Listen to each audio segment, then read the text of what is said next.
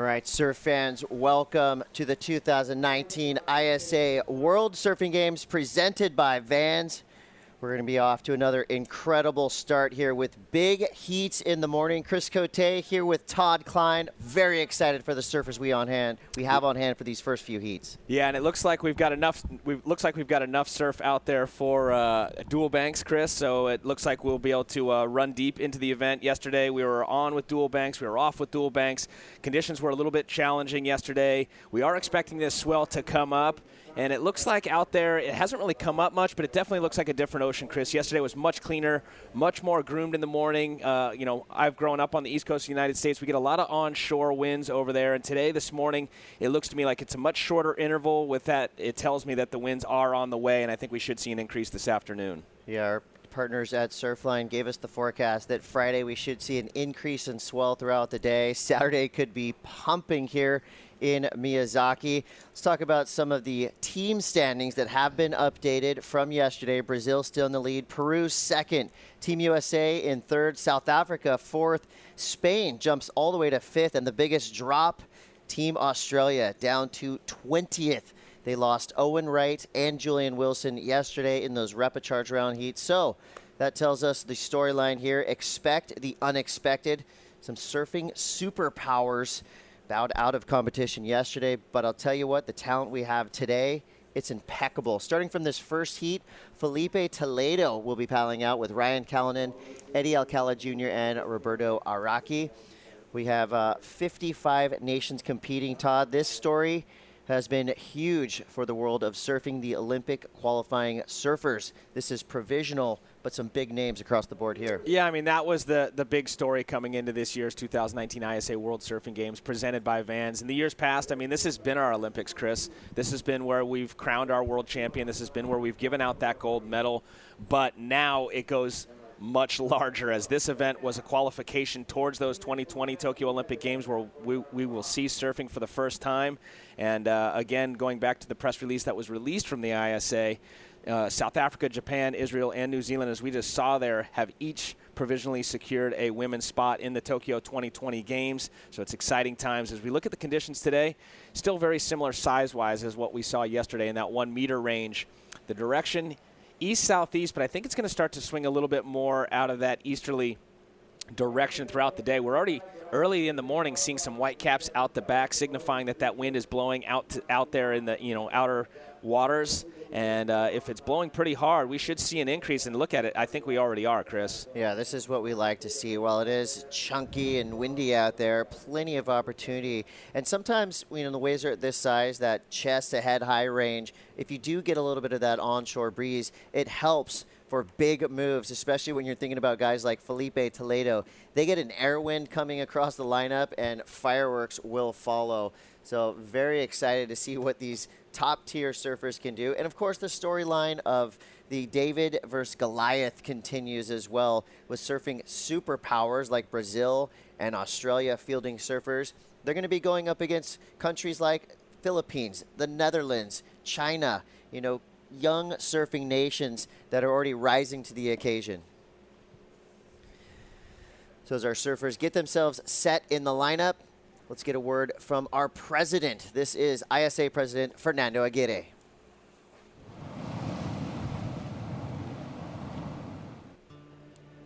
My name is Fernando Aguirre. I am the president of the International Surfing Association, and I like to surf every day. The ocean is the greatest equalizer. There is no really admission fees, no membership fees. You don't need to belong to a certain race, religion, gender, weight size, or anything to surf. The ocean has not been privatized, sold, rented, so we all have a chance to enjoy it. And maybe like a year ago, something like that, one day I woke up and I realized that the dream that I was having when I woke up, it was the reality. From having for the first time all the dream surfing teams of the world together, all the top stars, the guys that I met when they were 15 or 16 as juniors, and I saw them winning medals or gold medals. And they're all together now. Next to, the full team of Senegal. It's like a team from Thailand, Indonesia, American Samoa. I think it's probably, this is a sensitive point, no? Because I carry on my heart my parents, my grandparents, so the people that really made me who I am. And my grandparents on my mom's side were very, limited income. He was a taxi driver and she was a housewife that used to work as a maid on a hotel. I was maybe 16 or 17, and one day my grandma showed up and gave me the most expensive jacket that I couldn't buy. And I knew how life was difficult for them, how difficult life was for them. So I told her, I said, "You're crazy. This is like, why do you do that?" And she said, "I'm not sure you're gonna get it now, but eventually I think you're gonna get it." And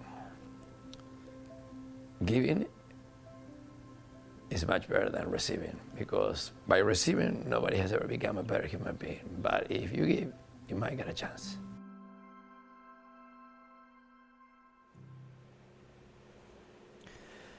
It's a man who literally gives his all to the sport of surfing on a global scale.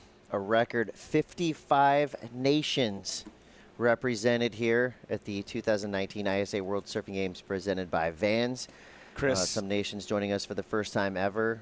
And I tell you, it is a special moment. Every surfer reflecting the sentiment that we saw from Fernando there. It's been a long, bumpy road for him. I mean, the ISA was established back in 1964. He's been in position of president, I think, about 25 years.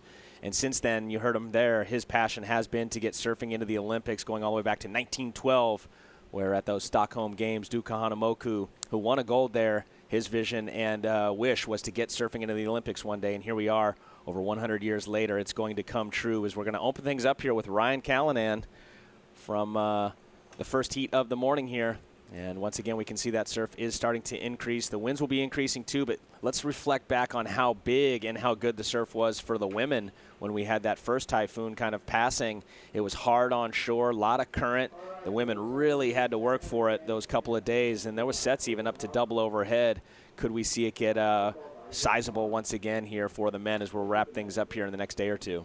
Honestly, I feel like we've been here about a half an hour, and it's already gotten bigger. So I think throughout the day, the pulse of the swell that's coming through is going to help us out. And while it's not going to be those clean, glassy conditions we saw earlier in the week, we're going to see some big surfing going down like this wave. A start of the day from Ryan Callanan. Yeah, a couple of nice turns here on the backhand. He's been extremely impressive. And obviously, he is the Lone Ranger now, flying that Australian flag. So a lot of pressure on him. But one of the coolest surfers you will meet, just so calm, so cool and collective, and very humble, and lets his surfing do the talking. This guy's got the complete, repertoire, whether it's power, whether it's above the lip, whether it's big barrels. This guy can mix it up, and that's the reason why he's on the championship tour. That's the reason why he's here representing his nation in hopes of representing them at the Olympics, as we see now our surfer from Chile. Roberto Araki. So fading right. I think a huge part of what will get these surfers through these rounds is decision making. What wave to take. And that's going to be difficult to decipher with so many lumps and chunks coming through. But that first wave for Ryan Callanan, that kind of sets the mark by the judges. And I think he's already going to improve on that. And it's really about what wave to surf, but then what to do on that wave. Where do you punch through the lip? Where do you try to generate your speed from? It's not going to be easy for these surfers to negotiate these waves. I mean, you can see how wild it is on screen. But I tell you, every once in a while, in these wind chop conditions, you're going to see a section appear in front of one of these surfers. Watch out. Big things will happen. Well, Chris, that's going to happen here in a moment, because Felipe Toledo has yet to get his wave. Surfer there, right there in white, having a look. And I think once he does get on a wave, especially this right, it seems to be a little bit out of that kind of onshore side shore wind blowing into those rights. And you know what that means for Felipe Toledo. He will definitely take flight as we see our surfer here in blue. Eddie Alcala Jr. representing the Philippines. So already on a great roll. Team Philippines has impressed me throughout this contest. Another team of note to watch out for is Team Canada. All three surfers from Team Canada still in the main rounds. Similar storyline to Team Brazil, with Felipe Toledo, Gabriel Medina, and Italo Ferreira still left in contention. Look at the drive that Callinan's carrying out of every one of these maneuvers. This wave was very difficult, Chris, and it never really gave him an opportunity to really commit to one of those turns, so he had to just keep driving out of each one of those and not able to really engage the rail and put a lot of power into those turns. This wave, though, much more opportunity here for Eddie as he's able to really kind of lean into the rail. Not sure it's going to go much higher, though, or maybe even in that same range as Callinan, but I know at some point here we will see Felipe take off, and we know that there will be fireworks 9 times out of 10 when the Brazilian jumps to his feet. So as we know from all Olympics past and ISA events from the past as well, surfers living all over the planet, and that happens in this heat as well. Chile being represented by Roberto Araki. He actually was born in Rapa Nui, and he resides in Hangaroa.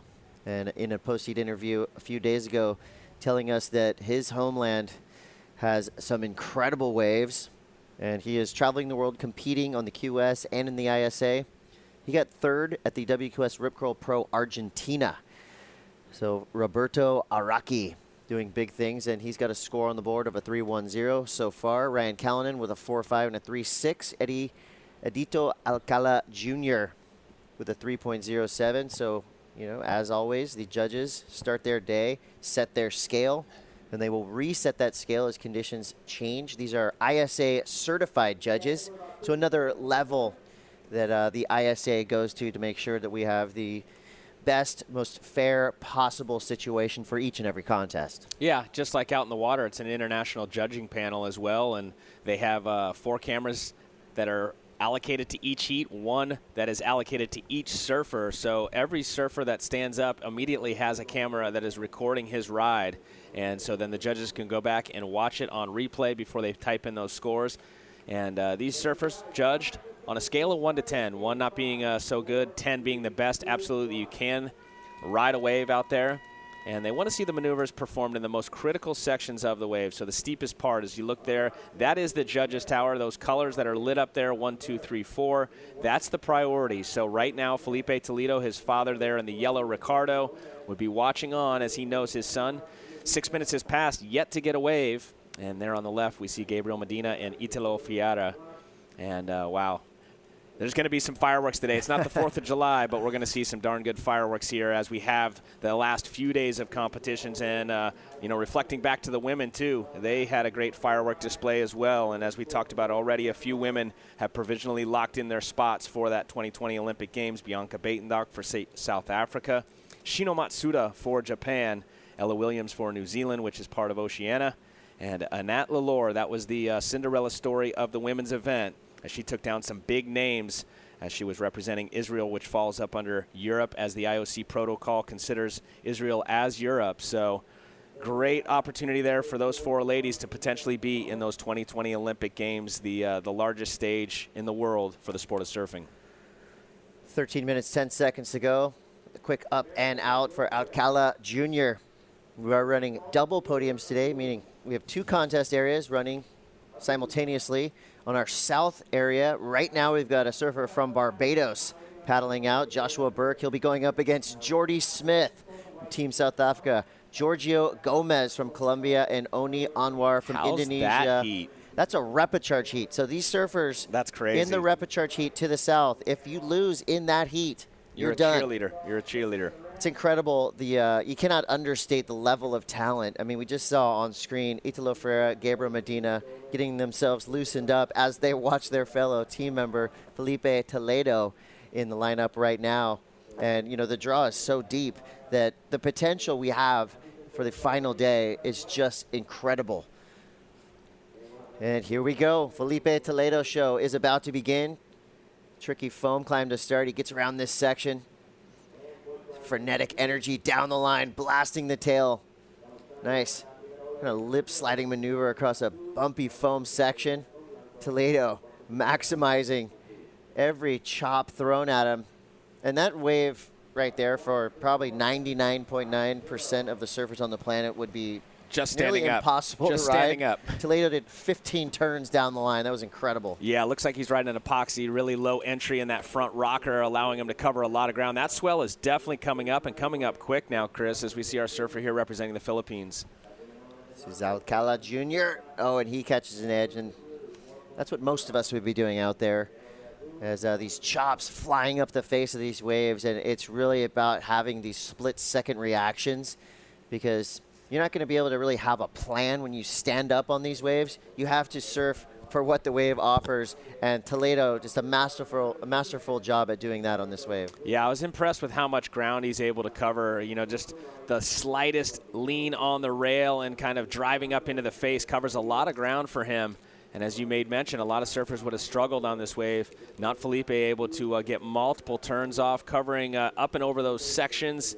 And then watch it immediately when he stands up, he gets a lot of momentum. Right there, that one initial pump sets him up, gets him driving down the line. And he sees the whitewater right here. He doesn't rebound on it because he knows if he did, it would be a one-maneuver wave. He actually projects up and over it and comes out of it with more speed than he went into it. He sees that he's still stuck behind, kind of goes a little bit further into the flats, and now he drives up into the lip. So also showing some patience right there. Riding a sharp eye, Marcio Zuvi shaped surfboard. They are made down in San Diego, where now, you know, even though he's representing Brazil, originally from Brazil, he lives in San Diego. So almost an aerial there, more of a blowtail, all the way backwards. Fins re-engaged, brings him back around the way he came from. So does not pull the reverse there, but nonetheless sets the fins free. He's up again. Back at it, Felipe Toledo, trying to read this wave. These waves are shrinking, growing, throwing down the line, and I think it's really going to be a roll of the dice for a lot of these surfers, where it's going to be hard to decipher which waves are going to give you the opportunity to get those big scores. So I think in some cases we're going to see surfers just turning and paddling on any chunk that comes their way, as you never know what could happen on these waves. A wild ocean today. Kristen, looking at Felipe, I mean, what a year he's having once again on that championship tour. Current #1 on the championship tour, the World Surf League Championship Tour. And once again, you know, as a fan, Chris, it's pretty exciting to see, you know, two different organizations that it may be many times where they were all going, you know, they want the best thing for the sport, but they had their own agendas. Now they've come together to make the sport a better place as a whole, because we're heading to the Olympics, and so ISA working with the World Surf League to allow these surfers from that championship tour, like Callanan, like Toledo, to participate here representing their nations. So it's good to see, you know, just like the countries putting some things aside to do what's right for the sport. Ryan Callanan, a big, powerful goofy footer out of Australia. The sole Australian surfer left in competition. Still has a chance for a medal at the end of this event, most likely wrapping up this weekend. We could be wrapping up in some serious waves. Italo Ferreira. I'll tell you, these surfers, they've been having fun in and around the contest area. And, you know, it's been a big melting pot, a really great gathering of surfers and personalities at the surrounding hotels in the area. But once they put that jersey on, I mean, they are taking this competition very seriously. We see it from, you know, Slater all the way down to, you know, a surfer from, let's say, Hungary or the U.S. Virgin Island. All these surfers knowing full well the ramifications that we have here at the ISA World Surfing Games. So each and every heat, every wave matters. And when you have that ultimate goal of getting a gold medal here at the ISA World Surfing Games, you know you're going to have a hard battle in front of you, a lot of surfing. You know, a lot of these championship tour surfers and even the QS guys not quite used to surfing this much in a contest.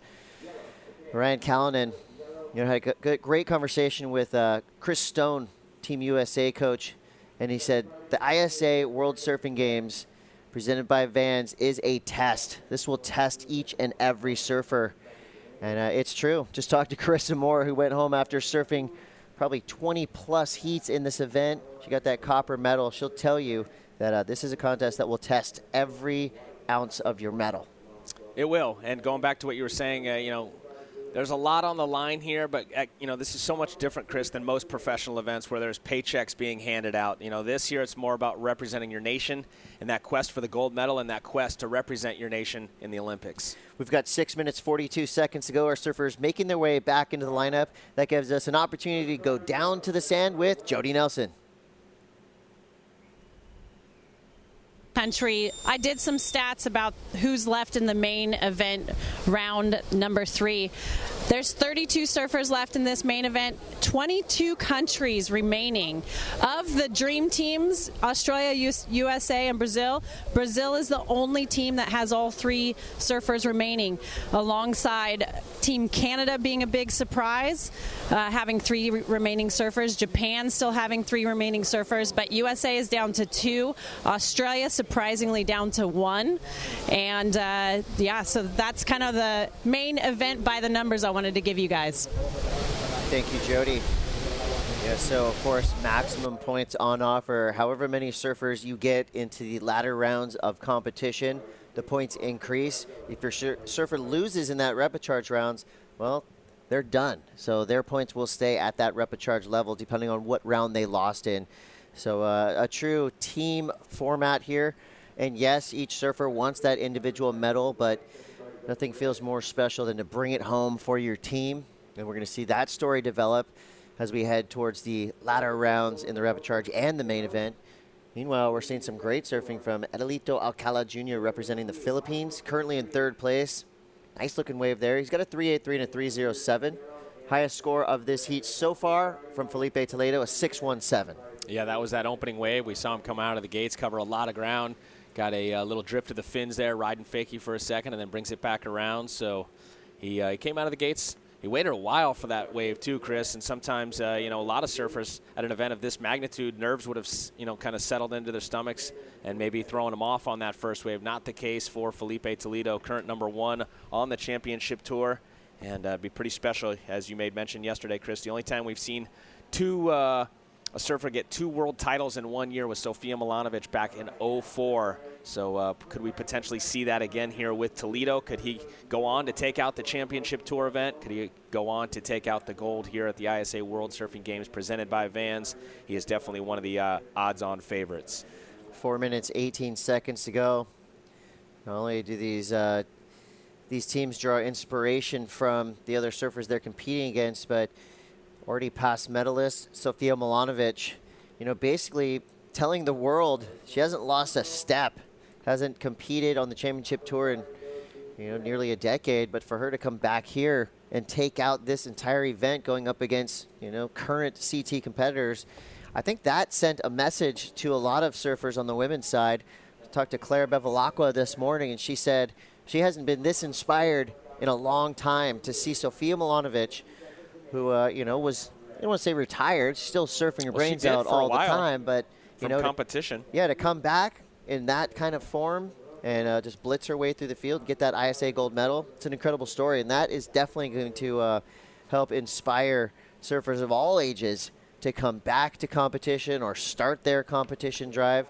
So it'll be fun to see what happens after this event on the women's side of the draw, as well as surfers from these 55 nations. We're going to see 60, 70 nations competing in ISA events moving forward. Yeah, there's always so many good stories that come out each year, Chris, but that's a very big one there. World champ back in 2004, and now 15 years later to come back and become world champion once again, taking home the gold medal. Sofia Milanovic, such a good person too, and I was fortunate enough to go down and stay with her back in 2004 in Peru, and it was amazing. I mean, she was a complete celebrity, like to the point where, no matter where we went, somebody wanted an autograph, somebody wanted a picture. You were driving down the freeways, massive billboards with her photos on the billboards.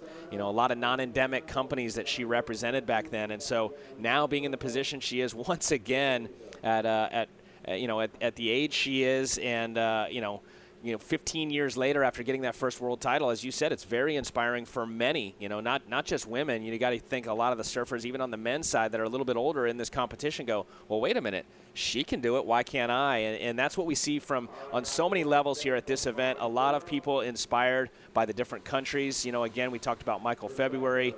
He's the first black South African to ever qualify for the championship tour.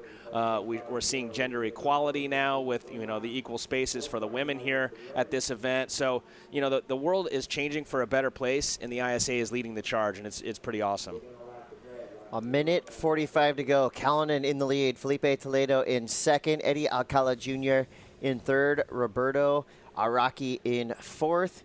So on paper, this is how you would pretty much assumed that this heat would end, but I tell you, expect the unexpected here at the ISA World Surfing Games presented by Vans, because we've already seen some incredible, shocking upsets, unless, of course, you're the surfer that took down the likes of Julian Wilson or Owen Wright. You know, that definitely sends some fuel to the fire of your team. And just a reminder, you mentioned one of the favorites in this event. A lot of fans. Jordy Smith is out surfing right now on the South Tower. If you guys want to see those scores, you can see the scores for the South Tower when you're on isasurf.org. Make sure you click onto to results and click onto the South Tower. And once you do that, you will see the scores there and find out if your favorite surfer and or friend or family made it through the heat, because that is the repecharge rounds taking place over there. As we see Toledo here covering a lot of ground. He almost looked like he was looking in, Chris, while he was riding this wave. Yet he looks back down the line, sees the oncoming section, and gets the big jam. He's looking to replace the 277. He's just done it.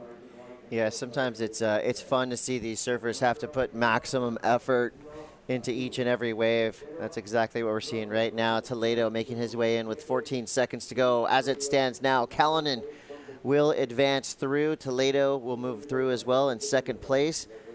Just a couple seconds on the clock. Edito Agala Jr., representing Philippines, and Roberto Araki from Chile will get another chance to surf in a repecharge round, which is happening just to the south.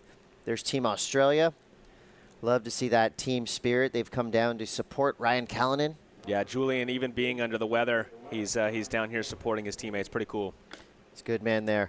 Well, we're going to take a quick break, but of course, so much action to come.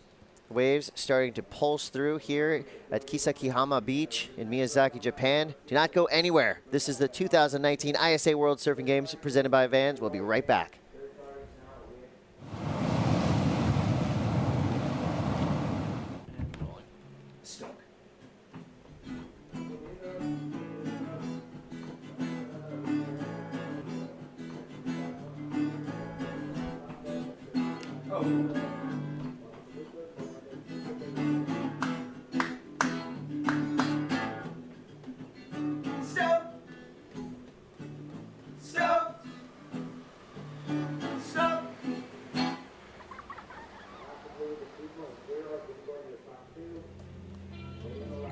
No one's front looks like this. There's sensitive stuff down here. Board shorts have always opened and closed like pants.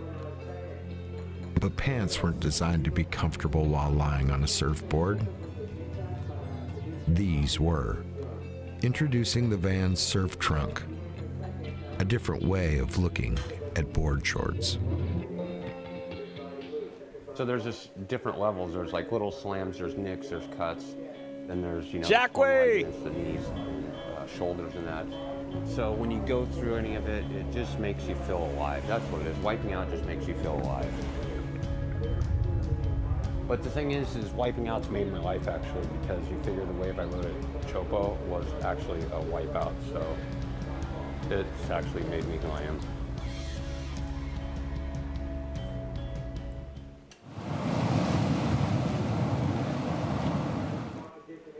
Welcome back to the 2019 ISA World Surfing Games presented by Vans. You're watching Italo Ferreira representing Team Brazil. He makes his way into this vexing lineup, but it doesn't look like he's having a lot of problems. Riding an XTR foam, a very kind of brand new technology on a Timmy Patterson shape, and that is a incredibly, perfected technology that Felipe is, or that Italo's riding now. And this is the board that we're being told that he will ride in the upcoming Freshwater Pro. So a multi-use tech being put into play right now from Italo. Well, we know that type of foam is has a lot more flotation, as we see a great lineup here. Peter DeFries and Alan Cleland Jr., and we just saw Italo take off there, and Luca Macinas, our gold medalist from the Pan American Games. So, wow, what a stacked heat here. And you can see that board there that Italo is riding, very flat A little bit wider, definitely some more volume. It's got that XDR foam that you mentioned that's going to give them a little bit more flotation out there. It'll be interesting to see, Chris, just that, if the surf really does come up enough to where it gets a little bit overhead, can he still maintain that board in the lineup? Because we know it's very light, and they just react a little bit different once you get a lot of surf or a little bit more power out there, as we see the Mexican surfer up and riding.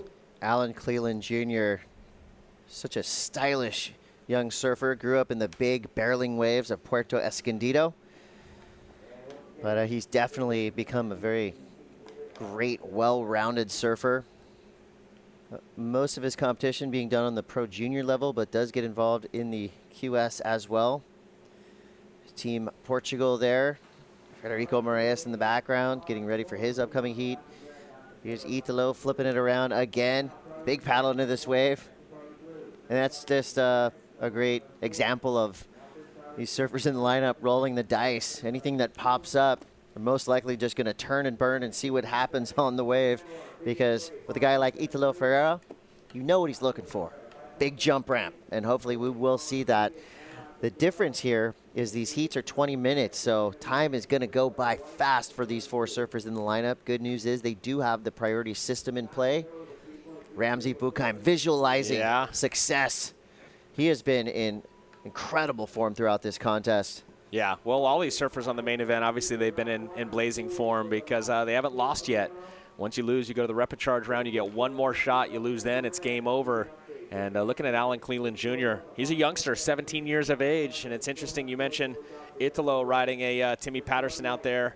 Well, so is Alan Cleland Jr. He's riding a Timmy Patterson as well, so we're seeing a bit of a theme for quite a few of the shapers. I've seen a lot of Mayhems.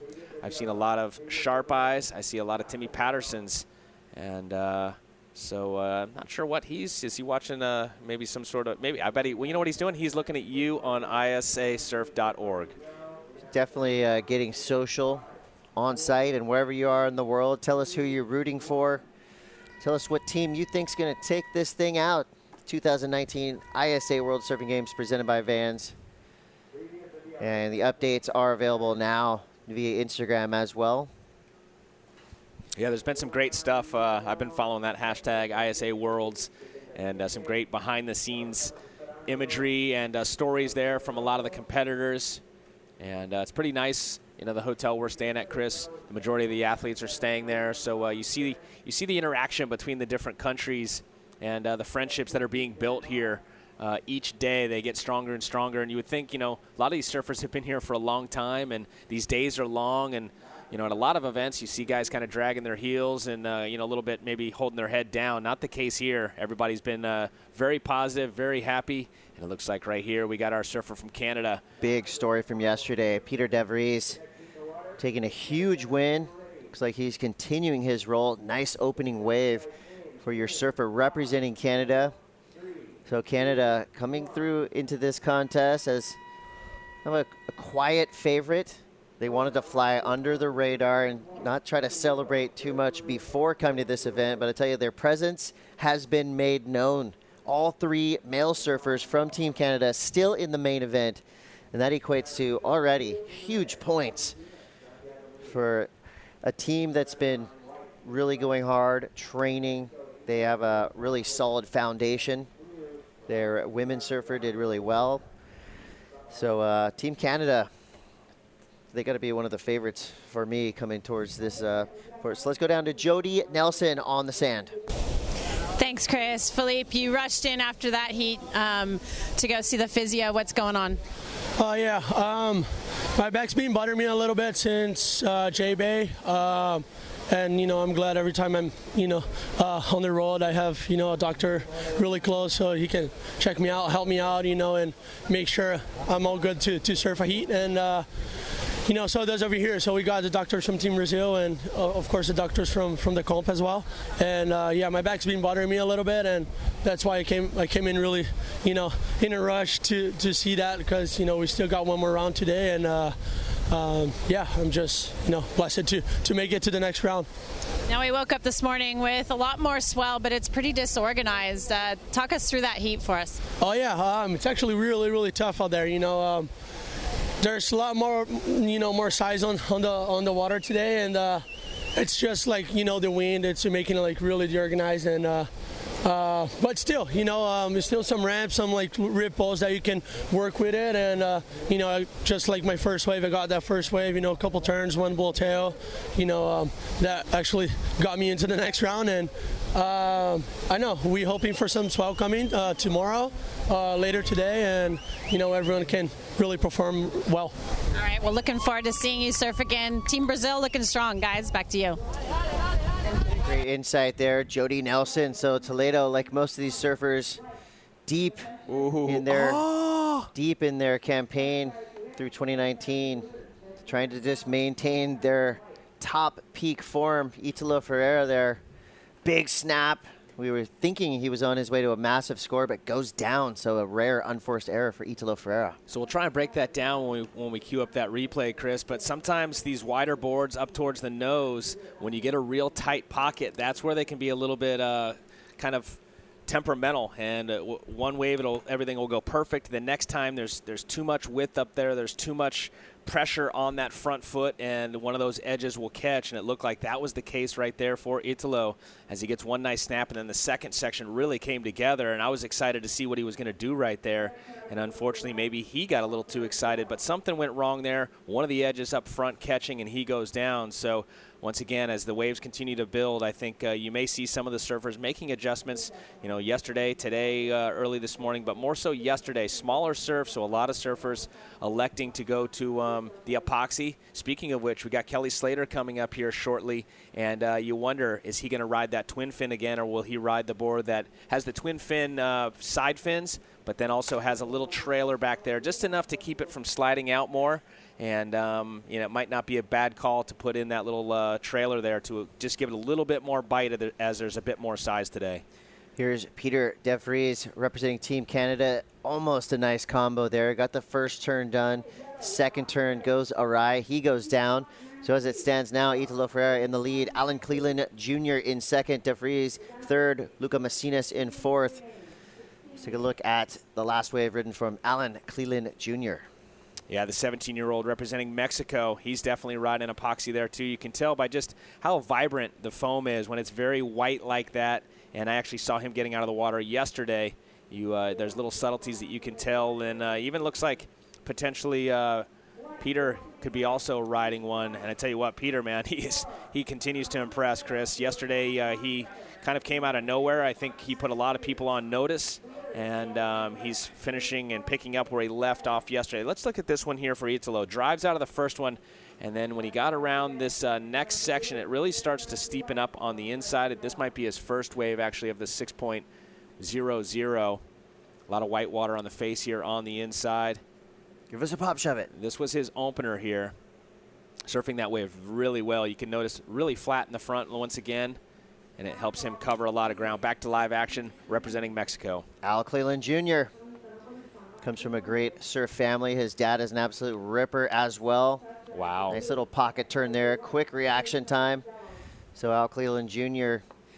grew up in mainland Mexico, living in Pascuales, surfing all up and down the coast there. Some incredible right point breaks, big beach break barrels.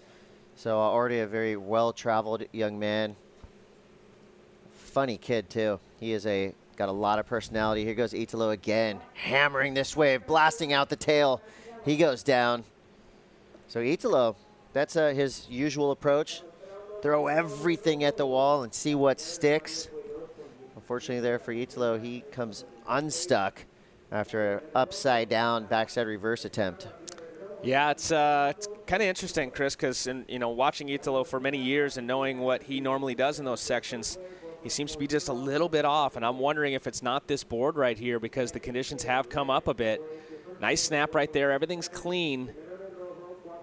And then there, I don't think it's the board. I just think his feet slid so far up to the nose and things just got crazy there. Board got away from him.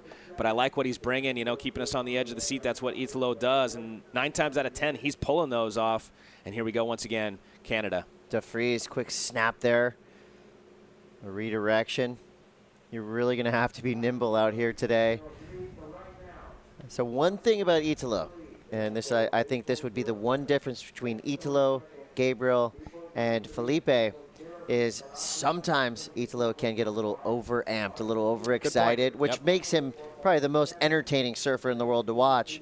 But sometimes in competition, I would say that is one of his, if you can call that a weakness, that is one of the only differences between him and Medina, who is so locked in and calm and a steely competitor from beginning to end. And sometimes you see Italo, like on that last wave, just go a little too hard. But again, that's what makes him so fun to watch surf. Yeah, sometimes overamping, a little bit of the froth meter maybe redlining. And on the contrast, I was impressed a moment ago by Cleland's last wave and the patience that he showed. There was at one point of the wave where he actually kind of loosens the rail up and really goes out into the flats before he sets his next bottom turn. And that, to me, showed veteranship at the age of 17, not overamping, not over-frothing, knowing he's got big names like Italo Ferreira in this heat. But the Mexican surfer battling back right now, sitting in that third position, and he needs a score of a 5.68 with 6 minutes 50 seconds to go. He does have first priority, so he's in a good spot in the lineup, Chris. It would be interesting to hear from some of our coaches as to the strategy being put into play today. The waves have been pretty different every single day. We've seen perfect, clean, glassy chest to waist high conditions. Surfers signifying for their scores here and time. So with the wind whipping up, with so many waves being ridden, I'd be curious to hear what these coaches are telling these competitors who have all competed in waves like this. But sometimes it's that last little piece of advice that can help you get through these heats. Well, you see what those fans are flying. It's the flag, because up next, the countryman, last year's silver medalist and current championship tour competitor flying the Japanese flag, Kanoa Igarashi, is coming up next. And that crowd is filling in deep already this morning. As we say here in Japan, we say Ohayo gozaimasu, which means good morning. And it's 8:05 local time on a Friday. And once again, you know, Japanese, very honest, most of them not usually taking out of work. Well, when the world's best are here and on a quest for the Olympics, I think there's a lot of people that maybe it's the ISA cold that is going around, because a lot of people down here enjoying the surfing. Well, this is a huge moment, not only for surfing on a global scale, but also for surfing in Japan. Olympic fever is spreading across the world. And this really is where it begins. The road to Tokyo 2020 here in Japan starts now at the ISA World Surfing Games. Of course, the dream started way back when Duka Hanamoto won an Olympic gold and stated, yes, I won for swimming. Very excited about that, but I'll tell you, my love is surfing. Someday, surfing should and will be in the Olympic Games. And that dream is now becoming a reality. 2020, the first time ever surfing will be represented in the Olympic Games. And it's huge for surf fans and for surfers. Already on the docket for 2024 for France. So just like all sports, surfing will be reviewed after 2020. And we no doubt believe it will carry on. And then the 2028 Los Angeles. So surfing looking like it will be here to stay on that Olympic platform. The world's best surfers will represent their nations, as we see representing Mexico right now, Alan Cleland Jr. Quick snap out the back. I love this kid's style. Often compared to a young Bruce Irons. Arms down by the side when he's going down the line. Just a really silky, smooth surfer. Coming up next, the doctor is in. Yanni Klein representing Team Israel, going up against Ramzi Bukaim, Billy Sterman, and Kanoa Igarashi. What an incredible heat, just in round 3. Yeah. I mean, we're just getting things going, and you have a stacked heat like that coming up. This is just like what we saw on the women's side, Chris, where literally, you know, early in the event, you know, it takes you a minute, but you look at the sheet and you go, no way, this is right now. This isn't, you know, main event round 3 when it could be a final, you know, and that just goes to show you the breadth of this year's event, the depth of talent, as we see Italo Ferreira trying to get into this one. And he's going to jump up to his feet, looking left, looking right, and, well, looks to get out of that one. Doesn't see the potential there for a score.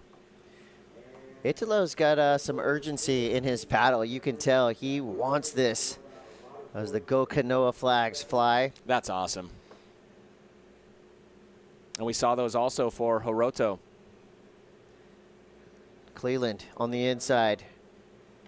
Out the back, Luca Peter. Macinas, who's been quiet, a 2.83 and a 2.37. So while there are hundreds of waves coming through in our competition zone, it's really about picking one that's going to give you opportunity. That last one for Luca Macinas, it gave him a couple chances to get up into the lip, but it's only going to come through probably in a mid-3 range. And with the benchmark being set by De Vries with that 6.5. Surfers right now playing catch-up. Italo Ferreira has a 6, so he backed that up with a 4.77, putting him in the lead. Peter De Vries, he's trying to get rid of a 2.87. Cleland with a 3.3 and a 3.70. While he's been super busy and he's ridden a lot of waves, he just hasn't got that big open face to work with like Peter and Italo have had. Yeah, it's interesting. I always try and break down the conditions as we kick off the day. Does it favor the goofy foot? Does it favor the regular foot? And right now, I think it's pretty much equal out there. It's kind of challenging both ways, as the winds are starting to pick up. You'll see a bit of, I'll refer to it as growing pains as that swell increases, because it'll be a little bit unorganized, I think, for a while until probably that tide starts to pull out more, and that will clean things up just naturally as there'll be less water on the bank. It will make the faces a little bit cleaner. And I think so once it gets to that point, these guys will be able to commit a little bit more into their turns. Right now, it's really about connecting the dots, and I think that's easier to do on your forehand because you can cover sections, as we saw Peter De Vries covering a lot of ground. But with that said, going on your backhand, you can go more vertical quickly, as we saw Italo do on his backhand. So right now, I think it's a 50-50 out there, whether it leans one way or the other for a goofy foot or a regular foot.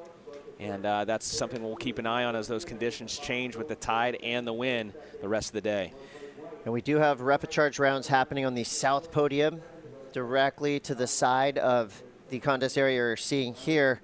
And in that last exchange in the repechage, we saw Jordy Smith get the win. He moves through with Colombia's Giorgio Gomez.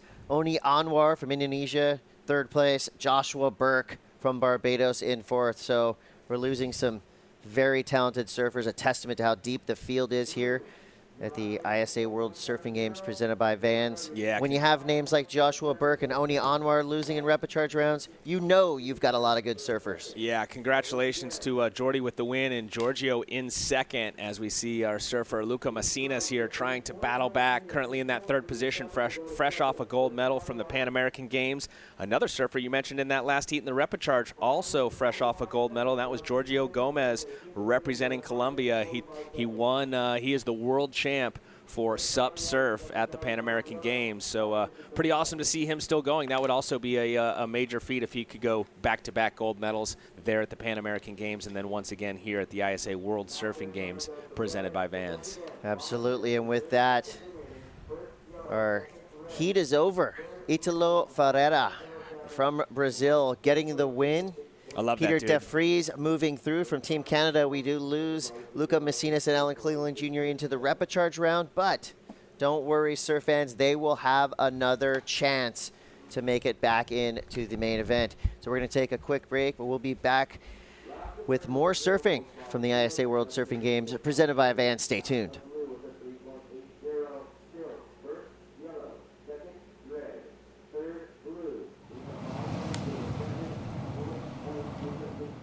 My name is Wade Sharp, and I'm representing as Team Japan head coach. I was fortunate enough to be a competitive surfer as a kid and a teenager and going into my adult years. After that, I took up professional judging for a decade and then went into surf coaching. So it's just a basis, a ground of knowledge from 3 different departments. I think the key element of coaching is obviously each athlete has different positive strengths. And the key elements of being a good coach is to take their negative strengths, work on those, and turn them into positives. With the Olympics drawing near, and it's a true vision, and it's happening, I see a lot of the surf world has become more focused, more serious towards the goal of Olympics. You're not just professional surfers, they become professional athletes. And that's a huge change for our sport. And it's a great future to have in front of us. With the ISA being the international governing body for surfing and having over 100 national federations, it's really the best platform for global outreach to the youth generation. And This has created such a milestone and stepping stone for all of us to be recognized globally. I think it's definitely the best template as an outreach to the youth generation. And yeah, really thankful to have Fernando Aguirre to share his vision and dream with us of making the Olympics. And this is something really special for all of us to enjoy.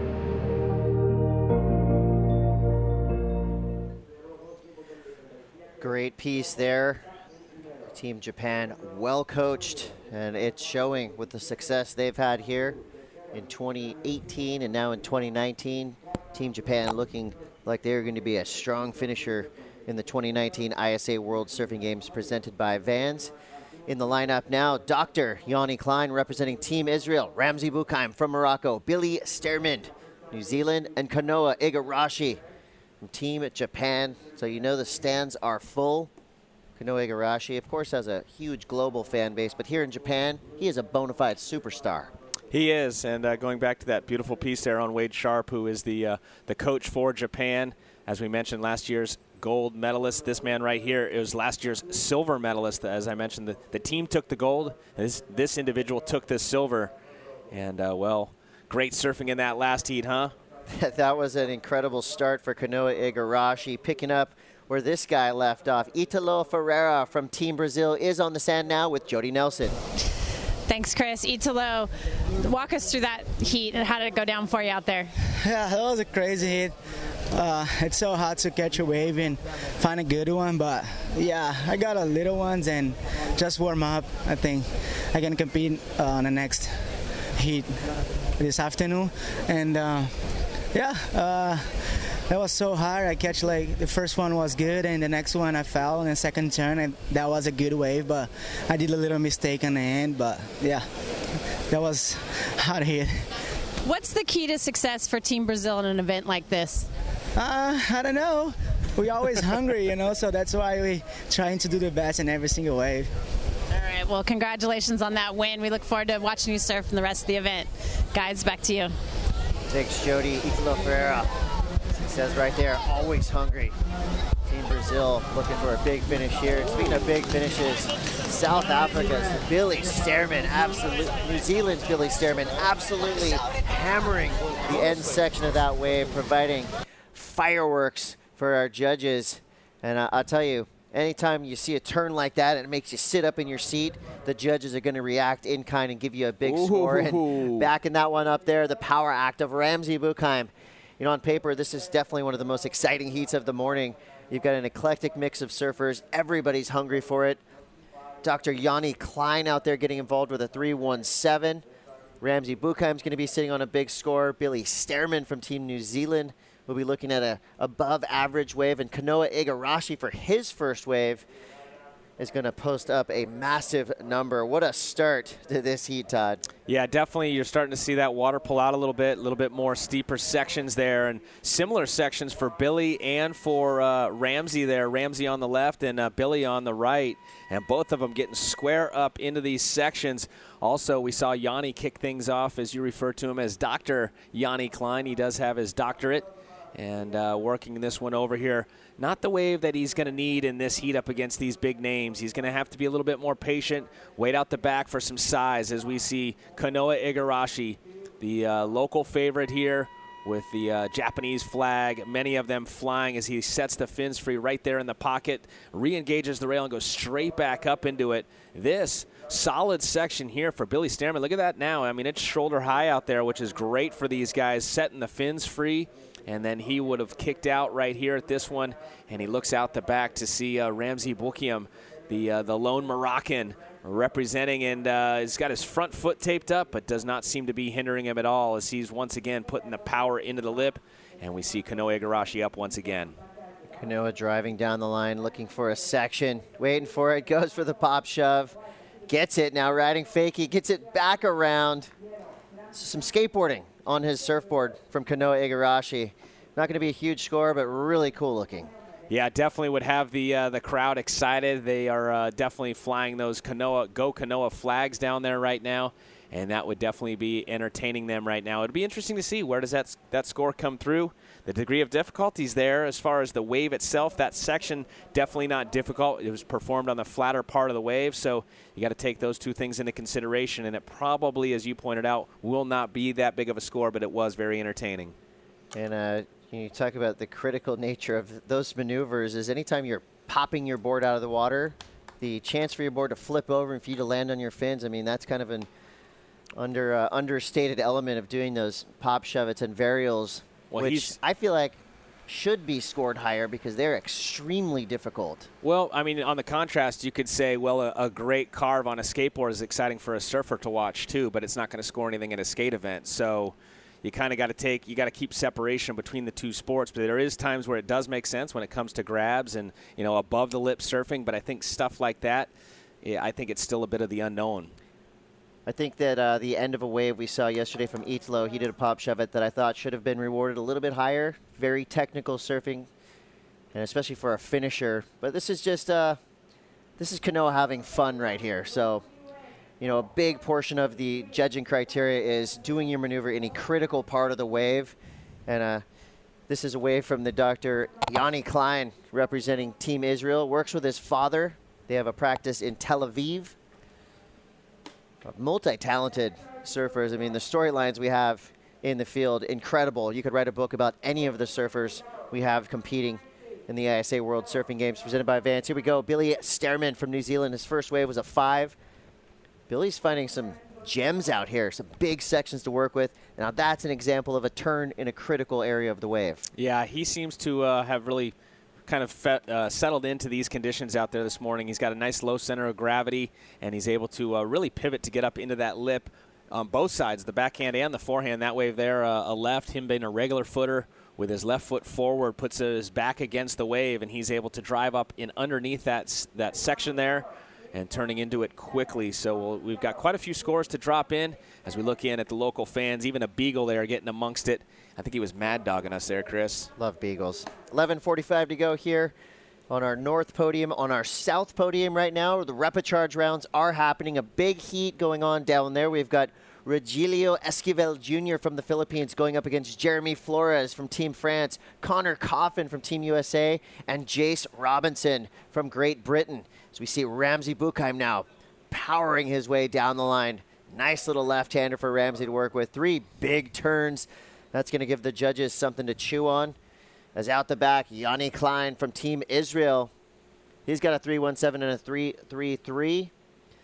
So the heat total for that last win by Italo Ferreira was 10.77. So most likely you're going to have to get yourself up into the double digits to advance through these rounds. Toledo in the previous heat had double-digit scores as well, coming through at a 10-plus score. So we'll keep you updated as to what's happening in the repecharge heat on our south side, our south podium. So double competition areas happening now. That just means double the judges. All judging panels qualified by the ISA. Yeah, one of the many things that the ISA does, certifying judges all over the world. And they also raise a lot of money for U18 surfers to give them an opportunity to compete, to even begin to surf. They've raised over $300,000. It's been awarded to more than 300 U18 surfers. And you mentioned the coaching and the instructing program, as well as the judges. Well, more than 5,000 certified instructors around the world from the ISA. So, again, making the world a better place through the sport of surfing. One surfer at a time is the ISA. And it's an interesting setup we've got here today with the conditions, both the wind, the waves, and the weather, as we do have a typhoon looming outside there. And let's hope that it stays far enough out to where that it, just like the last one that passed, it sends us swell, but it doesn't bring too much weather associated with it. And we should be able to finish up with a great competition. Well, we've got 9 minutes, 30 seconds to go here, and some big scores in this heat. Kanoa Igarashi leading the pack with a 6.83 and a 2.33. We got Billy Sterman, his hometown of Raglan, New Zealand, is a beautiful part of the world. Reading his bio on isasurf.org, he says he lives in Raglan. He was born in Raglan. His favorite surf break is Raglan. And I can I can testify that if you ever have the chance to go to that area of New Zealand, take it, because it is one of the most beautiful places on the planet, and you're most likely going to score good waves. Yeah, no doubt. And as I've been thinking about it, you know, Chris, for many years. I grew up in Florida. I moved out to California and used to work in Huntington Beach. So I'd surf a lot of times on the south side of HB Pier. And I used to see this little Japanese kid and his father out there swimming, pushing him into the waves. And at the time, you're like, oh, that's cool. Cute little Japanese kid on the other side of the pier catching waves. And here he is now, one of the world's best, a silver medalist last year, fan base like we've never seen before here in Japan. He just recently did a shoot for GQ. And hats off to his father, Tom, who was the one out there swimming every day. And Tom grew up here in Japan, and he is a huge fan of the sport. And now to see it come all the way around, and, you know, I'm a father now too, and I can only imagine the feeling, you know, Tom is having with his child out there representing at the level he is in the country he grew up in, and to see all of the fans flying a flag with his son's name on it, I mean, it's truly chicken skin. Yeah, you know, we talk a lot about the support from the countries, support from sponsors, support from the ISA, but, you know, the fundamentals, the foundation of what makes these surfers so special is the parental support. It takes a lot to get a kid around the world from contest to contest. You know, if you're basically filling your weekends with driving your kids to surf events, it's tough for a parent. And I applaud all our supportive surf parents out there. You know, just like the ISA, they're helping grow the sport of surfing one surf at a time. So thank you to all the parents that put in the hard work to get these surfers to where they are today. You saw Team Indonesia there, getting a little team cheer going before they head out into the lineup. This is Kanoa Igarashi again. Quick snap. He is now in second place as Ramzi Buchheim has dropped a big score. Dr. Yanni Klein from Team Israel trying to find something here in this complex lineup. A lot of water moving around. And when you stand up on these waves, there is a luck factor. You really don't know what's going to happen in a lot of cases. And these wind swells can be very unpredictable. You know, a wave that looks flat when you take off could have a great section pop up in front of you like we saw from Ramzi Buchheim on that 610. So definitely watch these heats down to the very end, because things will change to the last second of these heats. Yeah, I think wind chop is very unpredictable. The good news is at most beach breaks, it's kind of the same bank across the board. Here we've got a very defined point of sand that's out there, and we saw that yesterday, especially in the morning when it was very clean. It was just, it would break in the front and go both ways. And so for the last 2 days, you know, we've even heard the surfers reference it as, you know, a bit of a sandbar that is like lower trestles there in Southern California, which is cobblestone. So I think with that being said, that we've got that bank out there, it is a little bit more predictable than a lot of wind chop days around the world, but it's still very challenging out there, Chris. And I think, you know, when you have that priority, it's one of those things, do you kind of sit there with that number one, you know, priority spot and wait for that perfect wave? There is no perfect wave. So I think sometimes these surfers that are not used to that priority might find themselves in that predicament, where meanwhile surfers like Billy Stearman that have competed for a long time are very used to it, as we see him open up with a beautiful left and then redirects and comes back with multiple turns. Impressive surfing here for Billy, and say goodbye to the 387, and he's only looking for a 417. We might see a bit of a change here, and maybe the crowd getting a little bit further out on the edge of their seat, because Kanoa Igarashi might find himself in third. You know, Yanni Klein getting involved. You know, we use the word upset a lot when you talk about the kind of higher-ranked surfers on the championship tour coming into this competition. But I'll tell you, there are no upsets, because every surfer has a team behind them. So when a big name goes down, that just means the team that took them out is that much more fired up. 4 minutes and 55 seconds to go. The GOAT coming up later this morning, Kelly Slater, 11-time world champ, competing here at the ISA World Surfing Games presented by Vans. And he's made it known. He is excited to potentially represent Team USA, the upcoming Tokyo 2020 Olympic Games. Here goes Kanoa Igarashi, who's dropped a third place. So this is a meaningful wave for Kanoa. Looks good on the outside section. Hoping for an opportunity to get a big finish here. Coming around this section. It's a nice foam snap. He's okay. On the inside. He's okay, Chris, because he has a 6.83 already in the scoreline. So even though he dropped down to third, He only needed a 2.97, and not going to be a massive score on that one, but a 2.97, no problem there for Kanoa Igarashi. Let's look back at this one here. A little bit of a whitewater takeoff, and as he took off, it looked like there was not even a wave there, Chris. That's one of those waves. And then it just lurched up in front of him. He went straight up into it twice, and then he gets out in front of it a little bit. And you'll see these guys, once they get a little bit too far in front, they'll engage the rail and cut back because you want to stay next to that whitewater. That's where the most power is in the wave, unless you can carry the momentum all the way across the flat section to the oncoming section coming at you and then do a big move and maybe even get back in there one more time. We call it a bit of a 2-for-1 if you can fit 2 maneuvers in a tight space. And I think Kanoa Igarashi is going to have plenty of score there to get back into that advancing position, which once again would put the pressure on Billy Stearman representing New Zealand. And with an update from our repechar heat that's happening on the south podium, Rogelio Esquivel Jr. now in the lead from the Philippines. Jeremy Flores jumps to second, representing Team France. Jace Robinson, incredible surfer from Great Britain, in third. Connor Coffin from Team USA now in fourth place. Connor with a 3.6 and a 4.6. The high score on the South Bank, a 5.83. So while we're watching the North Podium on screen, the South Podium even a little bit more challenging as it's more of kind of a flat-facing beach, so not as defined of a peak on the south end. Yeah, just like we are watching the scores come through on the South Bank, you guys can watch them too on isasurf.org as we see Ramsey Bokiam getting up into the lip multiple times. A lot of power. He's already got a pair of 6s, Chris. This one's probably going to go north of a 6. Great top-to-bottom surfing, committed to the rail, and all of the above is what the judges want to see on a wave, so the Moroccan surfer looking strong. Yeah, Ramsey seems unaffected by any chop or, slop conditions coming up the face of these waves. He is just powering through each and every section. Out the back, Kanoa Igarashi trying to solidify his second and advancing spot. Little slip up on that first turn, but this wave's starting to perk up down the line. He gets the section, goes to the air, he goes down. Wow. You could see him. You knew what he was going to do there. He started to widen up that stance as that ramp was coming at him, and I thought it was going to be a no-brainer there that he was going to pull that one off, get the crowd going, but he's definitely keeping them a little bit nail-biting situation there for the fans once again.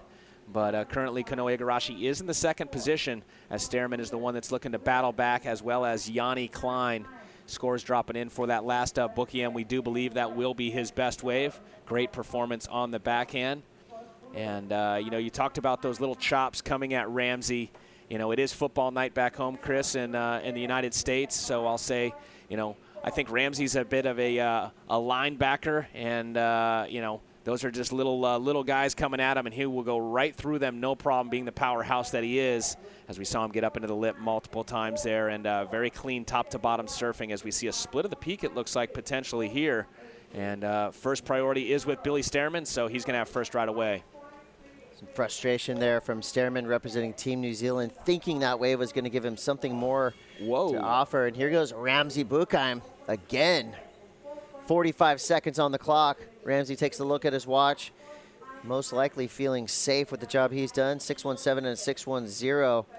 Billy Stearman would have needed a 5.74. And here goes Kanoa trying to defend that second place position, speeding down the line. Incredible how he's able to generate speed and get those bursts.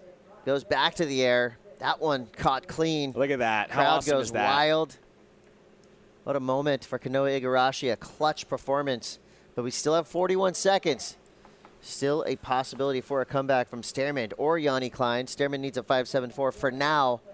Kanoa Igarashi was looking to replace a 3.90. I think he's done that on his last wave. Yeah, that was a great performance there. You could tell, Kanoa was unhappy with that last wave that he didn't pull the aerial off. As you see there, his make ratio is pretty high, and he had a great section there, great opportunity. That wind's blowing side shore. We refer to it as an air wind on those rights, and he utilized it, and the crowd loves it. Time is up. Unofficially, Ramsey Bokiam moves through with Kanoa Igarashi. Billy Stearman and Dr. Yanni Klein will go to the repecharge rounds. And we've got another big heat coming up next.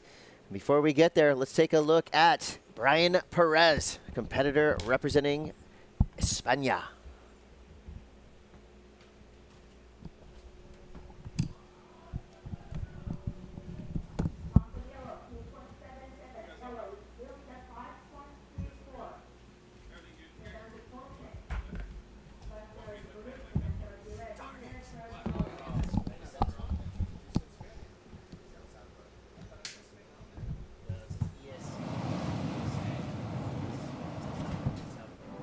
My name is Brian Perez. I'm from El Salvador. I'm 19 years old.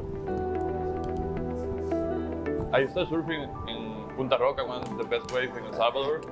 And a lot of people come to surf and leave the car at the point. And me and my brother like, hey, I secured your car. And he gave me like $1 or something to eat, you know.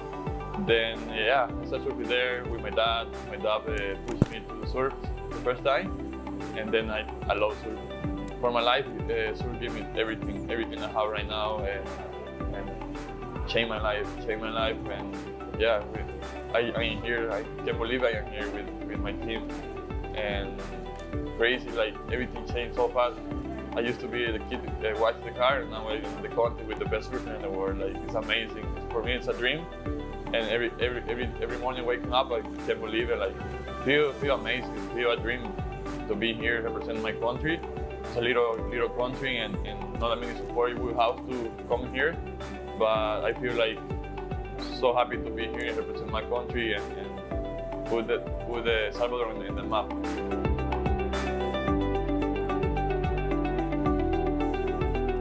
It's a dream to be in the Olympics 2020.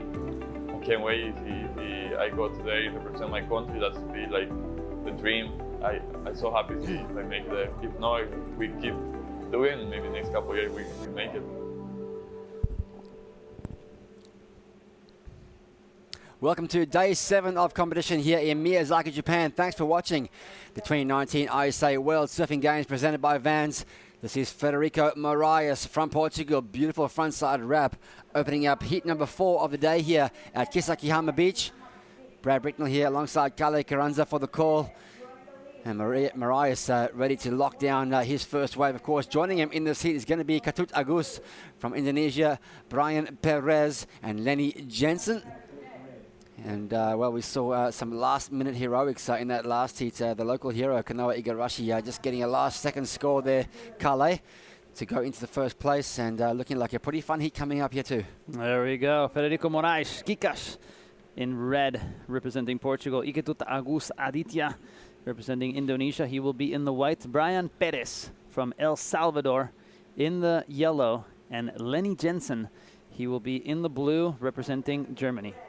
Yeah, amazing stuff. Of course, we're down to top 32 surfers in the main draw so far. And this event, of course, we are running 2 podiums. We are broadcasting live from the North Podium. If you are wanting to keep track of the scores on the South Podium, just jump onto the live button on isasurf.org and hit live and then choose your tower. You can stay up to date with live scores on that South Tower all day long.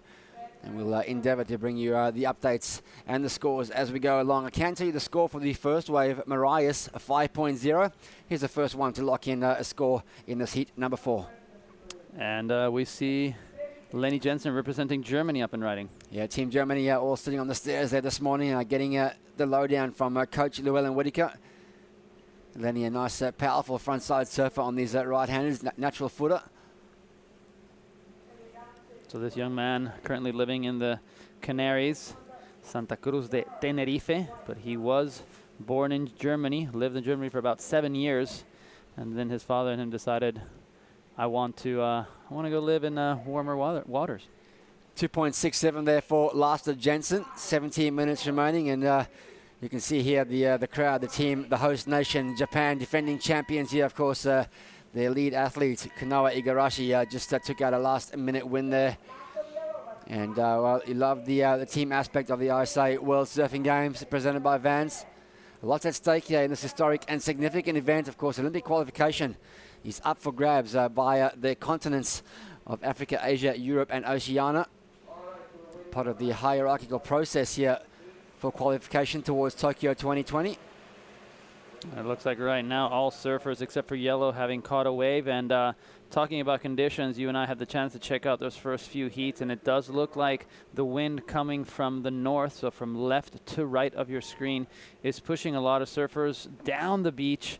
And we'll talk a little bit about that, more about that in a second. Yes, it was a very clutch last-second performance by Kanoa Igarashi that saw him jump into the lead after the hooter. He's ready now with Jody Nelson. Thanks, Brad. Kanoa, you got that win in the very last dying seconds. Can you walk us through that heat? Yeah, it was really hard out there. I don't even know. I was out there and I just felt lost the whole time.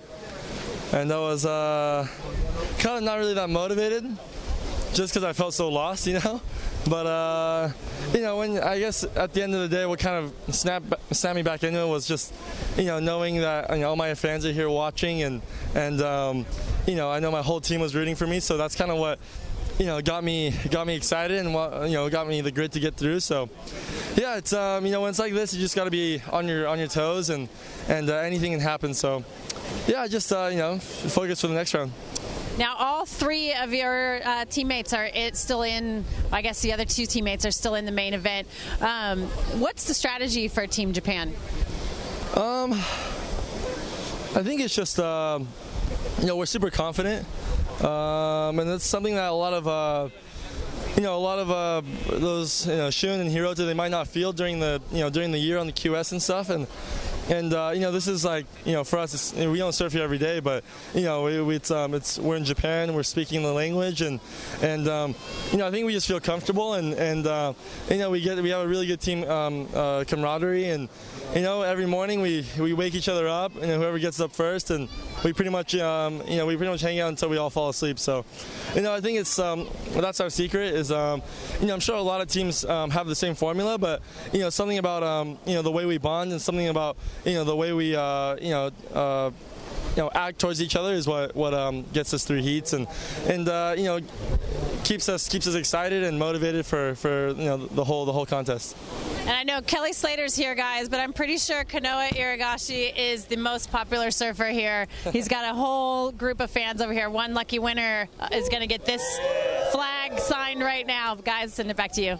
Yeah, thank you so much there, Jody. I love Kanoa's honesty in his interviews. He's one of the surfers on the championship tour that really they give everything in those interviews, and he tells us what we want to hear, and he tells it truthfully and honestly. So yeah, he said he was pretty lost out there, and before we went to that interview, Carla, you were talking about those conditions, and he said he felt so lost out there, and just referencing that east-northeast flow that is coming from left to right of the screen. The surfers actually are being pushed down that beach as a result of that flow, and the Surfline forecast from today, the update says that we should have continually similar wind conditions over the last few days with a rising swell. Yes, but that's the key, the rising swell, maybe with a few more waves and bigger size waves, we will see it a little bit easier, or be a little bit easier for our competitors. But like you mentioned, Kanoa saying he felt lost. That's the second surfer that comes in today that I hear say he was completely lost. Pete DeVries from Canada, who actually made it through his heat as well.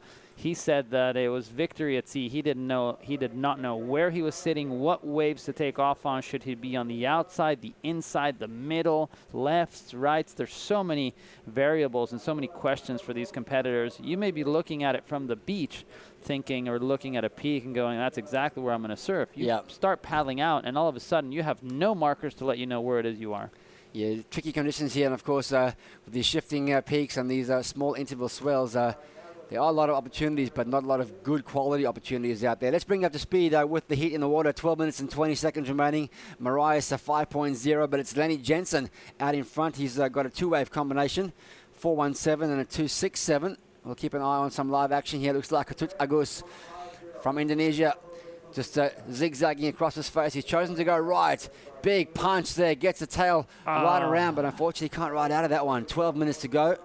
Will he get any points for that? Well, he'll get some recognition for throwing everything at it. Only needed a 2.34, Carle, but I don't think he'll get up there. And the scores are in quickly. It's a 2.03.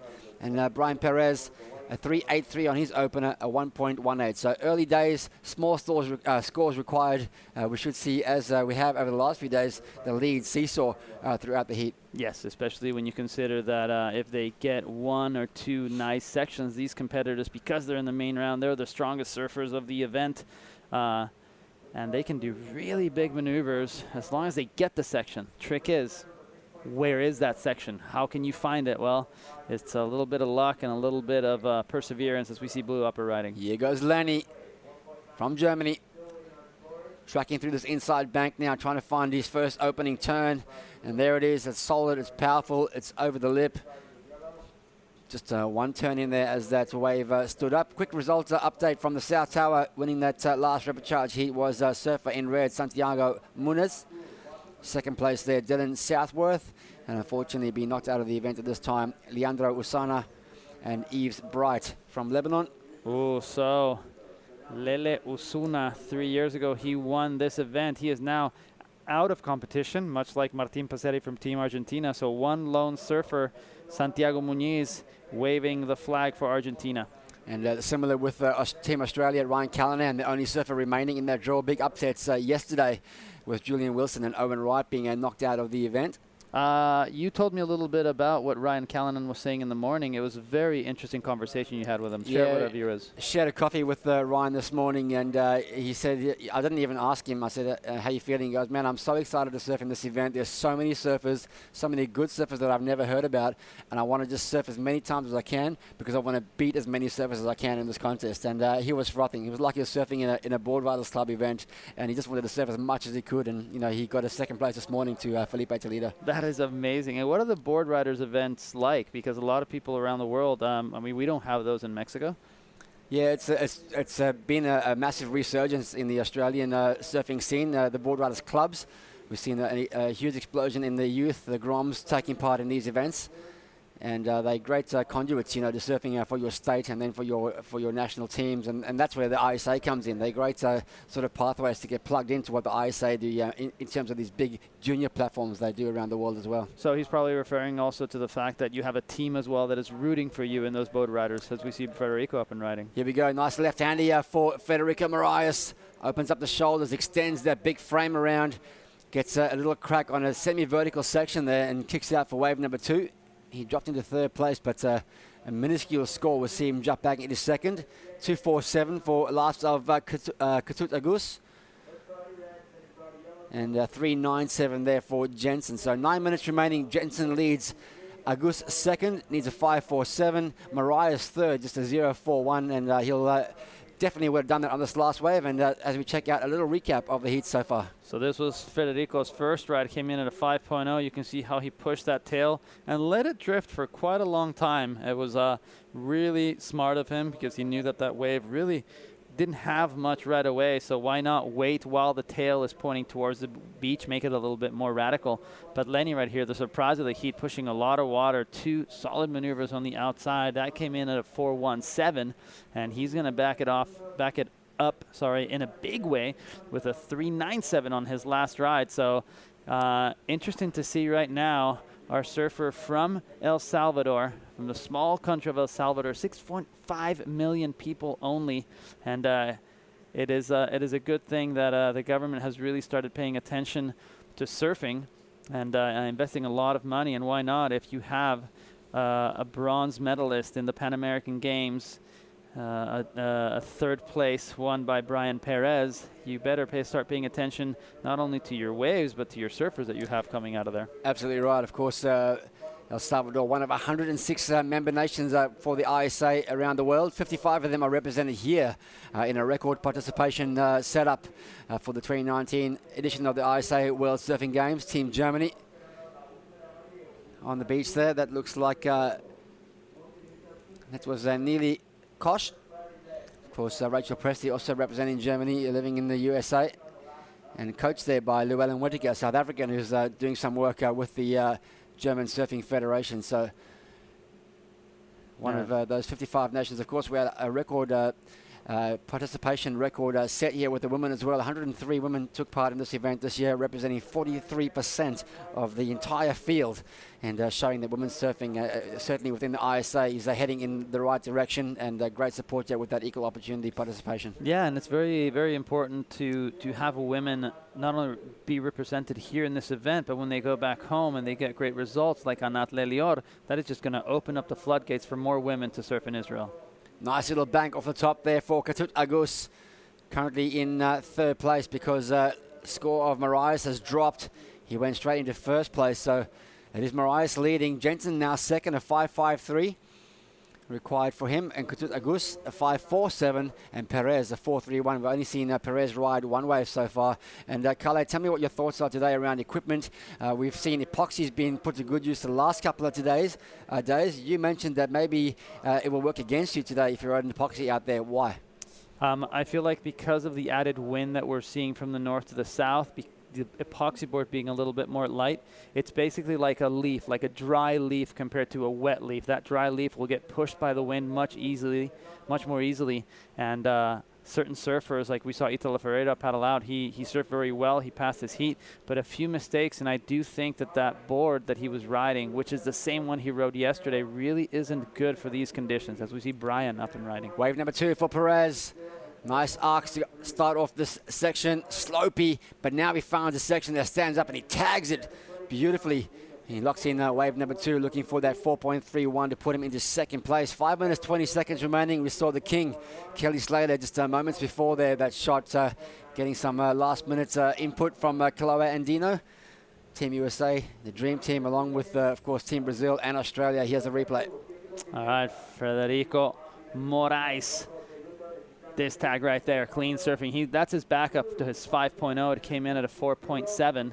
And Ketut from Indonesia, really fast on his feet. You can see how much lighter he is than Federico and Brian Perez, and he's really using that to his advantage, connecting, linking, trying to find something on the inside section, but wasn't able to. And right here, the man who trains at Puro Surf, Marcelo Castellanos Academy, Brian Perez. Look at this bottom turn and the click. Beautiful. That is the Latin American Jordy Smith up and riding. Such amazing style, big frame, big turns. I love the way he held that turn. Just held it until his fins took again, and then fins re-engaged. And, well, a 4.43 for that wave has put Perez in second place. So Jensen now, pressure on him with 4 minutes to go. Perez is going to try and capitalize here. A little inside on the way out. Another corner, another fin drift. But this time he gets a third turn in as well. So a smaller inside wave, but now Perez starting to come alive. Yeah, he's actually igniting the fire as we see Marcelo Castellanos right there holding the El Salvadorian flag, waving in the wind. This man started a really impressive surf academy down in El Salvador. You want to learn to surf, that is an excellent place to try and do so, as we see our Moraes. Portuguese surfer up and riding. That's right. Moraes just trying to find a little left-hander over here. That one didn't quite grab the sandbank. And that will not go into his top 2. We pan around here as we see the king, Kelly Slater, 11 times world champion. We saw him last night. We spoke about that twin fin he was riding. Looks like he's going to take that same board out again there. Yep. He felt the size of the board really fitted into the wave nicely, and the twin fin allowed him to get a little bit of flow and push a little bit harder on some of those little pockets. So interesting to see how that's going to work today, because not clean conditions by any stretch of the imagination today. No, and it's not the same board that he rode in his first heat. His first heat was ridden on a 5.5 twin fin, and it had a small keel. After that, he swapped into that board that he has right now. It is a 5.8 epoxy, and it is a twin fin like you were mentioning. I'm really surprised he's taking that out again. Apparently, he's feeling really comfortable on it. Certain surfers saying that, you know, you feel good enough on a board, not too smart to swap it out too soon. Beautiful opening turn there from Jensen. Up and over that little whitewater climb. This is where it gets a bit tricky, trying to find some energy in the inside section here. Trying to find some sort of connection to punctuate, and he does. He rides out cleanly on that one. So he's in third, a 4.24. Team Germany like that one. They see the women sticking around here to support the men. Yeah, it's so important for the women. Some of them had to actually fly home, and from certain teams maybe to practice because, for example, Carissa Moore, Stephanie Gilmore, they will be competing in the Surf Ranch event. So, you know, they have to try and get their time in. But other ladies that are sticking around, actually paying the favor back to the men who were cheering them on the first few days of competition. Yeah, absolutely right. Great to see the team camaraderie here. 2 minutes to go. Moraes leads, Perez second, still waiting on last of Jensen.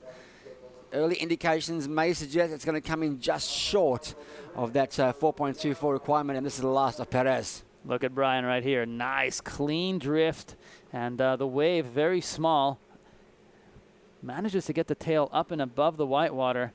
And Lenny's wave right here, beautiful first turn. Unfortunately for him, the wave completely backed off, so he hits that foam again, but a lot of downtime through the middle. He's doing really well to stay with the wave, but basically all he's trying to do is get one more turn. He does right there on the inside, but he just didn't have that speed that would make that turn a little bit more dynamic. So I feel like if it goes shy, that's exactly the reason why. Required a 4.24. Score comes in at a 4.03, so just under the requirement. And I think you're right, that last turn needed some spice in it.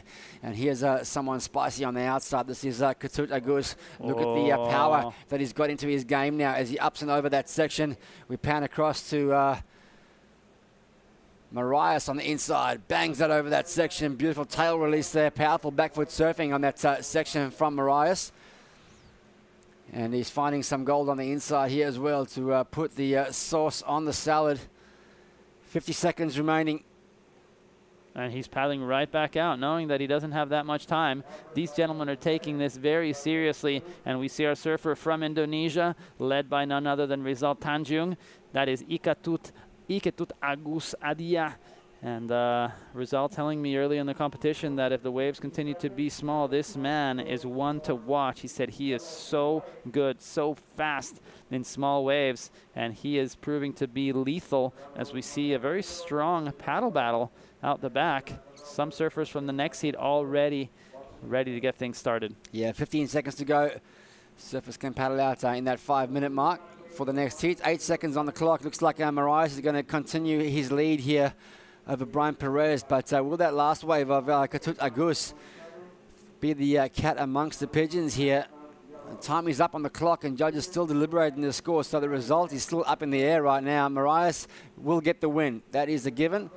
It is now between Brian Perez and Ketut Agus based on this last score coming in for Agus, a 4.63 requirement. Judges will have a look at that on the replay, and of course we'll be able to dissect the nuances of that last exchange. Yeah, and they're really comparing because a lot of things happened towards the last few minutes of that heat. Federico got a very long ride, and this is it. You can see how he connects. He gets really lucky because he actually gets a line and not a bunch of peaks together. Does a clean cut back.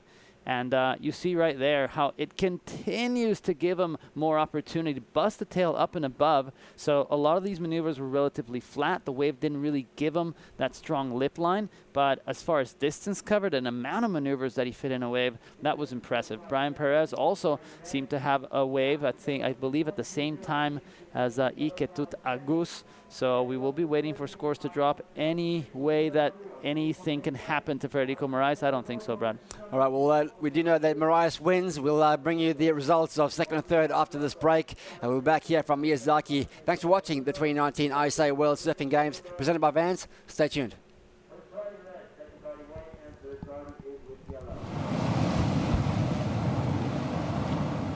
So there's just different levels. There's like little slams, there's nicks, there's cuts. Then there's, the torn ligaments, the knees and shoulders and that. So when you go through any of it, it just makes you feel alive. That's what it is. Wiping out just makes you feel alive. But the thing is wiping out's made my life actually, because you figure the wave I rode at Chopo was actually a wipeout. So it's actually made me who I am.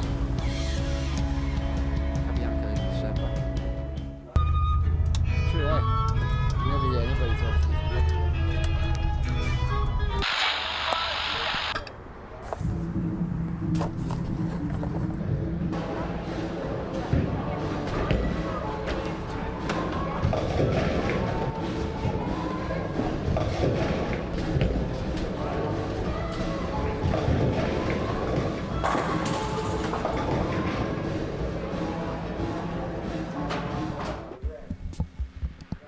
We make skate shoes, really grippy skate shoes.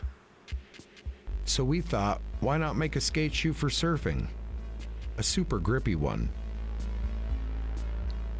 A surf booty so grippy, you'll want to wear them all the time, even in warm water. Introducing the Vans Surf Boot Mid.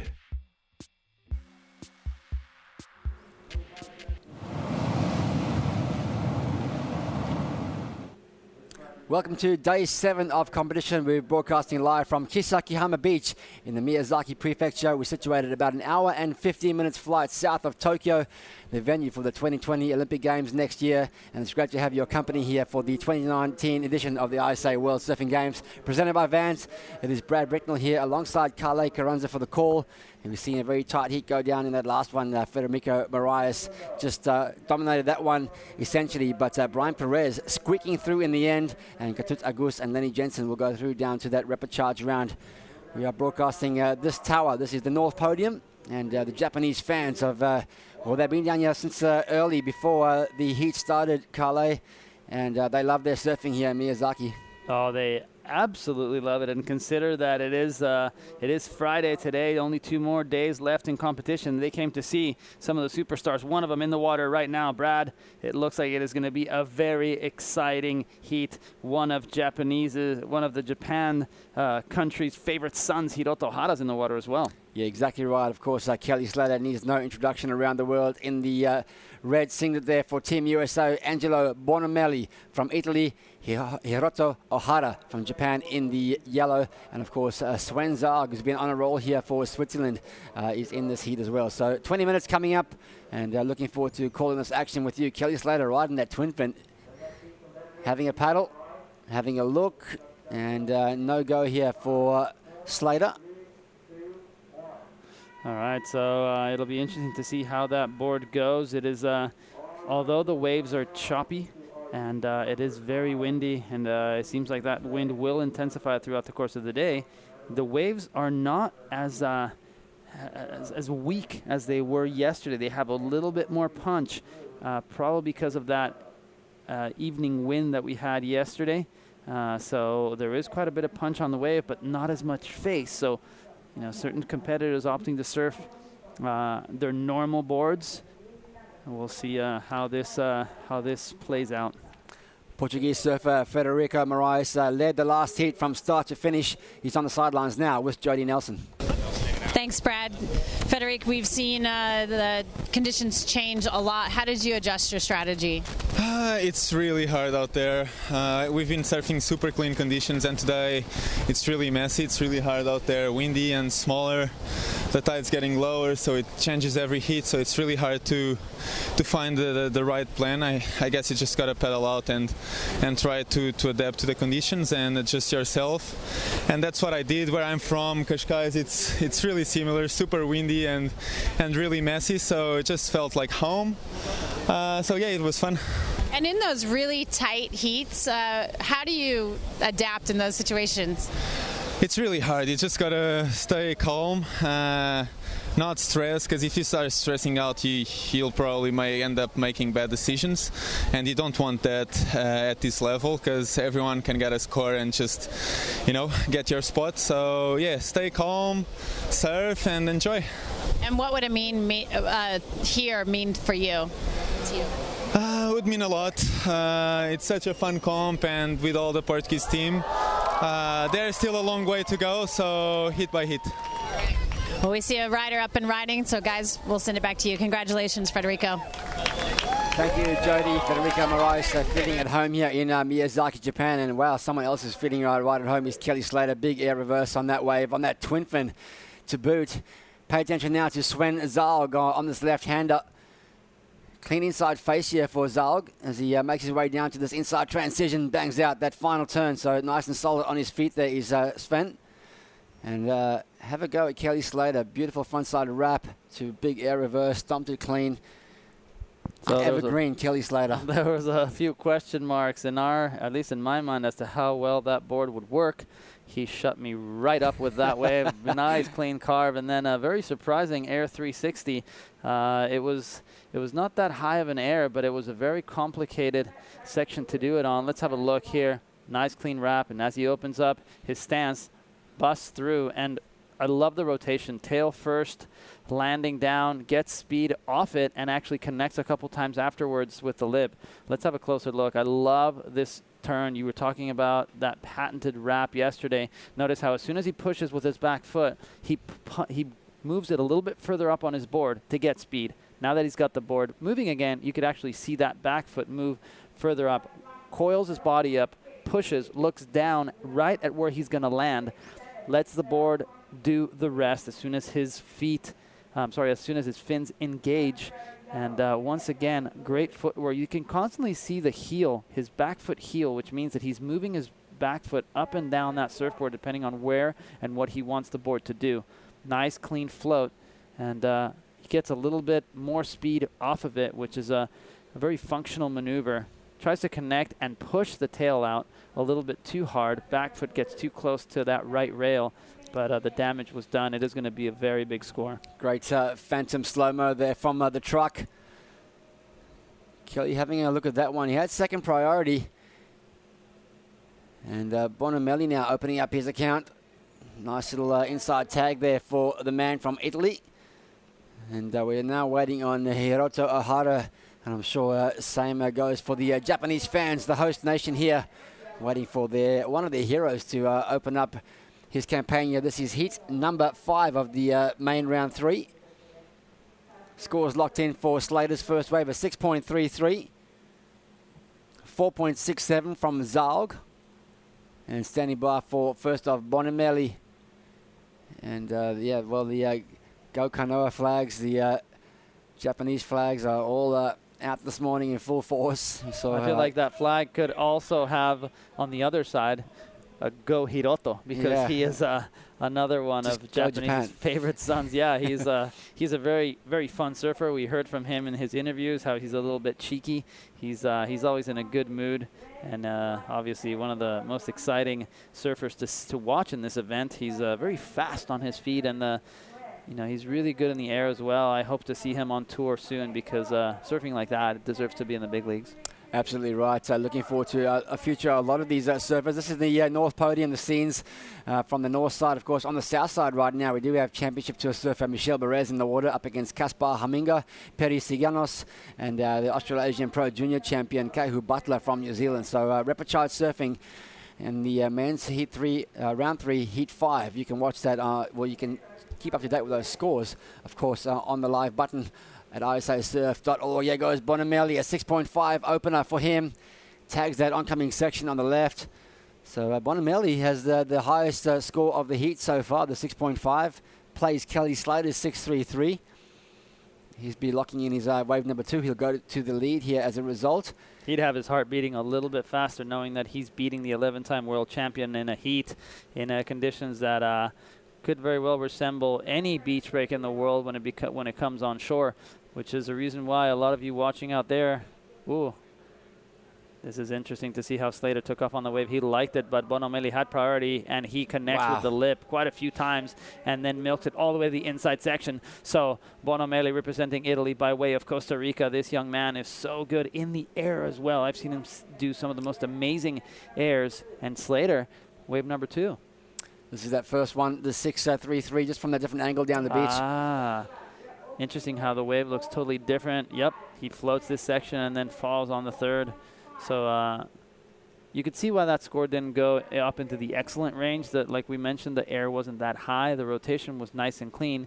But at the end of the day, we want to see a little bit more height, a little bit more technicality in those Air 360s. But cooler here today in Miyazaki. You can see that cloud cover from the opening shots there from the drone. The wind also cooling things down, and we should see the similar conditions prevail over the next 3 days, but with rising swell. Certainly, maybe even showing up from this afternoon, but certainly from tomorrow and sticking around for finals day on Sunday. So lots to look forward to. I don't mind this cross-shore wind. I think when it gets a bit bigger, Carle, certainly on those right-handers, it's going to be a little air wind too. So for the right-handers, we should see some fireworks. Yeah, and I think that's when we will see people maybe get off of their epoxy boards and get onto normal PU boards, being a little bit heavier, and they actually, dig into the water a little bit better.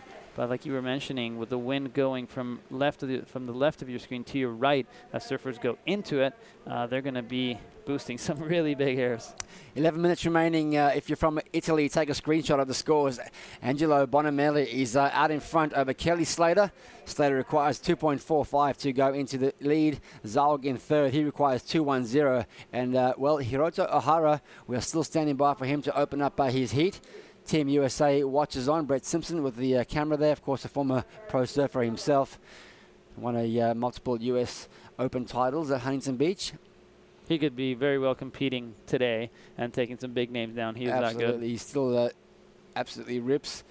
And are you surprised that Ohara is yet to open up his waves out here? Is he feeling lost out there a bit like Kanoa spoke about? Absolutely. I think although he's comfortable surfing conditions in Japan, this is a very tricky lineup. It almost feels as if it would be kind of a cobblestone bottom, although it is sand. The waves are breaking all over the place. Certain waves do line up on the inside, but because of that outgoing tide, we don't see that push through the midsection anymore. So surfers are having a really hard time figuring out if they should try and do a turn out the back or move in a little bit more. Kanoa mentioned that he was feeling lost, and I feel like when Hiroto comes in, he's going to say the same. And here we go, speaking of the man. Nice backside jab. He gets a little bit hung up, but rides out clean, out onto the open face. He's going to get an opportunity for a third turn, but it just overpowered that second maneuver. So unfortunately for him, they're just not able to capitalize after waiting 11 minutes or thereabouts to catch his first wave. All right, but a lot of surfers tend to do their better or best surfing when they're under priority. Let's see if Hiroto does exactly that. Now sitting with 4th priority, and as of now, only 2 solid waves clocked in, courtesy of Kelly and Angelo Bonomelli. And we'll see if this this changes at all, because not a lot of open faces out there. Let's see Angelo up and riding. Yeah, nice little looking right-hander here. Here's the section steep, and he does well. Big tag on the outside for this one, up and over that whitewater section, and doesn't quite complete. 2.27, his last wave. This one will be slightly better. He's in the lead over Slater, who only has a 0.43 as his second wave. Ahara, 3.07. Zalg, 4.67. And this is that replay. Nice big turn over here on the opener. I love how he's not holding back. Look at this. Very square bottom turn, connects with the lip beautifully. He knows that he's late for this section, but he tries anyway. And why not? You're up against the 11-time world champion and one of Japan's favorite sons, Hiroto Ohara. Might as well not leave anything out there. He is surfing very, very well. We see there Team Switzerland. Yeah, of course, Sven Zalg, born in Switzerland, raised in Costa Rica, as you mentioned before. He's got a surf school over there, loves to fish and do that motocross. So love hearing the stories where all these guys come from, where their allegiances are from, where their parents are from. Of course, there is a cut-off. 2 years you've got to be surfing for your member nation. And if you switch flags, which a number of these athletes have done, as we see Sven Zalg now dropping down this little inside gutter, open up with a 4.67. This is his second wave. Smacks this little inside turn down, and doesn't quite ride out of that last turn, but nonetheless it is wave number 2 locked in for Zalg. Bonomelli still leads. He's locked in a 3.83 now. Slater requires a 4.01. Well, now hold the phone, because we've had a quick switch. There's Zalg now in second, Slater in third. A 1.57 sees Slater go back into second, and a 4.01 sees him going to first, and this is why. Great surfing from Sven. You can see right there, that was key to try and connect with that midsection of the wave. He does, and he gets a couple more wraps in. You can see the power in his surfing. Nice, pushing more water on that second to last maneuver and connects with the lip. Unfortunately, pushes a little bit too hard. And now we see the GOAT. Yeah, up and riding on the outside, looking for his second meaningful score. Quick in and out there for Slater. Interesting to mention, sorry to interrupt you, that when Kelly Slater competed against Jairo Perez from Costa Rica just a couple heats back, the entire village of Jaco actually printed posters of Jairo Perez versus Kelly Slater like if it was a boxing UFC match, and everyone in Jaco was watching the event. Maybe Switzerland did the same thing, we don't know, but it is that big of a deal to compete against the GOAT. 6 minutes and 30 seconds to go. Here is Angelo Bonomelli. This is the heat leader. He's got some rhythm. He's got some momentum as he rebounds off the left. Direction change. Drops the wallet, but can't ride out of that one. So Bonomelli looking to drop the 3.83. Slater back in second now. A 1.67 was his last wave. So Zalg in third, 3.34. Gets him back into second. Ohara, 2 scores in now. It's a pair of threes for Ohara. He now needs a 4.74 to jump from 4th into 2nd place and keep his dreams alive here in the main bracket. You can see they're lifting and stretching his rash guard out, not because he's showing off, but because he wants to know what the situation is out the back with all this wind. I'm sure they've called the situation out a couple times, but if you're doing a duck dive or you're looking in the opposite direction, you will not hear a thing. So Kelly Slater just wanting to find out where he's at. He is currently in 2nd position. Yep, just that 4.05. Kelly hasn't really locked in a second meaningful wave. And it is Bonomelli from Italy. But this is that last wave from Ohara, 3.27 on this one. Nice, so a couple tags on the outside. Smart for him to kick out. And Bonomelli, big turn, and then I loved how this wave actually gave him this beautiful right-hander coming into it. Gets a lot of speed, tags in, just trying to go a little bit too hard, too much weight on that front foot heel side. So he digs that rail and goes down. A missed opportunity for him, and leaving the door wide open now for Kelly Slater and Sven Zaug. Not needing many, or not needing a big score. None of the surfers in second, third, and fourth, really. Yeah, that's right. Still the 4.74 requirement from O'Hara. So anyone's game with 4 minutes to go. And that's one thing we've learned through this edition of the ISA World Surfing Games presented by Vans, is that no one is safe, not even the Championship Tour surfers, as we see Sven Zaug now trying to mount his comeback wave. He's working up a head of steam up the inside. It's going to stand up again for him, up and over that section to close it out. He stands tall. He's happy with that one. He needs a 3.34. Bonamelli quick in and out. And, of course, for Sven, a 5.71 gets him into first. So let's stand by and see how the judges interpret that one. What are your thoughts? You could see Kelly paddling for that wave, hoping that he would have priority. But Sven, a little bit of nerves, I would imagine, paddling into a wave, knowing that Kelly Slater is right next to you and would have wanted it. But Sven, cool, calm, collected, manages to connect from the outside all the way in. Just extra added sections that the wave gave him. Just a little early Christmas gift for him, taking out potentially the GOAT in this last wave. Let's see it again. Here we go. There's the roll in on the outside. This is O'Hara. All right, so trying to fit 2 turns in a very small space. He goes down. So I'm not sure if that's going to improve on his situation. And you can see from this pulled back view that there's waves out there. There's a lot of waves, but there is that separation. You see how that wave doubles up through that midsection of the wave? I'm sorry, of the lineup. It is very difficult to get the outside to connect with the inside. As the tide does come up throughout the course of the day, we might actually be seeing more connections. Here we see Angelo Bonamelli up and riding. Here's the heat leader from Italy, trying to find a little left-hander to connect with. Unfortunately, that one not standing up on the bank, but look at this last score coming in for Sven Zaug. It's a 4.27. It's enough to extend a little bit over Kelly Slater in third, who now needs a 2.61 to go in the second place. Hiro O'Hara, a 5.67 requirement from him. We'd have to go back into the archives, but I feel pretty safe saying that this is the first time an Italian and a Swiss surfer take out Kelly Slater in a heat. 2.5 minutes remaining in this one. It is Bonamelli who leads over Sven Zaug. Slater third, looking for a 2.61. Slater has priority though, and can he find a wave to put that twin fin to good use? I saw a great opening wave there from Slater, but he struggled to find a backup, and that's not going to be it for the GOAT either.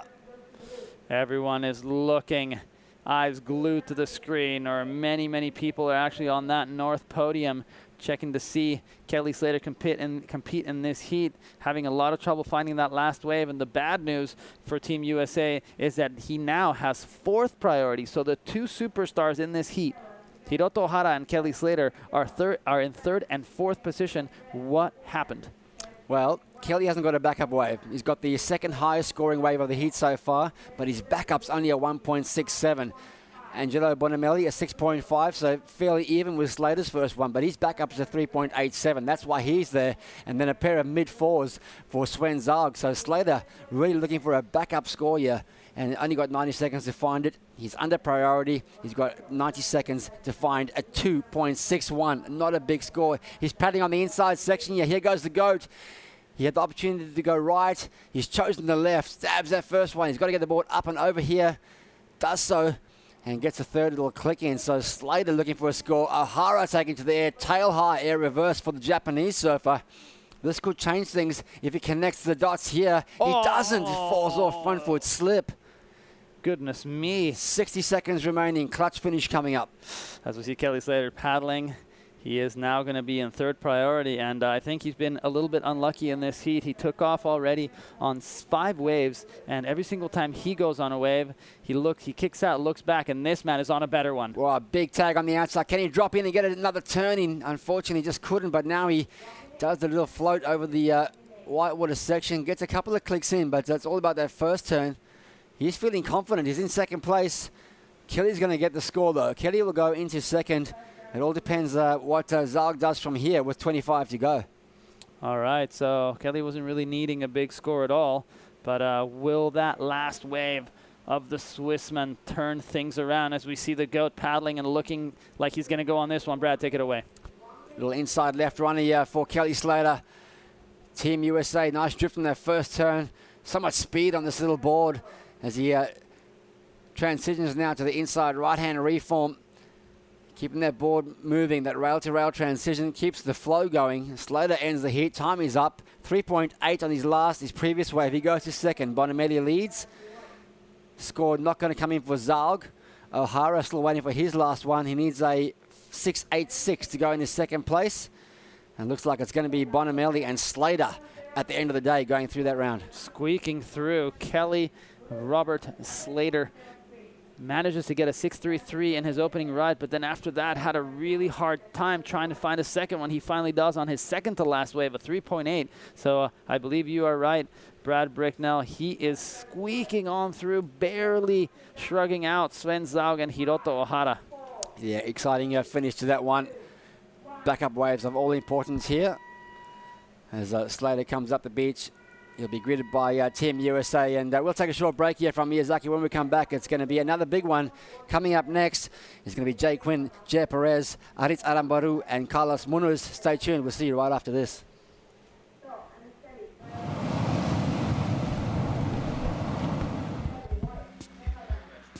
We make skate shoes. Really grippy skate shoes. So we thought, why not make a skate shoe for surfing? A super grippy one. A surf booty so grippy, you'll want to wear them all the time. Introducing the Vans Surf Boot High. My name's Layla Hurst, and I surf for Vans. I'm Jenny Menard, and I'm a footwear designer at Vans. Chloe? Getting the opportunity to work with Jenny has always been one of my favorite things. We're always really excited about creating something that we both are passionate about. I grab a lot of weird, random inspiration. I bring it to Jenny. We sort through it and we try to make something that's cohesive and really speaks to who Layla is.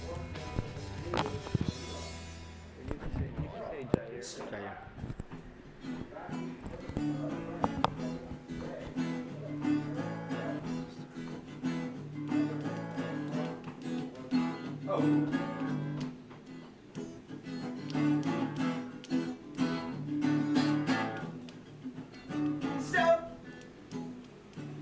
Stop! Stop!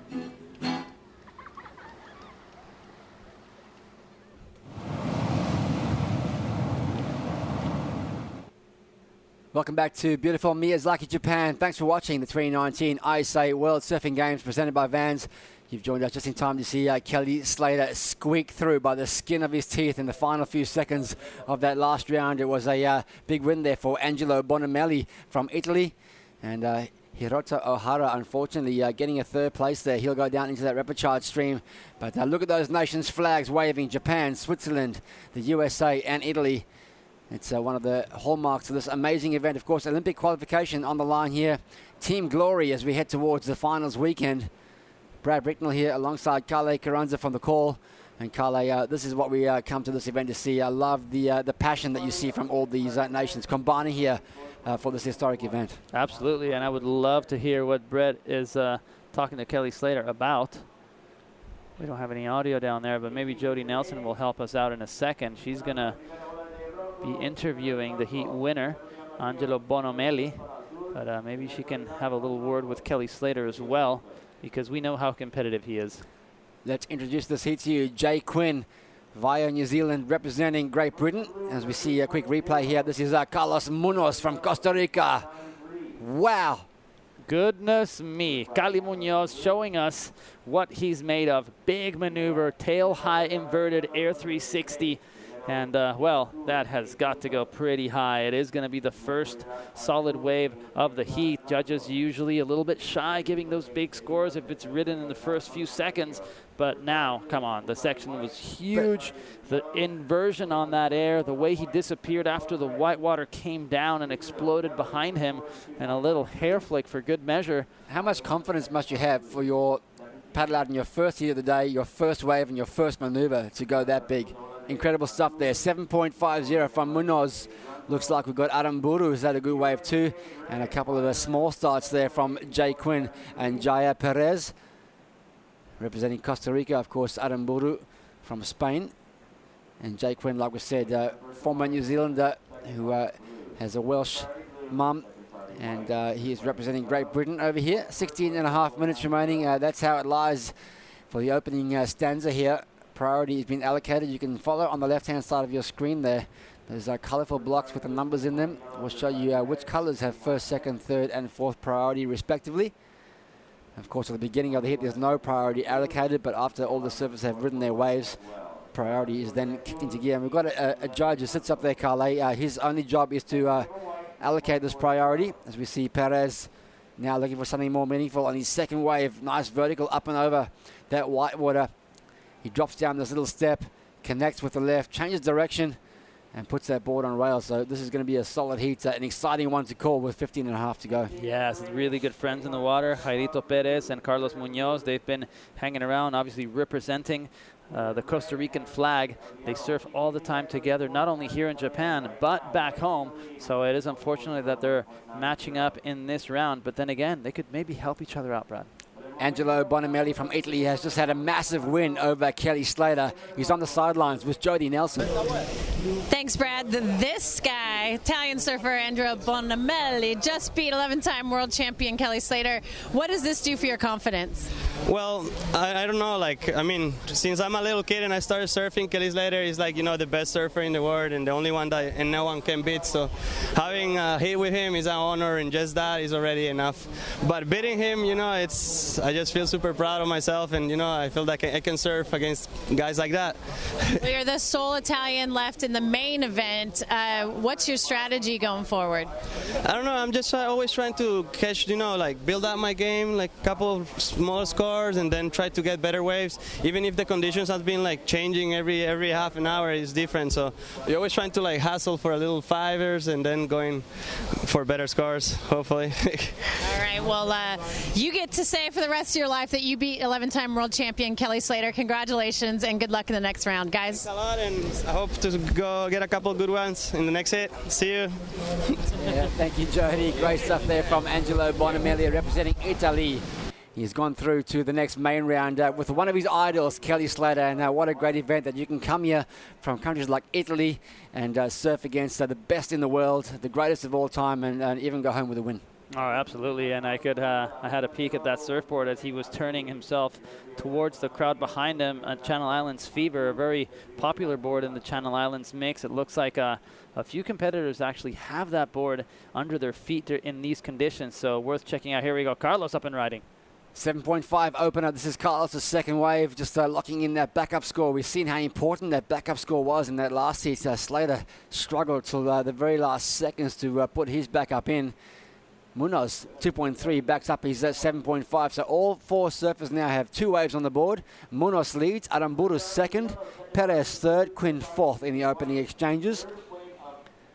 So really interesting how this is playing out. Obviously the advantage, the nod going to Carlos Munoz. He has the highest wave score of the heat, but the Spaniard, Aritz Aramburu, representing the Basque Country, he is in second position. He also has a very high score, 6.33. Well, this young man has been competing on the big leagues for many years. An excellent tube rider, one of the best, especially backhand. He has a wave by the name of Mundaka, very close by, and one of the most impressive left-hand barrel waves that I've seen in my life. Yeah, beautiful part of the world is Mundaka. I've had the privilege of spending a little bit of time there. I love the culture, I love the food, and I love the culture and the food here in Japan as well. Yes, a replay. This is Aritz Aramburu. Here we go, on his backhand, nice spray, and a connection with the lip, nice tag, and a third. So this is a big, big score. I could see that why they didn't go that high, because they compared it to Carlos Munoz's 7.5. As we see Jay Quinn here, unfortunately just a little bit stuck behind that section, wasn't able to find that open face, and he only gets himself a 2.70. Yeah, that's right. Just dissecting the scores. Yeah, this looks like Team Costa Rica. Jim Hogan. Then we have Leilani McGonigal, Eva Woodland, and up on the on the left-hand side, that's Noemar McGonigal holding Kali's backup board, giving him some instruction from the beach. Here goes Quinn. This looks much better for the former New Zealander, now representing Great Britain. 3.7 last. A couple of sections there to try and string together. Jay Perez, 4.83 on his last. 11.5 to go, of course, so we are heading towards Tokyo 2020 as far as qualifications concerned. 4 men will be selected based on their continent in this event. The top finishing eligible surfer from Africa, Asia, Europe and Oceania will qualify and provisionally put their names down for Tokyo 2020, along with Luca Macinas, who obviously secured a provisional spot there via the 2019 Pan American Games a few months ago. And then, of course, next year, Carlo, we've got the 2020 ISA World Surfing Games, where the first 4 eligible men there will also take part in the 2020 Olympics. And then the top of the hierarchy is the WSL Championship Tour for 2019. So 20 surfers on the men's side, 20 surfers on the women's side will qualify for what's going to be an historic debut in Tokyo next year. And do we know where the 2020 ISA World Games will be held? Well, we know, but we haven't announced it yet. Aha. I don't know, but the people know. I'll have my people talk to your people. We will, but that's going to be in May next year, Carlos. So nice and close to those 2020 Olympic Games, going to be held in July. Of course, the ISA executive team had their 6th technical visit to the venue just this week. Going to just iron out a few things in terms of the location, the venue, the infrastructure, and just making things sure things are absolutely dialed in before we get there next year. Here goes. Big turn from Quinn. Beautiful. Love that tail slide. Beautiful release of the fins and the tails there. Or the tail there, rather. Not 2 tails on the surfboard last time I checked. 10 minutes remaining. He is so good. I love his style, and I wanted to say that after seeing his first ride, I wanted to see a little bit more pep in his step. He was stylish, he was smooth, but just a little bit sleepy through the maneuvers. Now, a little bit of an added punch to his surfing. I like the way he surfs, and if he can combine that flow with a little bit of spark, you're going to see massive scores. The scores coming through from the South Podium. Quick update of the last heat there. It was CT surfer representing France, Michel Bourrez with the win. Second place there to the youngster from New Zealand, Kahu Butler. Third place out of the event, Kaspar Haminga from the Netherlands, and Peri Siganos from Greece. His run comes to an end. And we'll keep you updated with those scores from that South Podium as we continue throughout the day. 9 minutes remaining. Let's bring you up to speed with this one. Carlos Munoz in the lead. 7.5, 2.3. Aramburu second. 3.48. Sees him going to first. Jay Quinn. 3.37 last wave. He needs a 5.14 to go into second. And Perez in the fourth place. A 4.01. 9 minutes remaining. So this heat's still wide open. Surfers in fourth and third position, not needing more than a 5.2 ride. And, well, let's see what happens on the outside. It looks like that was Carlos Munoz, a.k.a. Cali Munoz, one of Costa Rica's favorite sons, arguably the best surfer to ever come out of Costa Rica. And you think of that long line of Costa Rican surfers, Diego Naranjo, you have Jason Torres, you have Jairo Perez, and Carlos Munoz has been so close to qualifying, and right now he's currently ranked 14th on the QS. He's hoping to solidify that spot before he goes into Hawaii, because he's been so close. He still has a few more very big competitions, big prime events, but as we know, Hawaii is the testing grounds. Here we go. Here goes Aritz Aramburu on the outside. Beautiful, powerful turn to get things cracking on this left-hander. That's all she had for him on that shoulder, though, so he gets out. Quinn 3.37 last. Thanks for watching wherever you are around the world. It's great to have your company here in Miyazaki. You joined us just in time to check out this wave from Carlos Munoz, the heat leader from Costa Rica. Big frontside wrap. He missed a big frontside air reverse, reverting out so cleanly on his opening turn, his opening maneuver of this heat for a 7.5. He's in the lead. We always talk about surfboards. Well, Carlos Munoz is on a Super Brand blackout model. He actually was trying that out yesterday afternoon. We walked by alongside Jairito Perez, who is in the heat right now. They were both focused on going surfing on the South Podium, but then when they found out that the competition was over on the North, they decided to go there. And how about that backside attack by Jay Quinn? And this right here, Aritz Aramburu, nice clean tag. The wave backs off. He does a second one, but then goes, nah, not much more left on offer. Carlos Munoz, on the other hand, takes off on a relatively small wave, and he generates speed and gets a little bit added bonus right here. Clean wrap on the inside section. But these surfers are trying to find the lip line that Jay Quinn found, because I believe that is going to be his best wave of the heat. Yeah, looks like it's going to be probably right up there with, well, just looking at some scores across the board. Aram Buru, 6.33, 7.5 from Munoz. So this is probably going to come in around the third best wave of the heat so far. But remember, he only needs a 5.97 to go into second place. So will it get up there? It was a nice two-turn combination. That first one particularly got me off the edge of my chair. As we see Team Ecuador here just holding out and hanging out in that contest area over on the North Tower. 6 minutes, 20 seconds remain. Looks like Connor Coffin has joined the lineup in that South Tower up against Ordello Esquivel, Jeremy Flores and Jace Robertson. We'll bring you those details shortly. Thanks for watching wherever you are around the world. Tell us where you're watching. If you're on social media, of course, you can hashtag ISA Worlds. Of course, we're on Instagram and Twitter at ISA Surfing.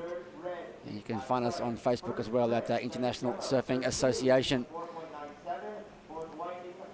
Of course, we are broadcasting live here from the North Tower. You can also tag onto the Japanese or Spanish feed if you hit the live button on isasurf.org. If you don't understand the word we're saying, that's understandable because of my weird accent. And of course, I am with Mexico's favorite son here, Carle Carranza, as well. So great to have your company. 5.5 minutes remaining.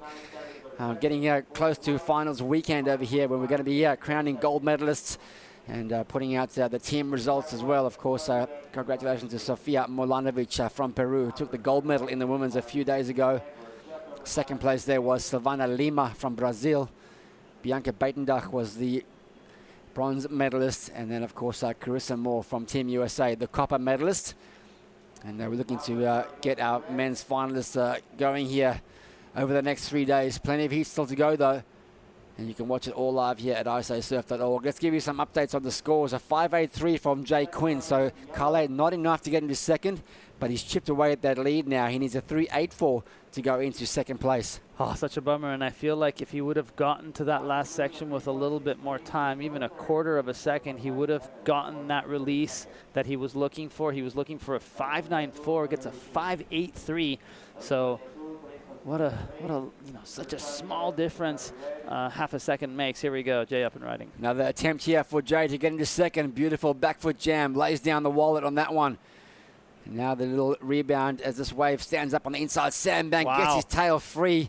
I like that inside finish from Quinn. I loved it.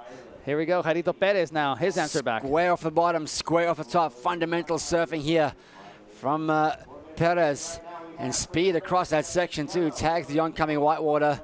Little rebound fluff to finish. 4 minutes to go. Nice exchange going down here between Quinn and Perez. They are the surfers in third and fourth respectively, both requiring relatively small scores in the scale of things. So this could be a clutch exchange between these two surfers. Oh, 100%. And I feel like even Carlos Munoz is feeling the heat. Obviously, Aritz Aramburu, he has one solid score, but he's going to have to replace that 3.33. And let's have a look at Jarito's wave right here from the land of Pura Vida, Jaco local. On his backhand, just so smart. And right here, how the board just absolutely accelerates.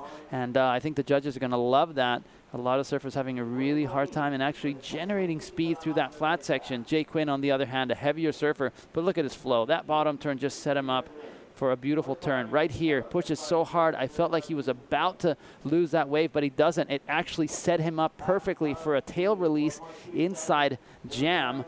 And that could very well improve his situation. This is going to be super tight, Carla. Under 3 minutes to go. The scores are coming through slowly. They're looking like they are positive. If they do end up where they are looking right now, we'll see third and fourth go into first and first and second drop into third and fourth as we see superstar Captain America, Chloe Andino, preparing for his next round.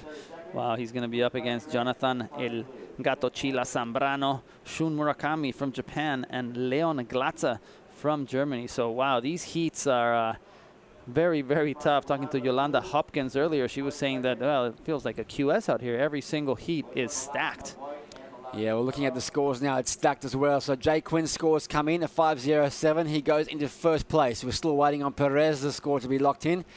And then, well, there it is. It's a 5.27. So looks like Munoz has maintained his second place. Perez is in third now. He requires 5.07. Aramburu has dropped all the way into fourth. He needs a 4.01, Carle. Under 2 minutes now. Tight finish coming up.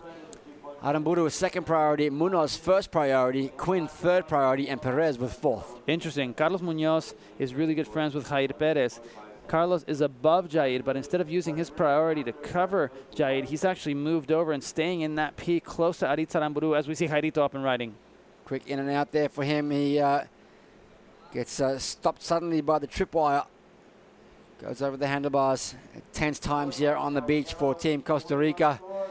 Perez, 5.07 requirement. The girls can hardly bear the pressure with 1 minute and 15 to go. No, it's well understood. Jairito Perez and Carlos Munoz both representing Costa Rica in the same heat and experts in small wave surfing. Carlos Munoz obviously was a little bit more QS experience. Right now he is sitting pretty in second position. Unfortunately for him, Jay Quinn caught a wave that actually bumped him and everyone else down a slot. So Jay looking like he's going to advance into the next round even if he can keep that priority and keep other surfers off of waves. He only can keep Jairito Perez, so guaranteed he will be sitting very close to him as we see Jim Hogan looking, checking. He's analyzing everything in that lineup. Been with Team Costa Rica for such a long time. And well, now it's just up to them to find the waves. 32 seconds remaining. Team Costa Rica is trying to will another wave into being here for Perez. He's got fourth priority, so he's got to find some magic under the priority of the other surfers. Quinn leads, Munoz second, 15 seconds. Aramburu in fourth, a 4.01. Will there be another opportunity? It doesn't look likely at this stage. A few bumps maybe showing their face. Nope. But time is running out.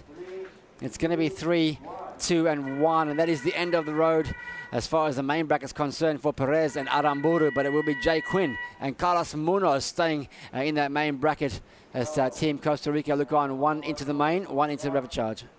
Well, congratulations, Jay and Carlos. Commiserations, Jair and Aritz Aramburu. You guys are still in the competition, but unfortunately maybe a few more heats to be surfed than everyone else. You're going into the rapid charge rounds. Yeah, that's right. Rapid charge rounds is a long way back to the main podium at the end, but we've seen Carissa Moore do it on the women's side, and a lot more surfing for these guys in the reps. We'll take a short break here from Miyazaki. When we come back, it's going to be more main round action, and we're going to bring in Chris Cote and Todd Klein for the call. Thanks for watching the 2019 ISA World Surfing Games presented by Vans. We'll see you real soon.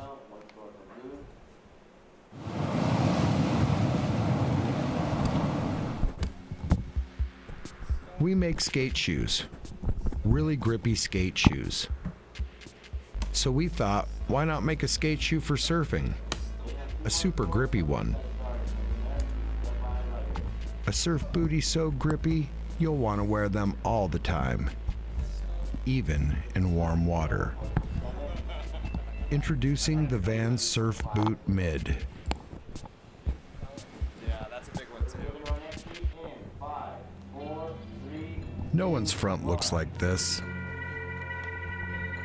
There's sensitive stuff down here. Board shorts have always opened and closed like pants. But pants weren't designed to be comfortable while lying on a surfboard. These were. Introducing the Vans Surf Trunk, a different way of looking at board shorts.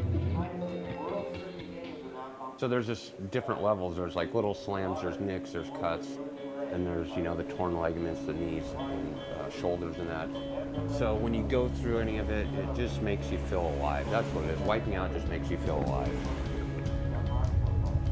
But the thing is wiping out's made my life actually, because you figure the wave I rode at Chopo was actually a wipeout. So it's actually made me who I am.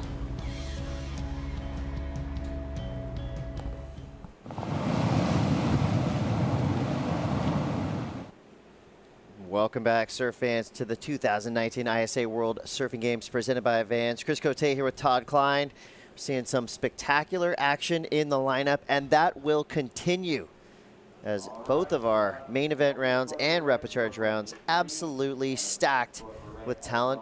We started with 55 nations being represented, and we've worked our way to 22, so still a solid field representing many surfing nations of the world.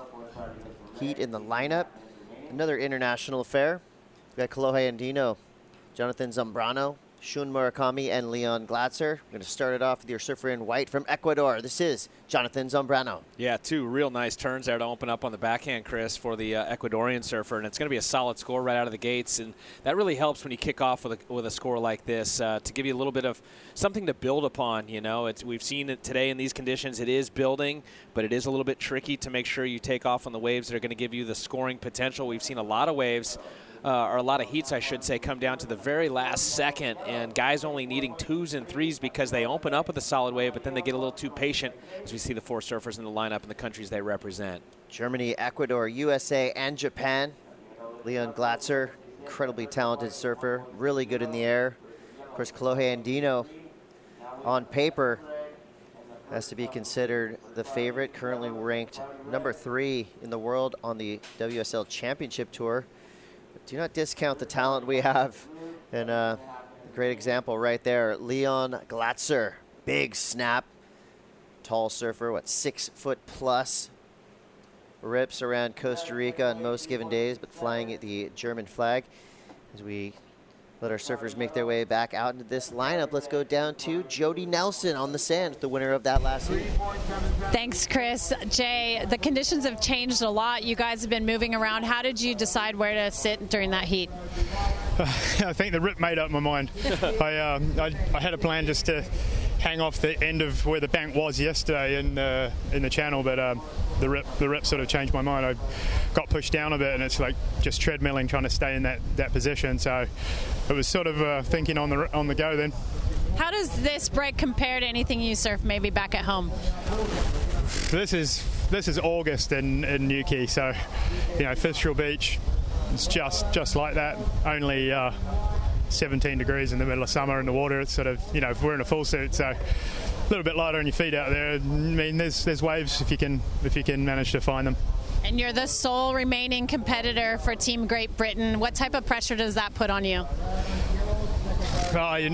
It's always good to have a couple other guys still going in the draw, or usually the women's are running alongside, but they finished up, and then we lost a couple of boys the last 2 days. So I just get along and do my job and just focus on what I've got to do, and just keep trying to move through those main rounds.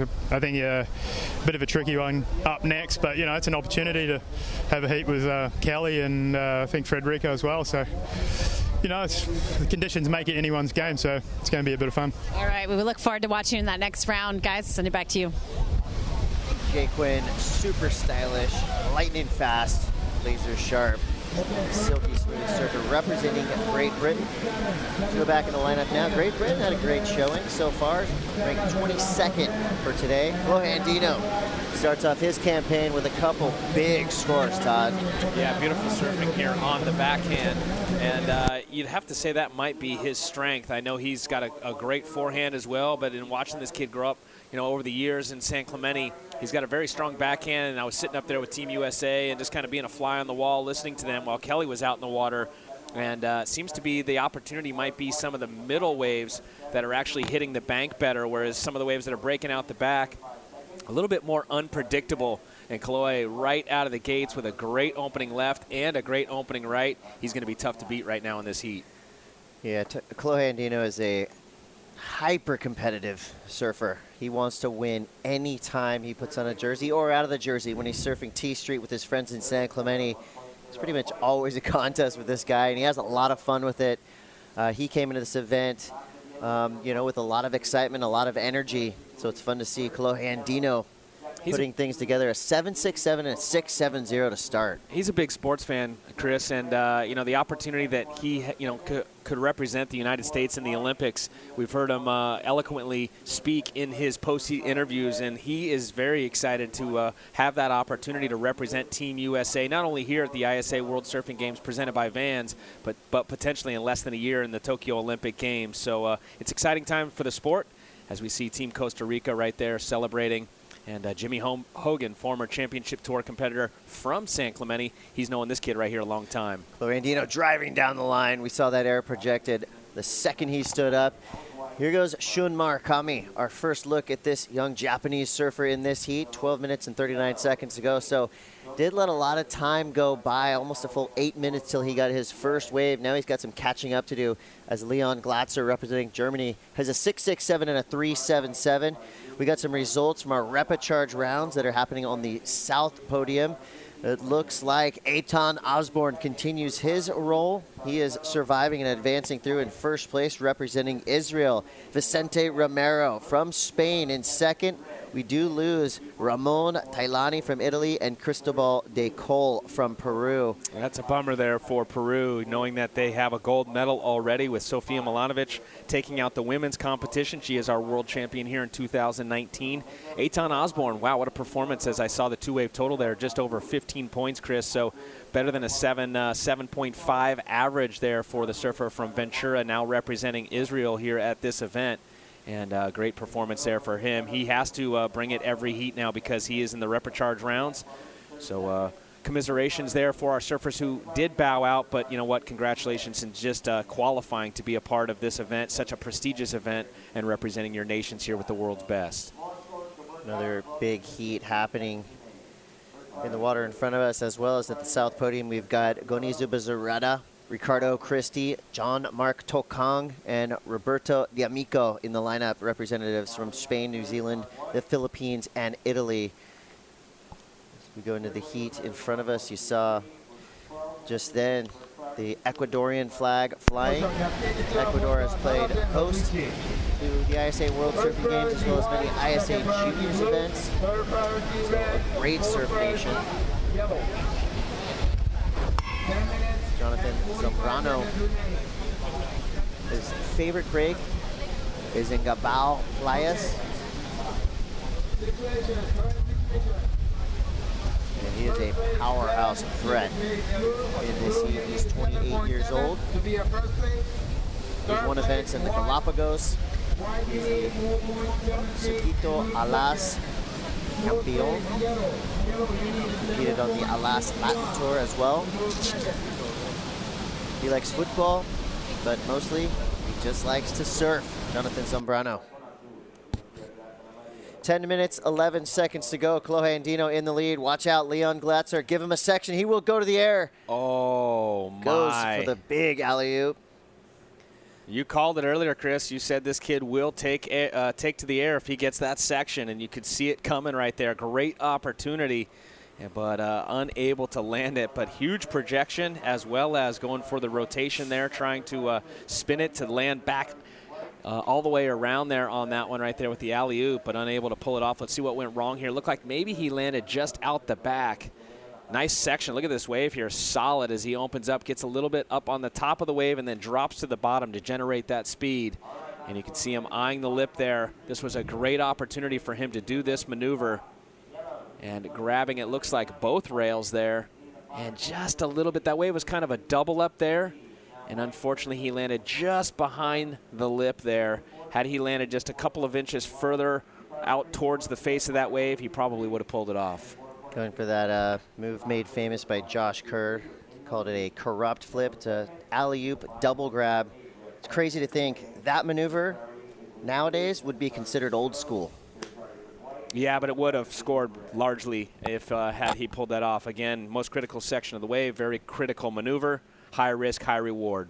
8 minutes, 45 seconds ago. Let's go down to Jody Nelson on the sand with an update. Thanks, Cote. Yeah, down here with the man himself, Kelly Slater.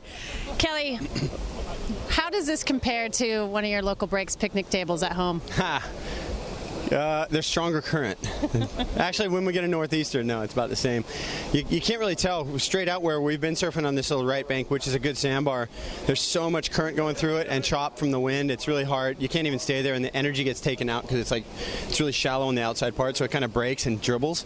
But then if you move over, the water's kind of clear. The waves break closer to the beach, and it's more of just like a peaky beach break. And I started out over there and got a good first one, and then, well, good is a relative term.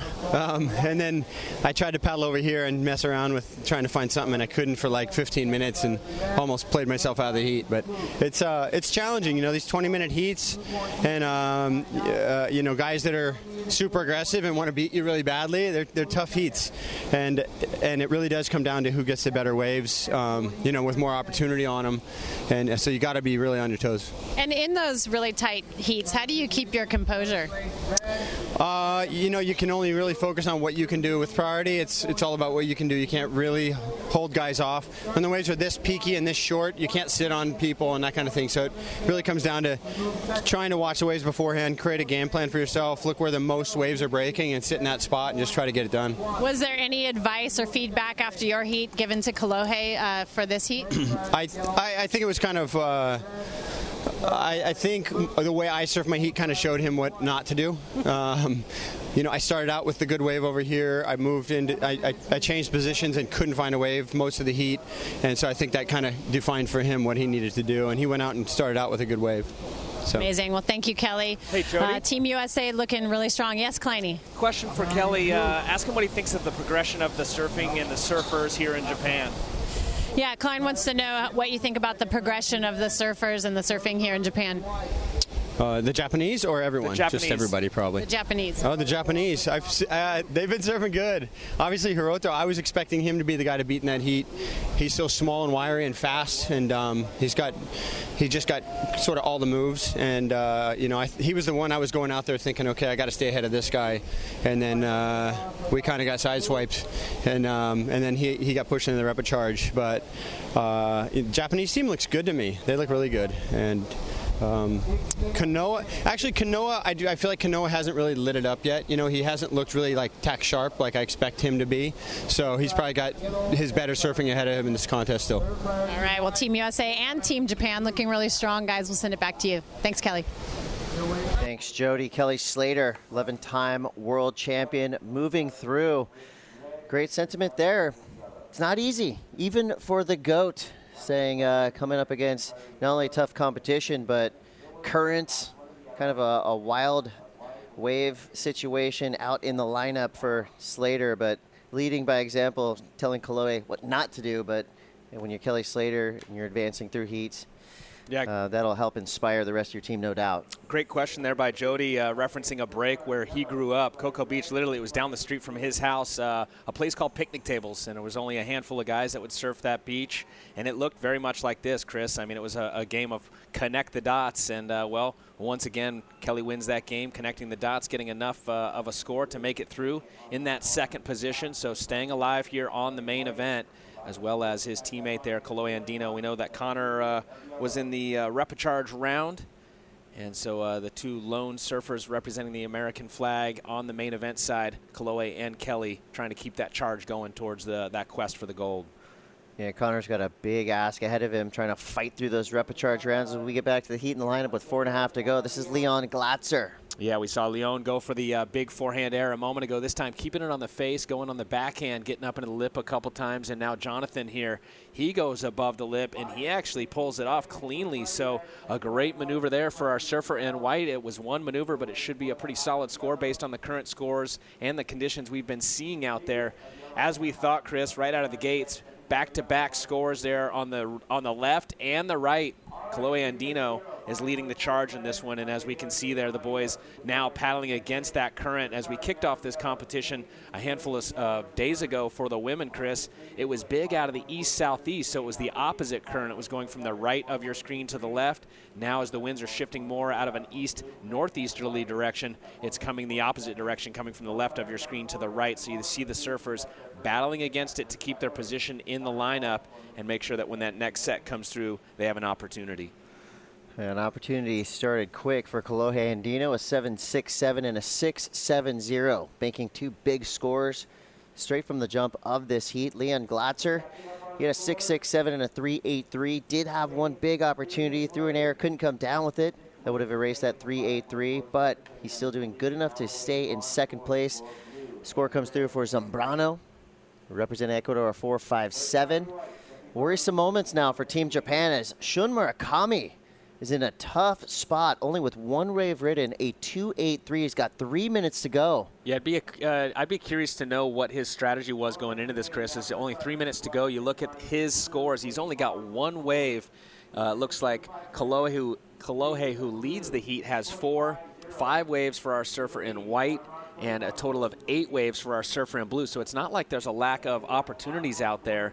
And Shun maybe just waiting for a wave that is not going to come, maybe something he thinks that is going to be that perfect wave. We haven't seen a perfect wave out there, and most of the surfers that have been making it through the heats, Chris, have been trying to just take off when anything that moves, because you don't really know which ones are going to make the connections. And so kind of going the opposite, and it looks to be playing against him right now is Shun Murakami.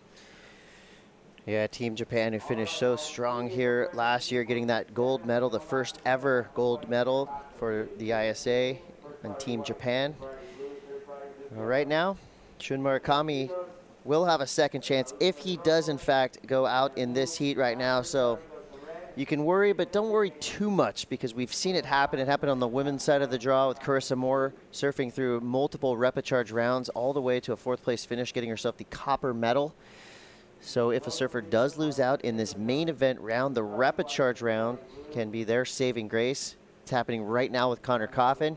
He had a tough heat previously on the south side of the podium, the south end of our competition. We have 2 competition fields running right now. So double duty for some of our coaches who have to run back and forth from the main event side over to the repecharge side. Well, a lot of times they divide and conquer, because there's usually an assistant coach too. As you see Team USA, for example, is Brett Simpson and Chris Stone, a.k.a. Galley. And so they'd be dividing and conquer as we look, another championship tour competitor competing on that South Bank right now. Ricardo Christie finds himself in 3rd. And once again, you guys can watch those scores live on isasurf.org. So make sure you're getting the full scope of this event, as it was record-breaking numbers when we kicked this event off with 55 nations, 240 competitors, and we are winding down. We're only just a few more days away from our world champ. Could it be this guy right here, 47 years of age? He already has 11 world titles with the ASP/WSL. But imagine the opportunity if he could represent Team USA. He would be 48 years old next year, Chris, and with an opportunity to potentially get a gold medal in the Olympics for the first time ever, surfing going to the Olympics. What an amazing career he has had. It's going to be hard to ever eclipse what he has put together as far as the accolades. And this guy, well, he is the future of Team USA. Kolohe Andino from San Clemente, and he's been having a great run on that championship tour this year, and he's in contention for a world title himself. 10 seconds to go. Kolohe Andino, 2 strong scores at the very beginning of this heat. Put him in the lead early. He's hung on to that lead. Leon Glatzer in second. Jonathan Zambrano looking for a 4.84. Time is up. That means our surfer from Ecuador and our surfer representing Team Japan will go into the repecharge round. They will have another chance to advance through. So with more action to come, we're going to take a quick break, but we're going to give you a piece on a surfer, Manuel Selman. So many incredible stories coming into the ISA World Surfing Games presented by Vans. Here's one of them.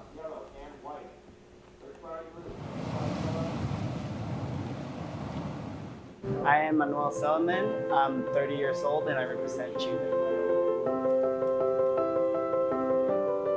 We were in vacations in Miami, Fort Lauderdale, and I remember my dad pushing me my first wave.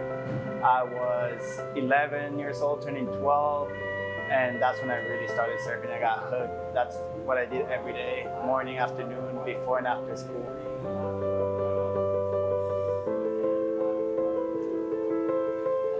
It's a long road. There's a lot more losing than winning, and all you gotta do is just keep motivated, just learn from every single heat, whether you win or lose. The Olympics keeps me very motivated, sure. Having a goal top 100, top 80 in the QS also, it's like a huge motivation. And just learning new stuff, like being in the water all the time. If I'm not surfing, I'm kite surfing, I'm foiling.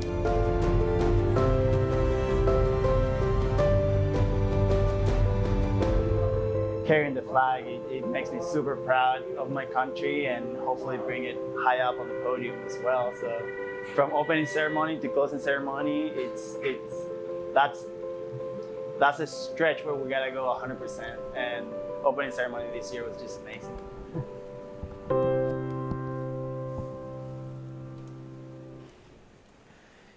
Manuel Selman right there, telling how he spreads the joy of surfing and represents his home country of Chile. This guy is an incredible talent. And he'll be out in the lineup with Shane Campbell from that powerhouse Team Canada, Israel Barona from Ecuador, and Cody Young also representing Canada. Here goes Cody Young. This guy is an absolute force when it comes to waves of consequence, and showing right there that he's got the skills to do it in tricky conditions like this as well. So does make it tough when you have two surfers who come through the draw on the same team and face each other here in the earlier rounds, but that does leave it up to the question, will they be using some tactics in the form of teamwork out here? Shane Campbell has had some incredible heats. Remember, Team Canada coming through as, I would say, a slight underdog, underestimated, that's for sure, from the rest of the field. Well, they have 3 competitors still left in the main event draw. So Team Canada is on fire at the moment. Yeah, looking really strong yesterday, Chris. They really impressed both you and I. And I think, as you said, flying into this event under the radar, this young man right here, 20 years of age from Hawaii, now representing Canada. Look at the power that he brings. That's going to be a big score right out of the gate, Chris. Anytime you can go committed on one rail straight up into the lip and come out of it with drive, more speed than you went into it, set the rail and go up into another more critical section 2 times like that, that's going to be a big score. We haven't seen surfing like that, probably even, I don't think I've seen any waves that we've called live like that this morning, so I expect a big score out of that one. You're going to get it. The judges loving it. Comes through at an 8, so the mark has been sent. This is Cody Young, and this will set the field in the water on notice. You're going to have to rise to the occasion. Yeah, look at the timing right there, and actually comes out of it with more speed. The wave gets shallower as it gets closer to the beach, and he sees the opportunity, sets the rail, gets straight up there once again. A lot of power, a lot of spray, and no bobble in between there, about as smooth as you can get. And so we speak about that speed, power, flow. It was all there, and it was in the most 2 critical sections of the waves, or the wave for that, both of those maneuvers, and he's up once again, this time going on the forehand. Showing a high heat IQ, knowing you got to get a quick backup, keep things rolling. The momentum right now is with Cody Young. He drops a nice backup score. The quick pair of turns is going to come through right in that 5 range. So Cody Young jumps straight into a big lead. Other surfers in the lineup yet to catch a wave. Yeah, so it's unfortunate that the 2 Canadians are matched up in the same heat, Chris. Hopefully they can sweep it. Otherwise, it would be a bummer if one of them were to lose out here. We saw that actually happen in the repechage with the women, whereas all 3 of them ended up going into the repechage rounds. But fortunately for Carissa Moore, she was able to make it back into the main event final, where she was able to take out that copper medal and keep the dream alive on the quest for Team USA to get the gold. But it's an uphill battle now for them, and we'll see if they can pull it off. We know coming into this event this morning, leading the points for the gold medalist for the nations was Brazil. Here we go, live action surfer in white. This is Israel Barona representing Team Ecuador. The wave not offering a lot of opportunity. So the previous waves that Cody Young got, giving him more face to work with. So Israel will get back to the drawing board. Surfers assessing their spot in the lineup. It's going to give us a minute to go down to the sand. We've got Jody Nelson on hand with Kolohe Andino. Thanks, Chris. Kolohe, we saw you guys move way down the bank during that heat. What was your strategy going into that heat? Yeah, I don't know. I was just telling Brad, actually, we're kind of like sitting up, so the waves look a lot bigger. And then once I got out there, I was like, oh, it's a little bit smaller than I thought. So Yeah, I don't know. I just paddled out, and then those guys actually started with some decent scores. I was like, whoa, I better get going. But it was only like 2 minutes in the heat, and then, yeah, I got a couple decent scores. And, you know, when they come, they kind of wedge up, and they're all cuppy, so it's pretty fun, actually. I've seen Team USA have quite an amazing synergy. Can you talk to us a little bit about what you guys have going on and what's the special sauce for Team USA? Well, I just think having Kelly here, I mentioned it before, like having the greatest of all time, like really be involved and like going to team dinners and like rooting for everyone and like staying extra long to like root Connor on down the beach and fist bumping, and just like he's just really psyched, and he's like 47 years old and 11-time world champ, so it's like, you know, if he's not too cool, then no one's too cool. So yeah, it's been rad. And I've seen you kind of, you know, Kelly, he takes time for everybody. I've seen you kind of watching what he does and then following his lead as far as autographs and spending time with the fans. Well, how has he inspired you as an athlete? Yeah, a ton. I mean, we were talking about it earlier, like, he's been one of my favorite surfers. Obviously, he's everyone's favorite surfers, but yeah, I've been one of my favorite surfers since I can remember. I used to have white Oakley suits when I was like 7 years old, and yeah, I don't know, it's rad how much time he's got for everyone, and obviously everyone's like really excited that he's here. I guess yesterday he like was in the restaurant, and then he got up to go to the bathroom, and the whole restaurant started clapping. So yeah, they're really psyched, and it's cool, Japan, because everyone's so respectful, and I think Kelly knows that, and you know, they're not aggressive or aggro in any way, and they all love Kelly, so it's rad. We saw Courtney, Caroline, and Carissa really pull their weight in the women's event. Has that put any extra pressure on you guys?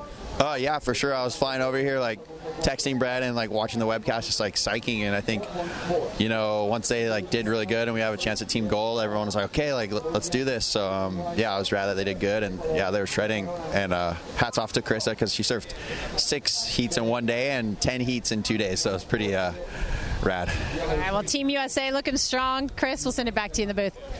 Thanks, Jody. Kalohe Andino right there. The key element is keeping it fun. You got to know that you're going to be surfing the same conditions as the rest of your competitors. So if you can have fun with it, if you can, you know, stay motivated through that ideal, you're going to have success. I love Kalohe's smile, his attitude right there. He's engaged in this event.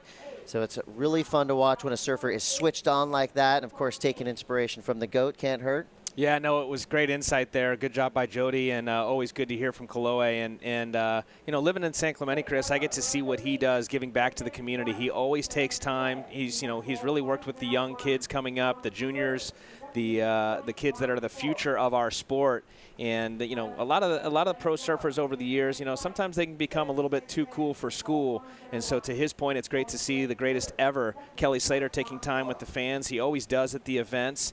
And now Kalohe also doing the same to give back. You know, it's, you know, I think you know, he talks about Kelly, you know, leading by example. Well, it starts at the top here at the ISA, and you hear in a lot of the great post-heat, or sorry, not post-heat, but the content that we hear from our president, ISA's president, Fernando Aguirre, and, you know, what I take from, you know, all of the pieces we've seen from him is it's better to give than it is to take. And I see a lot of that in Kalohe and Kelly. So, you know, that's why they are, you know, leading the sport, not just in the water, but as well they're great ambassadors. Well, every surfer in the draw, an ambassador for their home country and for surfing in general.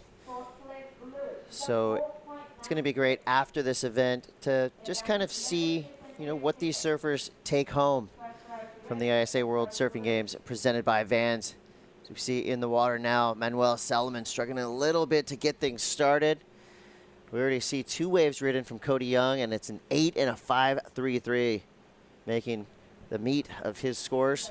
4.40 and a 4.43 for Israel Barona. Shane Campbell from Canada yet to get involved.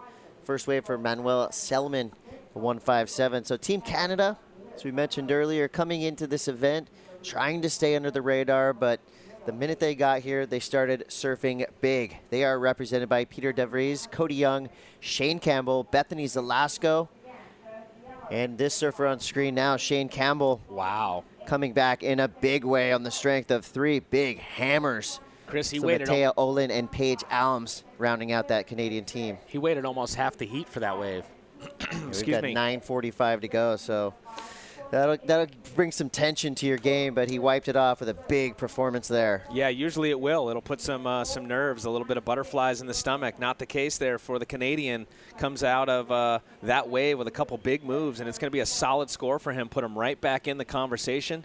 He was all the way down in fourth, but look for things to change after that first wave of yellow drops for Team Canada. Team Chile on the beach, flying their flags. It's always a beautiful sight to see when our teams come together to support each other. You know, you can feel it when you walk up and down the beach. And as we do lose some competitors throughout the last few days, you know, the unity stays around. So competitors may have lost out of the event, but I tell you, our competitor area still packed. Tons of fans have come out. And we have two fields of competition here, south end and the north end. We're following the north end right now. Yeah, the schedule for today here on the North Podium, which we're broadcasting, is main event round 3, main event round 4. That's 9 heats of the main 3, and then 6 heats of main 4. And then towards the end of the day, actually like midday, we're going into the repecharge with 3 heats, repecharge round 5, and then also repecharge round 6 with 3 heats. And so a full day of action. Estimated time to wrap things up about 3:30 p.m. this afternoon, Chris, and local time right now is 10:15. So we're going to have another massive day of competition. Big heat coming up from this young man representing Team Indonesia, Rio Waida. He's used to it by now. He's already surfed in some championship tour events, has had some big results on the QS as well as local events in and around Indonesia. He's going to have a big matchup with Miguel Blanco from Portugal and Gabriel Medina, reigning WSL World Champion, and Kelvin Gonzalez from Panama. So yet another heavily stacked international heat coming up next. But as far as the action in the lineup with 7.5 to go, you see these surfers battling against a strong current. And they'll all tell you, with many challenges in the lineup, add the current to the list of things working against you to get these big scores. Cody Young has made it work with an 8 and a 5.33, so we know that there's opportunity out there. Anytime a surfer is dropping an 8, you know there's something meaningful for these guys to work with. Well, the Canadian Shane waited for, as we said, about 9.5 minutes to get his first wave. He was sitting in fourth. He drops the 4.97, moves him up to third. And now, Chris, the surfer in yellow only requires a 3.86. Plenty of time on the clock with 7 minutes to go. And as you said, I was thinking the same thing when you said it, Chris, as we look down from that drone. All of the surfers paddling against that current to maintain their position in the lineup, as we see two of the world's best right there representing Team Brazil, Felipe Toledo and Italo Ferreira. And Italo is he's psyching, and what a challenge it was for him just to get here. Unfortunately, in Santa Monica, had their car broken into. I was able to catch up with them, and he went into a restaurant and noticed there was a gentleman sitting in his car. They kind of made eye contact, so he felt a little bit strange with that. So he went in, they got the table, he came right back out just to kind of check on things. Everything was still good, but a woman then joined that gentleman in that car, and they were just kind of cruising. He went back in and said, it's probably all good now. You know, it looks like a nice couple. Well, when he came back out, 25 minutes later, 2 windows broken and all their gear gone, including the passport. So that was why he was late, trying to get his passport. It's still not even finalized. It was enough to get him into the country, but his passport currently resides in Tokyo, and it's expected to be here in the next day or two. So, you know, what an uphill battle it was for him to get here, but he did make it, and he is still going in the main event. He's been one of the standouts. 5 minutes and 48 seconds to go. Cody Young goes for the backside reverse, goes down. So Cody still with 2 solid scores. Shane Campbell now from Team Canada looking to back it up. He's got a race, a .27. Israel Brona doing well for some mid-range scores, a 4.4 and a 4.43. Todd, have you seen any equipment changes in terms of surfboards that the guys are riding? Have you seen surfers switching up to maybe a more standard shortboard to change with the conditions? Actually, the biggest one that I was trying to get a barometer on how much guys might be changing equipment, if any, today was going to be Kelly Slater, because he'd been riding that twin fin 5.5 Aquila Ipa shapes. And with the twin fin, you know, things can get a little bit squirrely out there. It's like riding a skateboard with loose trucks down a little bit steeper of a hill today.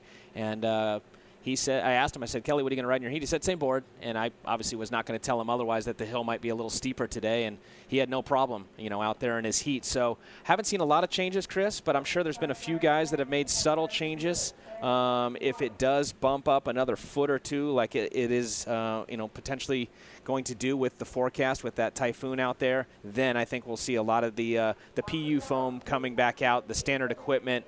You'll see the wider, less rocker boards being put into the board bags, and a little bit of adjustments going down with the equipment that the surfers will choose for their heats.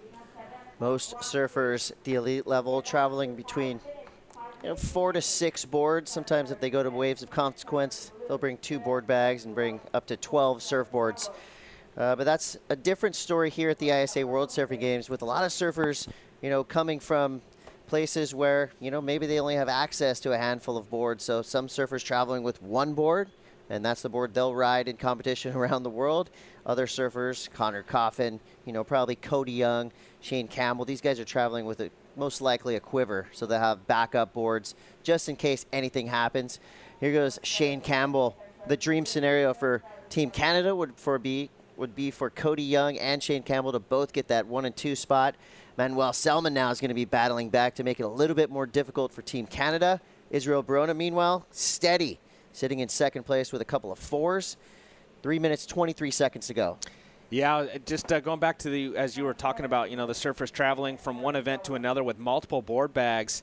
We always talk about, you usually hear anyways, about the negatives, of the airlines and such. Quick shout out to a lot of the airlines that are no longer either even charging for boards or just charging the standard excess fee of a $50 fee, because go back a few years ago, Chris, the surfboards that were coming into this country for championship tour events, they would open their board bags and they would charge them $500 per board. And I remember hearing some of the athletes paying up to $3,000 for excess fees on equipment, and so great to see that things have actually gone the other direction for us, that are traveling around to these different events and making things a little bit more obtainable for these countries.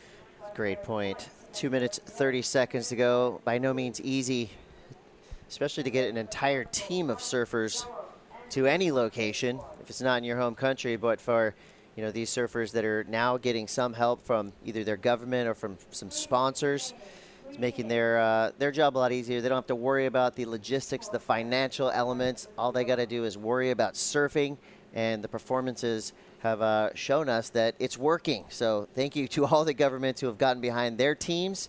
And if you're a government and you're not behind your team, you better do that. The Olympics are coming up. We're less than a year away from Tokyo 2020. And that support, of course, is priceless for some of these teams competing. Yeah, great point, Chris. And governments now granting funds to these teams as well. One that comes to mind for me is Team USA, falling underneath the Olympic, the IOC now, with their team in that lead up to the 2020 Tokyo Olympic Games. United is a sponsor of Team USA, and so those excess fees for bags, and even sometimes the accessibility to better flights, it's endless. The red carpet has been rolled out for Team USA from United Airlines. So again, the doors continue to open all over the place for these athletes, and it's only going to get better as we lead up in less than a year. That's right. It's unbelievable to think that in less than a year we will have our first gold medalist in surfing in the Olympics, and it'll take place just up the coast, just north of us, in a little area of the prefecture called Miyazaki. We are in Miyazaki, Chiba, and that beach up there is Shita. It's about 1 hour outside of Tokyo and about 722 miles north of where we are today, and it's exciting times. 43 seconds to go. So our next heat starts to make their way into the lineup. Manuel Selman still has some work to do. He has dropped to 4th place. He now needs a 4.93. Shane Campbell in a precarious position representing Team Canada. He needs a 3.86. His last wave bottomed out underneath and completely disappeared. So Cody Young right now carrying the torch for that red and white maple leaf flag in Team Canada. Here goes Selman trying to fight back. Could have a section to work with on the inside. Makes full use of a really tricky wave to ride with 2 big turns. See what the judges throw out for that score. Shane Campbell's last wave, a 3.03. He needs a 3.86. Then we see a split peak from our Canadians, Cody Young. potentially giving way to Shane Campbell. You see maybe a little bit of frustration there from our Canadian who's currently in third place. Time is up. Now it's up to the judges to see who will move through this heat. As it stands now, it's going to be Cody Young and Israel Barona. We're going to let the official scores come through. Meanwhile, on the south podium, Johnny Corzo, Beric DeFries, Shea Allen, and Kui Zhou. Wow. In a solid battle. So a lot of surfing happening. And if you want to check the scores, you're on isasurf.org. Hit the live button, go down, and hit that tab that says South. And you will see what's happening on the south end in the repecharge rounds. Big performances going down. Fresh time on the clock. And it looks like that's official. Cody Young will get the win. Israel Barona moves through for Team Ecuador in second. Shane Campbell and Manuel Selman will move into the repecharge rounds. They have one more chance to advance through in competition here at the 2019 ISA World Surfing Games presented by Vans. We're live from Kisakihama Beach here in Miyazaki, Japan.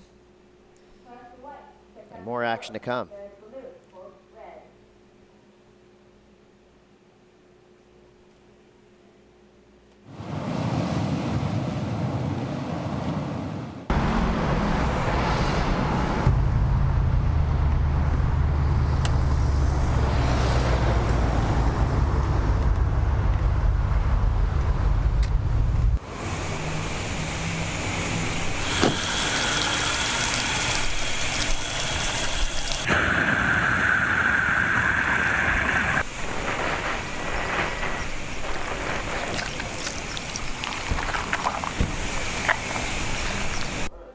In 2020, surfing will infuse the Olympics with high-performance action and youthful energy to a level never seen before in the Summer Games.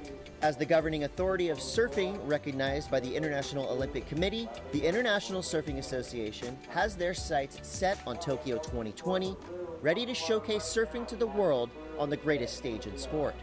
Since 1964, the ISA has been working tirelessly to create a better world through surfing by crowning world champions in all surfing disciplines and developing the sport globally on a grassroots level. The ISA awards scholarships to more than 300 young girls and boys in need, creates the proper development pathway through instructor certification courses, makes the sport more accessible to surfers with physical challenges, and spreads the sport to all continents of the globe through their 106 member nations and counting. Surfing has the power to make a positive impact in the lives of all, and the ISA will continue to use the sport to change the world, one surfer at a time, through Tokyo 2020 and beyond.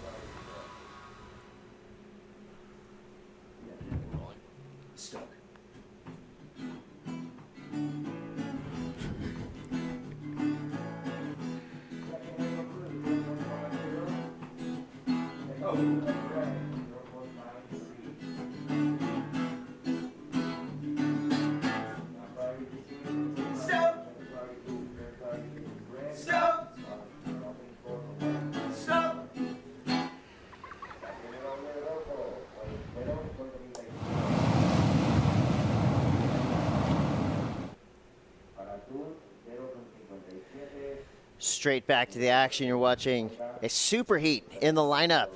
We have Rio Waida representing Indonesia, Miguel Blanco from Portugal, Gabriel Medina from Brazil, and Kelvin Gonzalez from Panama. Meanwhile, quick update on the results coming through from our repecharge rounds. Irish surfer Garage McDade continues his role, gets the win. Juan Miguel Carabello from Venezuela in fourth. Tal Asayag from Israel in second. Dylan Groen from Germany in third. Then we've got Heat 118. Ricardo Christie gets the win. Jean-Marc Tokong in Philippines gets the second place and advancing finish. Gonzalo Zubizarreta from Spain in third, and Roberto D'Amico from Italy in fourth. Now let's get to the action in the lineup. A big start from some of our surfers. This is Rio Waida. Yeah, Rio goes for the huge forehand air. Unfortunately, when he lands, is unable to ride out of it. This is his next wave, though, getting a series of turns off on the forehand. And Actually, that was his first wave, that second one actually we caught. And then this was the first of Gabriel Medina. He opens up on the forehand with a couple of nice turns. This one really stacks up across the bank for him, giving him opportunity to get up into the lip multiple times. He also, we saw there live, go for the backhand air. He's unable to stick it. And this was just another quick one here for Rio as we look back at a replay here for wave number 3. So Rio staying busy out there with 3 quick waves in less than 5 minutes time. So really getting busy. And the scores are starting to drop in. Gabriel Medina, as expected, starts strong. He drops a 7 for his opening wave. Medina has so many weapons available. Anytime he stands up, you can expect either a giant air, a big power hook, and of course, when the waves get heavy, he will never back down. We saw what he did in Chopo this year. Yeah, he has second place finish in massive, terrifying waves. He has no weaknesses, Chris. 14:45 to go. Surfers battling the current. They're going to get back to the takeoff zone. We're going to go to Jody Nelson on the beach. Thanks, Chris. Cody Young, you just won that heat, and unfortunately your fellow team member lost out. But any strategy when you guys are in a heat together like that? Yeah, you know, you don't get like another teammate in your heat very often, and surfing's such an individual sport. The only time you're ever going to have somebody on your team is like in the ISA, so it's definitely a little bit different strategy going into it, but for the most part you just gotta surf your own heat. But luckily I started off pretty fast, so I was trying to help him, but there's only so much I can do. I can't just like give him a score. And you've taken down, some big names along the way, winning all of your 3 heats that you've surfed in the main event so far. What has that done for your confidence? Yeah, it feels good going back to back, winning heats. That was the first heat I actually got like an excellent score, so I feel I got more in the tank, so hopefully I can just keep giving it. All right, well, Team Canada coming out strong in this ISA World Surfing Games. Chris, back to you.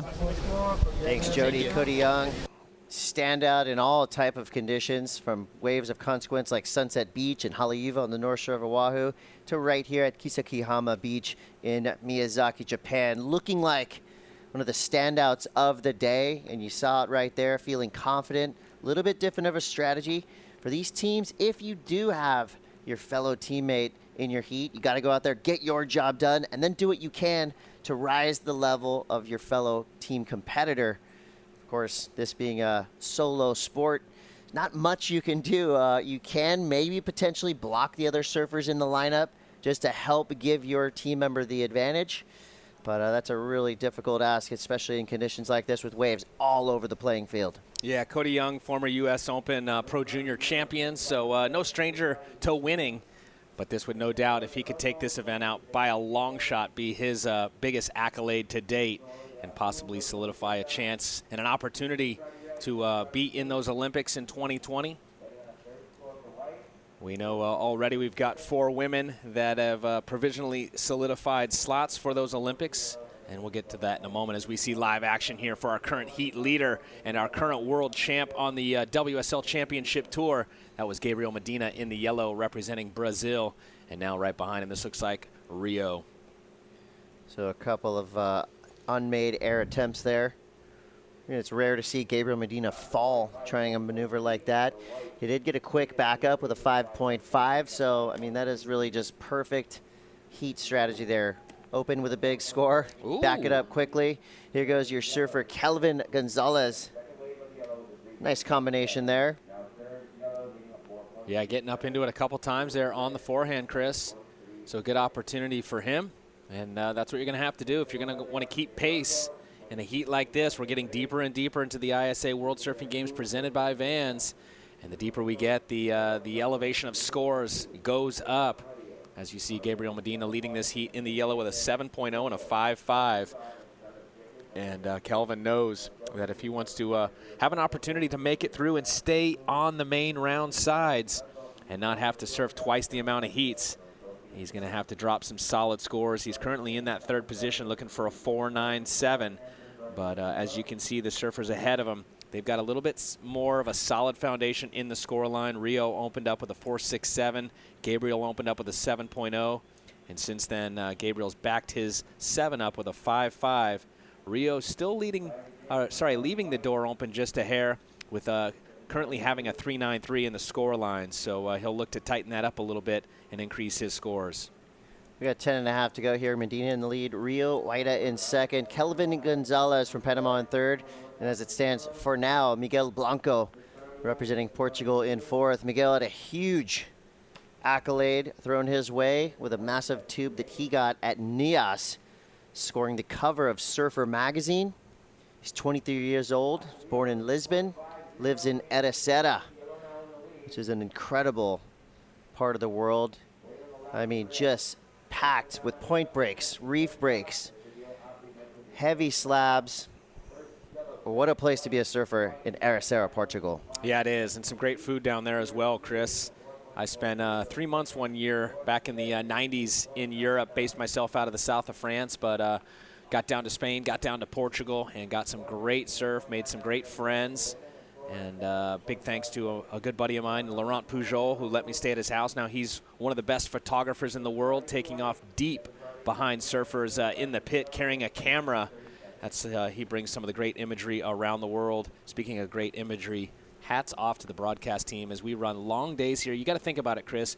Most sporting events, they're finished in 2 or 3 hours, you know, as we look across the television and we watch some of our favorite sports. You know, for instance, right now, football is taking place in the United States.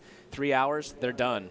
For us, we have about 4 events within one day here, as we have up to 10 to even sometimes 12-hour days. And so a big shout out to all of the crew, you know, that's been bringing this live broadcast around the world.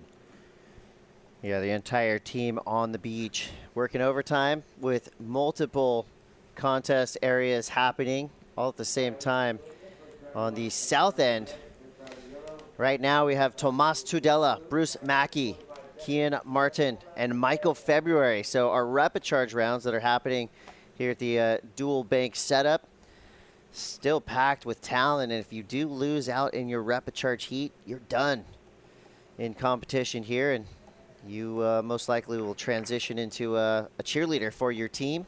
Michael February representing South Africa. We've got a surfer from Sweden, and Kian Martin, Bruce Mackey from Barbados, and Tomas Tudela from Peru. Peru currently sitting at second on the overall team rating, so they need every surfer they can to keep advancing through to increase their potential for points. Unfortunately, they lost Cristobal de Cole this morning on the Repicharge side, so things will start to tighten up, and we'll watch those points unfold as we get down to the pointy end of this event to find out who will take home the gold medal for the team side. We know last year Team Japan came out of nowhere to take the gold, and they are the defending champions coming into this year's event, and still going strong with a few competitors on the men's side. We're just starting to see signs of some of the names that are being slotted into the Heat 64 here in the men's main event, and this is astonishing. Felipe Toledo, Pete DeVries, and Kanoa Igarashi. Wow. Still waiting for one more surfer to enter that draw. I mean, it doesn't get much more star-studded than that. And the storyline there, of course, David versus Goliath. Pete DeVries, representing Team Canada, has already taken out some huge names, but he's going to have his heaviest matchup to date in the form of Kanoa Igarashi and Felipe Toledo. Felipe, current world number 1 on the WSL Championship Tour. Kanoa Igarashi right up there as well. Quick up and out for Rio Huayra.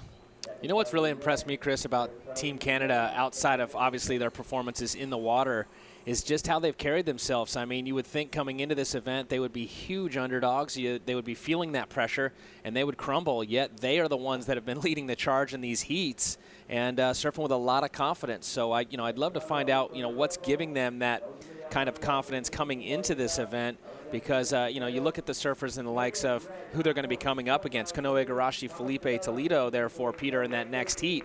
Those are championship tour competitors, world champions, last year's silver medalists here. I mean, as you said, David versus Goliath, but yet, we know how that story ended.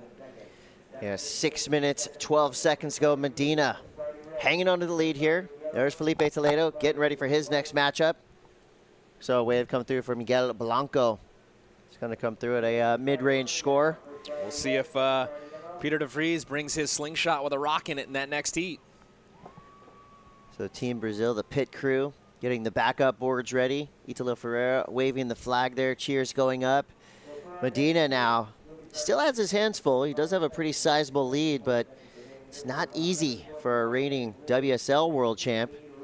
Rio Waida charging hard. He would need a 7.83 to get into the lead. Kelvin Gonzalez in the conversation, needing a 4.97. And Miguel Blanco still right there. He needs to get rid of a 1.07 and add a 4.28 to his scoreline to jump up into an advancing spot.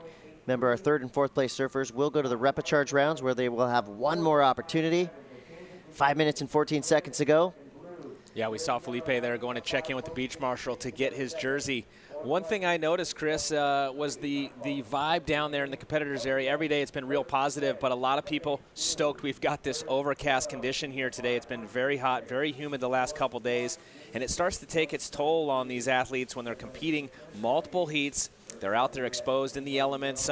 Even if they're sitting under the tents, it's still very warm. But if you're out there in the sun, which a lot of these teams are because they're constantly supporting their teammates, you know, that sun's beating down on you, and we've seen, you know, Team USA getting those ice packs in their jackets to cool down. But today, definitely the temperature, the winds have swung from that northeasterly direction, just like on the East Coast. Usually that cools things down.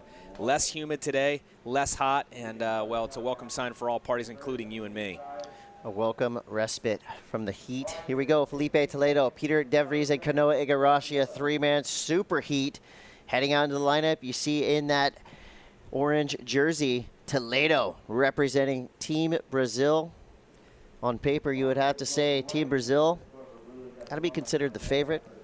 Team USA and Team Australia right in the mix there before coming into this event, but as the story has unfolded, Team Australia has dropped to 20th place on the overall standings, which is comes as a shock. Julian Wilson and Owen Wright, fortunately out of contention here. Ryan Callanan still going, so they do have the chance for an individual medal, but no chance for a team medal for Team Australia. And based on the performances so far from Callanan, he very well could take that gold. We saw, it looks like maybe a split of the peak there, last of red being Rio and last of yellow Gabriel Medina. We'll wait for those scores to settle in, but it looked like Rio may be getting his best wave yet, or definitely going to rival his high score of a 4.67, get multiple turns off on that right-hander. And then as we caught the tail end of that one there with Gabriel, another solid left-hander, so we'll see if he was able to get off the type of maneuvers that gave him the 7.00 on his opening left. Time winding down, nonetheless, it looks like Medina's going to solidify a spot here to continue on the main event podium. And that battle remains for that second position, which currently is being held by Miguel Blanco right now in the white. But Rio only needing a 4.87. Things could shake up right now with 2:50 on the clock. Yeah, Medina basically doing what Medina does. Goes out there and just quickly puts big scores on the board, and then that gives him the luxury to just kind of hunt around, be a little bit more patient, try to find something that's going to offer him the opportunity to get a massive score, which anytime Gabriel Medina stands up on his surfboard on a wave, I mean, there could be a 10 right there. Chris, remember his first heat as we opened up the 2019 ISA World Surfing Games presented by Vans? Massive aerials were going down by Gabriel Medina. We haven't seen that yet in this heat. We've just seen some nice, solid power surfing.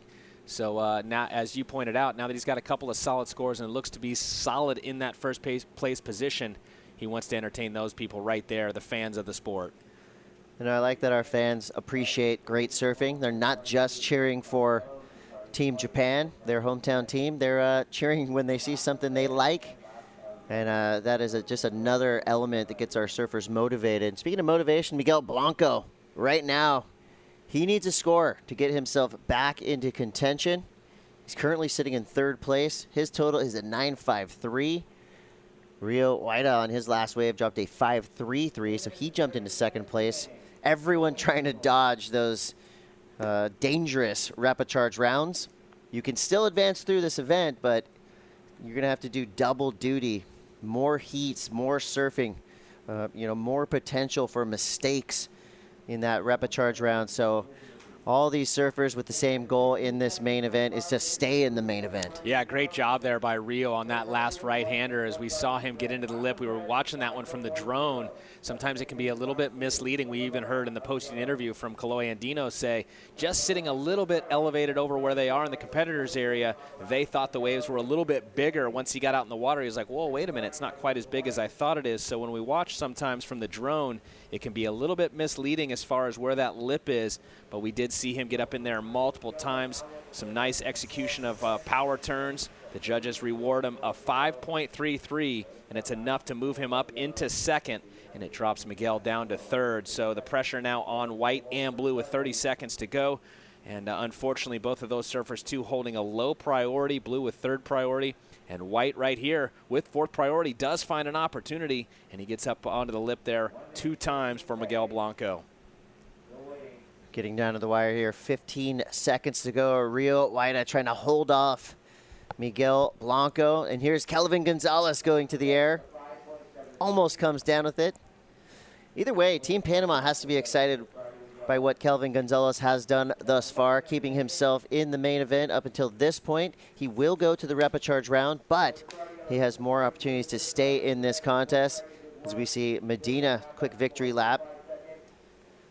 Busts a quick little backside reverse. So with that, it's going to be Medina and Rio Waida moving through. Team Brazil and Team Indonesia just banking some more points toward their overall team total. We're going to take a quick break, but we'll be back with more action. You're watching the 2019 ISA World Surfing Games presented by Vans.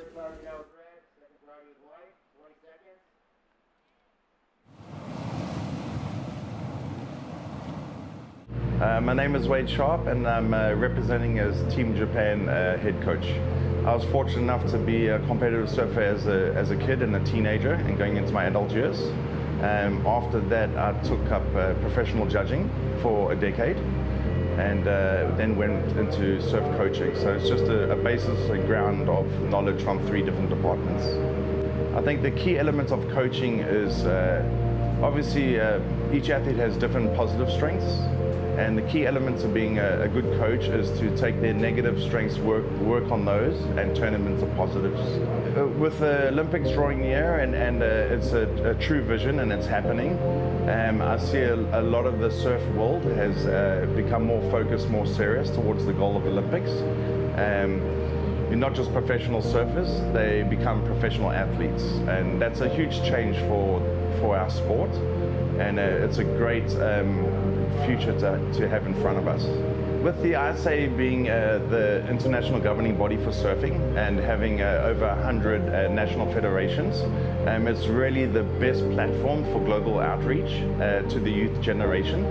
And this has created such a milestone and stepping stone for all of us to be recognized globally.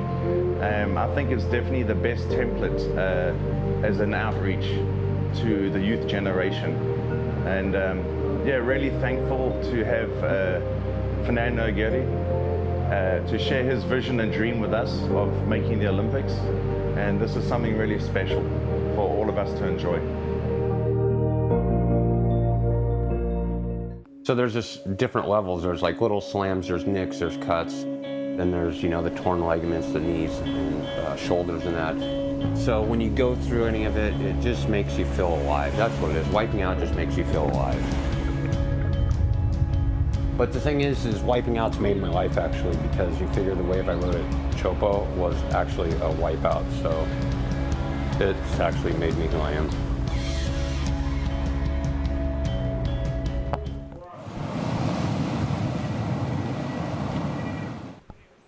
Welcome to day 7 of competition from Miyazaki, Japan. Thanks for watching the 2019 ISA World Surfing Games presented by Vans.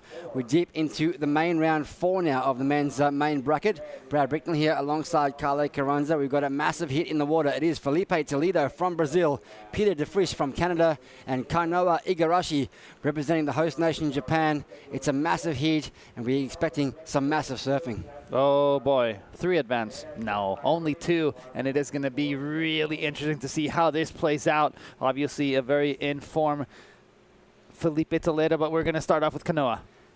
Nice little tag out of the gates there for the Japanese surfer. And a second turn to close out that section. You know that the local fans are going to be down here en masse this afternoon. It's around 10:45 a.m. here local time. Been going since 7:30 a.m. this morning. And looking like Igarashi is going to be locking in his first wave. He's currently ranked number 7 on the WSL Championship Tour, and also looks like Felipe Toledo got underway. Oh boy, pushing a lot of water, connecting with the lip a second time, so a little bit more size on that wave. I'm interested to see how and where the judges go with the scores, because the talent that's out there right now is through the roof. Kanoa Igarashi is coming from a maiden win a couple of events ago over in Bali, Indonesia. He won in Karamas, his first World Tour event. And it was no surprise to hear Kelly Slater say in his interview that he feels like Kanoa could kick it up a gear. Said he was very surprised and very, very happy to see the entire Japanese team going to town.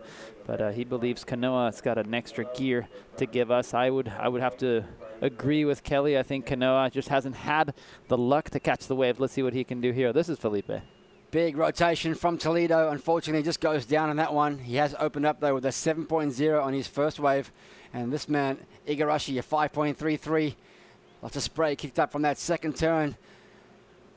And beautiful flow into the third inside section. So Kanoa Igarashi starting off with a bang. The crowd love it. The fans love it. And they've come down here to support their local hero. He's big in Japan, literally. He's huge. Everyone, including even already last year when he was taking a shower, there was dozens of people huddled up just to try and get a photo of him close to them.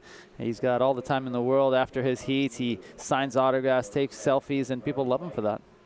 Yeah, that's right. Looks like he's going to post his best number. So it's 1-2 punches here from Toledo and Igarashi. We're still waiting on Peter de Vries. And, of course, Peter from Canada.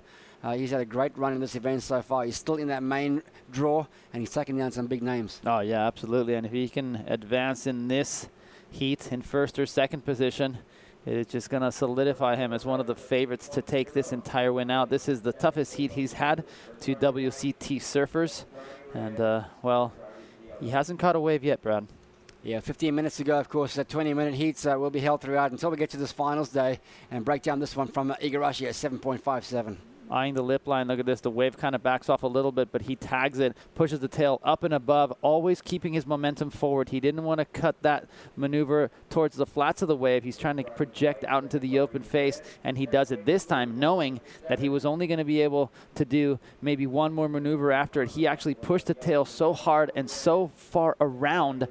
I was really impressed that he was able to transition from that maneuver into another foam climb. So I believe it is going to be his best score. Yeah, that transition from that tail slide into the bottom turn with no bubbles in between was incredible. And apologies, that is actually a 7.40 for that last one of Igarashi. So he goes out to an early lead. De Vries looks like he's going to be posting a very small score. And of course, Toledo, former ISA World Junior Champion, the current world number 1 on the WSL Championship Tour from Ubatuba in Sao Paulo, Brazil.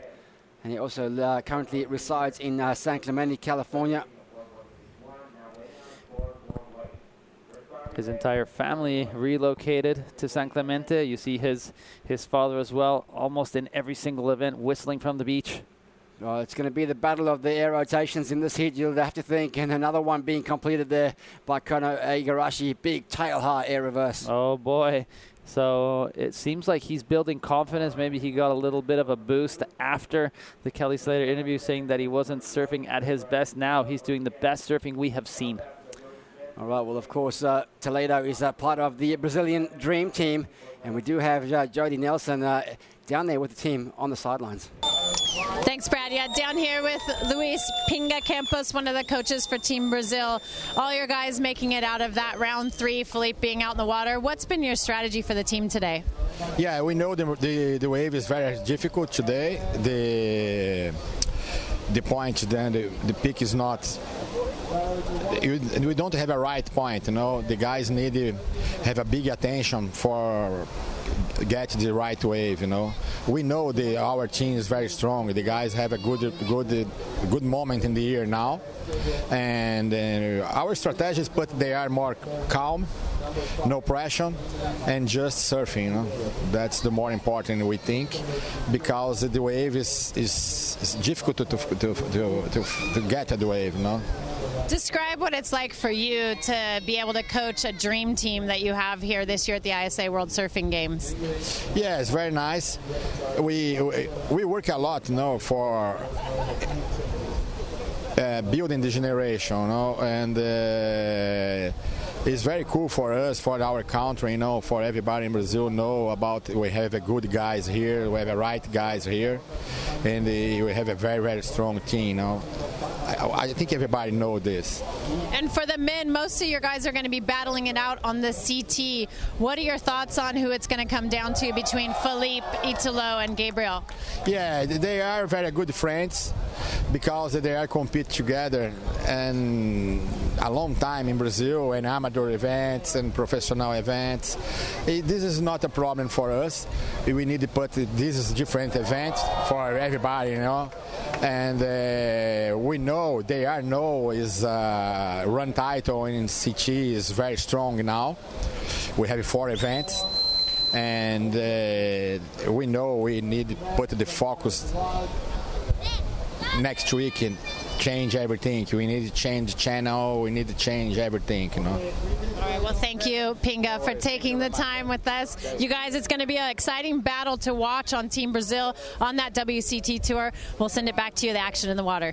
Thank you so much, Jody. Back in time for this away from Kanoa Igarashi. We've seen a few big air attempts and 2 incompletes from Igarashi and Toledo. He does make this one. And, he's just dropped in his second place, courtesy of that last one from Toledo. Here we go again. These little natural footers are loving these wedges coming towards them, Carle, with that wind. And you can see how technical those first couple of airs that were incomplete, both by Kanoa and Felipe Toledo, were a little bit higher, a little bit more inverted, and obviously more rotation. So on the last attempt of Kanoa, it was a smaller air. The rotation wasn't as close to that 360-degree spin, but he does land it, so it's gonna count as a complete maneuver. Now, uncharacteristical of Felipe Toledo to fall in those air 360s. I almost feel like he's rotating too much. That wind is really pushing his board an extra, 50 to 90 degrees. Let's look at Kanoa's air right here.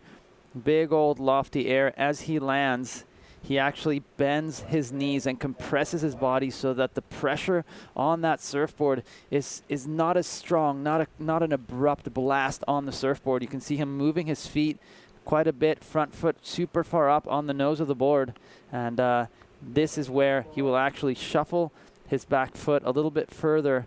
He was not able to get that front foot as far back as he would have liked, and thus wasn't able to complete the maneuver. Here we go. This is Peter de Vries trying to get himself in the game here. Bit of a slower start by de Vries' standards from Canada over the last few heats. He's been the one that's opened strong, and now... Yeah, sorry, don't be surprised because we've seen him go to rail. He's been on rail the entire event, really hasn't done any airs. He's really good in the air. He can do really big air 360s, and I feel like now, once he hears those scores drop, if he hasn't already, and he looks back and sees these guys going to the air, he's going to actually turn up the volume as well. All right, so let's bring you up to speed with some scores.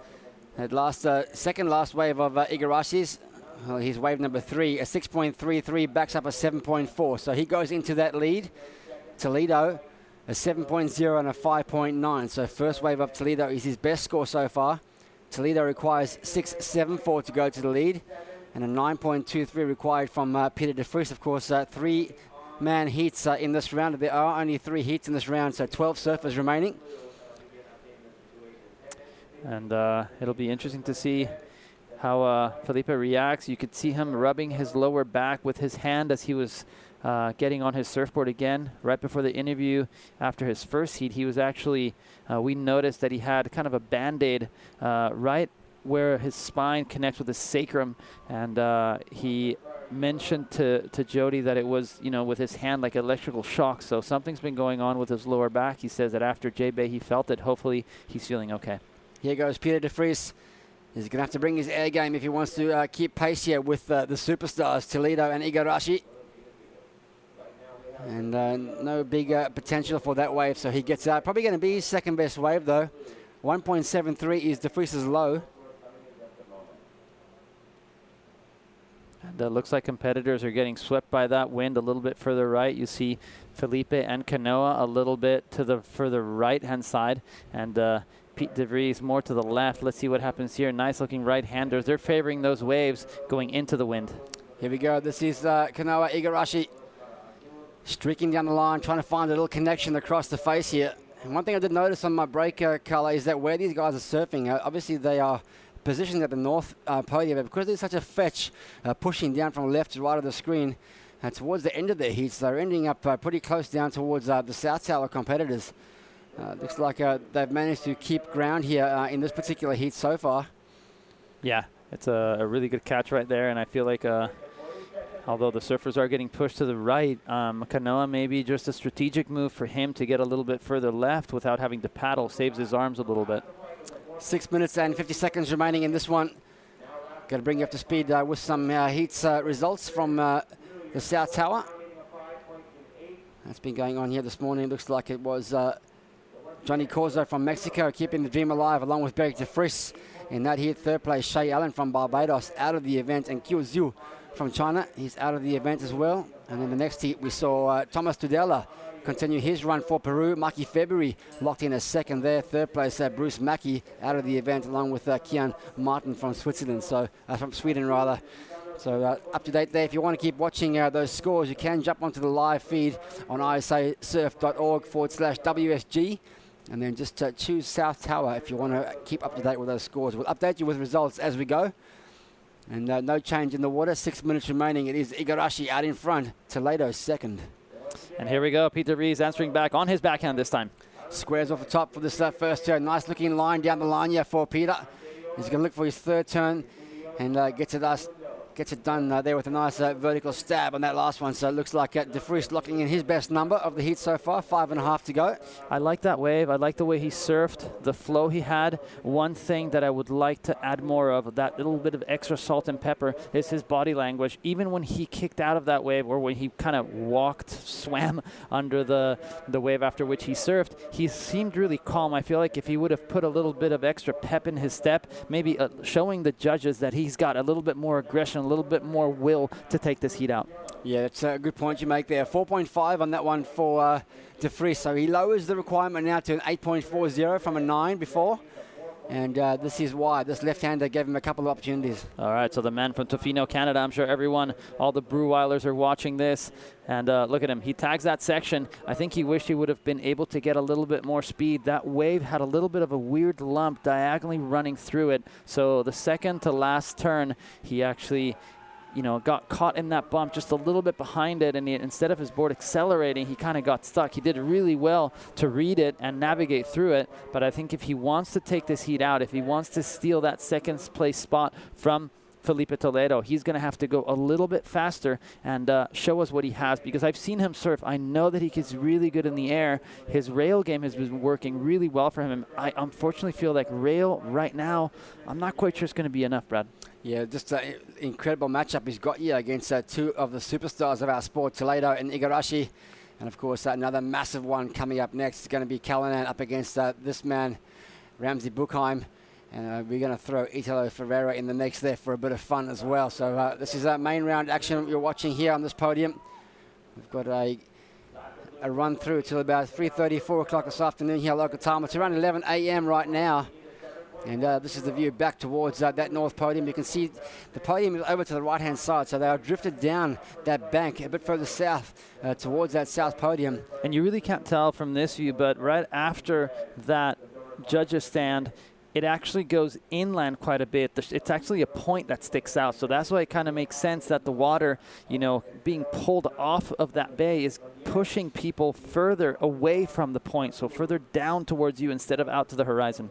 Here goes Toledo, the man with the 78% final conversion that he makes on the championship tour. Very hard to beat once he gets to those final heats of the events.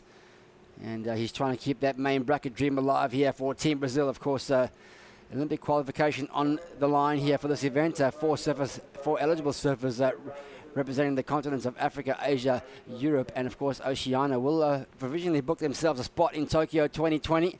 and then the championship tour as well, along with 2020 ISA World Surfing Games. All right, so let's have a look at this wave. I feel like he was hoping for an air section. The wave didn't provide. He just, belted the lip. Obviously, anyone else in the world, I would have said, wow, incredible surfing. But we're used to seeing this from Felipe Toledo. We expect so much more from him. I mean, the pressure these gentlemen must feel knowing that, top 5 surfer in the world currently, he can do it all. And all we want is that canvas to give us that show. Now, he did have it a couple of times, but fell on his airs. Do you think he's feeling that pressure? I don't think he's feeling the pressure. I think he's just going through the motions. I think, at this point in time with 2 minutes to go, he's looking pretty confident. The boards look good under the feet. Marcia Suvi actually shapes for both of these guys, Igarashi and Toledo. Yeah, absolutely. And I would have to agree with you. I don't think there's pressure for Toledo. I think he's just trying to get the rotation right, because with that little bit of added wind, we haven't seen this wind blow this hard in a few days. So obviously that changes the rotation once you get your board up and above the lip line. If it's glassy, it's totally different. Now with a little bit more push and the way he can rotate his shoulders, he's almost getting too much spin out of it. Both times he's fallen, the board actually is pointing directly towards the beach, if not a little bit even off axis. So he rotated more than 360 degrees, probably around 400, 450 degrees. Yeah, I love those rotations. These guys are the best of the world in the air. And of course, Kanoa Igarashi, the local hero here, being supported by all those fans on the beach. I'm going to tell you that majority of them are going to be here supporting Japan, as you can pan around down towards that South Tower. Only 1 minute remaining now. Is Igarashi in the lead? Toledo requires 6.74, and still that big excellent score of 8.40 required there from De Vries. Incredible, the support that we have from people watching at home. Getting some messages from Magnum Martinez, Otto Flores, Diego Naranjo. Everyone's saying that, you know what, tell Peter De Vries to turn up the volume, because they've all seen him surf. They know how good he is. And I feel like, the cool, calm, collected, smooth surfer on rail now has to get a little bit more angry. He's going to have to show his fangs and go a little bit harder. The good news for him, if he doesn't find that 8.4, he's not out of the event. He'll split down into that repechage round. Here goes Igarashi. Look at this right hander. Goes for the big alley-oop.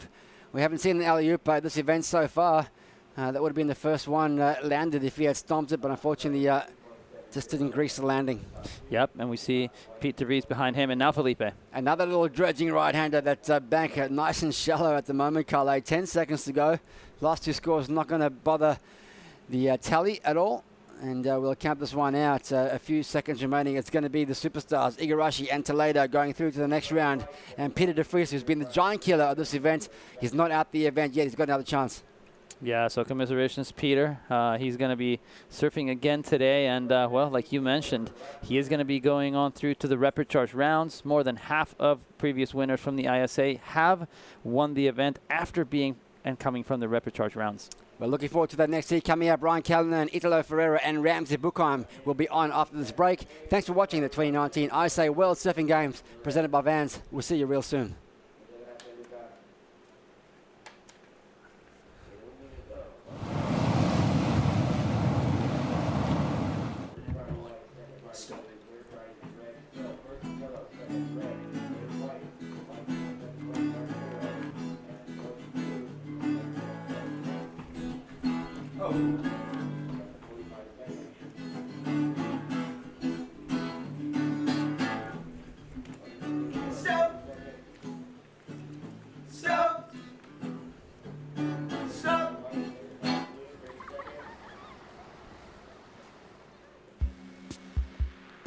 We make skate shoes, really grippy skate shoes. So we thought, why not make a skate shoe for surfing? A super grippy one. A surf booty so grippy, you'll want to wear them all the time. Introducing the Vans Surf Boot High. So there's just different levels. There's like little slams, there's nicks, there's cuts. Then there's, the torn ligaments, the knees, and shoulders and that. So when you go through any of it, it just makes you feel alive. That's what it is. Wiping out just makes you feel alive. But the thing is wiping out's made my life actually, because you figure the wave I rode at Chopo was actually a wipeout. So it's actually made me who I am.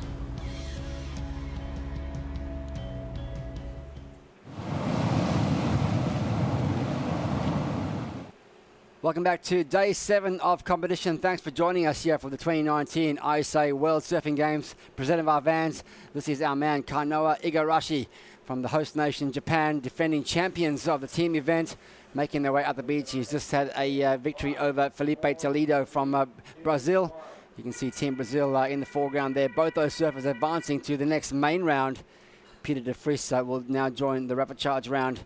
And great scenes here as Team Brazil, the superstars, surrounded there by, of course, Gabriel Medina. And, well, the other superstar, Italo Ferreira, is in the water right now. He's up against one of Australia's best, Ryan Callanan. And, of course, that Ramsey Buchheim needs no introduction as well. Brad Ricknell here alongside Carle Carranza for the call. Carle, super exciting last heat, and this one looks mouth-watering on paper too. Oh, it's going to be so good. Ramsey Buchheim in yellow representing Morocco, the lone Moroccan in this competition. No other men, no other women. And Ryan Callanan from Australia, he is in the red rash guard. He said to you, Brad, that he is amped to surf as many times as he has to, taking out and wants to take out as many international surfers as possible. And obviously, Italo Ferreira in the water in white. Here he goes. He's loving his time here in Japan. Beautiful two-turn combination to get things going, Carla. And I feel like if you can get a quick start in these conditions, it really bodes well in these 20-minute heats because they go really quickly. Yes, and I think most of the surfers that we've seen advance into the next rounds have gotten at least that one big score towards the beginning. Let's see what Italo can do here. Well, it looks like he's riding that same board, that epoxy construction board that he had on this morning. Carla, you've got some pretty good information about this board as we watch this replay here. So Ramsey on his backhand, look at this. Just clean surfing from him on rail, a lot of power. And I mean a lot of power. 4.83 came in. And then Ryan Callanan, this wave came in at a 5.33, I believe. No, that was his 1.0. That was an attempt. You could see how he grabbed his rail and busted the tail through the lip. Ramsey, so powerful. Some people saying he is one of the best in his team, if not the best. A real surprise he hasn't made it on tour, yet. And Ryan Callanan, that little dagger, clean, 5.33. So it's getting hot. Now you're up to speed with the heat in the water. That last one was won by, well, one of Japan's favorite sons, Kanoa Igarashi. He's on the sidelines with Todd Klein. Kanoa, changing conditions out there, winds picking up, tides going out. How did you make any adjustments as far as your approach to that heat? Yeah, I mean, the conditions are changing, but, it's still weak and so hard to surf. So, well, that was a good one. But, yeah, I've been riding another board this whole contest. I've been riding a board that I had made for Margaret's this year.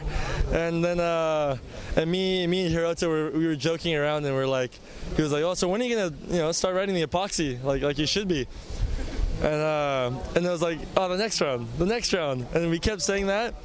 And then after a couple of sketchy heats, he was like, I think you should jump on the epoxy now. And I was like, all right, let's do it. I was like, okay, we're busting the epoxy out.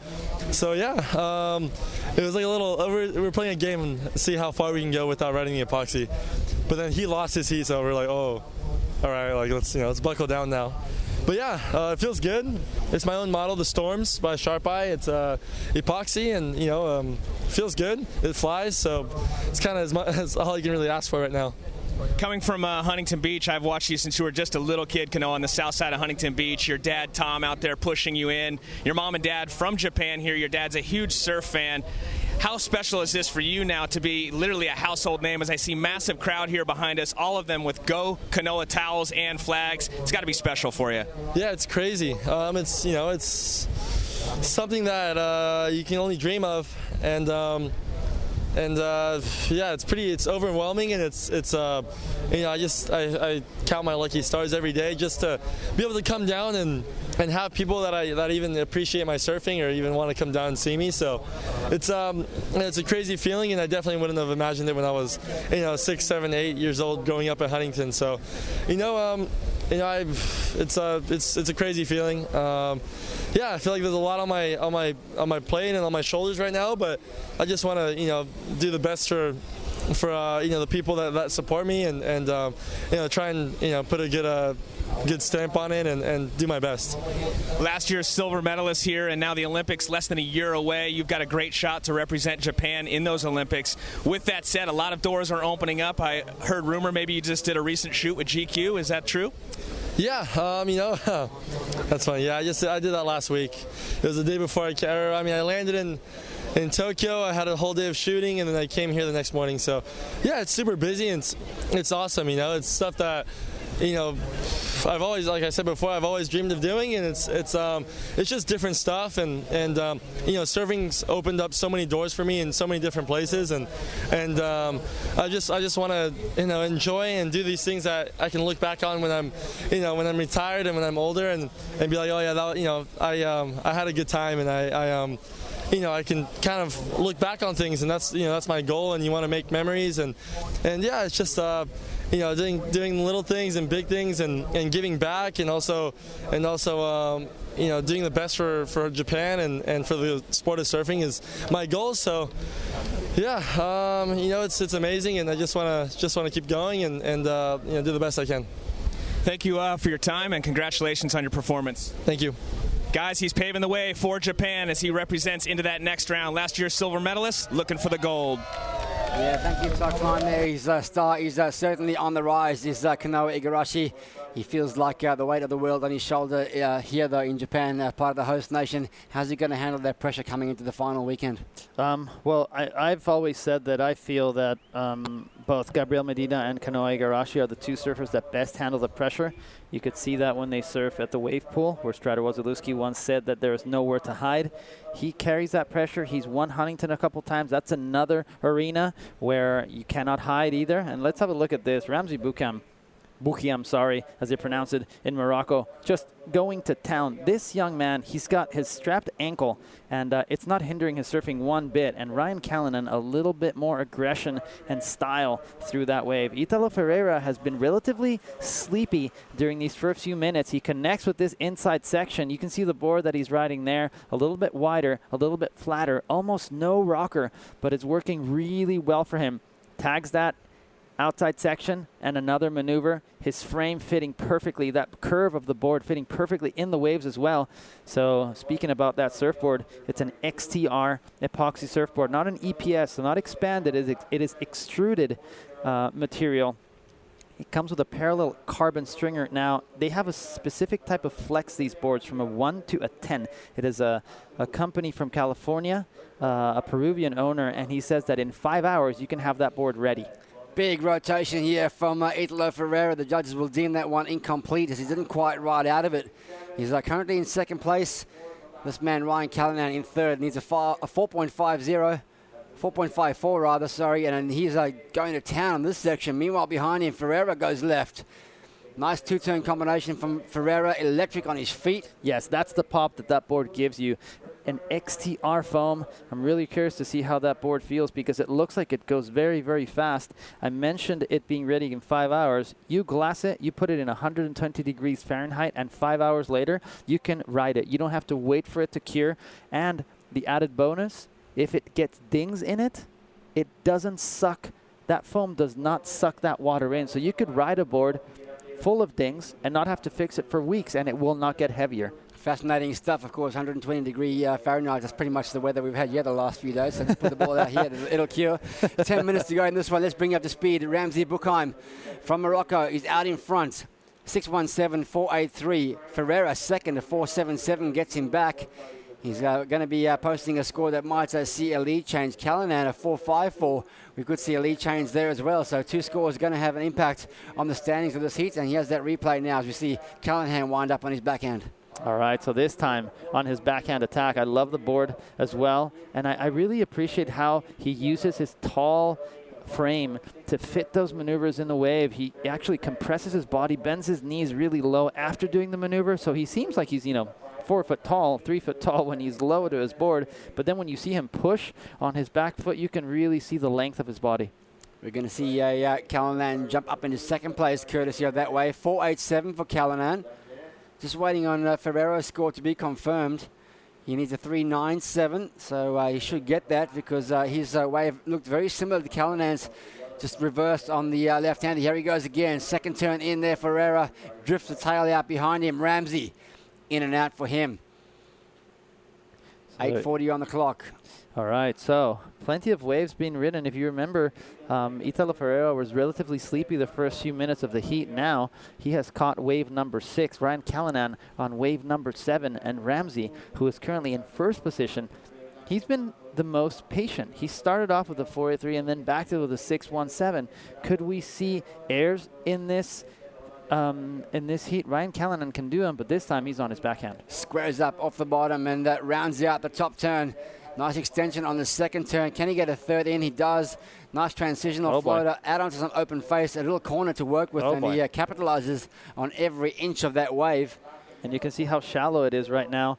He's just basically walking out. They're all surfing over to the right-hand side of the podium. That's why the cameras are always, looking at them. We had them yesterday and the day before surfing about 250 meters to the left of your screen as we see Italo. Also winding up on his backside, a couple of right-hand exchanges here as he comes down towards where Callanan pop shove it and, doesn't quite ride out of that one. So standing on those scores still, a 4.8 for previous of Ferreira. The exchange with Ryan Callanan. This is his last. Ferreira now in the lead. All right, so Italo, very quick on his feet. We talked about that flat board. He gets speed, tries to pop shove it, and does spin around, but unfortunately isn't able to put the weight on his right foot. So too much pressure on that left, which, because he's surfing switch foot, pushes the nose of the board down. And, he's done really well to get back in this heat and steal the lead from Ramsey. Yep, looking at that leaderboard now, it is Ramsey in second, Callanan in third, looking for a 5.68 for second and a 5.71 for first. So in terms of that scoreline, Kalle, what kind of surfing, what kind of wave does Callanan have to look for and do to get back into second or first? Well, the way he's been surfing, I feel like as long as he gets the open face and the wave allows him to go, two things: fast and then vertical, he's going to get the score because he's looking really sharp. He's motivated. He's happy. He's in a good frame of mind. And I think he also has that little bit of added boost thinking back that Australia already lost two of its surfers, so he's going to want to go all the way through. Winding up on this one is Italo Ferreira. You know what's coming next. Big rotation, air reverse, lands tail first and reverts out. Beautiful surfing there, cleanly executed by the Brazilian. Yeah, and it's so funny how you can see aerial surfers, as they start getting speed, opening up their stance, what's coming. And Italo Ferreira, you could see that he was going to go to the air on that one. He actually goes for the rotation. And the reason is that wave kind of had a very small section. So had he just gone straight, I feel like he would have potentially gone up and over the wave. So he pushes so much speed, right? So much speed. I think he just kind of pushes and forces the board to go out into the flats. The rotation is perfect. I'd like to see that wave again. I don't feel the height was that much. Well, asking you shall receive. Here is Italo Ferreira. This is where he's winding up, calling up his speed color. Look at his back foot. His back foot is literally at the very edge of the tail pad. As soon as he gets that speed, and he's got it now, boom, it shuffles all the way back. It's literally right next to the swallow. He positions it another time for good measure, and right there, clicks the air, lands tail first, and actually spins on his way down. So I feel like Chris Cote, the expert in skateboarding and snowboarding, would have said that is a 540 rotation. I'm still sticking to the 360 thing. I think he landed 180 and then reverted out to 360. I would agree. Here we go. This is 4 minutes, under 5 minutes remaining. A 5.63 for Lasta Ferreira. Ramsey in second still needs a 5.70. Callanan now, bit of scoreboard pressure for him. And I love where surfing is going. You get speed and do an air 360 and you get a 5.63. I love it. That means that, they're going to have to go a little bit higher on their airs, maybe tweak, maybe do a lean grab, a mute air, whatever it is they need to do to make it a little bit more technical and get higher scores. Callanan now getting technical. Oh, boy. Reverts out of that one. Just a smaller wave and, not as big as that rotation from Ferreira. He's pushing for a 5.68. And here we go. This is Ramsey. Oh, boy. Trying to solidify the second position. 2 turns in the bag there for the Moroccan. Wow. And the third, he's riding out and standing tall. So looks like Ramsey trying to drop a 4.83. And a 5.70 will get him into the first position. Well, I'd like to compare that last wave of Ryan Callanan's to the previous wave of Italo Ferreira. He got a 5.63. Italo Ferreira did on a big Air 360 full rotation. Ryan Callanan goes left, and he does get the rotation, but it wasn't as big of a rotation as Italo Ferreira. So I would have to say that that is not going to be the score he's looking for. In addition to that, Ramsey, I believe, just made it a little bit harder for Ryan Callanan. Ramsey didn't go to the air. He focused on his backside game, and he went to town on that wave. He had a 4.83. I feel like that wave was a little bit better. Yeah, well, those scores are now confirmed. 4-3-3 Callanan, 5-6-3 Ferreira. So Callanan now needs a 6-5-3 for second or 7-6-7 for first. So scoreboard pressure on Team Australia right now. Ferreira in second place. He needs 6-7-8. And it is the Moroccan surfer with a 6-8-3 and a 6-1-7 as a very familiar face makes his way down to the shoreline. Roberto Slater, ready to paddle out. Everyone paying really close attention to the surfboards. And yes, that is a twin fin. It is a 5-8 twin fin. And a lot of people have been talking about that he paddled out on a 5-5 in his first heat, and then he changed it into this 5-8. I could be mistaken. We'll double check, but I believe that red board that had, that board that had the red stringer was a 5-5, and that one is a 5-8. So interesting to see Slater stick to the twin fins. And Aquila Aipa has been the man shaping those boards for him. Let's break these airs down. Boom. Nice. It was, I would say it wasn't really an air, was it? Yeah, exactly. I would argue that that was not an air. That was more of a blowtail. And Ramsey connects with the lip 2 times. You can see how low he gets and how much water he's pushing. He actually has an injured ankle. He has a little bit of a sprain. The doctors have been checking it out every day. He was even asking if he should put ice on it. They said 100%. And this air right here, full rotation, air 360 on his backhand, and textbook surfing from him. Yeah, loving the whip that Ferreira is bringing. Just under 2 minutes remaining. A big one coming out next. Federico Moraes, Kelly Slater, and Jay Quinn. It's Portugal, USA, and Great Britain represented. Those nations' flags, of course, breaking records. Yeah, 55 nations represented at this game, 240 competitors. Super historic and significant events as we march towards Tokyo 2020. 90 seconds on the clock. South Tower, Roberto Araki is leading over Santiago Munez. Giorgio Gomez and Luca Messinas is in danger of being eliminated from this event. He's a Pan-American qualifier. He's currently in 4th place, needing a 5.9 with 3 minutes to go on that tower. We'll keep you posted here. And as we come down to the 1 minute mark, it looks like it is Callanan having a paddle. He's got second priority. Ferreira first. And he's lost priority there to third as Callanan. So now he's got to scope something away from these 2 surfers. Ferreira with the first priority. In second, looking pretty now. Yeah, to all of you rail game lovers, the highest score of the heat went to this man right here with a 6.83 coming courtesy of big backside blasts. Not from a turn like that where that rail was completely buried underwater. Negatory. But there's been some incredible backhand surfing from Ramsey in this heat. But he's going harder. He's going faster. He wants to improve on his situation, and he knows that if he wants to get a higher score than a 6.83, he's going to have to push really hard. Kelly Slater, when he showed up into competition, he saw the heat of Ramsey and said, I think he's the one that's been surfing the best. Yeah, absolutely right. He called him out from day one. 15 seconds remaining. Kelly coming up next. Ramsey holding a lead over Ferreira and Callanan. 2 championship tour surfers here on the ropes. Here goes Ramsey. Similar styles on their backhand. And Ramsey will finish up the heat. He'll take the win here for Morocco. He'll take Ferreira with him into the main round. Callanan, the first Australian surfer to be dropped into the repechage today. That's because the other 2 surfers are at the event. Absolutely, and we see Italo Ferreira. That was a lightning quick reverse 360 on his backhand on that XTR model. So interesting to see that.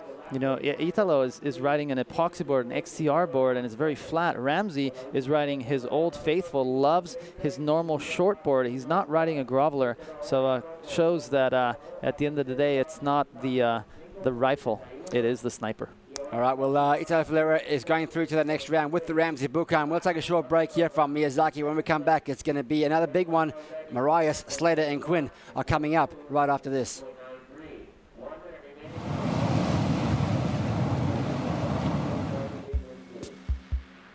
We make skate shoes, really grippy skate shoes. So we thought, why not make a skate shoe for surfing? A super grippy one. A surf booty so grippy, you'll want to wear them all the time. Introducing the Vans Surf Boot High.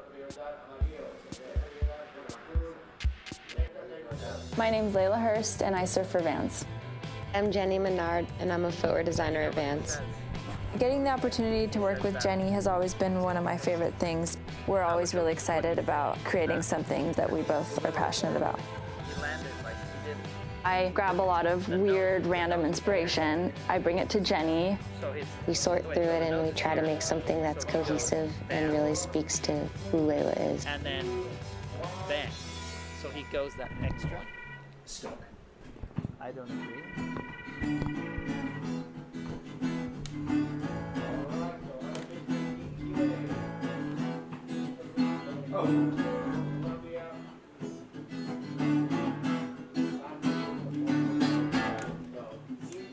Stop! Stop! Stop! So there's just different levels. There's like little slams, there's nicks, there's cuts. Then there's, you know, the torn ligaments, the knees and shoulders and that. So when you go through any of it, it just makes you feel alive. That's what it is. Wiping out just makes you feel alive. But the thing is wiping out's made my life actually, because you figure the wave I rode at Chopo was actually a wipeout. So it's actually made me who I am.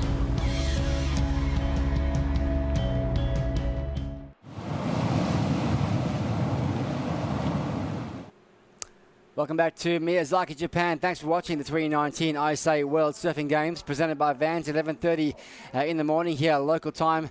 And we've just seen, of course, Italo Ferreira and Ramsey Buchheim book themselves a place in the next main round. Let's pay attention now to the surfers in the water. It is a big one. Kelly Slater representing Team USA. Jay Quinn from New Zealand now representing Great Britain. And, of course, Federico Moraes from Portugal. Brad Bricknell here alongside Carle Carranza for the call. Carle, the flags of the world are represented here. 55 nations, record participation. Yes, it is. And let me tell you, this next heat is going to be very, very exciting. Kelly Slater from the USA in white. Federico Kikas Moraes in red representing Portugal. And Jay Quinn by way of New Zealand now representing Great Britain. Yeah, wow. We saw a quick little flash there from Slater, 0.5 opener. What happened there? I'd like to talk a little bit about that in a second. Here we see him here up we and go. riding. Second wave for Slater. Lots of speed down the line on this twin fin. I asked him at breakfast or dinner last night when he just came to say hi to Kleiny on the table. I'm like, has anybody surfed a twin fin, a modern twin fin in a modern day championship tour events? And he's like, nah. But he's working on some refinements that we might see him bring those twin fins into championship tour competition. And it's amazing to see him riding those boards here at the ISA World Games with so much at stake. Well, if he's considering doing it, well, wouldn't the best and the most appropriate place to try it out be the Kelly Slater wave pool, the surf wrench? I mean, there's no changing of sandbars. There's no tide difference. There's no very little variation in the actual waves that come in. So he could really fine tune it there. We'll see if he decides to take that Aquila Aipa twin fin over to the surf wrench. Yeah, that's right. Of course, Slater, the most decorated surfer of all time, 55 career victories on the championship tour. He's also the youngest and the oldest world champion at the age of 20 and 39, respectively. And it's been a little while since he's competed here in Brazil. It's great to have someone of Slater's caliber here among us. And not only for the fans, but even for the surfers. You hear a lot of the athletes in this event going, it's amazing having someone like Slater here with us. And it looks like, while we have a break in the action, Ramsey Buchheim, a big win over Italo Ferreira. He's on the sidelines with Jody Nelson. Thanks, Brad. Yeah, Ramsey, you narrowly missed out on the win earlier today against Kanoa, but how did you regroup and get a new strategy going for the next heat? I just kept the same since the beginning. I feel good. My board is really, really good, so I'm pretty stoked on that. And the waves are grindy, but I mean, like my first heat this morning, you just, you move around, and with a little bit of luck and some knowledge, you can find some waves, and it's pretty much the same for everybody. So just gotta get a little bit of luck, and I got it, and try to do my best on those small waves, and I won, so I'm stoked. Surfboards have been they've been compared to a golf club in golf. What did you put in your golf bag coming here to this event in Japan? I brought this JS. This is my Magic, actually. So it's not even made for those super small waves. I have another one for small waves, but it actually goes better, this one. So I guess I'm just sticking with that. Then I have a small wave board. Then I have a copy of that one that it's a little bit bigger in case it gets a little bit bigger. And then I have one, but I don't think I'm going to use it here. It's for like proper waves, like solid waves with power and big. So just in case, never know. Awesome. Well, congratulations on that win. We look forward to watching you. You'll be coming up again in the next round. Thank you, guys. Jody, Back to you can guys. you hear us? Yeah, but he ran away. Oh, goodness. I was really curious in finding out what his situation is with his ankle. Maybe next time you run into him. I will say he mentioned earlier that with his ankle, having that, I don't know what's wrong with his ankle, but having it wrapped like that, he said it's kind of hard to feel the wax under his feet. Thank you so much, Jody. Thanks, Jody. We'll check in with you later on again. Of course, looks like some results coming in from that South Tower too as we just catch up with some scores here. It is Jordy Smith, the winner of that last heat on the podium. Edito Alcala in second place. Third was Alan Cleland, and fourth, Dylan Southworth. So they are out. Connor Coffin, Vicente Romero, Billy Stairman, and Lenny Jensen are on the South Tower as we speak. We can catch up with that on the live button. Hit the South Tower, and you can keep up to speed with what's going on over there. Let's bring you up to speed over here now. 12 minutes and 45 on the clock. No waves from Jay Quinn recorded just yet. A 1.67 and a 2.5 from Slater. So slow start here. And looks like Federica Moraes from Portugal about to put down the biggest number of the heat. It's a 3.0. So slow start here so far. Yeah, and we're watching Jay Quinn now up and riding. Yep, well, this is his opening wave. He had an incredible last heat. Took down some big names. He's maintaining his run in the main bracket. Of course, from New Zealand, Mas Quinn, his brother, a former competitor on that championship tour. Also surfed for New Zealand in ISA events plenty of times. And he's holding his own here against some highly fancied opposition. And there you have it. Kelly Slater on screen now. Needing to improve his situation.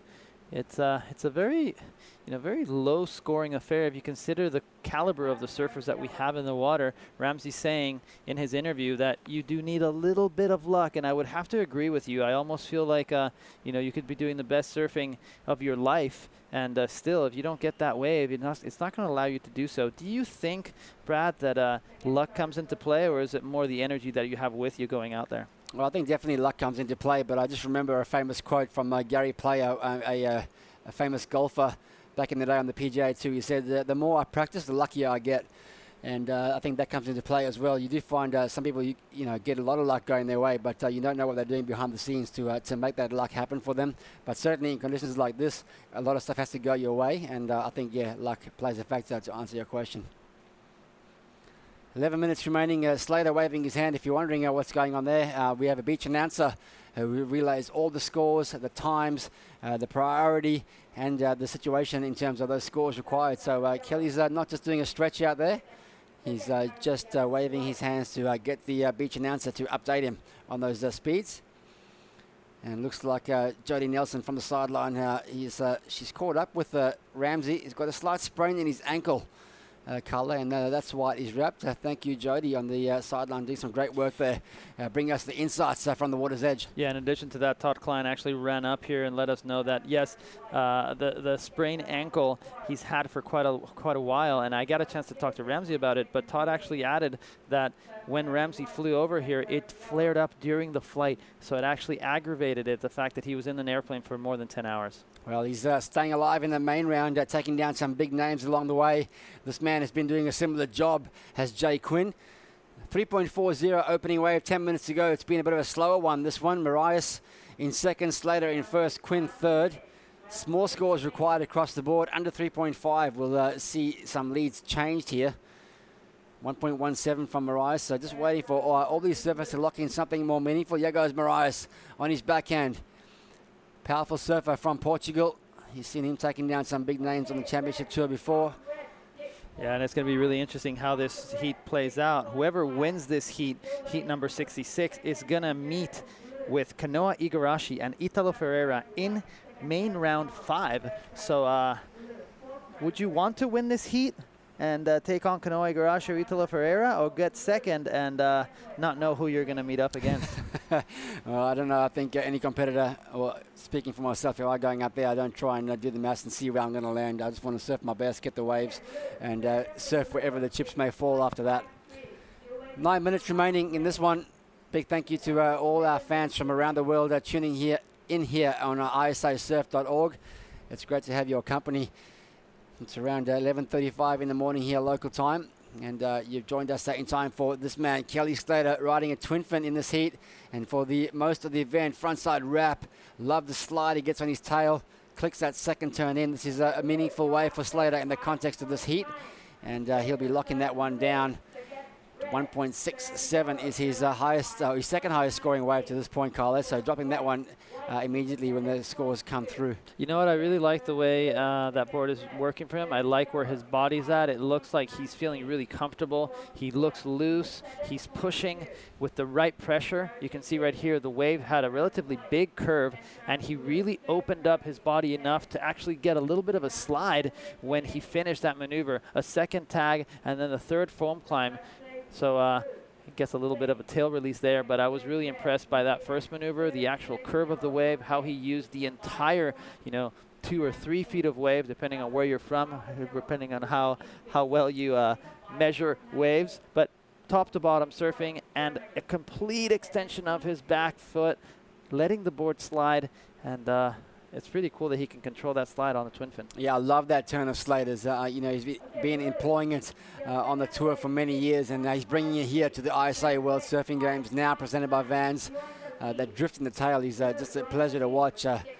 Very buttery on those open face sections is Slater. 7 minutes and 20 remaining. Slater leads, Mariah second. Quinn looking for a 3.15.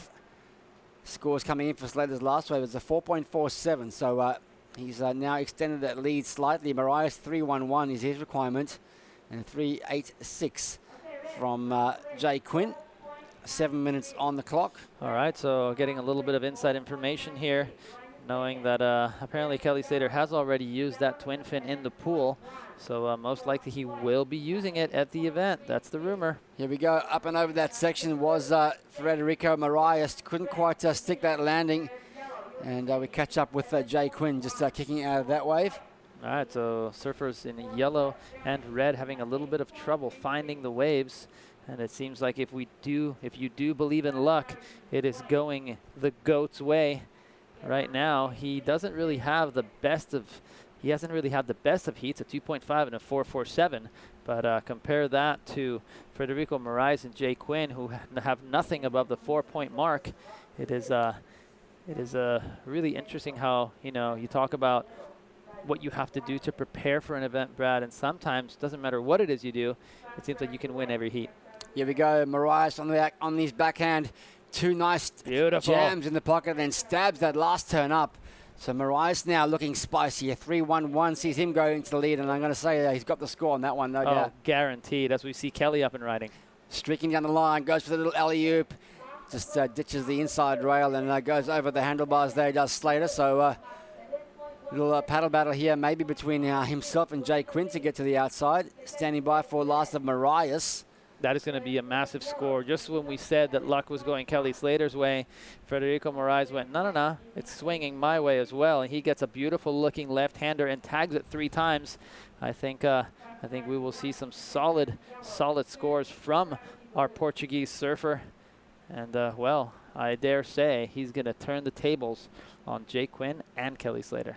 Quick catch-up on the South Tower. Vicente Moreira and Billy Stanman are in the lead over Connor Coffin and Lenny Jensen. So we'll keep an eye on that one. Could we see another Championship Tour surfer knocked out of the event? We'll stand by and see. Keep you updated there. 7 minutes remaining in that one. 5 minutes remaining in this one. Of course, we're broadcasting live from the North Tower. And we're going to see action continue here. We're going to go deep into the rapid charge rounds today. We'll bring some of those guys over here after the main rounds are completed this afternoon on the schedule. And scores being locked in. We are waiting for last of Marias. Here's a split peak situation. All right, let's have a look at Jay's wave. What a beautiful layback carve there, generating speed through the midsection. Unfortunately, the wave just backs off, but Federico Moraes gets a gem of a wave. Tags it once, a little bit of a bumble. That was his lower ride, but then right here, connects once, twice. Flow, power, and determination from the Portuguese surfer, Kikas, as his friends call him, hailing from Cascais, not too far away from Carcavelos, and here he is up again. Dropping into a right-hander frontside wrap into the power source and a little click off that section. He likes that little fist pump. Oh, that is, I believe, the first real claim we've seen from any CT surfer in this event. Well, Federico was on the CT. He's still competing this year due to some injury wildcards, and he's been given the opportunity. But that being said, I like that it's full on. They really want to win this. 6-point ride from Marias that puts him into the lead. Quinn now in second. His last wave, 3.33. We're still waiting on another one to come in on his. So Slater now in second. He needs a 2.59, but there's still going to be one more score coming in from Marias as well. Here we go. Big back foot jam there from Jay Quinn. So I believe Slater has dropped to third. Is that right, Brad? That's right. Slater's in third. Quinn's in second. So now the situation updated with the scores in. Marias leads. Quinn second needs a 7.10 to take out Marias. Slater in third place. He needs a 2.59 for second or a 6.36 for first. He is the man with priority at the back representing the Dream Team, Team USA. And you can see I just don't think the priority right now really comes into play, Brad. I don't really see competitors really realizing which waves are the good ones, which ones are going to line up. I'm not quite sure either of the competitors are going to try and play, defense if Slater paddles for a wave afterwards. But, at least now it looks like they're shying away from being anywhere near the 11-time world champion. 2.5 minutes remaining. The pressure on Slater. 2.59 is what he needs. His two scores, 4.47 and 2.50. So Slater's been maintaining his run in the main bracket here so far for Team USA. Kaloa and Dino is there with him. Connor Coffin is in the rapid charge round. He's currently in third place with 4 minutes to go there. We might see Connor Coffin bowing out if he doesn't find the 6.86 that he needs. And that's happening right now on the South Tower. You can follow on the website, osasurf.org/WSG. 2 minutes remaining in this one. Pressure mounting. Marias from Portugal leads. Quinn via New Zealand now representing Great Britain in second. A big ask for him to go into first. Can Slater find a 2.59? He's got priority, and here he goes, rolling the dice on this one. Up and over that first section, out onto the open face now, keeping their board moving from rail to rail. A little click up the gates. Needs something dynamic on the inside. Little float and a tag. Is that a 2.59? Carlo Carranza, 90 seconds to go. I do think it is that. The wave was small, but he surfed it so well, released the fins, and by that I mean two of them out the back a couple of times. Really nice, clean, flowy surfing, small wave. And look at this right here. Foam climb. Opens up. You can see how he manages to balance his body by opening up his arms and positioning them right above his surfboard. A nice foam climb, and here gets a bonus section. Reads it perfectly. He knew that top wave was going to die, and he focuses on the low road. Clicks it and goes above the lip. Well, the foam, I would say, because that was more of a foam blast than a lip blast. Will it be enough? I do think so, Brad. Yeah, looks like it's going to be more than enough for Kelly Slater. 45 seconds to go. We're waiting on that score to come in and be confirmed, but early indications are that he will jump from third into second place. 35 seconds remaining. 6.36 is what he needed to go to first. So now the pressure. He's not going to get there. The pressure is on Jay Quinn from Great Britain by way of New Zealand. He needs a wave as we see the goat up again. Yep, finding a little section across the sandbank here. Open face. Nice back foot jam from Slater. And he'll finish up behind him. Jay Quinn. Big release on that backside jam. And now he's trying to find some sort of connection to punctuate that turn. That was a big turn, though, let me tell you. Kelly got a good score from his previous wave. Yep, he did. A 4.17 on the previous wave. He's in second. Another wave to come from Slater, though. And this is Marias finishing off. So a flurry of waves at the end. Yeah, time is up on the clock. Looks like Marias will get away with the win. Slater looking for a 6.36 on the last one, and here goes this last exchange. All right, so big first turn, and then a second. Oh, goodness me, I really like it. The style, the flow, the power. Remember, we're not counting how many maneuvers a surfer does all the way to the beach. We're counting and focusing on the quality of the maneuver, and that was very, very nice surfing. Well, before that wave, Carle, he needed a 4.91. to go into second, but let's bear in mind too, Kelly had another wave as well, so we're waiting on that one to come in. So this last exchange between Slater and Quinn is crucial. Dropping in now our scores for Slater and dropping in our scores for Quinn. Marias will take the lead. Regardless, all three surfers have to hold their head high. This was a very difficult heat. The quality was there. They caught the waves. They made it interesting for everyone. And, well, like you said, we're just waiting for those last couple of scores to drop. It looks like Slater's has come in. 4.87 from Slater into second. So that means on that last wave, a 5.61 will be required from Quinn. And scores, early indications are showing that that might come in a little bit under. Slater extended his lead with that last wave over Quinn. So 5.61 is the requirement. Everyone waiting on the beach. Slater waiting for the result. He's not sure which way it's going to go just yet.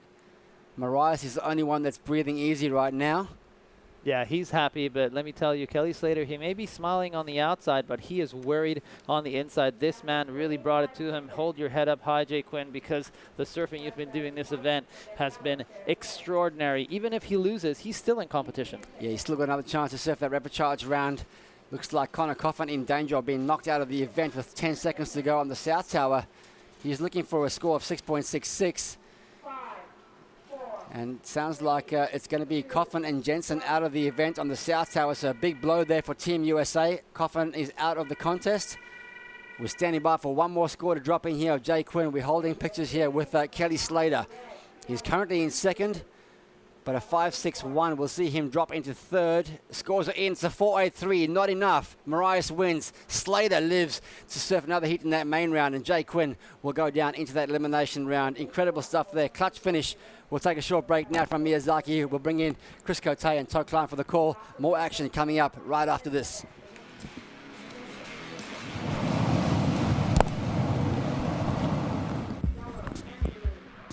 We make skate shoes. Really grippy skate shoes. So we thought, why not make a skate shoe for surfing? A super grippy one. A surf booty so grippy, you'll want to wear them all the time. Introducing the Vans Surf Boot High. My name's Layla Hurst, and I surf for Vans. I'm Jenny Menard, and I'm a footwear designer at Vans. Getting the opportunity to work with Jenny has always been one of my favorite things.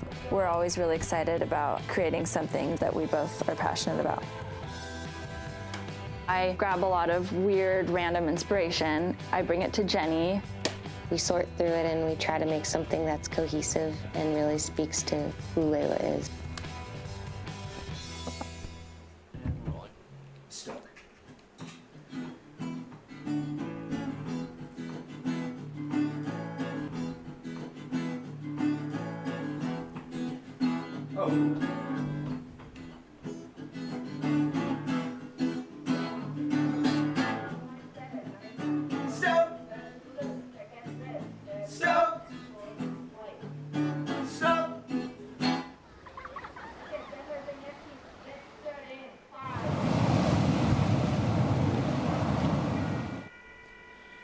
Kelly Slater scratching his way through that last heat with Federico Moraes, Jay Quinn going to the repechage round. This is the 2019 ISA World Surfing Games presented by Vans. Chris Cote here with Todd Klein. When Kelly Slater is barely scraping into second place, you know the competition is heating up. Brian Perez will be coming up next with Angelo Bonamelli and Carlos Munoz. El Salvador, Italy, and Costa Rica represented in this round 4, heat 4, still in the main event. So these surfers fighting to stay out of that repechage round.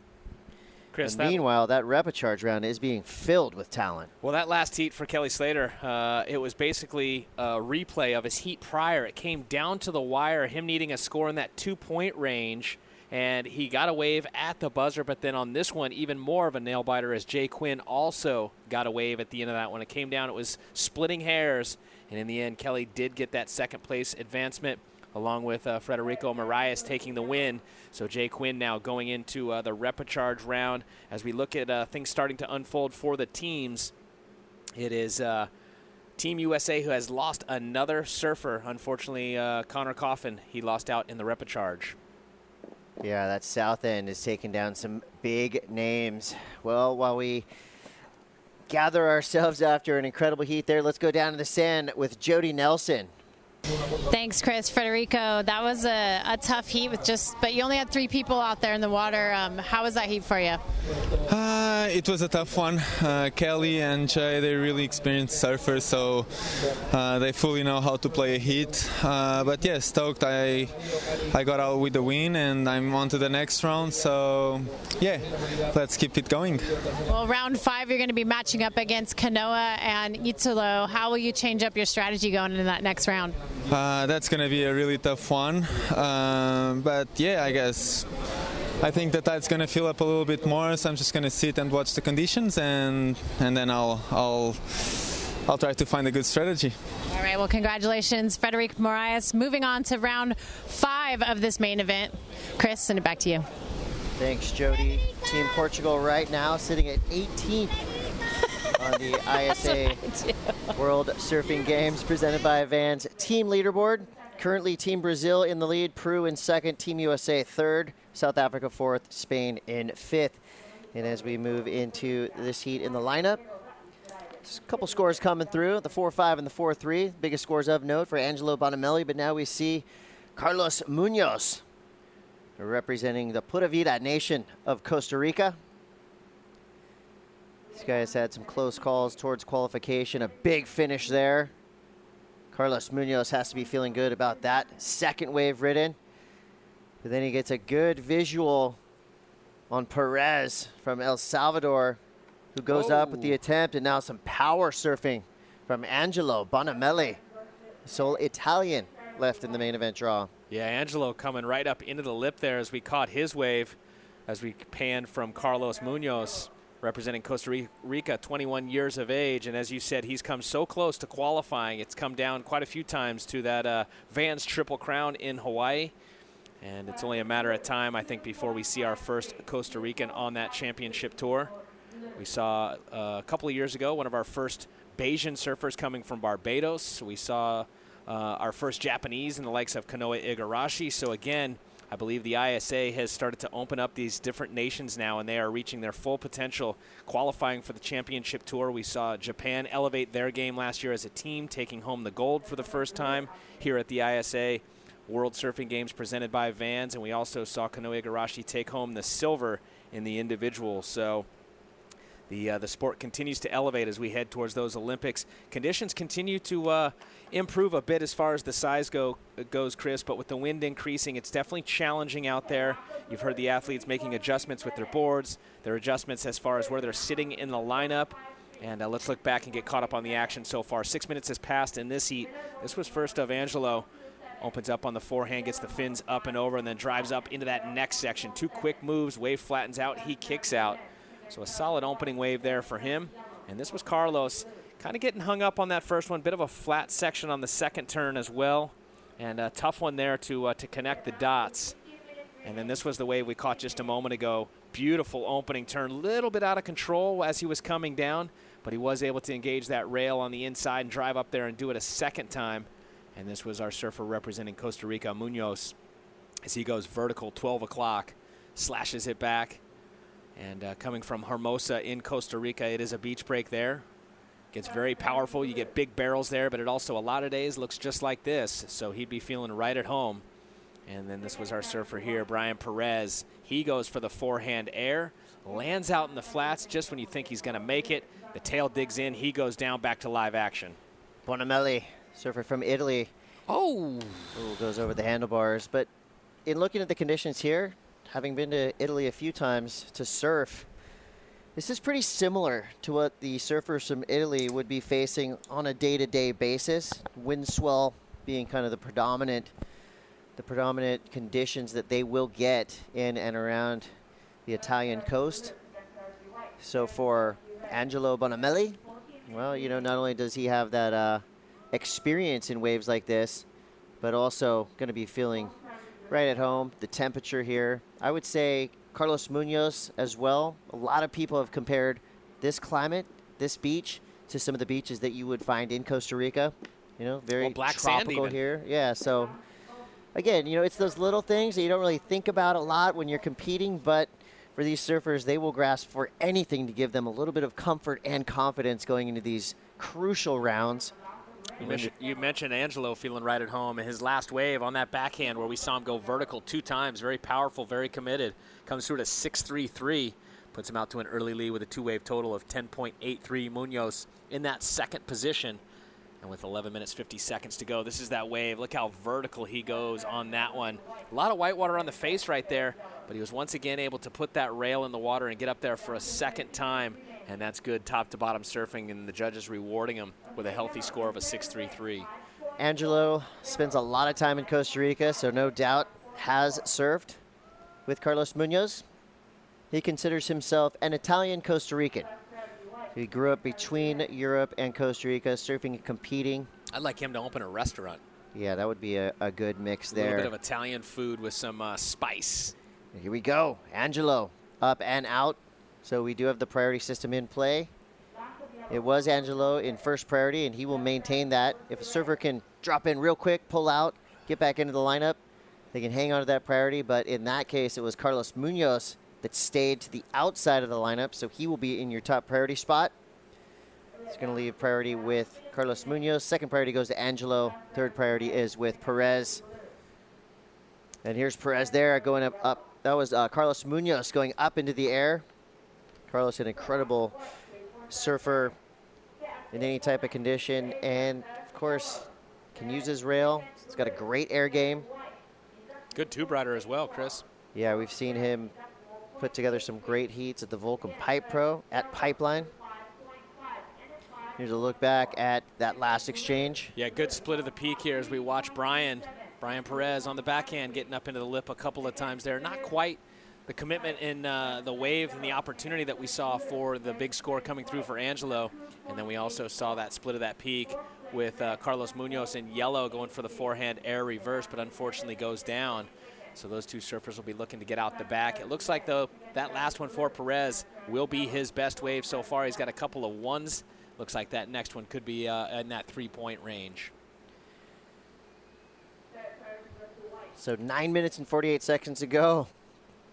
Time goes quickly in these 20-minute heats with a lot of waves coming through. We're already seen 6 waves ridden from Angelo Bonamelli from Italy, but that strategy is working. He's in the lead. Carlos Munoz in second. Now we see surfer in red. Perez down the line, up into the air. Can he get it? A little bit mistimed on that takeoff. Yeah, it looked like he landed where he wanted to land, Chris, but unfortunately he had too much weight on the front foot, which he was not centered over the board enough to ride out of it. You know, you want to land either in the flats or on top of the wave. You don't want to land where that lip is coming back up. That's where either you break a board or you break an ankle or a knee. And so he landed out in the flats cleanly, but he wasn't centered over the board to ride out of it, so missed opportunity there for him. But definitely pulling out all the stops, trying to go for the big air reverse. And he knows he's going to have to up against the likes of Carlos Munoz and Angelo, who's currently leading. You mentioned Carlos has come close before to qualifying for that championship tour. He's having a pretty good run once again this year, currently 14th in those standings. As we look back, big section right there for Angelo, playing catch-up, trying to find the open face. Not going to do so, but gets the one big slam and a whitewater climb. This was the air.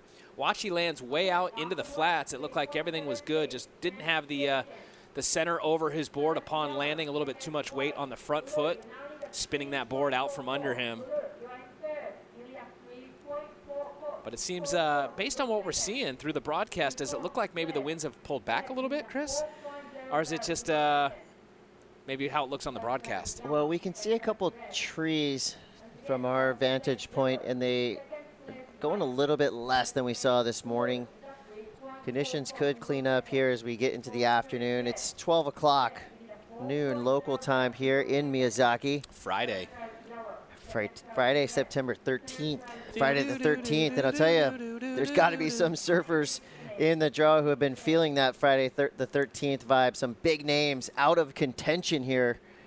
Well, I've seen a couple down guys, to the wire. I've seen a couple guys scaring some of the competition with their performances. And definitely Italo Ferreira is one of those that I believe is has been elevating his game. Felipe Toledo. Kelly Slater is at 47 years of age, still going in this main event. But as you said, a couple of big names have been relinquished down into the reps and even have lost out. We've lost Julian Wilson. We lost Owen Wright, Connor Coffin, just to name a few of the big names that were coming into this event from the WSL World Surf League Championship Tour. And, you know, we knew it was going to be a tough road for those guys, you know, with 55 nations, 240 competitors. But, you know, you never know what's going to go down as far as the conditions go and how these matchups will unfold. But unfortunately, we've already lost some big names. And in terms of countries, in the repechage round right now competing, we have 2 surfers from Israel, Eitan Osborne and Yoni Klein, the doctor. Luckily for them, they're in 1st and 2nd place. They got Jeremy Flores in 3rd and Ketut Agus from Indonesia in 4th for now. And we have some results. Yeah, look at what just happened right here, Chris. Call that out. So heat 122. Ooh, this was a big one. In the reps. We got 4th place out of contention, Giorgio Gomez. 3rd place, Luca Macinas from Peru. In 2nd place, Santiago Muniz moving through, and Roberto Araki Let's talk in about 1st. Let's talk about that for just 1 second, Chris, as you call that out. Giorgio Gomez, fresh off a gold medal representing Colombia in the Pan American Games in the SUP Surf division. Santiago Muniz is still going. He's our defending gold medalist and world champ from last year here at these games. Luca Macinas, recent gold medalist also at the Pan American Games representing Peru. Unfortunately, he lost out. So 2 fresh gold medalists out of the Pan American Games, out of this event. And it's, again, just a testament to the talent. And this is a big one, Todd. Heat 123, 4th place, Lenny Jensen from Germany. And we just mentioned this, Connor Coffin out. 3rd place, lost in the repechage round. Billy Stearman from New Zealand got the win there.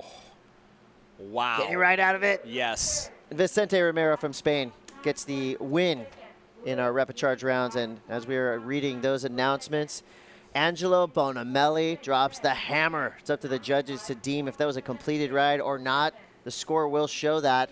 Quick look at Perez now. So all these surfers starting to feel the urgency. Under 5 minutes to go. As it stands now, it is your surfer in white, Angelo Bonamelli from Italy, in the lead. Carlos Munoz in 2nd, Perez 3rd. Whoever gets 3rd in this heat will go to the repechage round. It's not where you want to be because there are some heavy hitters being taken out of that round. No lack of talent in the repechage division. Almost more difficult because then you're dealing with that much more pressure, knowing that if you lose in that round, you're done competing here at the ISA World Surfing Games. Yeah, no, there's definitely more pressure, Chris, when you get into those reps. And, you know, you'd expect in those reps to see the lesser-known surfers. And, you know, maybe if you were one of the top household names coming into this event, you'd feel like, okay, I'll go over there. It'll be a walk in the park to get back over to the main event, you know, final. Not the case. Just like we saw in the women, a lot of the top names going into that repechage round. We saw Carissa Moore power all the way through. You've heard even some of the surfers talking about what she was able to do. That final day for the women, she surfed 6 times before making her way back into that main event final where she took the copper. And this is Carlos Munoz here in the current heat in the water with 3:40 to go and a big slam on the oncoming section there. He's currently our surfer in 2nd place. And it looks like that wave we saw of Angelo where we saw him really get up into a big turn. They deemed it incomplete, Chris, because it comes through to 1.5, I believe. Nope. Yeah, it is. Sorry. You got to make it painfully obvious to the judges that you are in control and you've completed that maneuver. We'll see surfers push themselves out into front of the white water and stand up straight and sometimes even make eye contact with the judging panel, letting them know that that was a make, so give them the proper points. So we see a Gabriel Medina, current reigning world champion on the WSL Championship Tour. He's got to be feeling comfortable putting that yellow jersey on. The yellow jersey on the WSL Championship Tour signifies the leader. So while it's just another jersey here in the ISA, it has some special meaning for Medina. What a great turn right there. And let's see what he could have done differently to make this wave. Ooh. He just needed to stay over the board. He just kind of got a little bit too far on the heel edge as he went down. Yeah, that was a close one. A couple of turns here for Brian on the forehand. And then this was last of Carlos. He gets straight up into it quickly. Another little slash. Difficult section right there. No problem for the Costa Rican as he throws it vertical and does pull that one off. So we'll let those scores settle in with this one winding down. Another big jam there for Carlos. As we mentioned, the coach for Costa Rica, originally from San Clemente. Now he's spent many years down in Costa Rica. That's Jimmy Hogan. And speaking of San Clemente, coming up next, Captain America, Kolohe Andino, representing USA, not only on the team, but as well his board shorts. Yeah, Kolohe Andino is fired up. You can see it in his posture before, during, and after his heats. You know, he is a perennial patriot for Team USA, shooting for his dreams to compete in the upcoming Tokyo 2020 Olympics. It's been interesting, Chris, catching up with some of the household name surfers that are on that championship tour. And the majority of them really excited to be here and to see the breadth of surfing worldwide, because you get a taste of that, you know, on the championship tour with the stops that they have as well as the representation. But this is much bigger, you know, with 55 nations represented here at this event. They realize how big surfing truly is as a sport worldwide. And then as well, just how the ISA, this thing's, you know, this event is massive, yet it's been running like a well-oiled machine, from the broadcast all the way to the decisions that have been made to when we are running competition, which peaks we're running competition. And the consensus from the surfers have been exactly that. They're very impressed with this event. Bonamelli right now has impressed the judges enough for them to throw out a 6.33 and a 5.7, 35 seconds to go. Carlos Munoz hanging in there in second place. Perez, he needs a 6.17, scanning the horizon. Big heat coming up next. Kolohe Andino, Israel Barona, and Gabriel Medina. Wow. So definitely rivalry there between Kolohe and Gabriel. These guys have been battling on the WSL Championship Tour for many years now.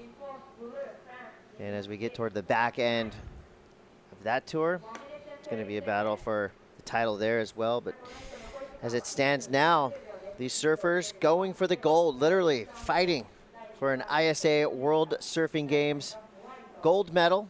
We do award 4 medals: gold, silver, bronze, and copper.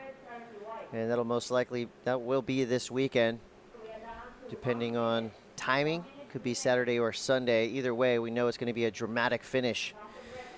Every heat seems to tell that same tale, as you see Team Italy jumping for joy as their surfer gets the big win over Carlos Munoz and Brian Perez. Perez will go to that rapid charge round. Carlos Munoz and Angelo Bonamelli continue their role here in the main event. There's that team support right there.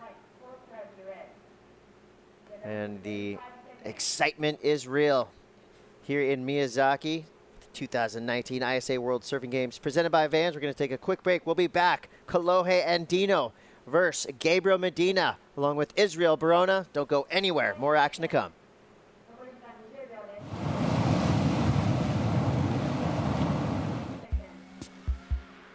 We make skate shoes, really grippy skate shoes. So we thought, why not make a skate shoe for surfing? A super grippy one. A surf booty so grippy, you'll want to wear them all the time, even in warm water. Introducing the Vans Surf Boot Mid.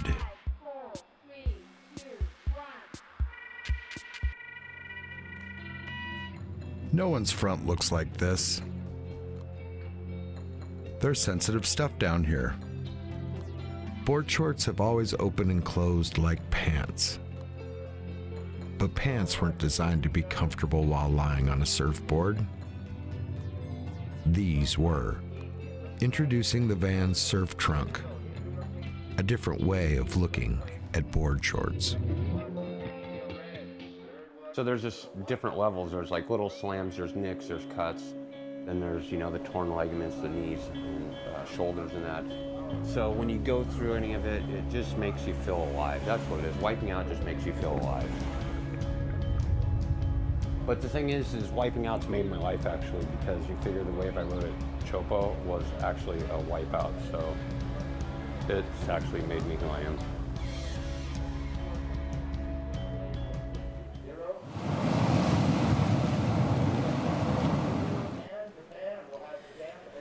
A victorious Team Italy. Walking up the beach with a lot of pride and swagger, Angelo Bonamelli gets the big win. From there, we move on to another incredible matchup. The Japanese fans embrace this young surfer from Italy. And as we slice through this field, nations are dwindling. Started with 55. I believe we're down now into the 20s. By the end of today, the picture will become a lot more clear as to who our leaders are. We're going to get right into it. Gabriel Medina, the big, powerful backside hook goes awry. He very rarely makes mistakes, Chris. Yeah, that is something you do not see often, especially in the opening moments of a heat. Medina always so rock solid. Well, let's get caught up here as we see our surfer opening up on the backhand here. Series of turns, going vertical with it. And we also saw there Gabriel Medina catching a quick one and going down. This is live action here. Kolohe Andino, nice looking section. Right as I say that, it completely flattens out. Just a peak is all it was there. Update from the south end, Eitan Osborne and Dr. Yanni Klein, number 1 and 2 in that rapid charge round. We'll keep you posted as to what happens there. We get a quick look at the crowd. They've been here since the jump of the day. Here we go, Medina throwing the fins out the back. Turns around to see Kolohe Andino now fading left. His backhand laser sharp. Another big turn for Andino. So these guys are split up on separate peaks. The fin check there for Kolohe. Everything has to be in proper working order in waves like this because mistakes will be magnified. Kolohe makes his way out into the lineup. Meanwhile, Medina slicing one down the line. Goes vertical and comes unstuck. Slipping off his board. Another rare error from Medina. Gives us a minute to catch up with Jody Nelson, who's on the beach right now with a very excited Italian surfer.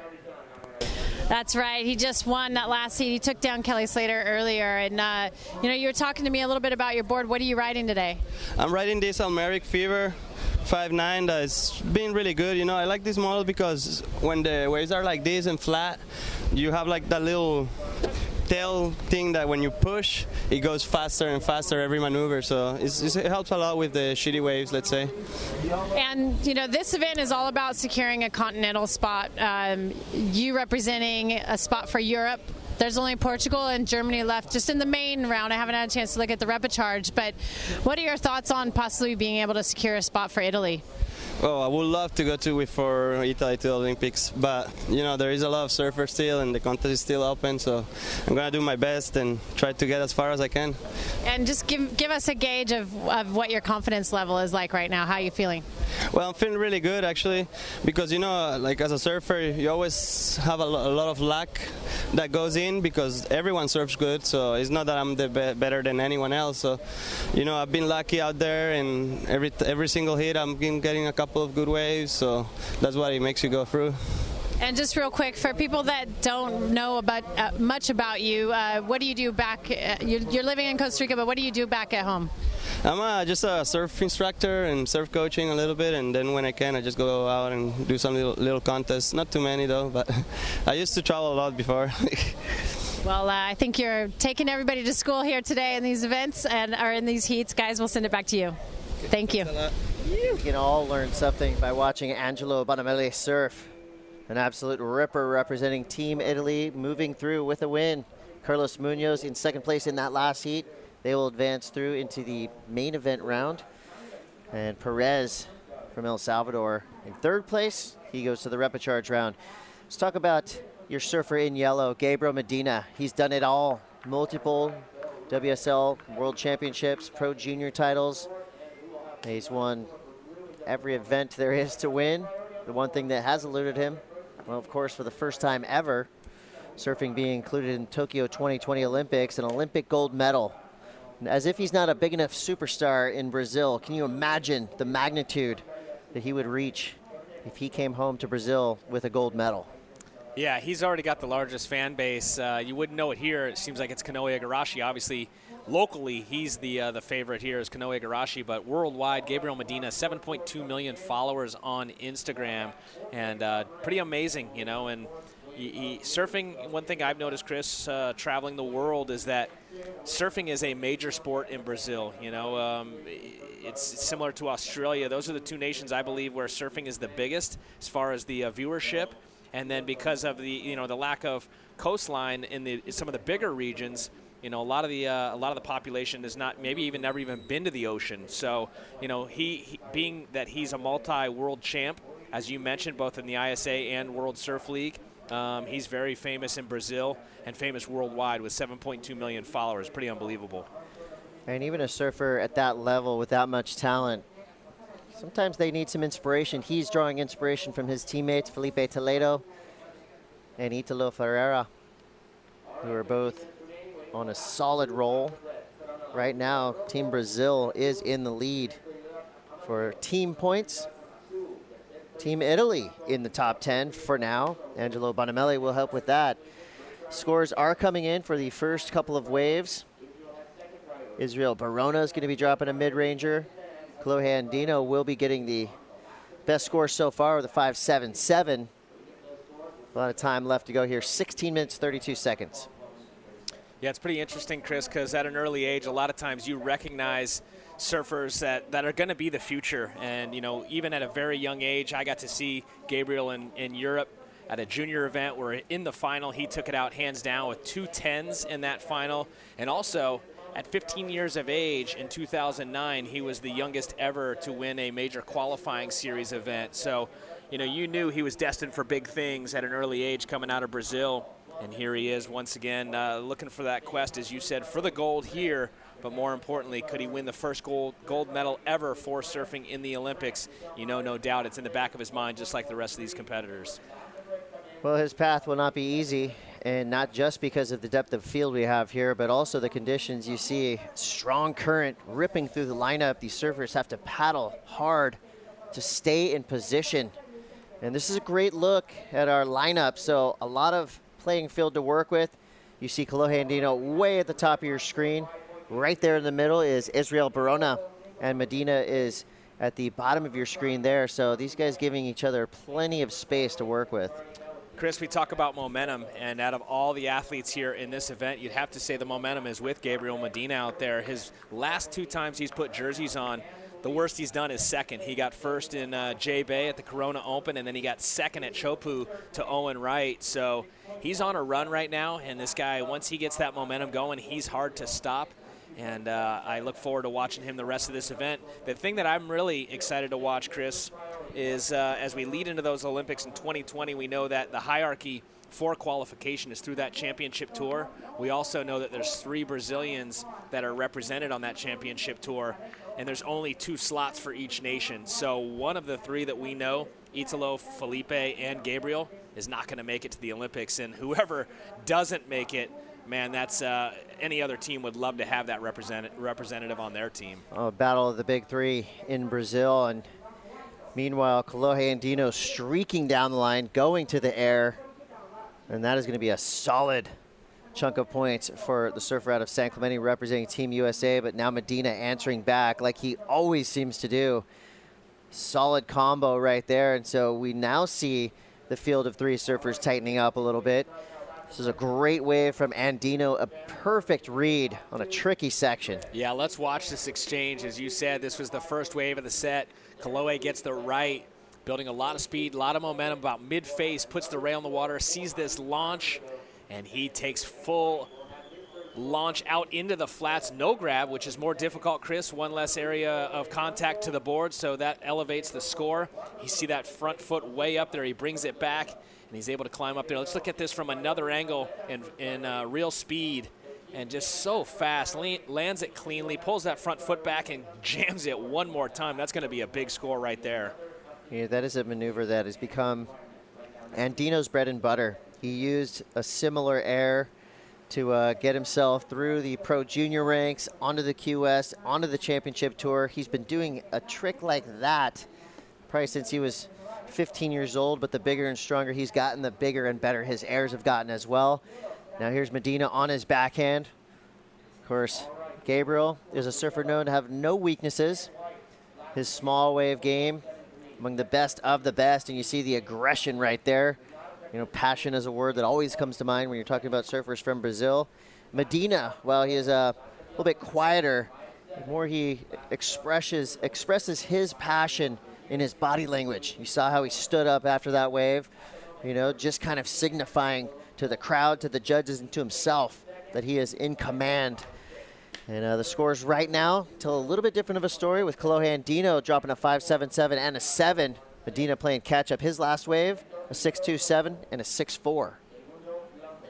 Yeah, so it's a tight one with 8:45 to go, and that last wave the best so far in the heat with Kolohe Andino. Massive forehand air reverse, no grab, and then straight up into the next section, as it looks like here. This is our surfer in white, Israel. Working it over, nice turn right there, drives out of it with more speed right behind him now, Kolohe Andino. Nice vertical snap to start. Quick reactionary finish there for Andino. Solid exchange there. We do have some news from our Repicharge Heat 124. In fourth place, we lose Jeremy Flores. Wow. One of the best surfers on the planet is out of contention here at the ISA World Surfing Games. In third place, sadly, we lose Dr. Yanni Klein, but what a run Yanni Klein has put through in this year's ISA World Surfing Games. In second place, advancing through, representing Indonesia, Ketut Agus, and winning that heat, the high-flying Eitan Osborne, also from Team Israel. So a big finish there from young Eitan. Unfortunately, his teammate, the doctor, goes down. It'd be fun to get Dr. Yanni Klein possibly here on the webcast. He's a well-spoken man and obviously a brilliant surfer and doctor. He has a practice with his father in Tel Aviv. I don't know how he does it. How do you become a doctor and yet still dedicate so much time to surfing, to practice surfing and be at the level that he's at? Yeah, no, a testament to that individual, obviously, his knowledge, his time, and focus on bettering himself as an individual and able to help many as being, you know, as a doctor. And, you know, you see a lot of kids nowadays, Chris, that are homeschooled. Surfing is such a small window of your life, and it's only so many surfers are actually going to make a living out of it. So to put all your eggs in one basket, it's pretty interesting, I think, as you see the world's best ever, Kelly Slater, the 11-time world champ. He graduated high school with straight A's, so I'm not sure why you would want to go otherwise because, again, it's a small window of your life.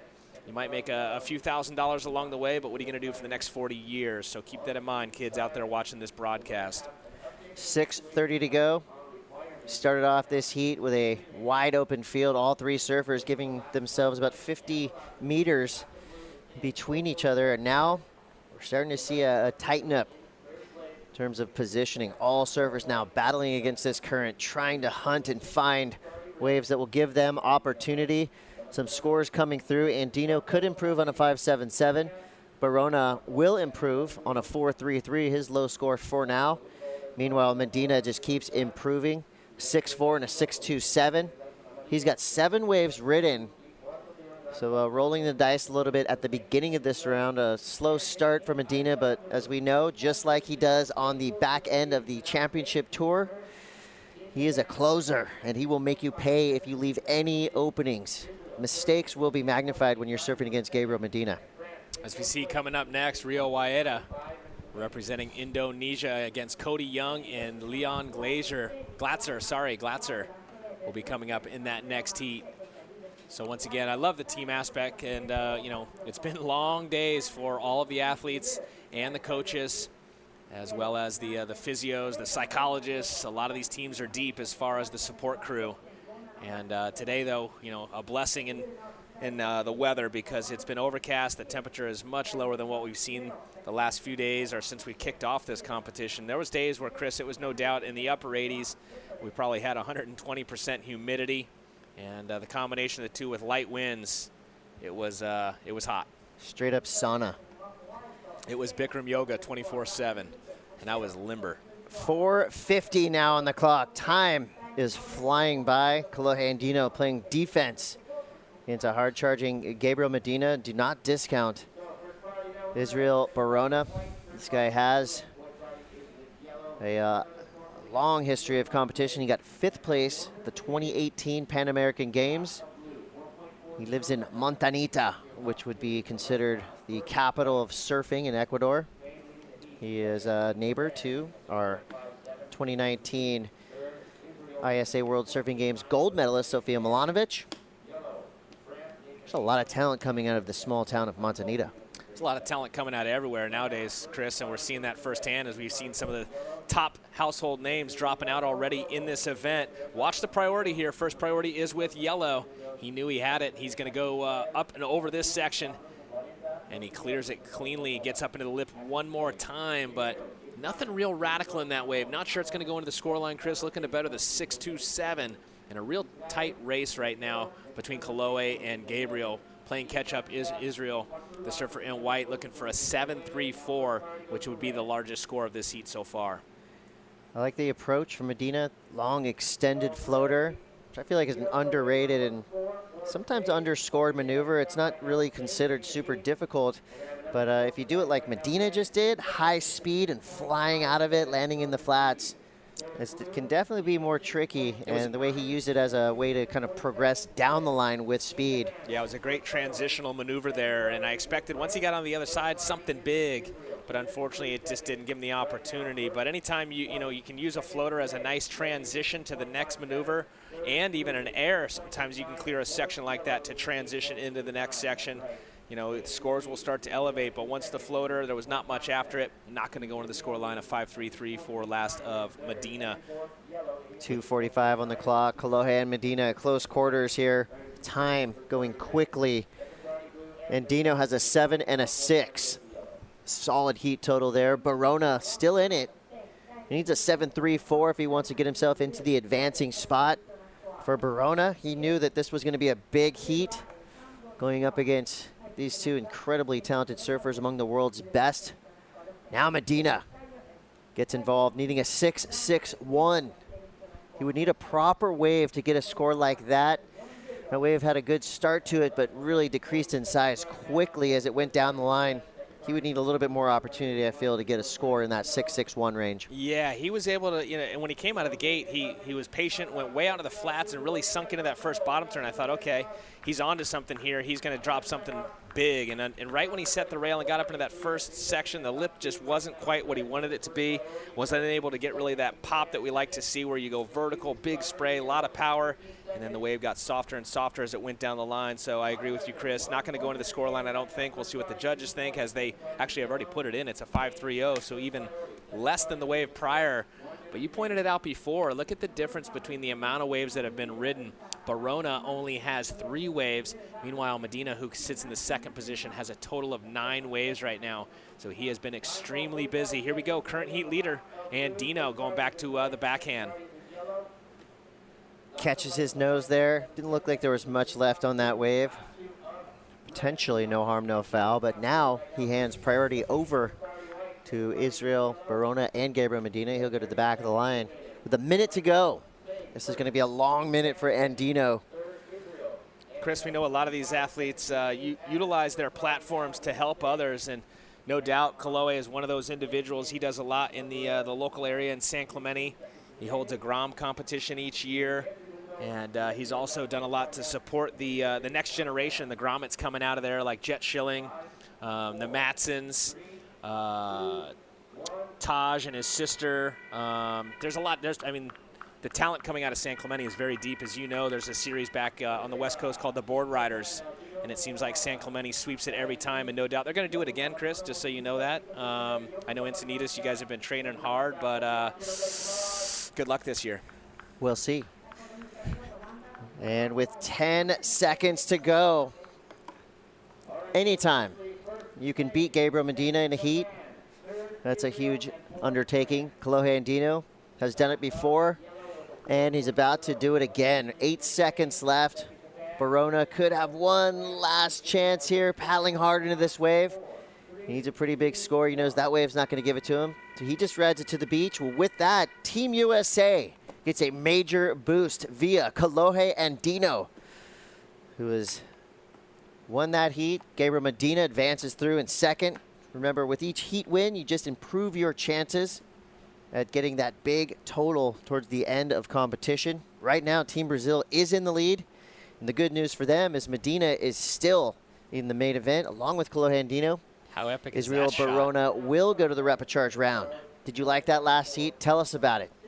Log on to Twitter, Instagram, Facebook, hashtag ISA Worlds.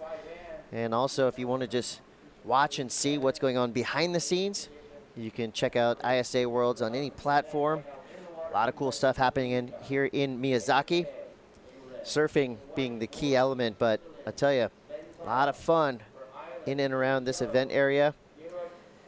Some great interviews available online now to get some more insight on these teams. And of course, if you want to dig deep, go into isasurf.org, check out the teams.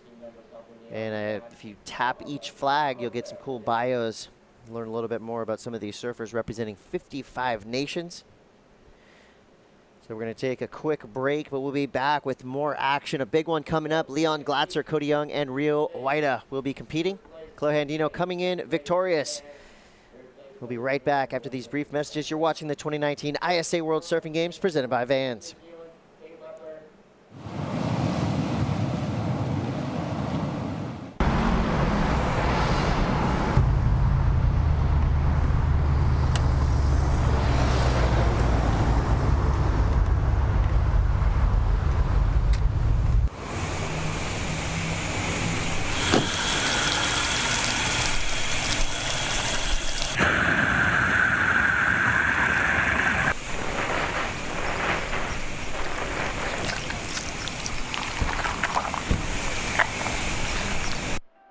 In 2020, surfing will infuse the Olympics with high-performance action and youthful energy to a level never seen before in the Summer Games.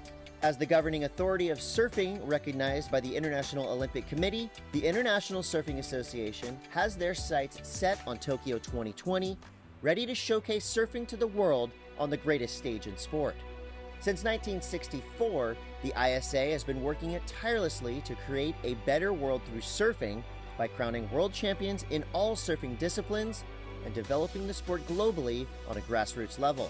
The ISA awards scholarships to more than 300 young girls and boys in need, creates the proper development pathway through instructor certification courses, makes the sport more accessible to surfers with physical challenges, and spreads the sport to all continents of the globe through their 106 member nations and counting. Surfing has the power to make a positive impact in the lives of all, and the ISA will continue to use the sport to change the world, one surfer at a time, through Tokyo 2020 and beyond. Stuck.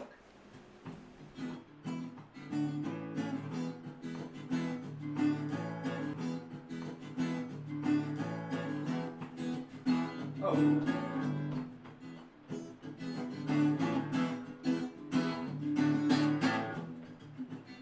Stop! Stop! Stop!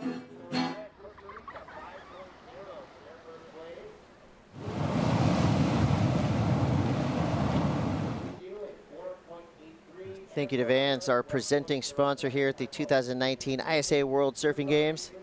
And the mass exodus begins back to the competitor area. Team Brazil and Team USA.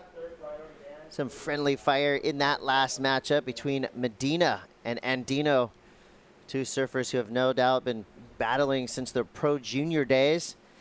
In that last heat, it was Colohandino getting the big win. And there he's getting a post-heat breakdown from Team USA coach Brett Simpson. Brett has had a lot of victories in his competitive career.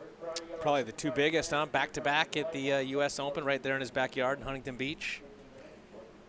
And now passing that knowledge on to Team USA as it looks like opening things up here, Cody Young. Cody Young is a powerhouse. Lives in Maui but spends a lot of time in Canada. Competes in the regional events there. Trains with the Canadian national surf team. Yeah, it's interesting you bring up Hawaii, you know, where he's from. He actually won a QS 1000 all the way back in January, the first event this year for him. He took it out. So a great start to the year. And now representing Canada here in the ISA World Surfing Games presented by Vans. And he's been a standout throughout this event. That's why he's still going here on the main event. He has not lost out yet and gone into those repecharge. Let's get caught up on the action. Starting things out here was Leon. Driving down the line, loosens up the board, goes up and over that section. Nice off the top, and another keeping the board loose, the goofy footer. That wave comes through at a 4.90, and this was Cody's opener. Nice turn right there, setting the fins free up and over. Just one turn, but a nice, powerful turn. And now we got live action here once again, Leon. Glatzer on his backhand. This guy's 6 feet plus. Can be light on his feet. Potentially signifying to the judges, the crowd, anyone that will listen, that there might have been a little bit of an impediment in the surfer paddling back out into the lineup. 14 minutes, 18 seconds to go. Surfers getting back in the lineup. That gives us an opportunity to catch up with Kolohe Andino, who's standing by with Jody Nelson. Thanks, Chris. Kolohe, you're familiar with surfing against Gabriel, but what was your approach to that heat? Yeah, I was super excited to surf against him. You know, anytime you get to surf against one of the world's best, you know, just take advantage of it and don't take it for granted. So yeah, I was really excited. And yeah, I don't know, the waves are tricky, but if you get the right pocket, it's actually really fun. So happy to make it through. You're doing really well on the CT Tour, having a breakout year. And how is this year's tour different than any other year? I just put in a lot of work. Like, you know, before I came here, actually, I was training like I normally do, and I hurt myself overtraining. So trying to ride that fence of overtraining and training enough. So, yeah, I just work my ass off. It gives me a lot of more confidence if I don't. Then, yeah, so I can go into the competing with a free mind knowing I did all the work. Now, there's a lot of chatter behind the scenes amongst the fans of that race within the race on the CT Tour between yourself, John, Kelly, Seth Moniz to get those 2 slots for Team America for the Olympics. Does that play into your mind at all when you're competing on the CT? No, not at all. You know, I wanted to finish the world number 1 or finish the year world number 1. So that was my goal, and if I do that, then I'll be in the Olympics, obviously. So yeah, I mean, it's definitely a couple little sprinkles on the cupcake for sure, but yeah, I really want to win the world title, and I'm right there with 4 events left, so it's anyone's game, so I'm really excited. And we just found out Connor Coffin went down in the repecharge round. Now it's just down to you and Kelly. How do you guys approach the rest of this event? Yeah, I don't know, just like everyone says, heat by heat. Conditions are tricky, but super fun if you get the right pocket, like I said. And yeah, it's cool. Kelly, you know, he's trying really hard. He's like fist pumping like 4-point rides and stuff. So it's epic, and it's super motivating for me. And hopefully we can make the grand final, because we're on separate sides of the draw, so it's kind of a cool thing. But yeah, it's crazy right now because the draws are actually getting really hard with all the CT guys still left and stuff. So yeah, hopefully we can go all the way. And you know, Brazil's was ahead of us after the women's, and yeah, they still got all their men's in the winner's side, so it's going to be hard to take them down. But yeah, I guess we're up for it. Thank you, Kolohe. He'll be coming up against Felipe Toledo in the next heat. Took down Gabriel Medina, but he's still got his work cut out for him. Guys, back to you. Yeah, thanks, Jody. Every surfer left in the draw, paying close attention to all the heats, not only here in the main event rounds, but also in the repecharge heats. 11:30 to go. The heat in the water right now. Rio Waida has jumped into the lead with a 6.5 and a 4.83, and he's going to be looking even better with that last wave. Love that confidence shown. Some swagger as he knows that he put the hammer down. 2 big backside whips. Leon Glatzer, he's got 2 scores, 5.33 and a 4.9. Cody Young with a 4.5 and a 4.07. So this is a very close heat.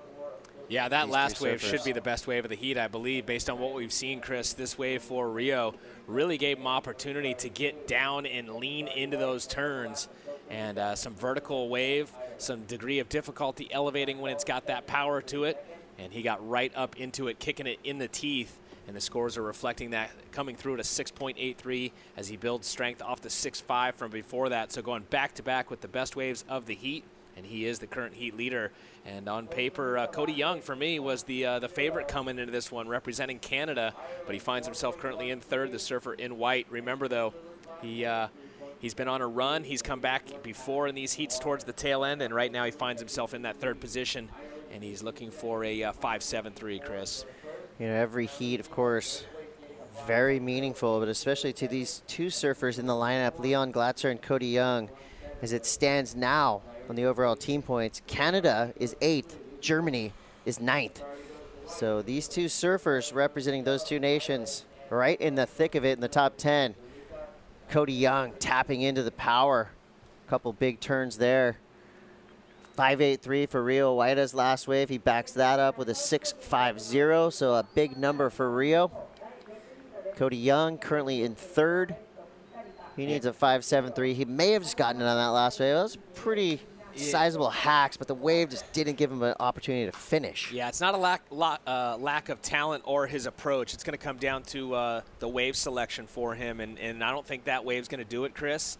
So he's going to have to get busy, and with 9 minutes 20 seconds to go, he's going to be in 3rd priority now, which with 9 minutes on the clock, that's not that big of a deal. He's got plenty of time, and he'll be able to rebound, I think. But he's got a stacked heat here up against Leon and Rio. Rio Waita representing Indonesia definitely will not back down to any competition. He has surfed on the championship tour level, on the QS, in a few ISA events as well. So I think at this point in the competition, you know, all these surfers skilled enough, with enough history, that nobody's going to be backing down from any other surfer. Doesn't matter if it's Kelly Slater, Gabriel Medina. Anybody who's made it this far in the draw is ready. Well, you even heard Kelly Slater say that in one of his posted interviews, that, hey, you know what, it's out there in these conditions, it really comes down to wave selection, and anyone could beat you at any given time if you're not on the best waves that come through those heats. And so once again, you know, I believe it boils back down to wave selection being very critical. And also another key part of the equation is your boards. You know, if you've got a board that catches a little edge here and there, it's going to expose you, and you will find yourself in the repecharge round real quick, because, as you pointed out, as we get deeper into this main event, the heats are getting more and more stacked, and they're going to be less forgiving. At the beginning of the event, you know, we saw some lopsided heats as far as some of the names in there, and you know, now you don't have that luxury of maybe breezing through a heat. You're going to have to bring it on every wave, otherwise you will be in the repecharge round. Just to mention a few of the 55 countries represented, some may surprise you. Teams like Hungary, American Samoa, Afghanistan, Iran, Austria, Sri Lanka, Turkey, the Maldives, Senegal, Denmark, Thailand, Guam, Norway, Russia. Not all of those countries have oceans even connected to them, so pretty cool to see countries represented by surfers. Yeah, and a big shout out to our first time competing nations, Lebanon, Sri Lanka, American Samoa, Thailand. And if you're not familiar with that autograph, that's an Italo Ferreira autograph. On Kolohe. Yeah. So even the pros getting autographs from the pros. I mean, it's there's fans everywhere. Fans everywhere. 6:56 to go. The business at hand in the lineup, but the fun is happening in the stands. It's our north podium right now. It's raging. These Japanese surf fans have come correct in numbers. We talked to Kanoa Igarashi, and he had mentioned seeing friends and family from all the way in Tokyo making the trip down here. It's about an hour-and-a-half flight. Be like going from San Francisco to San Diego to watch a surf event, and we appreciate it. We hope you're all enjoying the show at home. So we got 6 minutes, 24 seconds to go. Yeah, I had a chance to be down there on the beach during his heat, Chris, and it was unbelievable. As you said, these surf fans here have been awesome for all of the competitors, putting their hands together no matter who was out in the water. If they saw something they liked, they put their hands together. But when Kanoa was out there, it was on a whole nother level. And we did the posting interview right down there in front of the crowd. And at one point, I said, Kanoa, look behind you. And we looked back, and almost every person up there either had a flag with Go Kanoa on it or a Go Kanoa towel. And what a special moment for that young man representing the nation of Japan. Last year they took gold here for the first time in the ISA World Surfing Games. He took silver as an individual, and they look very strong and one of the definite top favorites going into Tokyo 2020.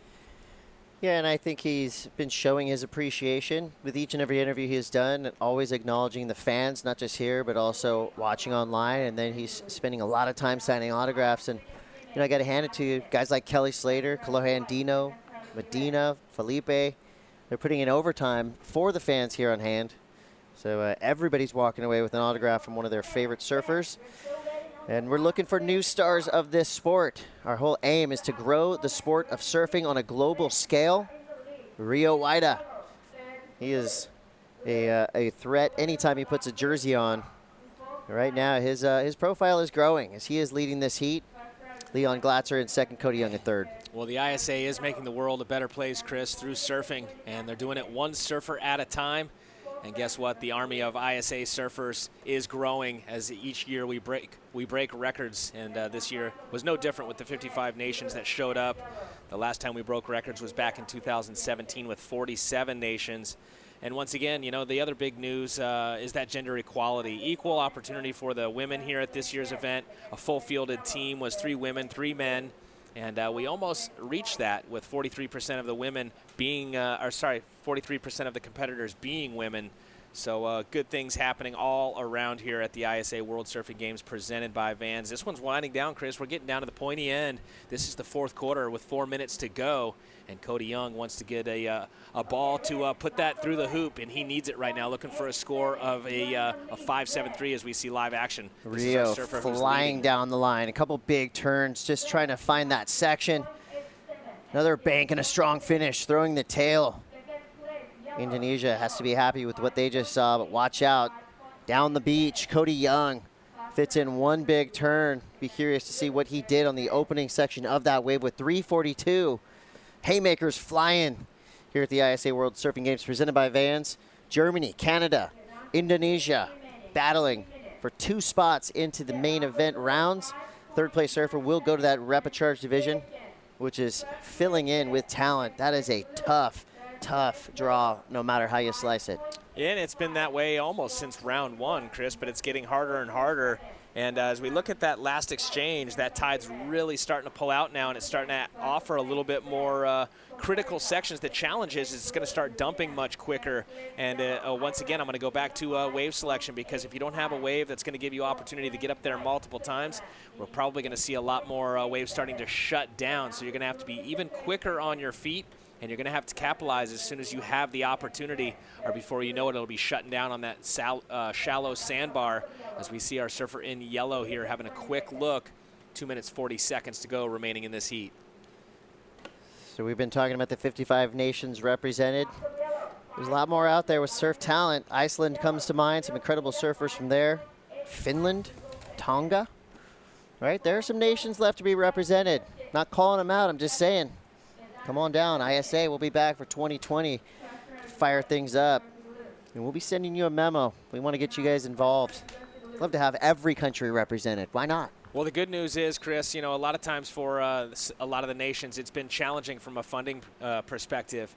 And we talked about it earlier. Now with the inclusion of surfing into the Olympics, governments are actually able to grant money to a lot of these teams to give them the opportunity to come down here and compete. And we're seeing that opportunity for these nations opening up more and more. So maybe some of those nations you just mentioned, maybe that will come into play. And it's if you guys are listening, it's something that at least to try for. You never know. You know, now that the ISA has opened up so many doors and working with the IOC to get surfing into the Olympics, there's a lot more involvement from companies, from you know, the government, et cetera, et cetera. The doors are opening, and it's good times to be a surfer. We got 1 minute, 27 seconds to go. Some frenetic energy pulsing through the lineup. Tidal changes here. We see big shift from low to high tide, and that changes everything. Earlier this morning, it was wild and woolly. Pretty windy conditions. It looks like the wind has backed down just a little bit. Now our surfers tightening up in the lineup. Leon Glatzer has a good open face to work with here. One big turn. There's that dumpy section on the inside. So already seeing a big change in conditions, Todd. That end section was looking pretty friendly earlier this morning, but right now it looks like it's always a threat for these surfers to finish in this shore dump, and it's almost like an uphill landing when they come off those maneuvers on the inside section. Yeah, you're gonna have to get one of those ones that's gonna give you opportunity to get one maneuver off right when you get to your feet, and then hopefully you've got enough speed and momentum to maybe use that oncoming section as a ramp. It's going to be more friendly on those lefts. Obviously, I think on your forehand to take to go above the lip.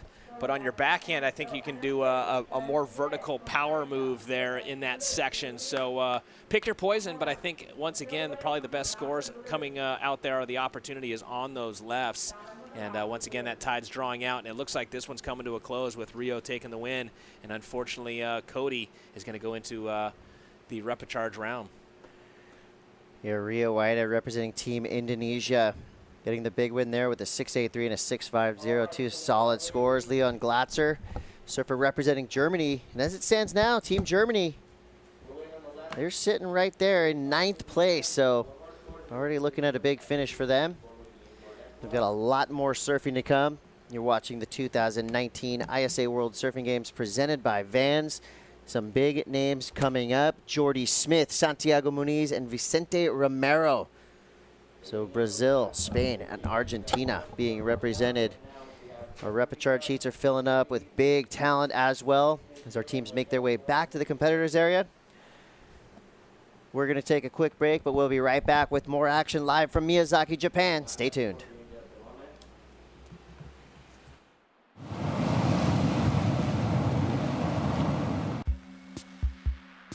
We make skate shoes, really grippy skate shoes. So we thought, why not make a skate shoe for surfing? A super grippy one. A surf booty so grippy, you'll want to wear them all the time. Introducing the Vans Surf Boot High.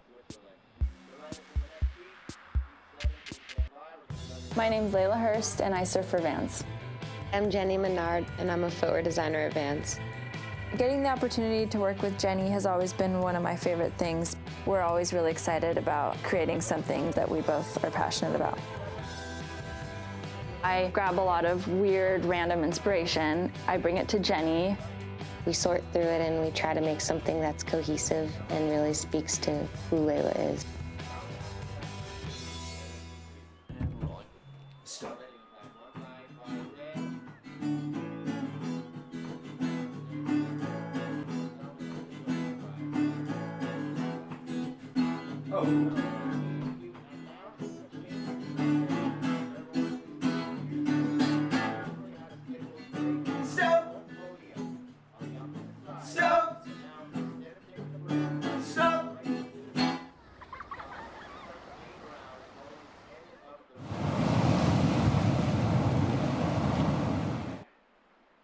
To a windy afternoon here in Miyazaki, Japan. Thanks for watching the 2019 ISA World Surfing Games presented by Vans.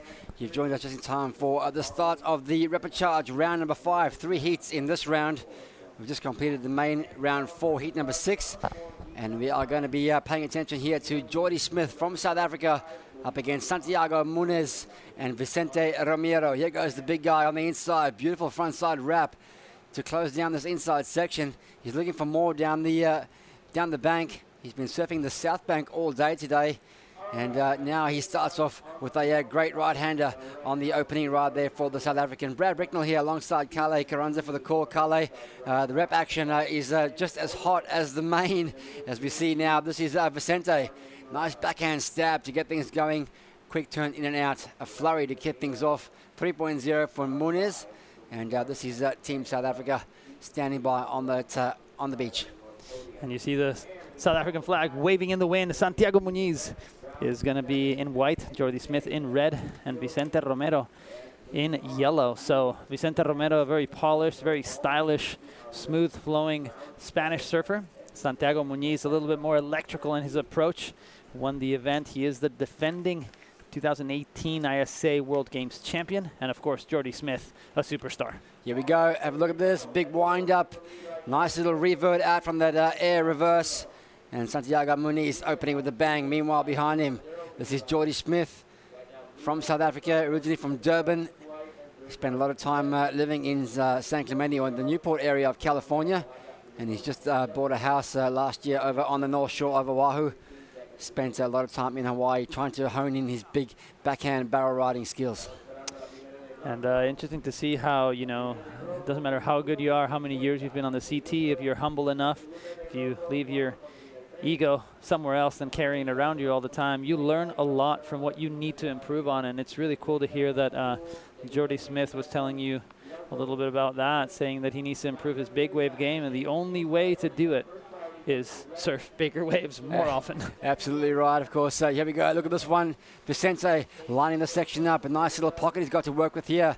He jams in the second turn. Of course, this is elimination surfing, repechage rounds. Someone's going to go home here. And wow, isn't that a great start there for the surfer in yellow from Spain? Yeah, the flow was there. I loved how he connected through that midsection of the wave. It looked like a very tricky section to read, and he does so well to float across it and tag it one last time. If we really pick it apart, I would say just a little bit more power on those surf maneuvers to kind of, compare yourself and try and put something a little bit different in the judge's eyes, as we see Santiago, he is Alejo's brother, Santiago up and riding there. Jordy, I like his approach. I like how flowy he is. Brad, unfortunately for him, obviously a bigger frame, harder to carry speed through those flat sections. And when you see him cut back right there, you could see that because he was lacking speed, the wave didn't actually push him as fast as he would have wanted to, and he loses his balance. This Air 360 from Santiago, really nice. No need to grab his rail. He kept looking towards where the tail was landing, and then somehow manages to rearrange his feet on the board to create speed and tag it a last time. So, wow, this wave right here from Vicente Romero, this angle, I like way more. All right, so that second maneuver, a little bit stuck there. Take into consideration that the wind is pushing against their surfboard, so trying to push water going right now, it won't seem as if you're pushing hard enough. I think it's just the water holding that spray back. Dynamic surfing there for the man who was born in Florianopolis, Brazil, and now resides in Spain. And it looks like our man from Indonesia, Rio Wider, was on a tear in that last heat, and he's ready now with Jody Nelson sideline. Thanks, Brad. Yeah, we've seen the conditions changing a lot today. What was your team's strategy as you went out in that heat? Well, the conditions really hard. I mean, there's waves breaking everywhere, and then I think I'm just have fun and stay busy. That's it. Now, your next heat coming up, you and Angelo from Italy are going to be surfing against Gabriel Medina, as well as, I'm just forgetting who the other person was. But you have two WCT matchups in that heat. What is your strategy going against guys like that? I'm not going to think about those guys. I'm just going to focus on myself and surf like I'm always surf. So I think I have to enjoy this moment. All right, well, it's really exciting to see Team Indonesia doing well in this event. You guys still have somebody in the repechage. What are the thoughts going forward for the team? Yeah, actually, before I go my heat, I watch my friend Kuturagus. He's in repechage. He made a heat, and after he made a heat, my body feels hot. I don't know, and I was thinking, I have to do good for everybody, for Indonesia. That's it. Well, that's a good point. Competing in a team event, does that put extra pressure? How does that differ? I don't know. I think Katur, he's always pushing me. He making hits, so I think I have to making hits. So I don't know. Everyone, all my teams here, everyone's supporting me, so I'm really happy. And then I feel a lot of energy, and I'm feeling good. All right, looking forward to watching you in that next matchup. I'm sure all of Indonesia is cheering you on, Rio. Congratulations. Back to you guys. Thank you, Jody. Just in time now to catch up with Vicente Romero, a 6.50 on his last wave. And we're going to be catching up with him now, driving through this inside section. Love the style that Romero brings here from Spain. Nice and solid on that front side. It is him who he's in the lead at the moment. Of course, Munez in second. A 3.41 will see him go to first. Santiago a 5.83 and a 3.0. And then, of course, Jordy Smith in fourth place, a 4.34 or a 4.74 will see him go into second or first. And looks like Munez now just trying to clock something in on that wave number 3. He likes it. A little bit of a fist pump there. He's looking very fired up. I almost feel like surfers like him, when they lose once and they go into the repechage, that almost works better for them. It works in their advantage. You can see how much fire he has, how much will he has to be in the 2020 Olympic Games, and how much he wants to beat these CT guys. Yeah, well, these scores coming in from both those guys are going to put some more scoreboard pressure on Jordy Smith. We'll stand by. There's one in. Muniz, 6.83, his last wave. Standing by for last of Ramiro. And then we'll let you know what Geordie's going to need. He's got a big requirement to go to first, an 8.16. Of course, Geordie Smith and Kelly Slater shared the same birthday. Ooh. And Geordie was runner-up to the world title in 2010 to Slater, and in 2016 to John Florence, who was in the running for Team USA over here, but unfortunately had to bow out with the injury that he sustained. I wonder if they've ever celebrated a birthday together. Well, yeah, good point. They've been on tour for a long time together, the two of them. Of course, Geordie grew up idolizing Kelly. He loved watching him surf. And of course, Rio White is going to come up against Gabriel Medina and Kelly Slater in that next heat. So really looking forward to that main round. We'll give you the situation as far as that schedule is concerned. Let's pay attention now to Geordie Smith. He's going to go to the air here, whips that tail around very quickly. Just couldn't quite connect with the board on the way down. So we're in the repechage main round, repechage round 5 here. We've got 3 heats here, Carla. Then we go into the main round 5, 3 heats then. And then we'll finish today on this north podium with repechage 6, heats 1, 2, and 3. And we'll see the balance of that repechage round be surfed off at the South Tower later on today. So that's the format, or the schedule, should I say, for the rest of the day. It's around 1 p.m. here, local time. Thanks for watching wherever you are around the world. It's great to have your company here in Miyazaki. Brad Bricknell here alongside my favorite Mexican surfer of all time, Carla Carranza. Thank you very much, Brickers. I'm very surprised. I just got some sheets here. I'm going to give you the honors, Brickers, of reading this to everyone listening at home. Take it away. Heat 125 and Heat 126. Well, we do have another upset here, a big upset. We have a championship tour surfer out of the event. In the first place was Aritz Aramburu on that South Tower. Second place was Japan's local hero, Hirota Ohara. Third place, Tal Asayak from Israel. And then, of course, out of the event in a very, very big upset, representing France, Michel Bourez. Oh, so he's out. As we see on screen, that was Kalohe Andino having a look at this. That's Geordie Smith.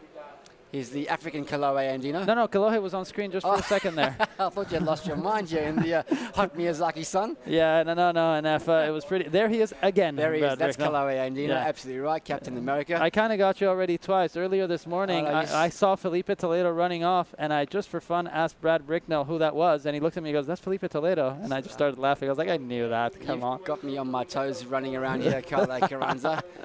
We're having fun in Miyazaki. Of course, it's a serious event. It's historical and significant in the fact that it's part of the qualification process heading towards Tokyo 2020. All right. That's our man, Eitan Osborne. Eitan, one of the most spectacular air surfers. He pulled one of the biggest airs at the Stab High event. Just got a little bit of information that he made his heat a little bit earlier. He is representing Israel. He said that he is stoked to potentially have a chance to compete in the 2020 Olympics. Anat Lelior did it for Israel. On the women's side, could it be another Israeli surfer making it into the 2020 Olympics on the men's side? It's incredible stuff. Of course, they are qualifying here in this event based on their continent. The highest placed eligible surfer from Africa, Asia, Europe, and Oceania will qualify a provisional slot. Let's pay attention here to Santiago Munez. Goes into the air, massive rotation, whipping that board and body around. Lucky he didn't injure himself on that landing. It was a pretty wild throw of the dice there from Munez.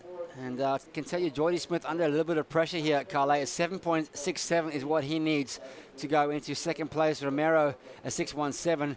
7.40 on the clock here. This is elimination surfing. We've seen a few big upsets today. Connor Coffin out of the event. Michel Bourez out of the event. Geordie Smith loses here, out of the event. And one of my personal favorites, Alan Cleland, he also bowed out of competition.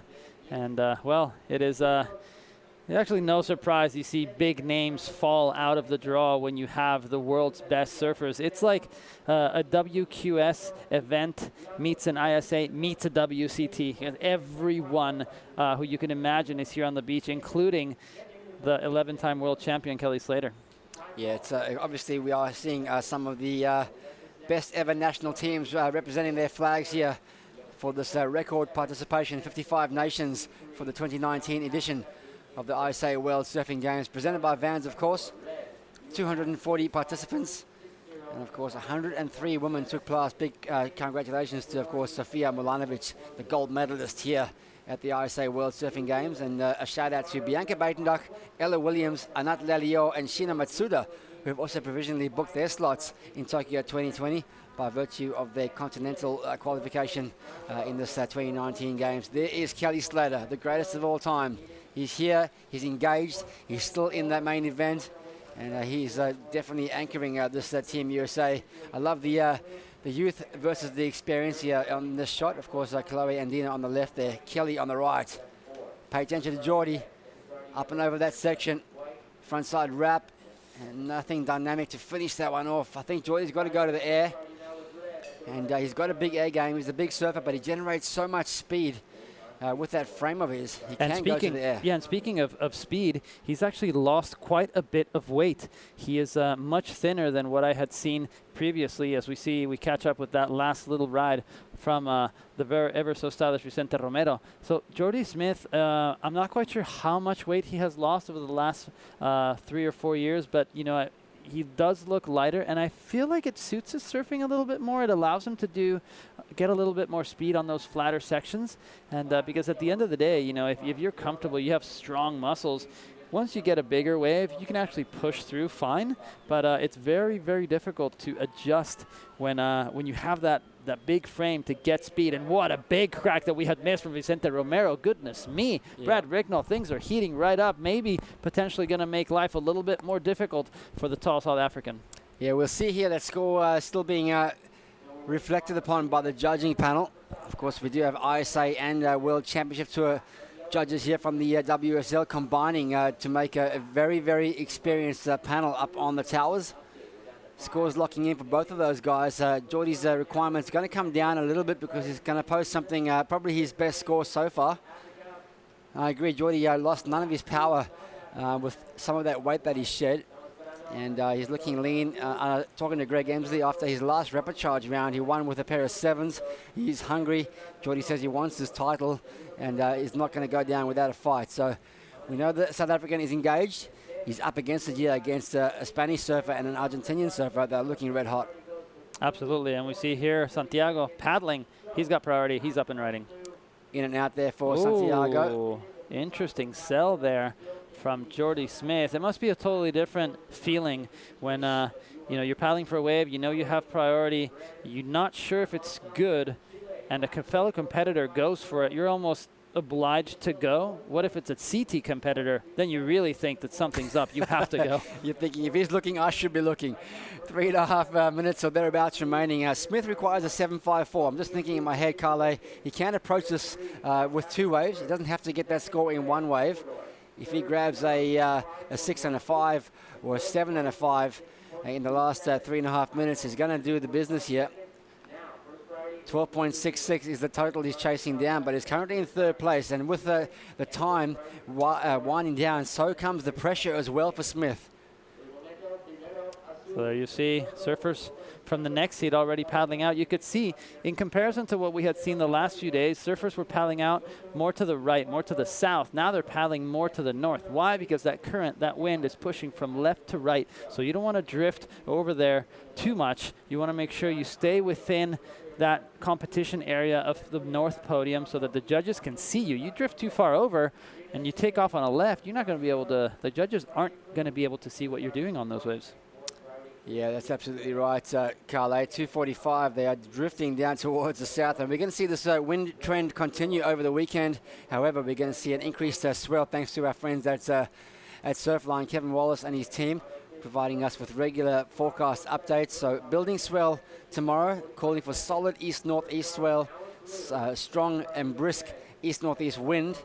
So that fetch, that push down the beach will continue as we pan around to see Coach Greg Emsley here in the white cap holding that South African flag, a former ISA competitor, a national champion for South Africa, a championship tour competitor, and an all-round good bloke in the corner here for South Africa. But he'll be sweating.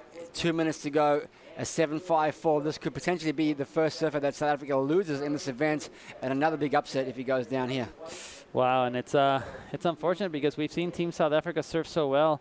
Beric de Vries, in my opinion, out of the 3 surfers, has been the biggest surprise. He was feeling he was looking a little slow in those first few heats, but then he just opened up and started showing world-class form, comparing himself easily to Mikey February and Jordy Smith. But like you mentioned, if Jordy bows out of this one, he's out of competition, and it is going to be a big blow in regards to points. How far up are they on the totem pole? Yeah, they're currently in 4th place, Carle.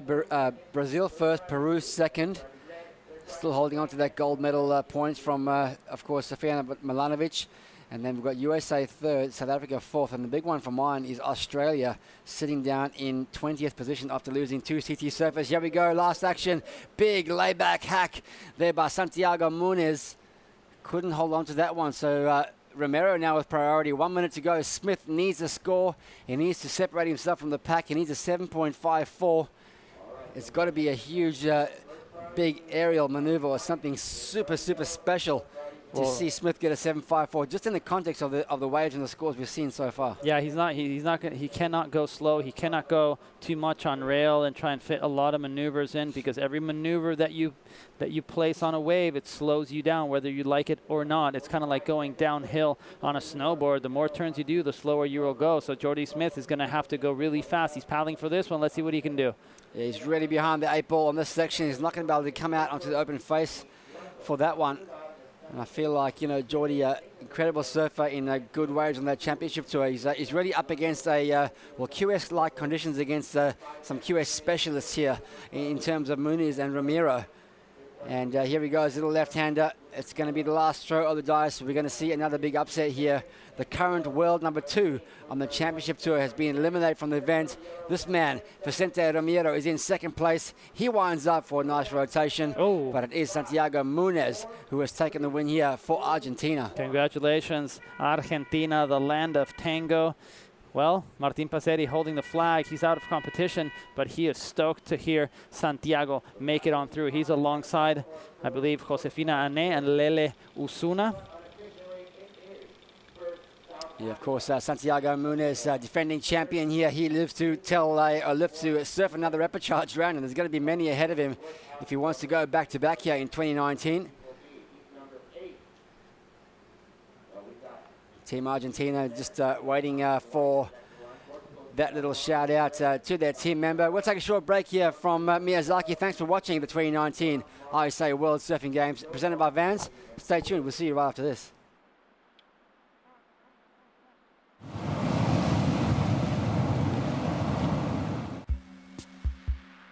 We make skate shoes, really grippy skate shoes. So we thought, why not make a skate shoe for surfing? A super grippy one.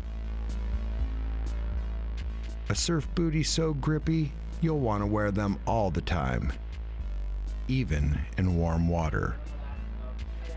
Introducing the Vans Surf Boot Mid.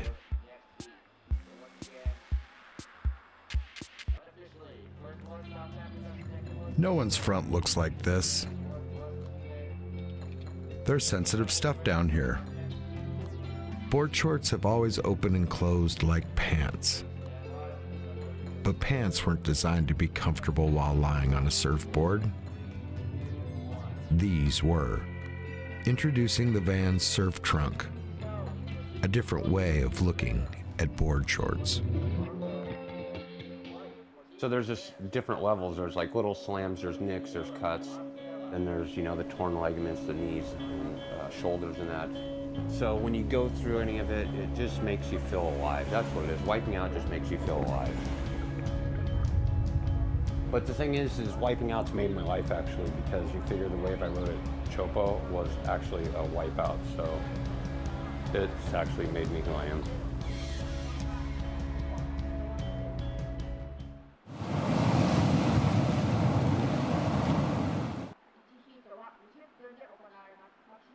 Watching the 2019 ISA World Surfing Games presented by Vans.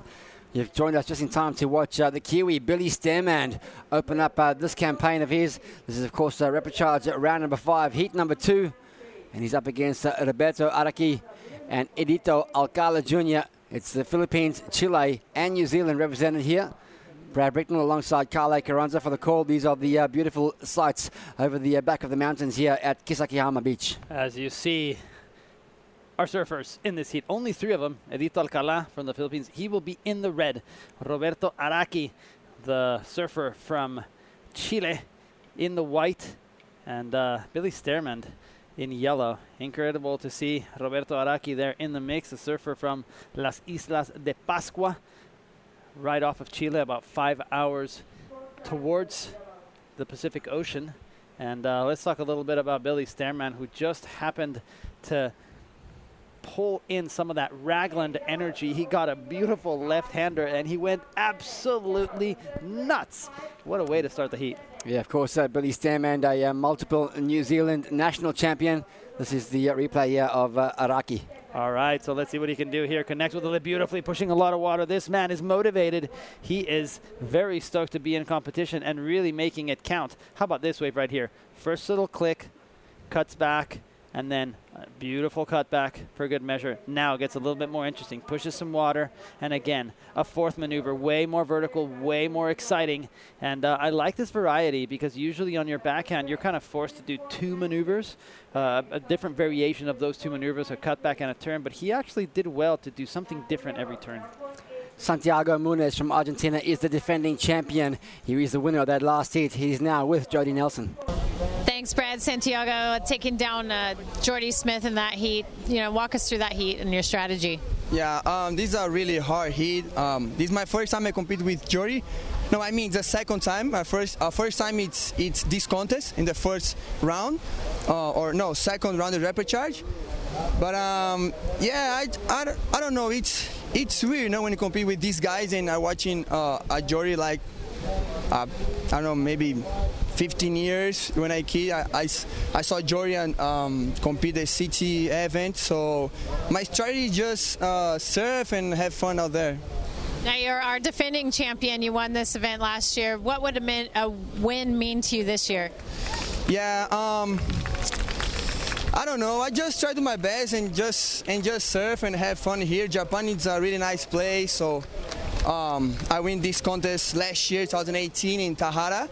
And now we are here in Japan again, so I feel great here. I feel like I'm home, but I don't know. Just surf. I think so, yeah. All right, well, we love watching you surf, Santiago. Good luck in the rest of the round, or in the heats. And guys, this is going to be, his next heat's going to be his 4th heat that he's going to be surfing today, so he's got to rest up. Marathon coming up here for anybody in these repechage rounds who want to go through and make it into the grand final come the weekend. We are standing by for some scores to come through. And, of course, what a great start here for Billy Stearman from New Zealand. Of course, his fellow teammate Ella Williams has provisionally booked herself a place in 2020 for Tokyo by virtue of qualification through, of course, the Oceania region, or the Oceania continent, along with Bianca Baitendach from Africa, Anat Lelio for Europe, and Shina Matsuda for the host nation, Japan. Yeah, and looking at the conditions, I see Eitan Osborne paddling out, walking out, ready to paddle. He's not wearing a vest. Some competitors opting to surf with a vest, as we see beautiful backhand surfing from Edito Alcalá Jr. And how about this answer back from Roberto Araki? He needs a score. He already has a 6.33, so he's looking to find a nice backup. I think it's a great strategy from him to just get busy, get some waves. I like that surfing. The board looking really nice under his feet. That was a crispy turn, a nice little rooster tail. It's not easy, let me tell you, to time the maneuver with the wave. The lip is always moving. In skateboarding, you go down the ramp, the face of a mini ramp, and it's there. It's not going anywhere. Here in surfing, as you start coming up, it might move. It might shift a little bit. The wind might affect it. It might hit a deep spot in the bank, and it might back off. So, it's so important to be ready to adapt, not only to the conditions at hand, because we've been talking about that, but to actually be going halfway up the face and go, no, not that, I'm going to do this. Readjustment time, 13 minutes remaining. Billy Stearman opened up with a big score, 7.0. Like Carle Carranza said, channeling those Raglan left-handers in New Zealand. He backed it up with a 4.83. He is your heat leader. Roberto Araki in second place needs 5.51. Roberto's first wave, a 6.33. Good opening exchange there between himself and Stairman. Backup score 3.83, not as high as Stairman's one. And Alcala in third place, 5.5. So great opening exchange all round for those opening waves. It's now the battle of the backup scores with 12 minutes and 30 on the clock. The battle of the backup scores. I would have to agree with you on that one.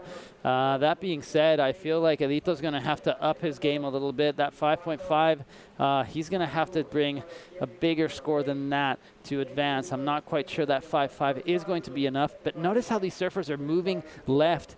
We talked about being in the repercharge, having to surf a lot. Well, now with this wind and the current, not only do they have to surf a lot, they're going to have to paddle like crazy as well, constantly to stay in position, paddling to your left of your screen, north, where the wind is coming from. That's just so that they don't drift all the way over and cannot be seen. So physically, very demanding. It's going to get even more challenging tomorrow when we see that swell come up. Of course, that wind is forecast to get strong and steady from the same direction tomorrow. It does back off slightly for Sunday, which will be our finals day here. So tomorrow, if you think today's challenging, we'll throw a bit of extra swell into the mix as we see the Brazilian Dream Team sharing some social media stats. Hey, where are you guys watching around the world? Hashtag us, ISA Worlds, and you can check us out on Instagram and Twitter at ISA Surfing. You want to see what those two gentlemen, as they say in Brazil, monstro, what those monsters of surf are doing and what they're looking at, and see some photos of them, kind of some selfies. Go on to Felipe Toledo's and Italo Ferreira's Instagram. Check out the hashtag ISA Worlds, and you will see more of these behind-the-scenes images of this event. All of these guys, they show up, some of them at 5:30 a.m., surf a few times before they paddle out, and then they're here the entire day. So obviously checking out the action, but then while they have their downtime and they're not stretching, they're looking on social media. Absolutely, yeah. Of course, on Facebook as well, at International Surfing Association.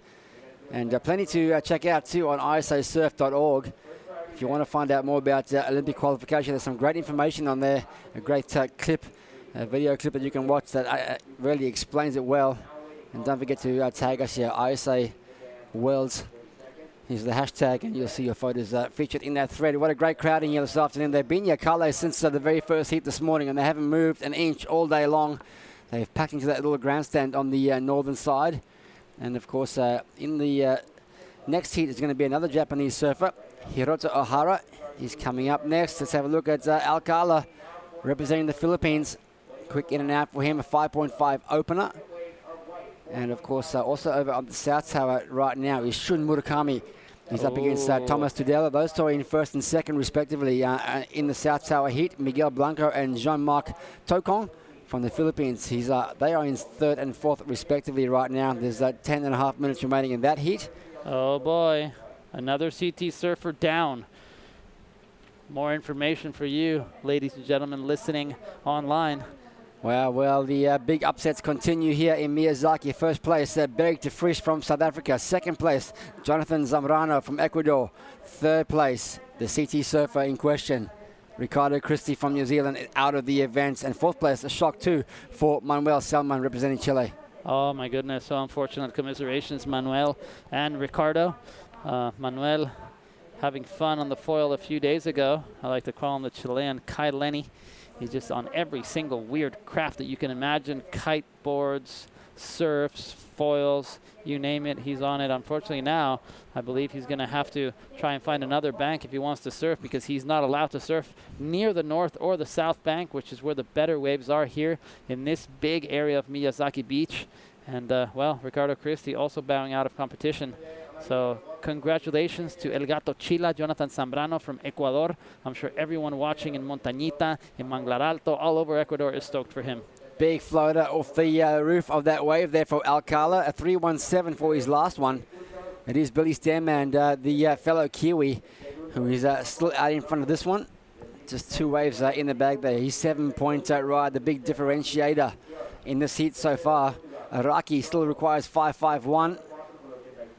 And Alcala, 3.2 on his last, so now he needs 4.67 to go into the lead.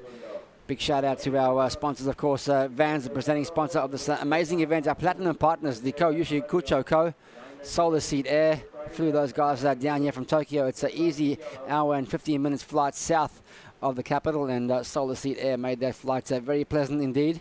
And then, of course, our gold partners, Corona and the Mere Denki Sangyo Co. Thank you for all your support of world surfing. And you see there's a jet ski in the water, not giving the surfers a tow as soon as they ride their waves, because it's not really necessary. The waves are breaking pretty close to shore, and the size and the lack of major current does not require a jet ski. But that being said, something could always happen. You know, you could get a cramp, you could get hurt in the water, and that's why we have the Japanese safety team, as we see on screen, Team Chile. And, well, they lost Manuel Selman. They do not want to lose Roberto Araki. No, they don't. This is do or die surfing repechage round number 5. There's 3 heats in this round, and then after this one, Carlo, we're going to go back into the main round 5.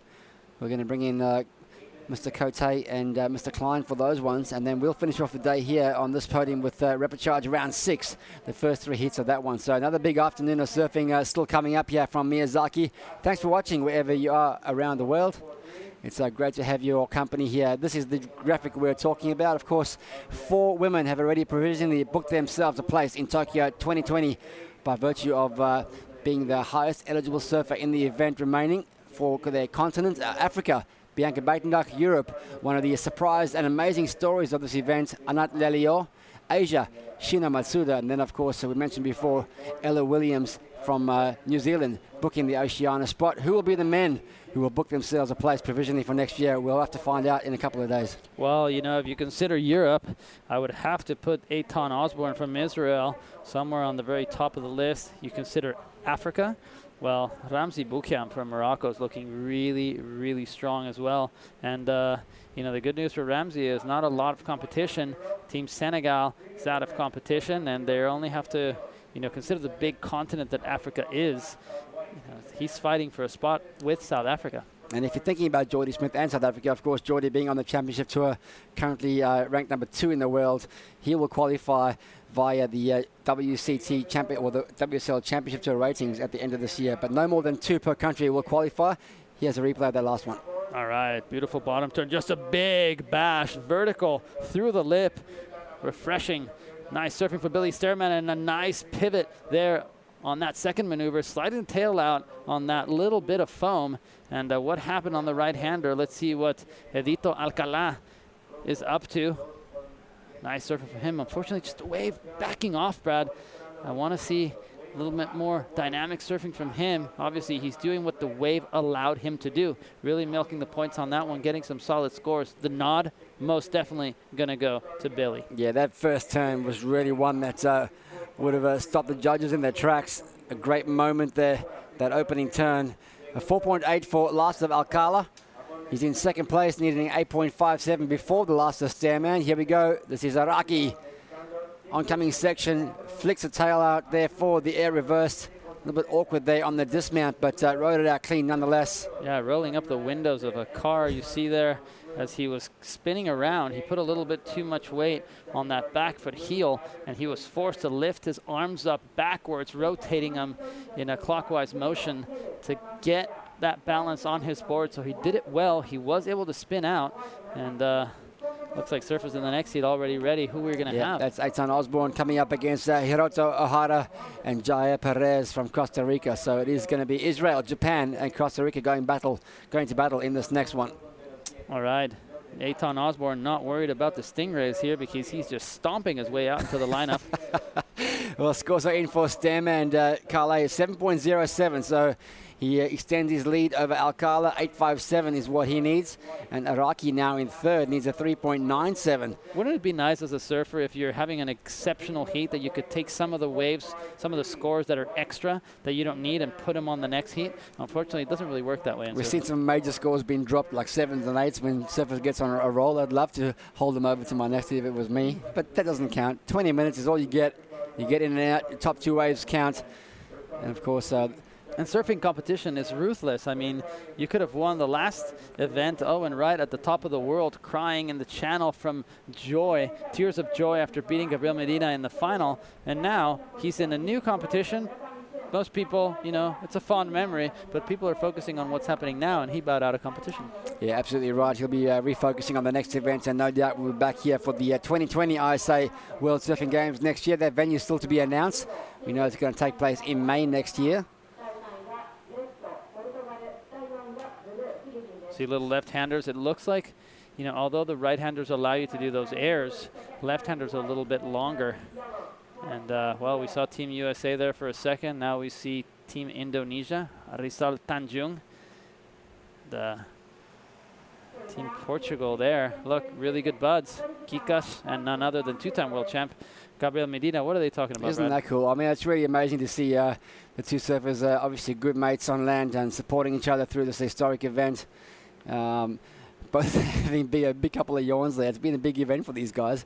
I spoke to Jordy Smith the other day. He said he's never done a beach day so long as he did the other day, yesterday. From 7 in the morning till pretty much 6 at night, he was down at the beach surfing and supporting. And it really took him out of him. He had to go to bed curled up and tucked in by his teammates by 7:30. Yeah, no, I believe it. I mean, unless, of course, he considers probably the sessions he put in all over South Africa when he was learning to surf. To get that good, you're going to have to be in the water all day. And by all day, I literally mean you're there for hours and hours and hours. And, well, Jordy Smith, one of the world's best surfers. Probably you'd have to put him in the top 10 of the world's best surfing for the last decade, Brad. Yeah, he's been super consistent. Hasn't won a world title just yet, but he is out of this event now. So he'll have to wait for the championship tour, of course, to secure his place. Let's have a look now on the outside. This is our man Alcala, currently in second place, looking to put some distance between himself and Araki. Comes down over the inside step, direction change, beautiful frontside carve on almost next to nothing in terms of wave now with 60 seconds to go. It is Stairman leading, Alcala second, Araki third, looking for a 3.97. Clutch finish coming up. Paddle on the outside. This is Araki looking for that 3.97. Nice turn for him to open up that one. Little snapback. And then a powerful jam to finish that one. He asked the question, hands in the air. He thinks he's done enough. He's looking for that 3.97. And, well, we'll have to wait and see what the judges think of that one. My first impression is Alcala that he's got that with some change. You know what? I think not only is he stoked about the score, but stoked about how that felt, because that, you know, you place your turn in a perfect spot on the wave. It almost feels as if you'd be pushing powder, you know, snow. Yeah. And that maneuver that he did was very, very impressive. Coming from Rapa Nui, the 20-year-old. He lives in Hangaroa, and not a lot of surfers there. Not a lot of people make the trek there. It is a very, very long flight from Japan. About 11 hours and change to LA and another 10 plus hours to Santiago, and then you're only 2/3 of the way there. Well, he's got here and he's got the score he needed, a 5.83. The time is up on the clock, so it is Araki who jumps into second place in the very final seconds of the heat. But his Stairman from New Zealand takes out a convincing win, and Edito Alcala Jr. unfortunately knocked out of the event at this point in time. Yeah, such good surfing from Billy, and I'm very happy that he's saving the best for last. He started off, you know, not as strong as he could have started. That's why obviously he ended up in the reprecharge rounds, but now really making a difference, and really, you know, people are watching him and going, wow, this kid actually surfs really, really well. He could make the final. We'll take a short break from the action here in Miyazaki. When we come back, it's going to be Katut Agus. No, it's not. It's going to be Eitan Osborne, Hiroto O'Hara, and Jai Perez from Costa Rica. Don't go anywhere. Thanks for watching the 2019 ISA World Surfing Games presented by Vans. We'll see you right after this.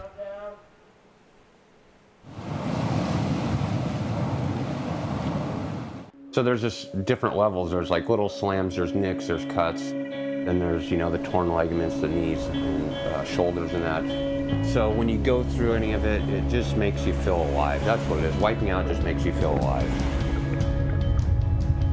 But the thing is wiping out's made my life actually, because you figure the wave I rode at Chopo was actually a wipeout. So it's actually made me who I am.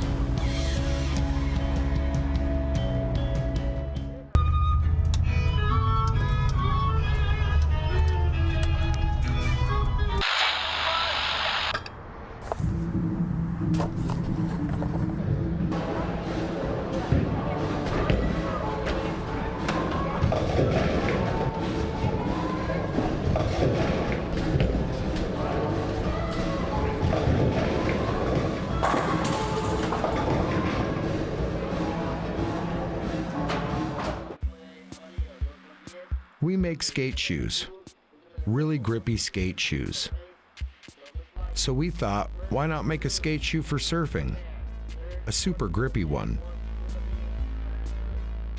A surf bootie so grippy, you'll want to wear them all the time, even in warm water. Introducing the Vans Surf Boot Mid.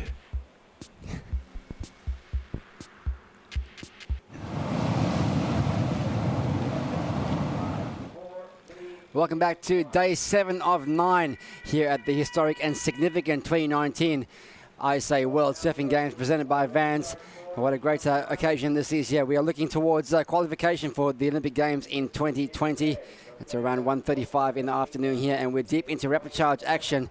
The rapid charge round 5 to be more precise, and this is Eitan Osborne, Hirota O'Hara and Jair Perez representing Israel, Japan and Costa Rica respectively. Brad Bricknell here alongside Costa Rica's, Mexico's favourite son. Well, you know, you speak about 3,000 languages, Carlos, so sometimes I do get confused. You'll have to forgive me. Your pronunciation is impeccable of all these Latin American countries, and here we go is some highlights, a replay, should I say, of the opening exchange. What a big bash. Beautiful surfing from Hirota O'Hara. And how about that change of direction from Jairito Perez? Connects with the lip.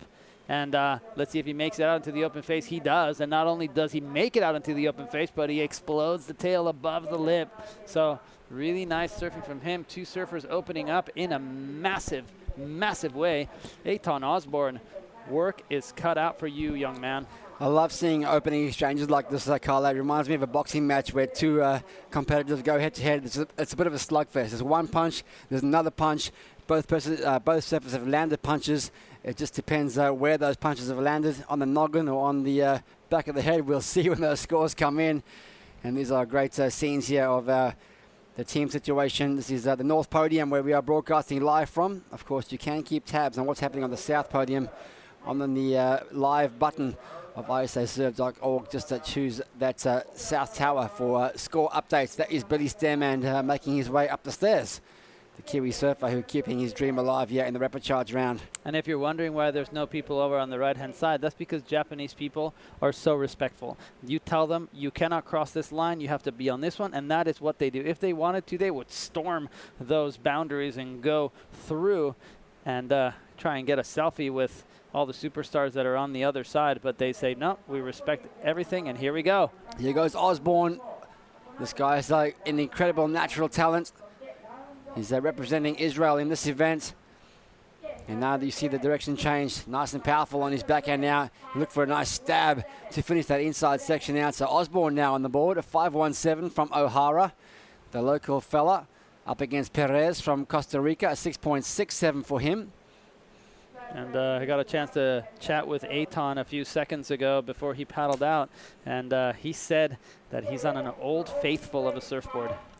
Well, someone who is staying faithful to the flag of New Zealand is Billy Stairman. He's winning, they won that last heat, and he's down there now with Jody Nelson. Into this event, describe what your mindset is after surfing so many heats. Yeah, it's pretty crazy. It's long days at the beach. Like, we've been getting up at like 5 o'clock in the morning and stretching, and then coming down early for a free surf, and then obviously surfing a lot of heats. It's kind of reminds me of like a board riders at home. You know, you just got to pump out the heats and just keep on going and come in, reset, and then wait for the next one. Almost forget about that last one and just hopefully keep progressing. And can you give us an insight to the vibe of the team? We saw Ella do really well in the Williams. Unfortunately, Ricardo lost out just earlier, but you have a teammate out in the water. But what's the vibe been around the team? Yeah, the vibe's good. I mean, we're a tight-knit little team, and we're all like staying in the same hotel and like all together and going to dinners and stuff like that, and coming in the mornings and supporting each other. And yeah, the girls, we were just all the boys were down the beach running back and forth on podiums because all the girls were surfing, and obviously Ella did really well, and the girls are doing the same now. So it's we're all supporting each other, and obviously we've all got our own goals, and we want to achieve our own things. But as a team, we're backing each other, so it's good. Speaking of goals, what is your individual goal at this event? Obviously, I always set myself a goal of quarterfinals or better, and obviously there's a lot of attention around the Olympics and make whoever gets further or whatever. But I'm just taking it heat by heat. Like I'm just trying to put the pressure off myself, and hopefully I just keep making heats. I mean, I'm in the repechage now, so I've got to surf a few more times, but I think the odds are that the people from the more people from the repechage win the ISAs, so yeah, there's good odds. All right, well, thanks for taking the time to chat with us. Guys, Team New Zealand has a great attitude in this event. I love it. Back to you. Thank you, Jody. They've got a great attitude, and they've also got a great chance of qualifying one of the male surfers here through Oceania as well. Can Billy Stairman follow in the footsteps of Ella Williams? Time will tell as this event unfolds. So many subplots and storylines going on when we look towards qualification. But interesting to hear from Billy. He's not really thinking about that right now. He's setting sights on a quarter-final finish or better. I'm not quite sure if I believe surfers when they say that. You know, they try and say that they take it heat by heat. Really, you go to bed and you don't think you're going to maybe take next year's Olympic gold? You never know. Could be true, but let's have a look at Hiroto Ohara's last ride. Just a clean read. That board looking so spicy. I think that now he's on an epoxy because we talked about, boards with Kanoe Igarashi saying that he hadn't used an epoxy, and him and Hiroto had a little bit of a bet as to who would ride it first. Now they're both on it, and we see Eitan Osborne there. Nice redirect. Board looking a little bit shaky, but right there he connects. He gets his board in the wax. He gets his feet in the wax.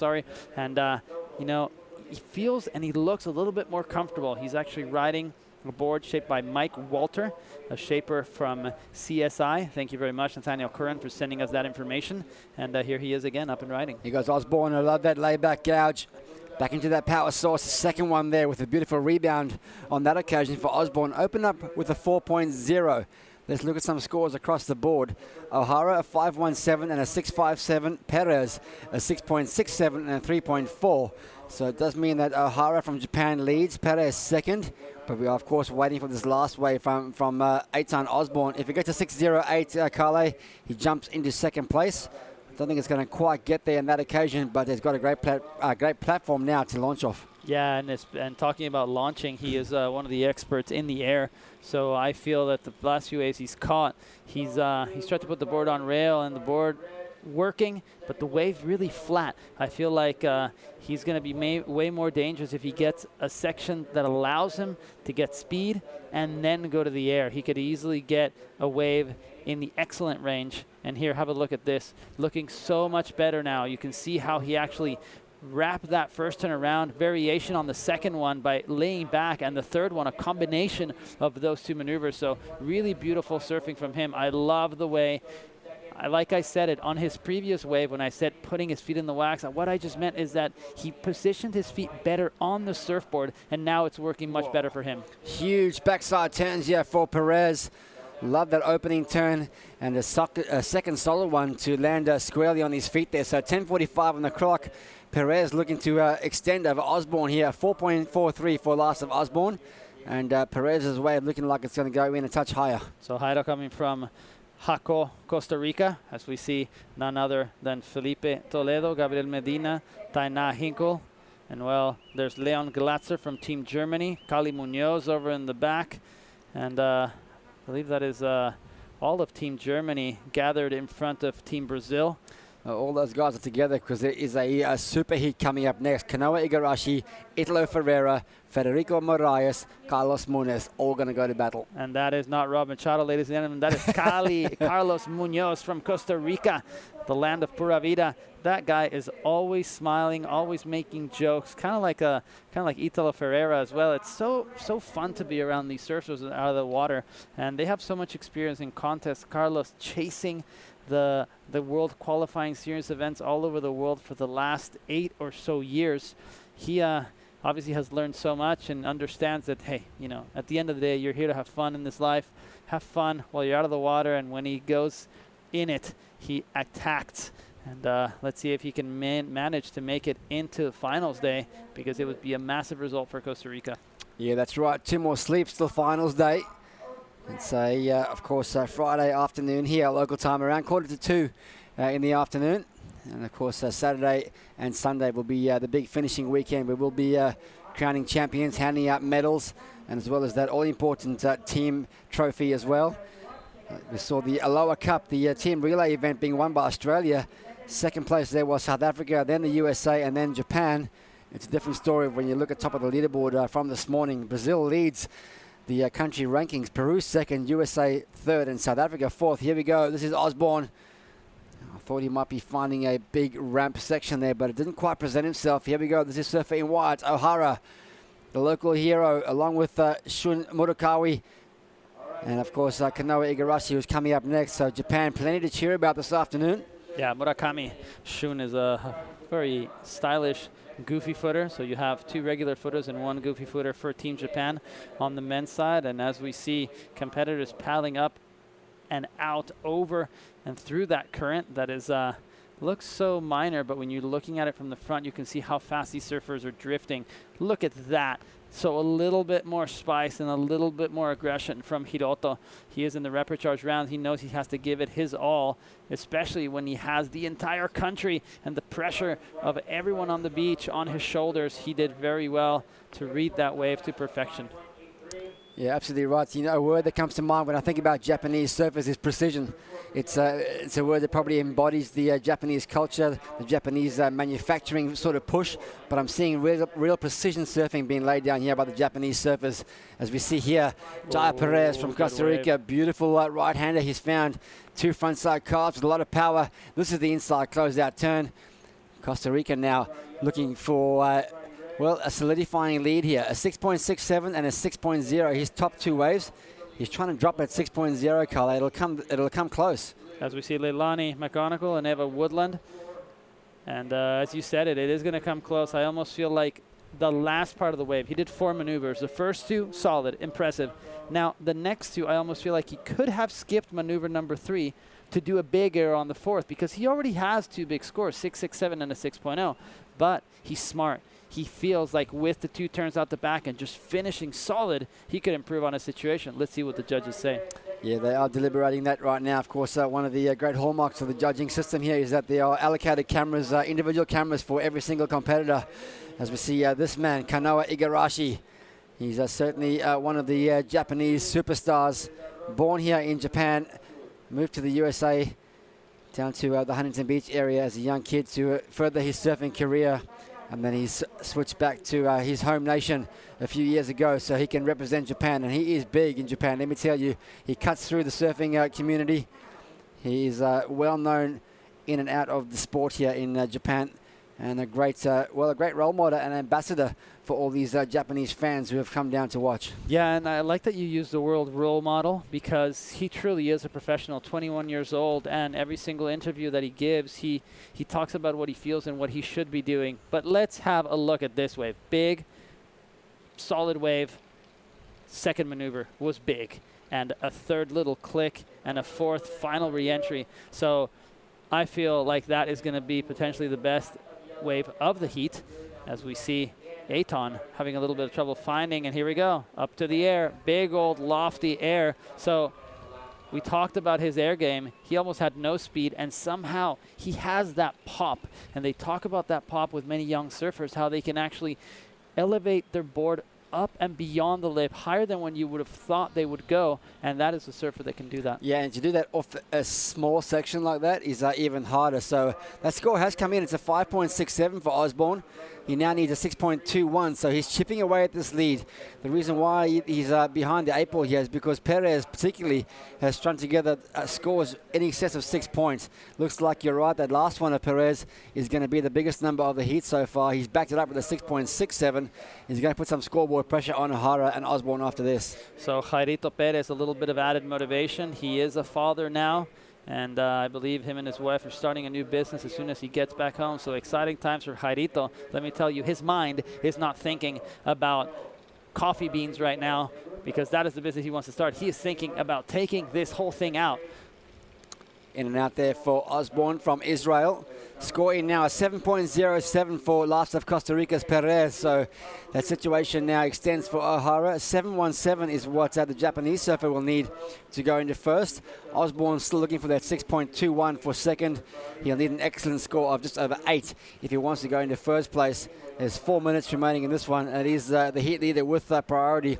And what a great position to be in come the last 4 minutes of the heat. Oh, yeah, that is exactly where you want to be. And I feel like Jairito Perez can now loosen up a little bit. He's been really putting his surfboard on rail and vertical, but we really haven't seen any errors from him let me tell you, his air game is very, very solid. We've seen him fly all over the place up in Hakoah. And here we go, Eitan Osborne up and riding. He's going down fighting, Carle. He's looked like he's really trying to find that score, trying to find that opportunity. We know that he can go big in the air. He's one of the most technical and most innovative young aerialists out there, in my opinion. And with 3.5 minutes remaining, he just needs the opportunity, and that can be easier or more difficult to do than on paper. Yeah, easier said than done as we see Kikash walking out. You can see how far these surfers can actually stomp out there with the tide coming in. They're literally stepping 2 times and then having to hop on their surfboard and paddle. So there's a really big difference in the last few days in regards to the tide. And I think it's going to affect it in a positive way today, considering that the swell is coming in. Well, we've got 3 minutes to go to see what happens in this heat. And this Jair Perez, who has been on the front foot since wave number 1, a 6.67 opener. And he's maintained that lead throughout. It is O'Hara in second, chasing a 7.17. As we see the Israeli team looking on you, flying that beautiful flag. That's been one of the great things to see here. All those flags, I've had to educate myself as to a lot of these countries' flags. Not only the first time seeing them, in real life, but seeing them as part of a surfing event has been such a treat. Yeah, and then sometimes you have to do a double take. You see the black, green, and red with the symbol in the middle. You're like, no, that cannot be Afghanistan. Then you look it up for Namu, and you're like, yep, it is. It is. Here goes Osborne. That's a nice click out the gates there for Eitan. Oh, boy. Beautiful fan tail off that second turn. He needs a big finish here. Only gets 2 turns in. He still likes what he's done. Remember, he needs a 6.21 with 2 minutes to go. Just a quick update on the South Tower. Shane Campbell leads from Mikey February. Johnny Corzo third and Kelvin Gonzalez fourth. There's 4 minutes to go in that one. Repechard surfing on Tower 2. Talk us through this one, Carlo. Okay, so beautiful first maneuver right there. Clicks it beautifully, pushing a lot of water, and then again wave backs off, but somehow slides the tail. You can see on his back foot only the tippy toes were touching the tail pad there. The wave dies. He had nowhere to go. He had to kick out. The wave pretty much stopped pushing him, and I feel that if he would have had another inside section that he could have gone maybe to the air on or gone vertical, I would have no doubt in my mind that would be the score. Now with that, there's a question mark. 90 seconds remaining. Oh, scores came in. Scores came in just under 5-2-3. So Perez still leads. O'Hara second. The requirements remain the same. 7.17 for O'Hara, 6.21 for Osborne. Down to 60 seconds. Can Osborne find some magic? Yeah, here he goes, winding up. He just needs a section. He just needs a section. He just needs a section. Unfortunately, just not there for him. I think he just needs a section. But he did not get it, ladies and gentlemen. Eitan Osborne coming from Ventura, California, representing Israel. He needs a wave. Literally, all he needs is one little section. Give him 6 feet of length of ride. That's all he needs, and a crumbly section, and he will go above and beyond. If he catches a 2-foot wave, he can fly 4 feet in the air. We saw Gabriel Medina on a wave that was very small fly very, very high. Another surfer that can do it is the surfer in the water right now with the red rash guard. Hopefully he gets a section. I don't see anything coming in. We are looking towards the south, so the swell is coming from the north. We could be surprised and see something as we see Hiroto O'Hara paddling towards him. He's not trusting Eitan Osborne. He's not trusting Jairito Perez either, so if a wave does come in, I believe priority will come into play. Eitan separating himself from everyone out there. 5 seconds. It's going to be all she wrote. Looks like Japan will celebrate another advancement here, even though it's in that repechage round. Every round counts. And, of course, that time now is up. We can make that semi-official. Perez wins, O'Hara second. And, unfortunately, the end of the line here for Eitan Osborne. Big heat coming up next. Igarashi, Ferreira, Morayos, Munoz. We'll take a short break here from Miyazaki. Thanks for watching the 2019 ISA World Surfing Games presented by Vans. We're going to bring in Chris Cote and Todd Klein for the call.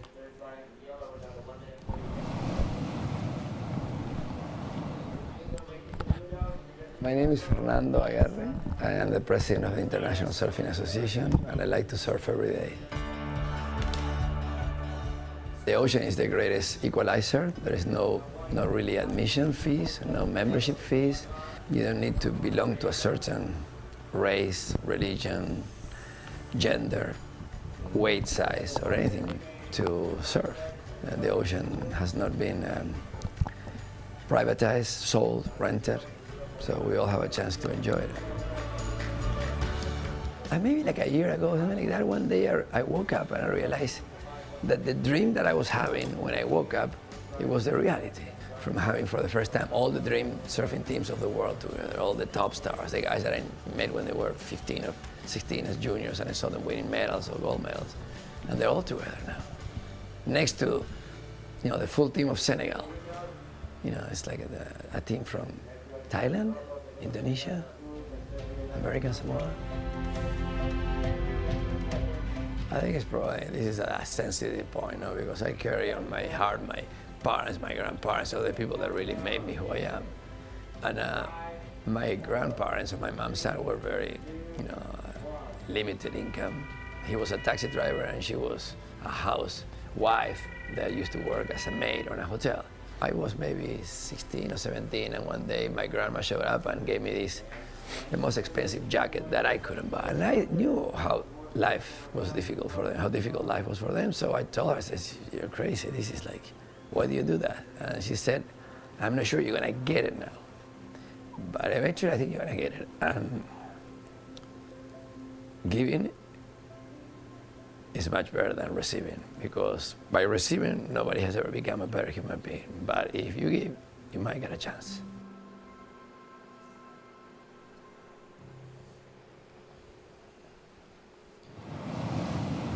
Faithful leader, president of the ISA, Fernando Aguirre.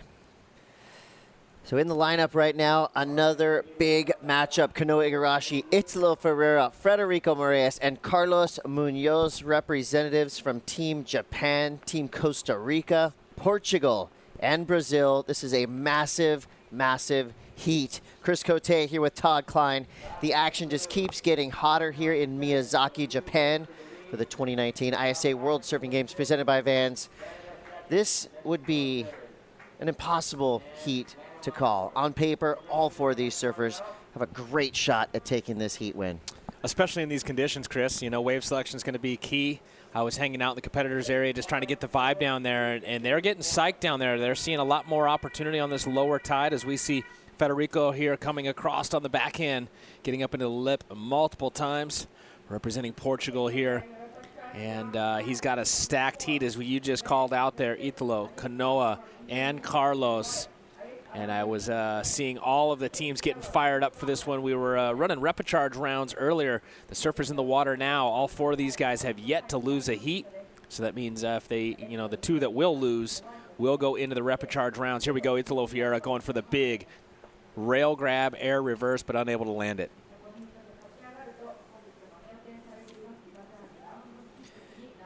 So 4 surfers in the water, 2 surfers will advance through, 2 surfers will go to the repecharge rounds, and that tells me from this heat, the repecharge is going to be that much harder when you're looking at the talent level that we have as we make our way back to this main round.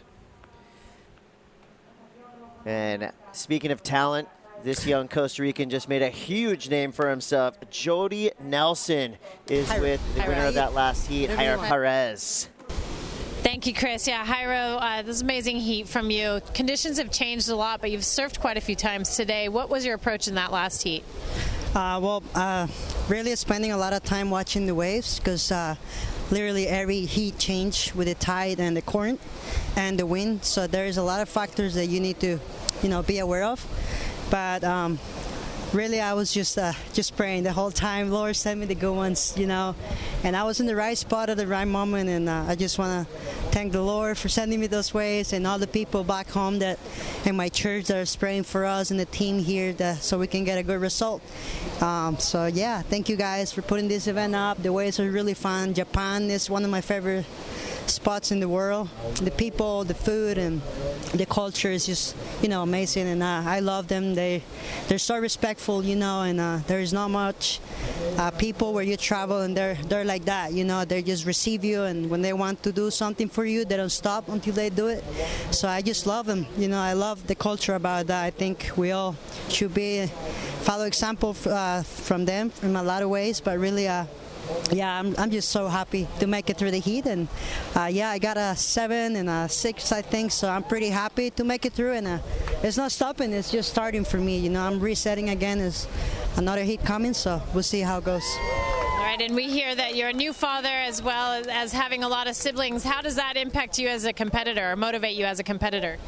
Well, really, when I grew up in poverty, literally. We were nine brothers and sisters, and 2 apart from my mom. My dad was an alcoholic, and it was tough growing up, you know, and I think that really motivates me. Remember where I come from and how hard it was for me, and just representing a nation now is just such a blessing, you know. There's just so much beyond surfing, you know, and it's not always about surfing and having Instagram followers or whatever you want to call it. It's just more about that, and I think, you know, it's for me really what it helped me to go out of that is finding Jesus in my heart and following him, and I'm here representing him more special than any nation. I love Costa Rica as my country, but really I'm here for him because he allowed me to be here and have life and enjoying Japan. All right, well, thank you so much. One of the most amazing interviews of the event so far, I would say, and this is what the ISA World Surfing Games is all about, guys. Well, I got a new favorite surfer. Perez coming through. Todd, you were actually in the competitors area when he started out. He said he got a standing ovation in his first wave. Yeah, not just his team, but Team Brazil, Team USA. Everybody down there is appreciating good surfing when they see it. And again, that's been the consensus amongst the surfers that are household names. The Championship Tour surfers have said, man, it's unbelievable the talent that is here at this event. And again, this is just a prelude as we lead up to those Olympics. But again, it was pretty awesome to see, you know, the likes of Felipe Toledo, Italo, Medina, Kelly, Kaloe, all of them were applauding earlier one of his heats because he had an unbelievable session. Or actually, it was that heat right there, his first wave. I'm sorry, the days are blending, but you know, it's good to see the camaraderie down there amongst all the competitors. But when they put the jersey on out there in the water, they do want to win, but they appreciate good surfing when they see it, just like the fans here. Well, a special moment there from Costa Rica and Javier Perez, but now we're back to business in the lineup. Italo on his backhand, unleashing series of turns, gets a bonus on the inside section. A lot of confidence as he finishes that wave. So Italo Ferreira representing Brazil with a 6.5 to start, and right behind him, Pura Vida from Costa Rica, Carlos Munoz, has to be feeling fired up from what his countryman Perez just put together in that last heat. Team Costa Rica looking solid, but watch out. Federico Moraes on his backhand now. Look at the size of the waves, Chris. It's starting to pulse here at just the right time as we make our way back into the main event. Fireworks on display from this Portuguese powerhouse. Federico Moraes is now on the board. Todd, some big scores coming across the line already. Surfers with 6.5, 6.4 threes, and we're just getting started here. 12 minutes, 25 seconds to go. This is how you want to get back into the main event rounds. Yeah, and just reflecting, man, what a great interview that was just a moment ago. And really opening up there was the Costa Rican. And again, you know, you talked about it earlier, Chris, is, you know, we dive into some of the bios, but you only get so much from a bio there. And Perez opening up, talking about how challenging it was for him coming up as a child, large family, and a lot of hurdles along the way. And now he seems to be on a really good path and just really enjoying life as we look back here at last of Italo. You see him get straight up into it and really comes out of these turns generating a lot of speed where some surfers are losing speed. He's gaining speed and puts that rail right back in the water. Nice second turn there for the Brazilian. And then showing some patience as he waits a little bit longer before he puts the rail back in the water again. And a nice little section right there. Blows the fins out, slides them for a second. The whitewater comes back underneath the nose of his board, pushing him back down and out into the face to show the judges that he pulls it off cleanly. That was a very well-ridden wave for last of white. And then right after that, he goes into the reverse, makes it a functional transitional maneuver, and goes back down the line with a lot of speed. And just a beautiful searing final move there, getting up and underneath it. And Italo looks like he's starting to find his rhythm. And as we talked about earlier, whether it's Kanoa, whether it's Hiroto, or whether it's even Italo representing Brazil, the fans are letting the surfers know when they appreciate or when they see good surfing, they appreciate it, as we see the Japanese competitor up and riding now, Kanoa Igarashi. Your 2018 ISA World Surfing Games silver medalist, back at it, in form, blasting his way through heats. But I tell you, this is his toughest matchup yet. Going up against three incredible surfers. Speaking of tough matchups, it's happening all over the beach. On the north end, we're running repecharge heats. And a big one just went down in heat 129. Fourth place went to Kelvin Gonzalez from Panama. Unfortunately, we lose 2017 ISA gold medalist Johnny Corzo in third. Second place goes to Shane Campbell from Team Canada, and winning that repecharge heat, moving through, representing Team South Africa, it's Michael February. So 9:57 to go. Federico Moraes comes through with an 8.33. So we're looking at, the power approach really being rewarded from our judges. Italo with a 7.13 and a 6.57. Kanoe Igarashi now finding himself in fourth place. It always is rewarded, Chris. Power always will prevail, but they love the above-the-lip surfing. At the end of the day, it boils down to the degree of difficulty of the maneuvers that you're executing. And when the waves start to get bigger, start to get steeper, they want to see you commit to those rails, commit to those turns.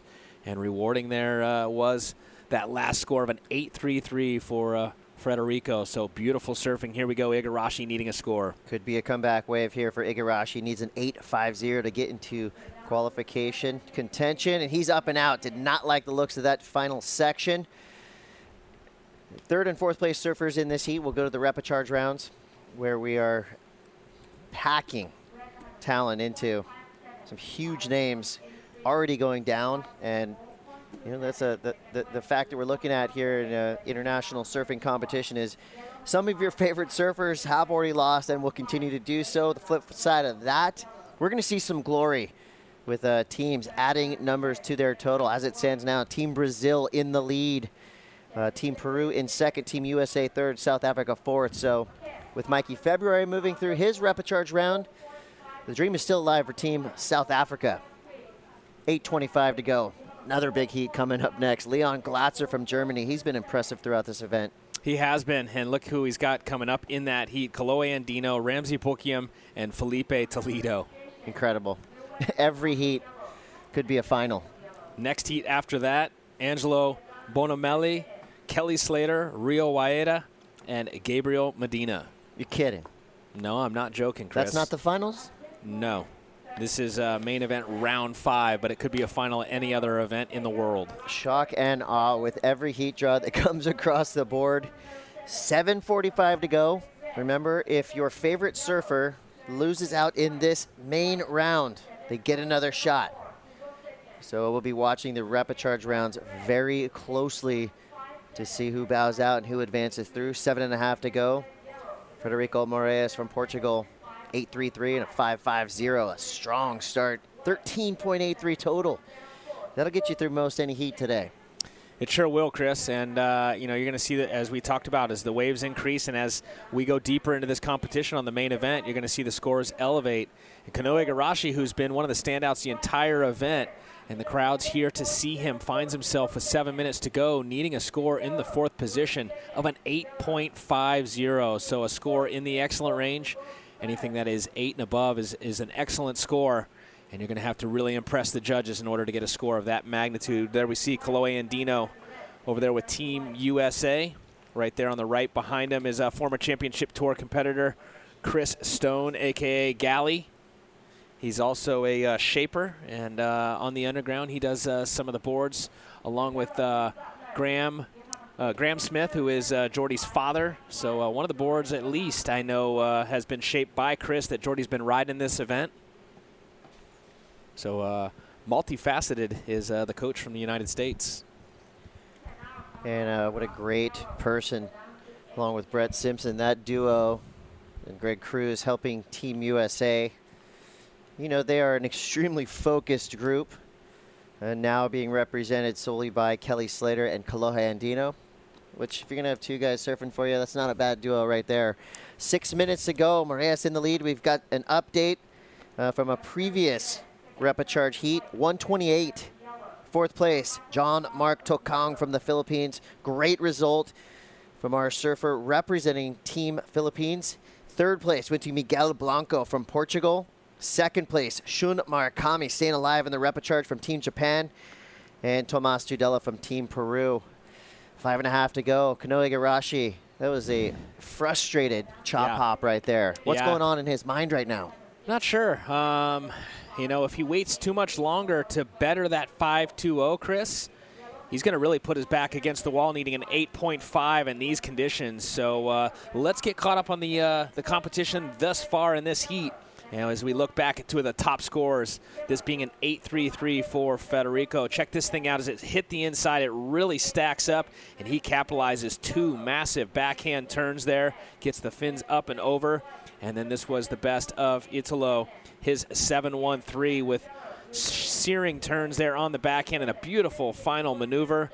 And you could not have surfed that wave any better than that with three big turns. And you can see the fans here in Japan definitely wondering, can he pull it off? Can Kanoa Igarashi find the 8.5, last year's silver medalist, against the rope? But as you pointed out, Chris, yes, it would be unfortunate if he lost out here, but I'm not worried because he could go into the repechage rounds and go dead ahead Fred all the way to the main event final, just like we saw Carissa Moore go on to take out the copper medal for the USA. We've also, if history repeats itself, seen surfers come through the repechage rounds to go all the way and get the gold, and that would even make a better story here at this event. Carlos Munoz has been relatively quiet through the mid portion of this heat. Now he's coming alive, a couple big backside turns. Italo has to pull out as they were coming together, converging on that same wave. Munoz did have priority there. So we are running a four-man priority system. That means the surfer with the right-of-way gets to pick any wave they want, and the other surfers cannot impede either paddling or on the wave itself. So the number one priority spot right now is sitting with Federico Moraes. That's a spot he wants to be in. He's got the lead. He's got priority. Time's flying by, 3.5 to go. Federico Moraes is in a great position. Yeah, going back to that four-man priority, technically you can ride the same wave as the surfer that has higher priority and even be going the same direction as long as you do not impede on the scoring potential. I think it was a couple years ago, Kelly Slater actually with a lower priority took off behind a surfer, or actually was going down the line, and he got dropped in on by the surfer that had higher priority. Kelly utilized that section that dropped down and did a big air reverse, getting a massive score. So it is possible for both surfers to get scores on the same wave as long as the surfer with the lower priority does not impede on the surfer in his scoring potential who has the higher priority. As we just saw Kanoa Igarashi, very similar to the wave a moment ago, Chris, showing some frustration. To me, it's showing poor sportsmanship. You know, he's not making an effort to get back into this heat. You know, obviously he's got the talent. He's one of the best surfers on the planet, but right now, to me, it's looking like he's given up. Well, it's interesting because at the beginning of this competition, he was riding a board that was made for, of all places, Western Australia, and he was making it work, and then he switched over to the epoxy and had his best heat of the event. But now this one, I think it's come down to more the wave selection. It's not his approach, it's not his board, but guys like this right here have been finding the waves that they need, and Italo unable to ride out of that one, but definitely exciting the crowd as they are on the edge of their seats, wondering, can Kanoa Igarashi pull a rabbit out of the hat? He's currently in fourth place wearing the red jersey, looking for an excellent score, an 8.5, which we haven't seen a score quite there yet in this heat, but we have seen an 8.33. Let's watch this. Hopefully Kanoa will make me eat my words. He's got to give way to the surfer in blue, Carlos Munoz. He was generating a ton of speed going down the line, almost going to provide us with the fireworks, but that one wasn't on him. He had to pull out of that wave, and meanwhile, Italo, I mean, he's on fire right now. You can tell everything is just right in its proper place for Italo. His synapses are firing on all cylinders. Really fun to watch when a surfer is this on. Yeah, he's fired up, and again, you know, usually, Chris, our sport is an individual sport. These surfers would have been back at their hotel after their morning heats. They'd be chilling back there. They'd be watching the broadcast. Not the case here. This being a team event, they've been here on the beach like we've seen since the start of the event. They get down here early in the morning, Team Brazil right there, and they support one another throughout the event. And, you know, it's been awesome. And what it does also is it keeps you in tune with how the ocean is changing, because it is definitely changing with the tides, with the wind. There's a great perspective of blue coming at Kanoa there. And he gave way so that Carlos could get up into the lip and capitalize on that section. And then Italo, he's cleared for takeoff. Unfortunately, landing gear does not come down. So does not ride out of that one. But once again, he's currently in that second position. His low score that's in the score line is a 6.57. And time's winding down, Chris. This is a nail-biting situation here for the fan base of Kanoa Igarashi, knowing that he is the last surfer for Japan on the main event side. Shun Murakami, as you just called out a moment ago, still going through the reps. He continues to keep the dream alive. And it doesn't matter if you're on one bracket or the other. The points are going to be the same.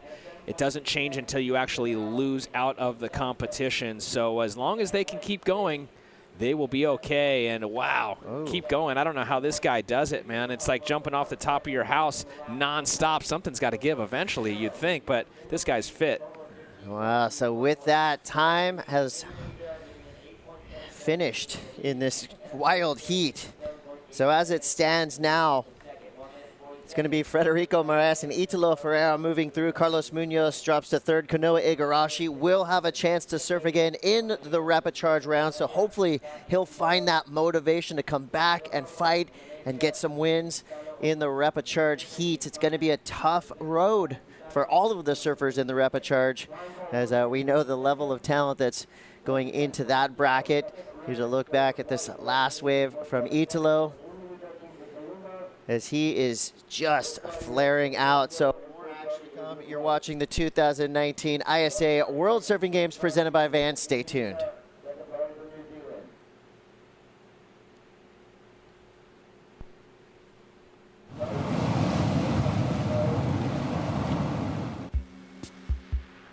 We make skate shoes, really grippy skate shoes. So we thought, why not make a skate shoe for surfing? A super grippy one. A surf booty so grippy, you'll want to wear them all the time.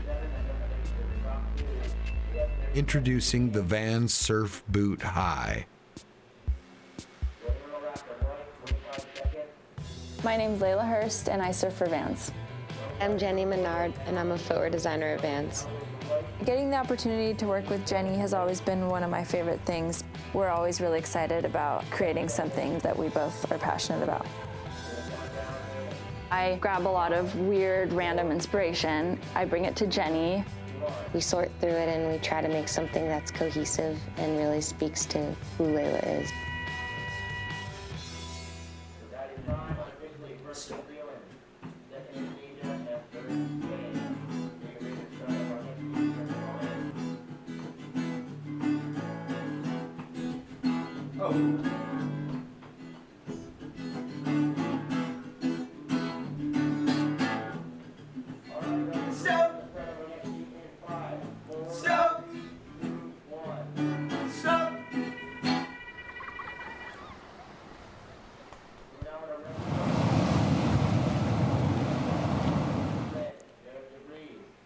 Wild times here at the 2019 ISA World Surfing Games presented by Vans. A big heat in the books. It was Federico Moraes getting the win, moving through with Italo Ferreira. Carlos Munoz drops to third. Kanoa Igarashi to fourth. They will get another chance in those rapid charge rounds, which are getting more and more dangerous with every surfer that enters. Federico, wow, what a statement made. Look how close that heat was there as you see the two-wave totals, Chris. Splitting hairs between Italo and Federico. And I love the sportsmanship as they came in, high-five and talking about the heat. They would have seen what was going down from behind as fins were flying everywhere. And speaking of which, we're going to see some fins flying in this heat as well. An incredible foursome in the lineup. Felipe Toledo, Kolohe Andino, Leon Glatzer, and Ramzi Bukiem. Here we're going to start with the surfer representing Team Germany. Up and down real quick. Yeah, it looked like maybe he was getting ahead of himself there as he leaned a little bit too far on that outside edge, catching it coming down that floater. And when you see a heat like this and he's not used to surfing against these big names, sometimes the timing could be a little bit off due to the fact of some nerves maybe settling in. With 18 minutes left on the clock, a very excited Portuguese surfer, Federico Moraes, is on the sand right now with Jody Nelson. Thank Thank you, Chris. Federico, that was a nail biter at the end there of that heat, and you won that heat with just 2 waves. How did you stay patient throughout that heat? I know it was going to be really, really tough. Ito has been surfing amazing the whole year. He's going for the world title. Canoa as well. And Carlos, he's a really good QS surfer, trying to make it to the tour. So I knew I had to be patient, and I had especially to be on the good waves, and that's what I tried. I got at 8.23, I think. And then from there, I knew the kind of wave I wanted to improve on my 5.5. If that wave wasn't going to come, I was just going to make sure if a good one was come, it was going to be mine. So I just sat around them and kind of played with my priority, and I was patient enough. And I saw your team all surrounding you when you came in. What was the feedback from your team after that heat? Really good. Everyone's really happy. It's so good to have the support from everyone. It's, like I said on the other interviews, it's really different to have someone cheering us all the way. So, yeah, thanks to everyone. You must be feeling like you're getting close to the end here. How do you regroup and recharge for the rest of this event? Now I'm going to go home and have a nap to start with. And tomorrow looks like it could be the finals day, and looks like the swell's coming in. There's a lot more waves now. So, yeah, can't wait to grab a step up and get some big walls. All right, well, Team Portugal looking strong. Federico, congratulations, guys. Back to you. Ooh, the prospect of that has us excited. Federico Moraes saying he might be grabbing a step-up board and finding some big walls here in Miyazaki, Japan. We know that this place can handle big swells. We saw that in the women's draw. The women challenging themselves in double, triple overhead waves. At the end of it all, it was Sofia Milanovic getting the ISA gold medal for 2019. And we're looking to crown medalists here for the men and, of course, the team medals. Congratulations go to Team Australia for winning the Aloha Cup for 2019. Yeah, and last year's defending team for gold was Japan, and right now they've got their work cut out. And is it possible for them to still repeat? It's going to be tough. I'm going to tune in tonight to isasurf.org for the press release to find out with the day after we wrap it up to get those updated point standings. They're sitting at 6th as we go into today. That's all going to change. Our top 10 is going to heavily shuffle. Right now it's Brazil in the lead, Peru in second, USA third. I think this is all going to change. I think Brazil's going to stay there. Yeah, well, Brazil looks like an unstoppable force right now. They did have Silvana Lima get the silver medal. She put up big points. This is Ramsey, the powerhouse, representing Morocco. We see that front foot taped up. He injured it a while back. It's a bit of a sprain on the front foot, that front ankle. And he said actually on the long flight coming over here, just, as you know, Chris, you're in a seat. And with the altitude, you don't quite get the blood flow that you normally do, and so things start to lock up. And he said it started to swell on him, and so he's been seeing the physio here, trying to keep it loose, but also keeping it taped just because it feels a little bit more stable. So nothing real major there. As we can see, it has not restricted him whatsoever as far as his scores have come. I mean, he's been blazing in this event. I mean, he came out of the gates, and even Kelly, I overheard him say, one of his last heats, he barely made it through, and he said you showed the judges too much in that first round because he came out on a couple lefts, just absolutely went crazy. And there was a particular right in one of his heats earlier today that he felt it was a little underscored. Kelly thought maybe so too, and he said, well, that's because you showed the judges too much, and so they're expecting more out of you. Felipe Toledo now. This wave has a kind of an awkward beginning, a lot of bump coming up the face, and it finishes in the similar fashion there. Kolohe Andino, meanwhile, behind him. Crisp surfing from Andino. See, anytime Kolohe gets to represent for Team USA, he goes full force. And he is surfing through a slight back issue right now, but to me, he looks like he's on top of his game. Yeah, he's kind of like Ramsey as well. A slight ailment, but does not seem to be hindering him whatsoever. And I liked in one of his post-heat interviews where he said, just like many of these surfers that are here, Kelly Slater is the greatest of all time in our sport, but also a favorite of many of these athletes. He's inspired many of them and still does.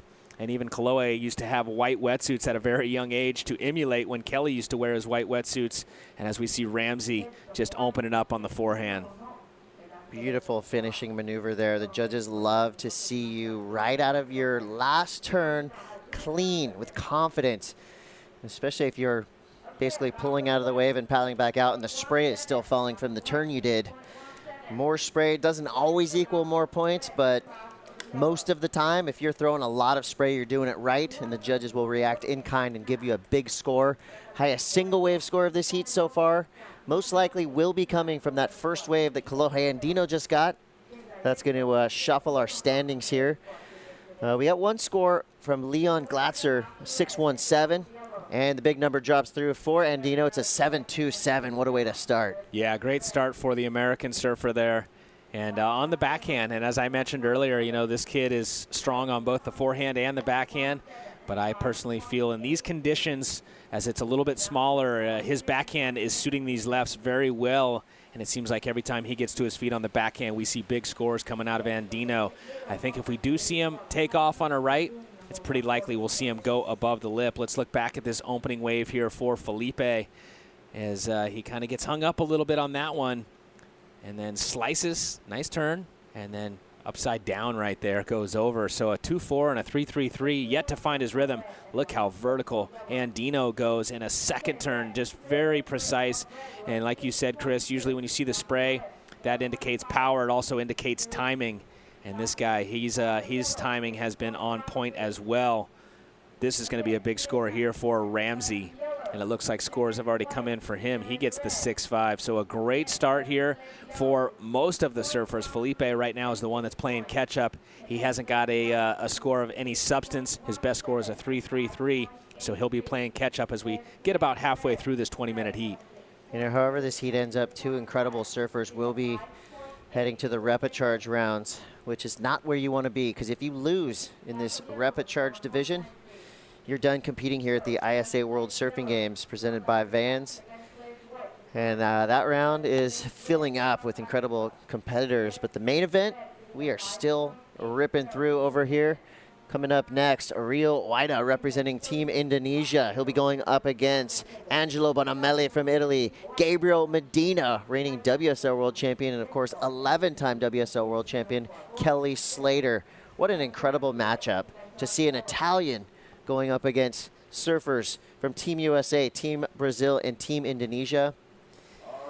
That's indicative of what we're going to see in the future, most likely at the Tokyo 2020 Games, but also, I would say, on all the tours around the world, you're going to start seeing a lot more nations represented on the QS, on the WSL Championship Tour, and, of course, in ISA events coming up in 2020. We will for sure, Chris, and part of that is because of the ISA opening up those doors and introducing the sport to so many of these different nations. And then now that we have an event of this magnitude, it's being brought down, this broadcast, to a lot of those nations, and now it's opening up even more eyes, more minds. Wow, there's a kid there that's representing Israel. I can surf in Israel. Mom, Dad, take me to the beach. Let's go. And to your point, Chris, you know, we will start seeing more and more people represented on that CT, the championship tour, from the other nations. You know, a couple of nations that come to mind for me that are fairly new. Obviously, Kanoe Igarashi representing Japan. Chelsea Tuak representing Barbados. She was there for one of the years in the past couple of years. And then even, you know, our last QS 10,000 was won by a Japanese young lady by the name of Amura Suzuki, taking out that 10,000. So we might even next year have our first female surfer representing Japan on that championship tour. So again, the sport continues to evolve, continues to grow, and as I said, it's a great time to be a surfer as well as being a fan of these surfers.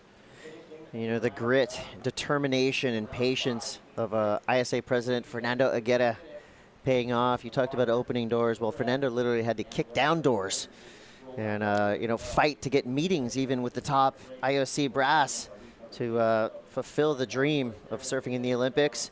So all these surfers competing now are really, I think, paying Fernando back with surfing like this, putting on display some of the world's best surfing that you will see. And right there for Ramsey, I mean, the subtle little fist claim at the end of that wave is indicative to how excited he is right now, knowing that we're getting closer to the grand final here. Everybody still has a chance in this round. Yeah, well, they'll have a chance too, whoever loses out in this round, because they'll be going into the reps and then they get one more shot. And as we said, if you lose out in the reps, well, then you pull up a chair underneath the team tent and hopefully can carry on and support whoever is still going for your nation. And if all the team is done, a lot of the nations are still sticking around because they understand the magnitude of this event, as we are qualifying surfers for the 2020 Tokyo Olympic Games. And they want to know who's going to represent in those 2020 Tokyo Olympic Games already. We've got a couple of the young ladies who we've already finished our women's division, and taking out the gold medal was Sofia Milanovic. And so provisionally securing a couple of spots have been those ladies, as we see live action. Kalohe Andino blowing the fins out into a reverse and then re-engages back down the line. Oncoming section, jams it, and he's looking to replace the 227. He's just done that, and he'll extend the lead, or regain the lead, I should say, because Ramsey Bookiam is in second, but he's got another big score to drop. Sorry, Ramsey's in first, Kalohe's in second. Yeah, the judges are working overtime in this heat with surfers. You know, they're patiently waiting, but when they do get the opportunity to unleash, they're giving the judges a lot to think about. So we have an international judging panel, 5 judges. We throw out the high score, we throw out the low score, we average the 3 middle scores. That's where we get our final number. And we're doing it with 2 podiums right now. We have our repecharge rounds happening just up the beach, and you can check all the results if you click the live tab and then hit north. As it stands right now, you can see what's happening. And I'll tell you, a lot of moving pieces going on down here, so there will be a lot of math happening tonight as ISA officials tabulate the overall team totals. Yeah, it's funny, Chris, because you know, it's fun to watch the points, but there's always so much smoke in the air until basically the surfers are standing on the podium and the medals are being put over their necks, and even then, that's when the real numbers are being crunched, and that's when we find out, one, who our individual medalists are, and then things really, the picture becomes clear who is the champions as far as the nations, the teams go. And, well, they will be the champs until next year, and we will have the 2020 ISA World Surfing Games presented by Vans just prior to the Olympics. So we got a lot of action to go still as we lead up to those Olympic Games. This is going to be an emotional win for whoever wins the gold medal here. We've seen it already on the women's side. We've seen it in the Aloha Cup. A very meaningful event in the lives of these surfers competing. Under 5 minutes to go. There's a lot of pressure on our surfers, especially when you have fellow teammates still in contention. You know, you're going to be feeling the weight on your shoulders. It's about reacting and adapting. Right now, Toledo reacting nicely with a pair of big turns. That wave, though, just closing around him. He likes it. He's looking for a 7.04. That was his best wave yet, Chris. He's really been off, especially for Felipe Toledo. It's not often you see him in a heat without a score by this point in the heat. In that excellent range. He's usually at least got 1.8 in the score line by this point, and right now his best score is a 4.67. So he's playing catch up. So definitely he's feeling a little bit of momentum after that last performance now. That'll give him a better opportunity, and it just drops. It's a 5.90. Now he only needs a 5.81, and you say, well, here in third place with 4 minutes left and Felipe only needing a 5.81, this heat's far from over. Yeah, 4 minutes is plenty of time for a guy like Felipe Toledo to draw up a huge score. Priority might not come into play if he can stay away from his competition. Leon Glatzer, surfer in white, representing Team Germany, currently holds that priority spot. Second priority is with Kalohe Andino. And it's a great overview of our playing field here. All 4 surfers look like they are converging on the same peak. Kalohe is going to engage. Fading to the right. Coming around this section. Beautifully placed turn there. Freeing the tail, sending spray to the sky. Another quick wrap. Just complete control and command over his surfboard. It's like an extension of his body. Everything is just right in its proper place. Yeah, he's drawing some good lines out there right now and surfing very confident. He's going to be another one of those surfers that looks comfortable at this point to advance. But as I said, Kaloe still leaving the door open just a little bit. His best wave is a 7.27, but his backup was a 4.43. Let's hope that last one there extends the score line for him. Otherwise, with Felipe Toledo only needing a 5.81 and 2 minutes 40 seconds to go, that's the real story to watch. And the surfer in blue who needs that score, Felipe, does have first priority. So you would think he's got his back against the ropes. I don't think so yet at this point as we watch this last one to Kaloe. Look how low he gets right there and drives straight up into that section. Gets out onto the open face, puts the rail in the water all the way back to the whitewater, gets the nice rebound, and then a little click off that oncoming section, and he kicks out, and he does just a little bit extend the scoreline, Chris. He had a 4.43. That last one was a 4.47. As we watch this last wave here for Glatzer, the surfer in white representing Germany. Here we go, live action, current heat leader. Yeah, Ramsey is on another level. And you can see the confidence building with each and every turn. That is going to be a huge score. Here's the comeback potential for Toledo. He frees the fins. He looks confident pulling out of that wave. Chris, massive scores coming in for last to yellow. It's going to be wild. The finish coming up. 1 minute, 40 seconds to go.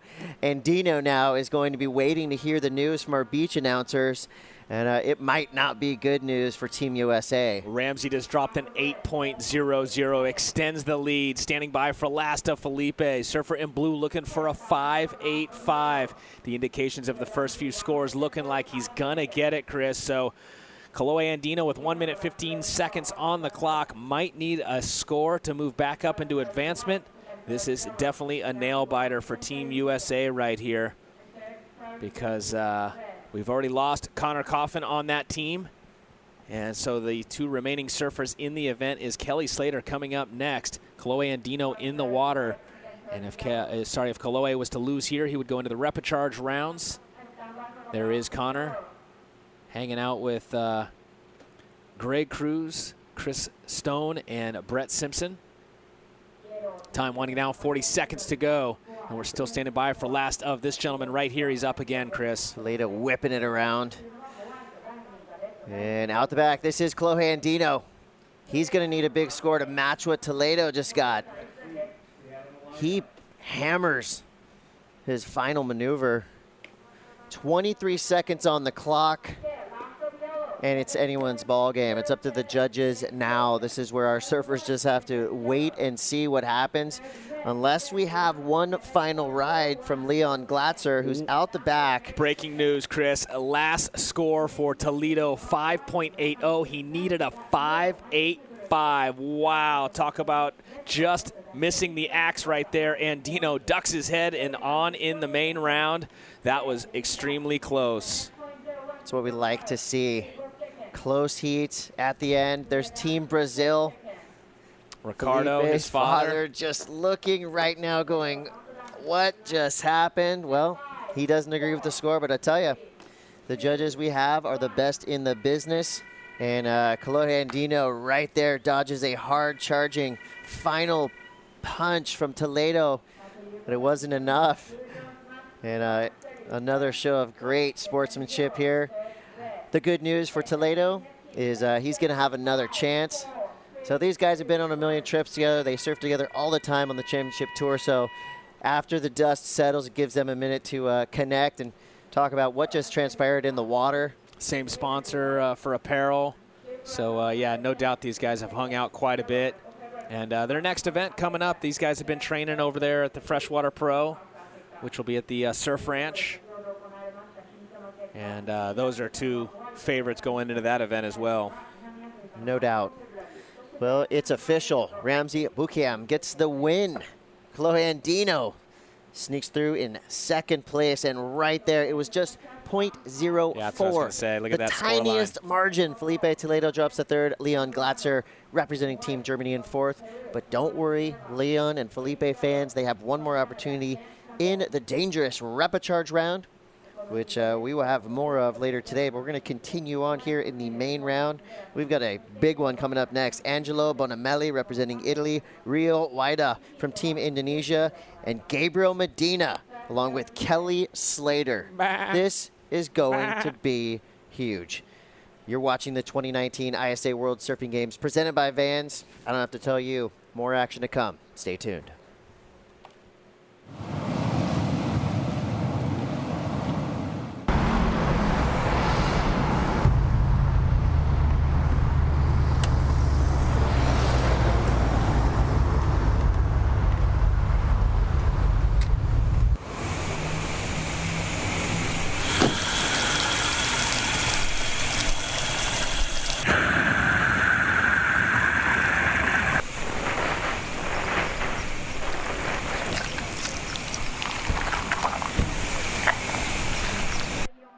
In 2020, surfing will infuse the Olympics with high-performance action and youthful energy to a level never seen before in the Summer Games. As the governing authority of surfing recognized by the International Olympic Committee, the International Surfing Association has their sights set on Tokyo 2020, ready to showcase surfing to the world on the greatest stage in sport. Since 1964, the ISA has been working it tirelessly to create a better world through surfing by crowning world champions in all surfing disciplines and developing the sport globally on a grassroots level. The ISA awards scholarships to more than 300 young girls and boys in need, creates the proper development pathway through instructor certification courses, makes the sport more accessible to surfers with physical challenges, and spreads the sport to all continents of the globe through their 106 member nations and counting. Surfing has the power to make a positive impact in the lives of all, and the ISA will continue to use the sport to change the world, one surfer at a time, through Tokyo 2020 and beyond.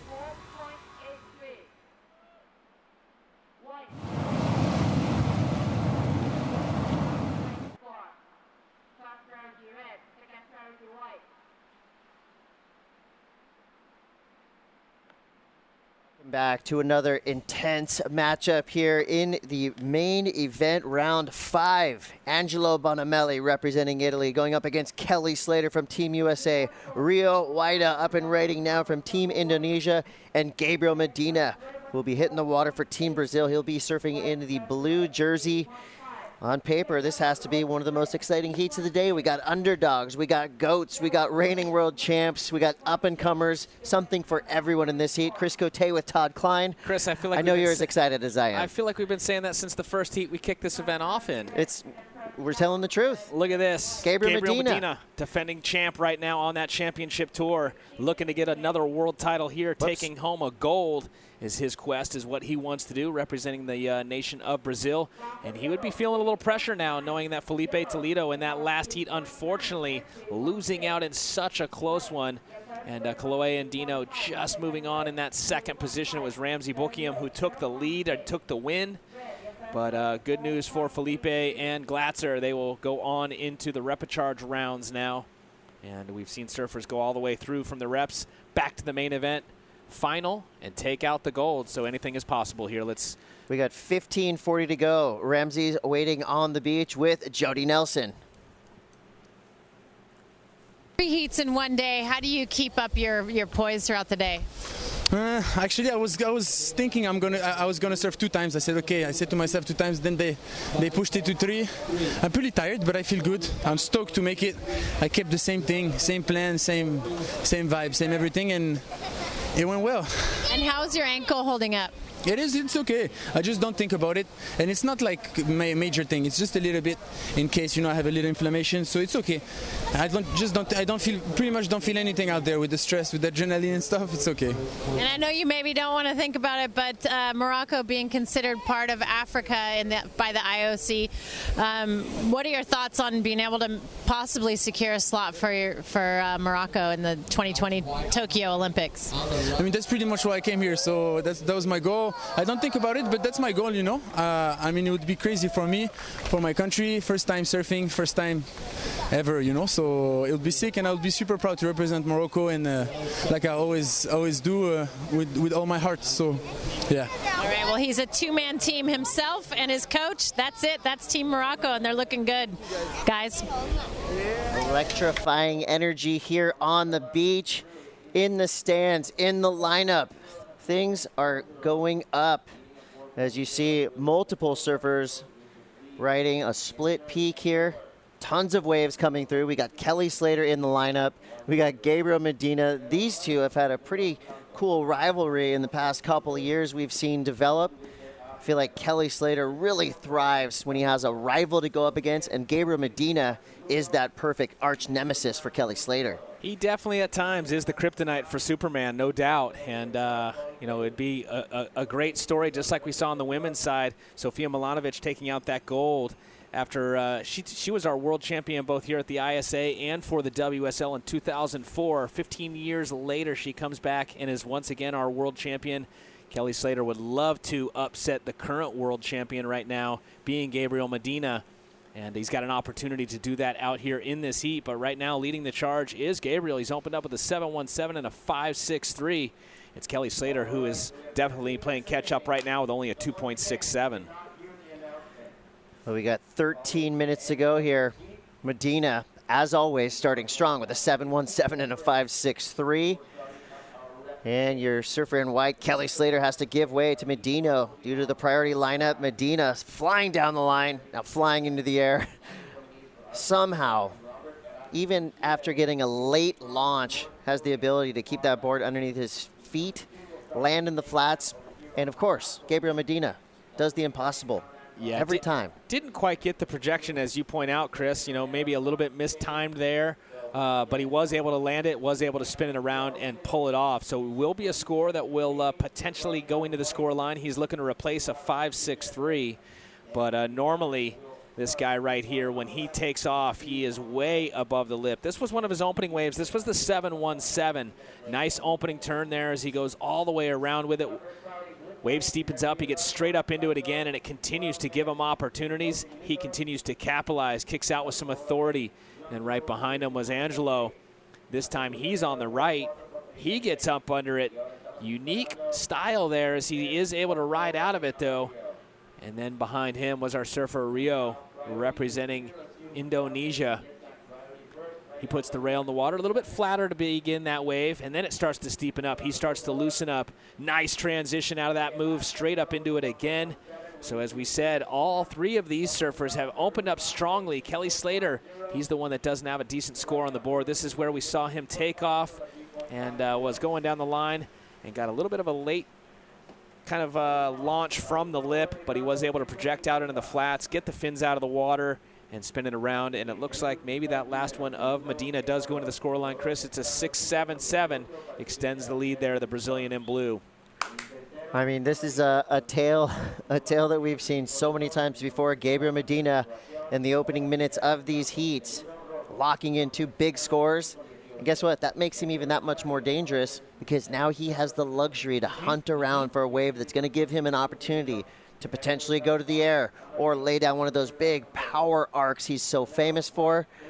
Can't wait to see what happens next in this heat. Every wave is going to be a factor in potential Olympic qualification. Well, drawing parallels to golf, let's just say Medina's already got a ball in the fairway out there that he hit with an iron. Now he's going to pull out the driver, and he's going to start to entertain the crowd. He's going to start to go above the lip. He's going to start to rotate, and when he lands those, that's when he's really going to extend the lead from his competitors. And like you said, that's not a good position for the other three surfers out there. Once he opens up and extends, with a score of a 7.17 and a 6.77, and has a nice solid foundation of a score line, that's when things can get deadly. As you can see him here setting it up. He wants to go to the air, Chris. Yeah, Medina right now is doing exactly what he does in nearly every heat he surfs, flying down the line, laying into a nice finisher, and he's just looking more threatening with every wave he stands up on. He's got this utilitarian style, nice wide stance, his feet firmly planted on the board, and it is really a rarity to see Medina make mistakes, not only on the waves, but priority of mistakes, wave selection. He always seems to be making the right choices in his heats. So with 9 minutes, 30 seconds to go, Medina well into the lead. Slater in fourth, now trying to mount a comeback. Nice start to this wave. It's foamy on the face, engaging the tail of this board. Remember, riding a twin fin, so extra loose down the line there. You wonder if that wave with the foam on its face? Does foam on the open face of a wave hinder a surfer's ability to control his board? Absolutely, Chris. It's, you look at whitewater there. What it is that's basically air on the water, and so it's harder to really drive on the rail, harder to really engage those fins because of having those air pockets on the face of that wave. So, he did get a couple of nice turns off. This will be his best wave so far. Let's take a look at this once again. The second turn is the best of it right here, really laying into it. But as you said, Chris, I noticed the same thing as you were calling it live. A lot of whitewater on the face, and it makes it just a little bit harder to really lean into those turns. So Kelly is going to continue to play catch up here in this heat. And that score, once it drops, it's going to change things quite a bit. He currently needed a 7.46. That'll be his best wave, so the score that'll be needed will be much less than the 7.46 that's currently needed for Kelly Slater. Let's put that last wave of Kelly Slater under the microscope. One of the lines in the judging criteria is combination of major maneuvers. Those turns looked very similar to me. Is that something the judges are heavily weighing their scores on? They would be for sure, Chris. And, obviously if it's part of the criteria, those are the boxes that they tick as they watch every single wave. For me, they will overlook that a little bit if it's both. If the turns are that good. If the maneuvers are just that critical and they're performed in the most critical section of the wave, then they will overlook it. But when it's kind of, a bit of a slopier section like we saw there for Kelly, and it's a decent turn, but it's nothing that's going to get us on the edge of our seat, and we're not going to go whoa. Then yes, it will bring that score line down a little bit, but it was his best wave. Chris, last of Kelly Slater comes through for the surfer in white, a 5.73, and as I said, he needed a mid-range 7. Now look what it's done for him. It's put him right back in the conversation here of advancement. Even though he's still in fourth, he now only needs a 4.41. Yeah, and for Kelly Slater fans, don't worry too much. He's got plenty of time, 7 minutes, 23 seconds to go. He's one of the most clutch performers ever to do it. But you got to also remember, so is Gabriel Medina. This guy will not make any errors.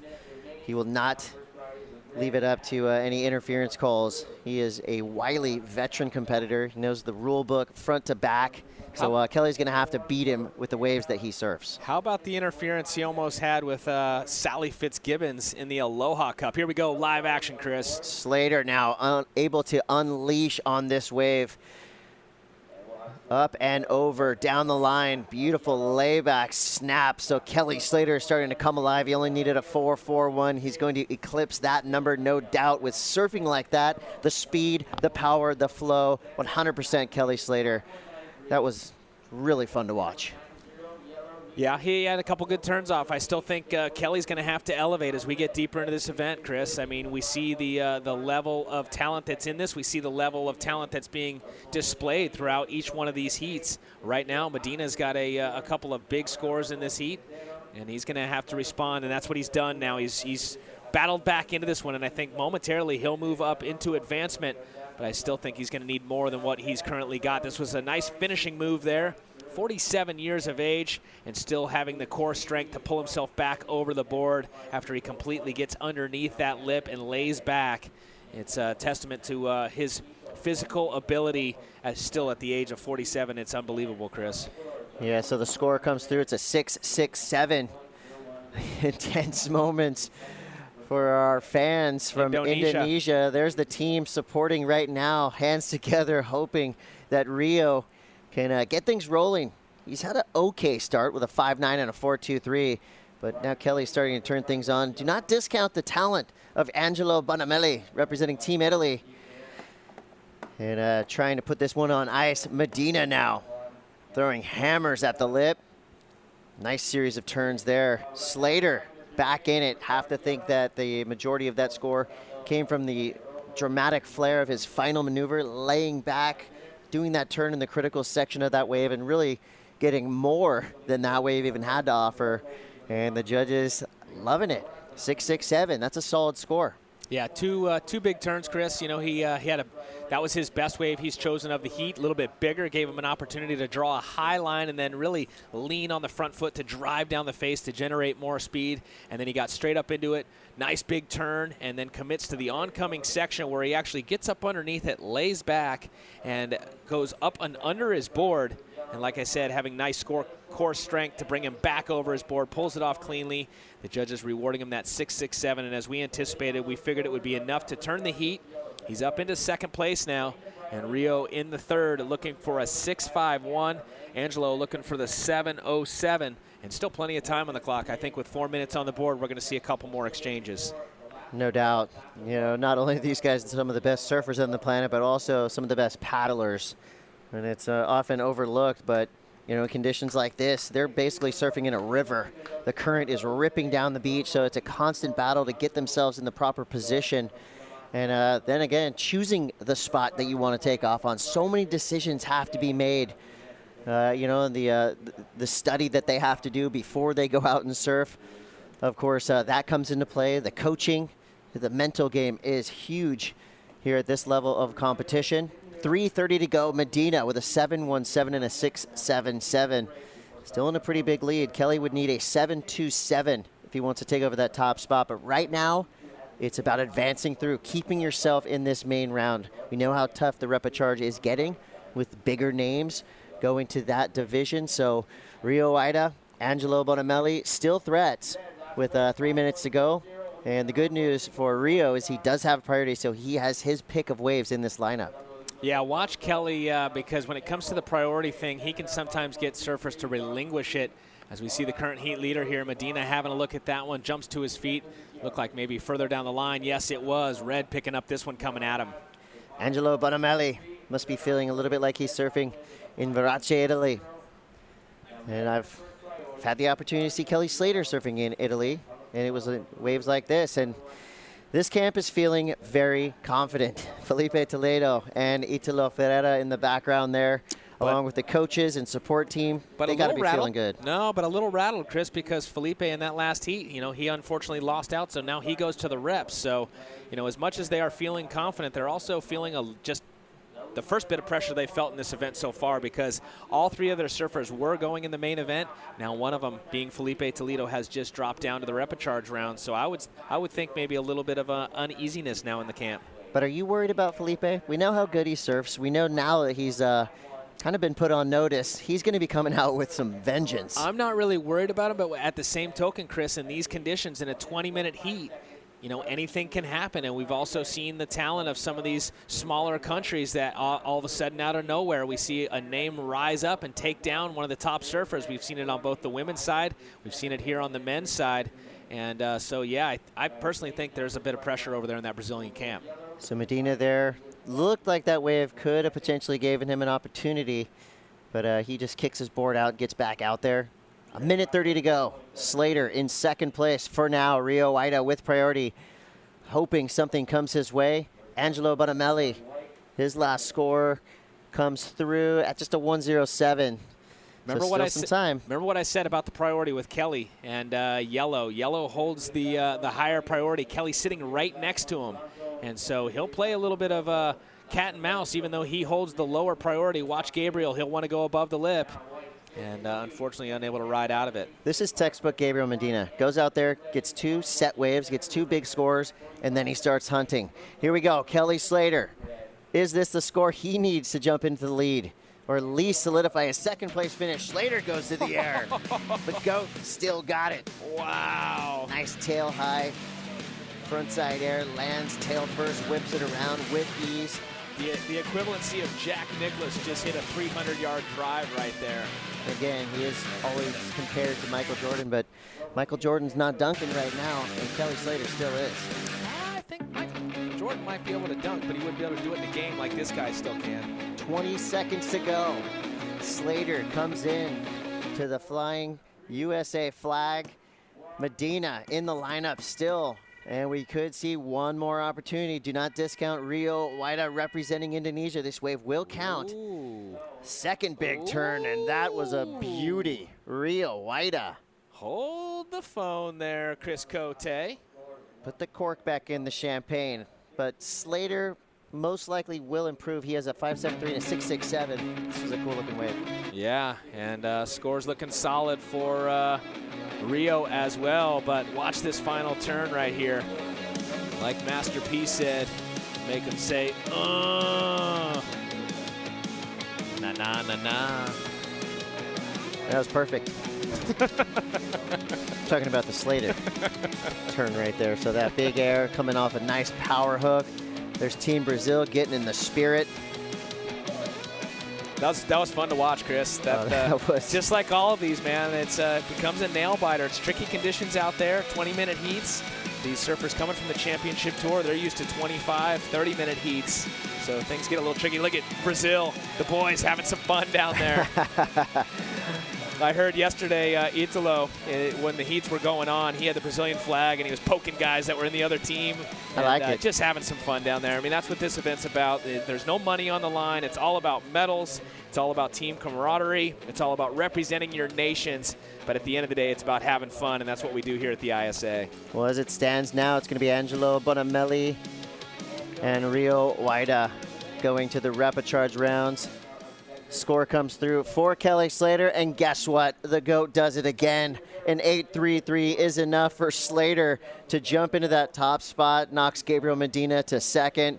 We know how competitive Kelly is. He must be loving this right now, and he can tell us firsthand as he is looking excited. Slater with Jody Nelson.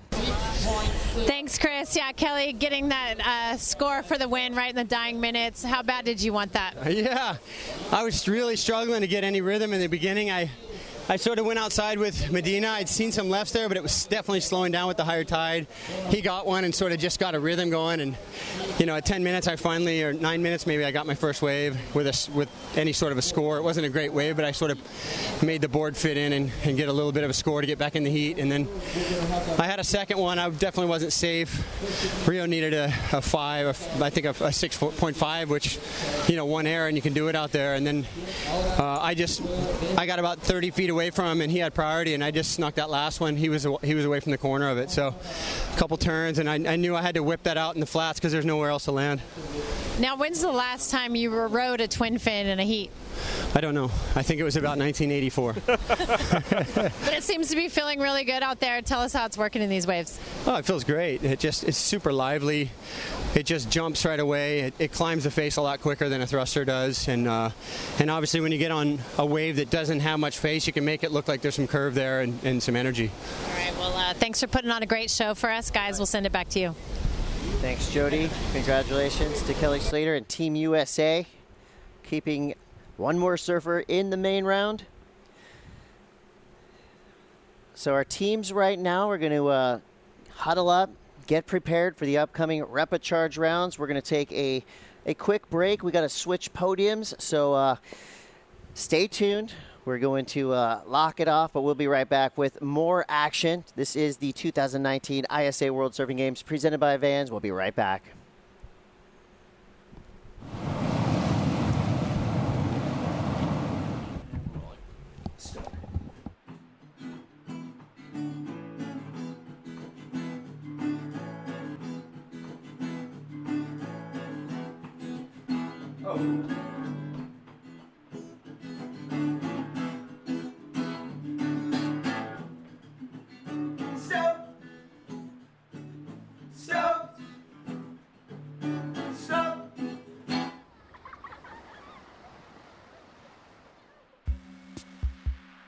We make skate shoes, really grippy skate shoes.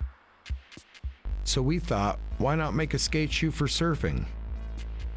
A super grippy one. A surf bootie so grippy, you'll want to wear them all the time. Introducing the Vans Surf Boot High. So there's just different levels. There's like little slams, there's nicks, there's cuts. Then there's, you know, the torn ligaments, the knees and shoulders and that. So when you go through any of it, it just makes you feel alive. That's what it is. Wiping out just makes you feel alive.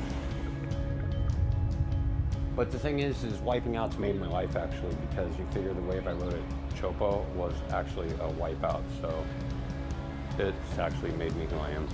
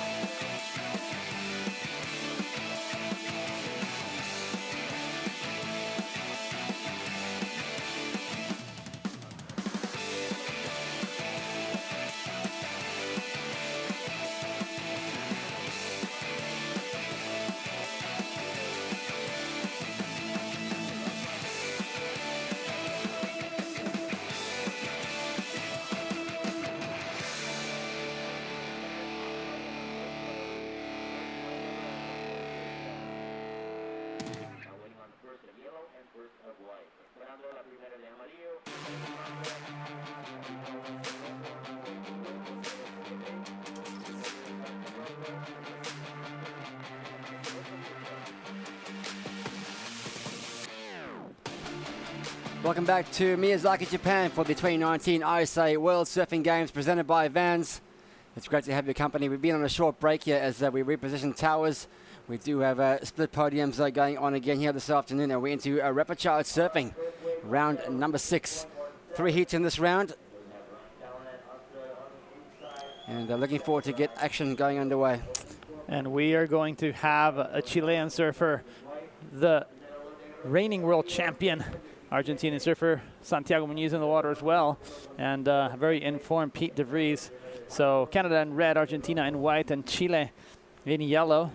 Chile will be represented, or is represented in the water, I should say, by Roberto Araki, who lives in Hangaroa, Rapa Nui, a beautiful conglomeration of islands, just about 5 hours flight, 5-hour flights from Santiago. Very heavy, very strong waves. Cristian Merelo, Diego Medina, Ramon Navarro travel to those waves and surf giant slabs. But this young man isn't surfing giant slabs today. He is surfing 2 to 3 foot waves, relatively windy, but nice conditions. We have some nice waves on offer. And, well, Santiago Muñiz has been fighting it out through the repechage rounds, already seeing his fellow teammates, Martín Paseri and Leandro Osuna, bow out of competition. Women already surf, so he is the lone Argentinian surfer. You remember his brother Alejo was on the championship tour for quite a few years. And it is 2 Latin surfers against Pete DeVries from Canada, from Tofino. You see him on screen, upper left-hand side. He is in red. I'm sure everyone in Tofino, Raf Bruweiler, Sepp Bruweiler, and everyone in the Tofino area is watching this, because it is the first of 2 event, well, I should say 3 event qualifiers for the Olympics. We had the Pan American Games in Peru a few months ago, and now it is this event that will have surfers from each continent. The highest surfer ranked in the continent will qualify. And I was just speaking with Pablo Solar from Spain. He's saying Aritz Aramburu is out, Goni Sabuzarreta is out, but Vicente Romero is fighting for a spot. And it looks like he's fighting with Federico Moraes. And I do believe Leon Glatzer from Germany is still in competition as well. So it's going to be tight for that European spot. And Africa, what can you tell us about Africa, Brad? Yeah, Africa's looking pretty tight as well. Of course, we did see Beric de Vries getting knocked out there as well. We do have Mikey February still in the draw, and along with Moroccan's surfer as well. Just going to pay attention to this live action here. Snap out of the gates there from Santiago Muñiz. Oh boy. Big turn there on the outside for him. And a big snap there too from Roberto Araki from Chile. So scores are getting underway here. This heat has started. This is safe to say the greatest surprise from Chile. He came with Manuel Selman. And, well, Roberto Araki has been on an absolute tear. El Duende is in the team as well, but Manuel and El Duende are out of competition. And now it's Roberto Araki, the lone Chilean. So it could very well be the second to last day of competition, depending on the swell and the waves, meaning an important, very important heat for these gentlemen. Look at the way he takes off right there. This is Santiago Muñiz. He kind of fades left and goes right. Look at how he winds his body, connects with the lip, pushes. Now, you could see that the wave had a little bit more of a scoop in it, so it didn't allow him to kind of get too much water up and over the lip. But right here, as he opens his stance, this time he pushes not as much upwards, but forward. And this time, so much more spray exploding over the lip. He loves it, and I do too. That is a great start to this heat. An excellent score getting locked in here. One of the best of the day, 8.0. Then a nice jab there too from Araki. This is the replay. So this is going to come in, I believe, at a lower mark than that first ride of Santiago Muñiz. Wow, it would most likely mean the world to him. Defending champion, and now only a few heats away from making it to the final. He has been on a very tough road. Team Argentina coming down with a full team. Got to remember Martín Paseri, Lele Osuna, Ornella Pelissari, Josefina Ane, Luchi Indurain, and after 8 days of competition, or 7 days of competition, I should say. It is one lone tango dancer in the water. 3 surfers in the heat, and well, only 2 will advance on through. Well, 17 minutes remaining in this one. A great opening exchange there. What a big blow from Muniz. 8.0 to Fries 3.33. Here we go on the outside. This is Santiago again. He's on a roll here in Miyazaki.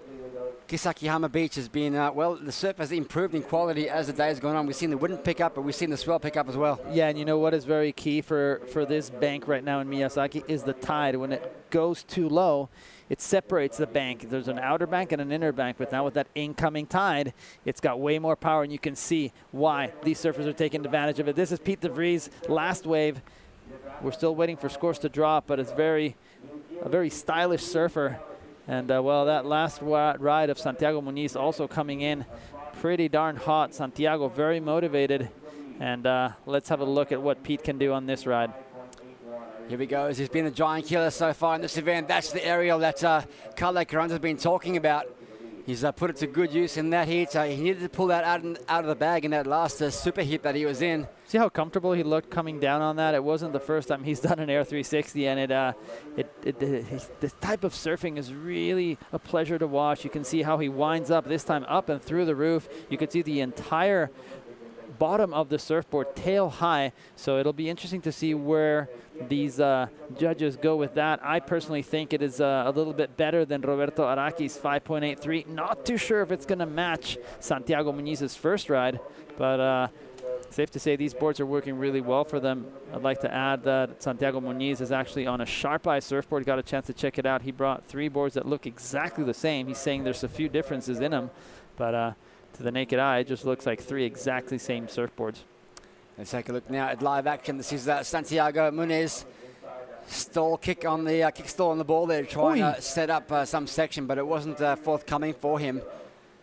Oh, that was dangerous. You could see how the wind actually lifted the board up a little bit too much. He was hoping to kick out and land on the deck of his surfboard. Well, it was the rail that kind of collided with his chest, and thankfully he didn't land on top of his fins.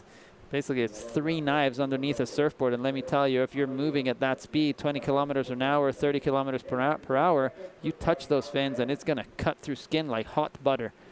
Yeah, absolutely right, of course. It's not just a bed of roses out here in the surfing world.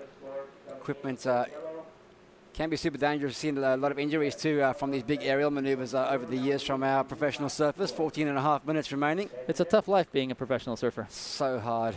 Oh, I tell you what, these problems we have catching waves around the world. You have to put stickers on a surfboard. That takes time. Then you have to wax them. Oh, forget it. You have to travel with more than one board. More than one board, and then you have to put the fins in them. Let's take a look at some scores as we take a view of our north podium over here. Of course, we are running rapid charge heats in this very podium, and we are splitting it right now too with the south podium. In the water right now on the south is Billy Stairman, Ryan Callanan, and Vicente Romero. Ryan, the last remaining surfer for Team Australia in that heat. And scores locked in now. These are Santiago Muniz, an 8-point ride and a 6.5. He goes into the lead.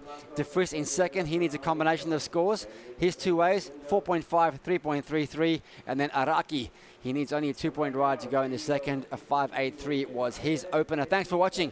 Wherever you are around the world, it's great to have your company over here in Miyazaki, Japan for this historic and significant event. Of course, we are getting tight here at Carlo Carranza with those Olympic qualifiers. Of course, 4 eligible men based on their continent will finish here for Africa, Asia, Europe and Oceania. And some of those slots now are really tightening up as we get further into the draw.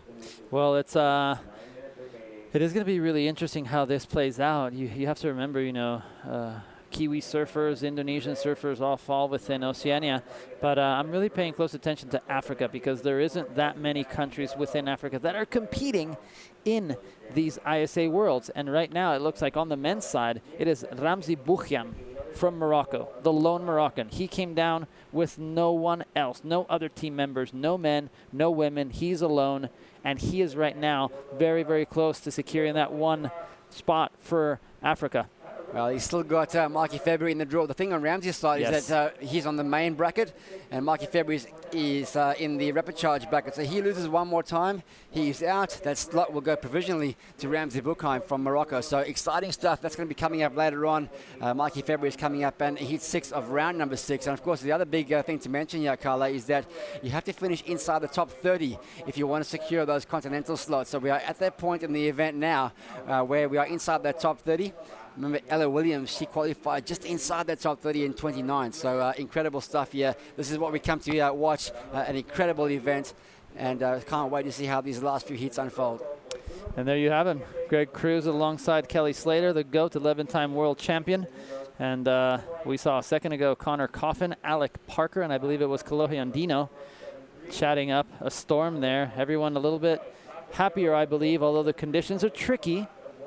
It's not 1,050 degrees today. It is beautiful, cloudy, winds from the north, keeping everyone really cool. I even kind of skipped the surf because I thought it was a little bit chilly in the morning. Brad, you were looking at me a little bit crazy there. Yes, you don't need anything more than shorts and a T-shirt if you maybe even drop a T-shirt. But hey, then again, we come from tropical weather, so we're used to this climate, as are many competitors. Carlos Munoz, Jairo Perez, Brian Perez, and obviously everyone coming down from Central America. But right now, not talking about Central America, we're talking about Argentina, Chile, and Canada in the water. And time is winding down, almost hitting the midway mark. It looks like Santiago Muñiz would have to make a major mistake to not advance into this round.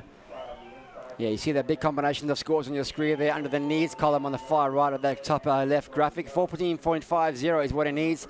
Of course, our scoring scale only goes to 10 points, so he can't get 14.5 on one wave. That means he's going to need it on 2. So 10.5 minutes remaining. Munez leads De Vries second. Araki, well, he only needs a 2-point ride here to go into second place. So the battle right now is for that coveted second place. Of course, this is rapid charge surfing, so we will lose somebody at the end of this heat. 10 minutes to go. As we see there, Team Chile, flags held by Jessica and Manuel, probably pointing north, telling the competitor to move a little bit over. Canadian flags, they're not moving left or right. They're actually staying put. So competitors obviously paying attention to those flags. Competitors and coaches communicating by way of hand signals and flag signals, for that matter. It is very difficult to relay any information other than the direction in which they should be paddling, because you might hear a whistle. You will not hear a clap. You will much less hear a voice calling out and letting you know what to do.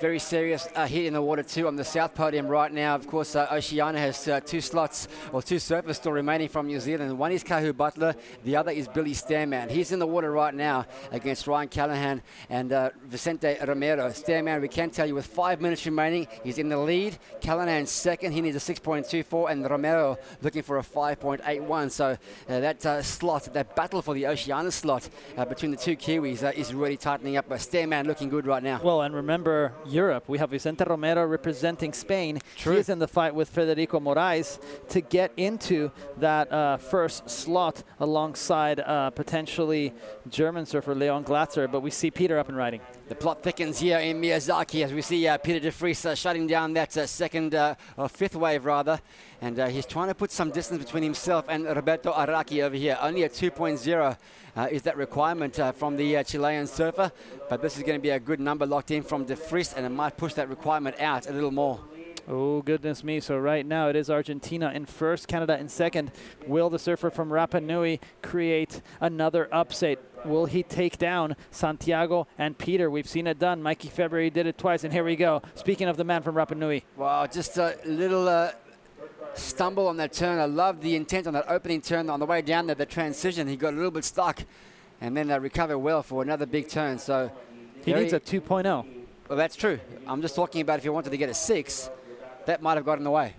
Yes, I would have to agree with you. And if he wanted to get a 10, then he would have had to go a little bit harder. This is Katut Agus. He's waiting for the next heat coming up, representing Indonesia. He's going to be facing up against Jay Quinn and Jaya Perez, Costa Rica and Great Britain, of course. Jay Quinn still in the mix here for Olympic provisional qualification via the continents.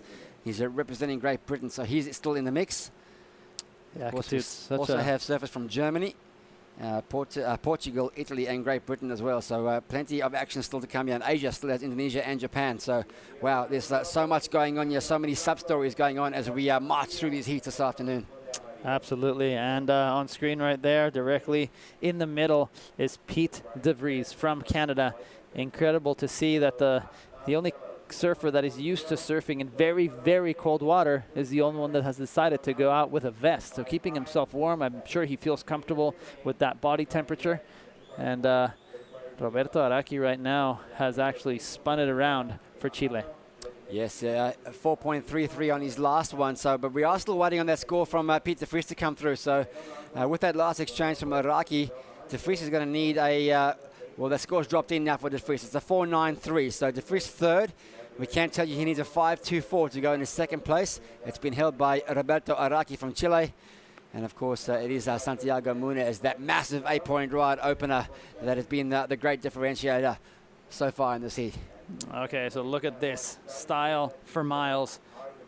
Wave completely backing off, but somehow creating more speed. That is a cutback with the rebound that we love to see from Pete. And this wave, like you said, came in at a 4.93. I think it was a 3, but he made it. He manufactured it into an almost 5-point ride. No one else could have done that. And here we go. Pete de Vries now, time winding down. I'm sure his heart is beating faster, because mine is, Brad. This is what we come to Miyazaki for. We love pro surfing. We love the Olympic qualification stories. We love what the ISA is doing in terms of taking surfing, to a much wider audience, and not even just in terms of fans, but taking it to countries around the world. Over 106 member nations as part of the ISA, and 55 of them are represented here, breaking records previously set in 2017 in Biarritz. 240 athletes, 103 of them women. There's never been a better time to be involved in surfing. Oh, yes, and I hear some screaming and hooting. I think something's going on this podium. Maybe we'll focus on the north podium. Wide up and riding. Here we go. This is Munez. Big layback jam. Just gets the fins out of that one. Couldn't quite hold on. There's 1 minute remaining on the south tower. Stairman leads. Callanan second. Romero third at this point in time. Yeah, and why not try and go hard like Santiago Muñiz tried to? He has 2 big scores. Well, looks like there's been a dramatic change in that south tower. Romero leapfrogs Callanan. Callanan now in danger of being eliminated along with the rest of the Australian team. And Vicente Romero went from third to second as well. So trying to keep his dream alive here as far as a potential provisional qualification for 2020 is concerned. There is, storylines unfolding left, right and centre here. So back on the north podium, under 5 minutes to go. Munez leads, Araki second. De Vries trying to keep the dream alive here for Canada. 5.24 keeps him in contention. And the pressure mounts now as these repechage rounds, well, there's a lot more meaning in them now as we get into potentially the second and last day of the events.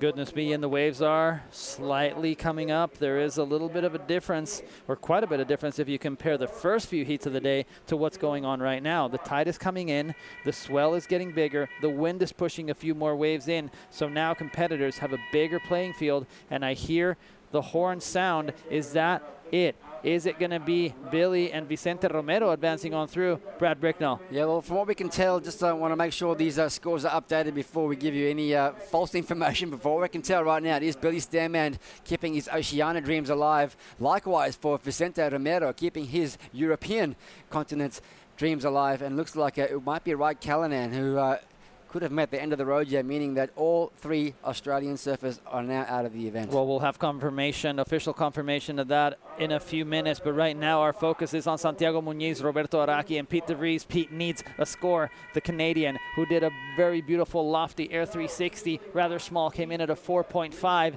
backs it up with really beautiful cutbacks, so it comes to show more cutbacks, 4.93, 1 air, a 4.50. That doesn't necessarily mean that the air rates lower in regards to point. It just means that there's a lot of technicalities that go into surfing and aerials. You want to make sure that the air is high, where the section, which section you did it on, and this is, speaking of the man himself. There he goes. Big nose peak air reverse there. Gets that nose out to the front of the beach and then reverts around as the tail grips. It's 5.24 is his requirement. And then I can tell you too, another heat, a significant heat is paddled out. Perez, Butler and O'Hara go to battle. Let's pay attention to this one. Like clockwork, He heard me. He said, oh, yeah, airs, flat, vertical, more rotation. Okay, I can do that. And he goes very inverted with the tail first. This time, he connects it with another turn. So his last wave came in, his first air came in at a 4.5. It was a smaller air. He didn't have any other maneuvers. This air, in my opinion, was way more inverted, way more difficult, and he did something else after the air. So, in my opinion, a much higher score. How much does he need? Yeah, I'm going to go with you on this one, Carlo Carranza. 5.24 is what he needs to go into second place. There's 2 minutes remaining in this one. We'll take a look at this one again. Just break us down the technicality of this air, Carlo. Generate speed, beautiful click. Lands tail first, spins it around, feet shuffles back, pumps a couple more times, and actually finds another turn. And this turn wasn't just a little chip. It was a very strong, powerful turn, back foot moving forward so he can generate speed and get out into the open face once again. Wave dies down, but goodness me, the scores look solid. Yeah, we've got a lead change. Peter Fries goes into second place. Now Araki to third. He requires 4.70 if he wants to grab that slot back. Santiago Munez from Argentina, he's out in front. 90 seconds to go. I just wanted to update you. Of course, we saw Billy Stanman going through that last rapid charge hit from the South Tower.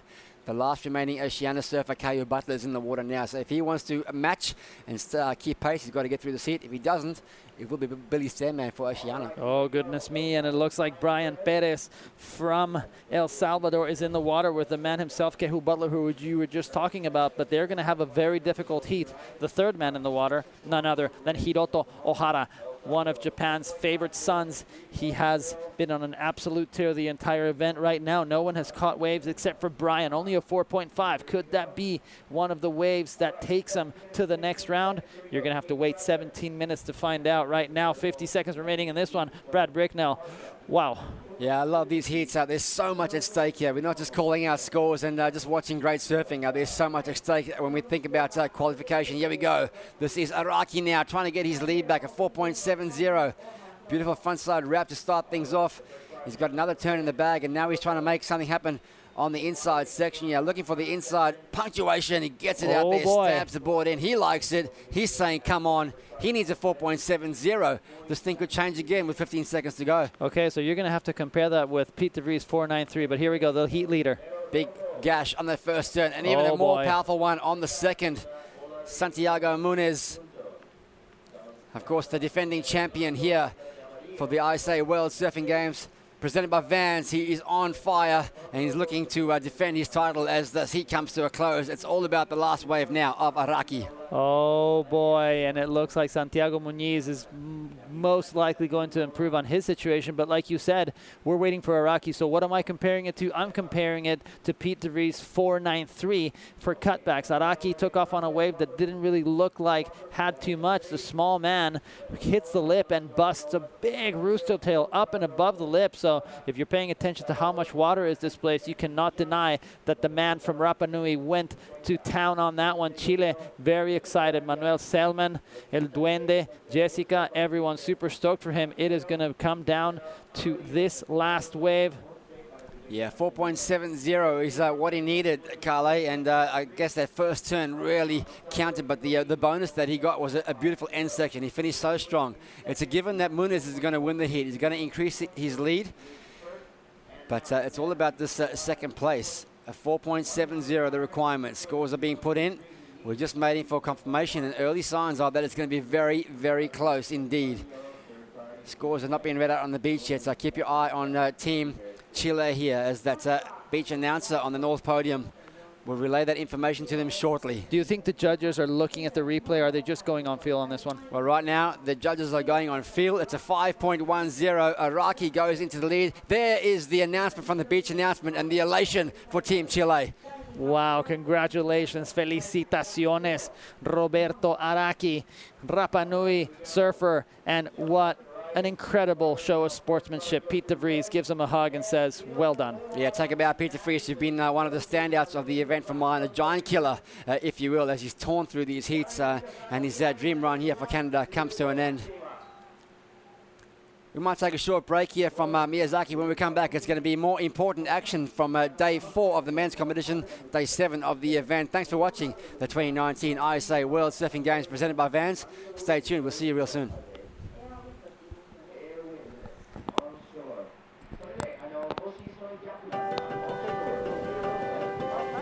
The 2019 edition of the ISA World Surfing Games is set to make history as the first ever to directly qualify athletes for the Olympic Games. The event will not only feature the thrill of chasing gold medals, but will provide the added bonus of a chance to compete on the world's greatest sporting stage at Tokyo 2020.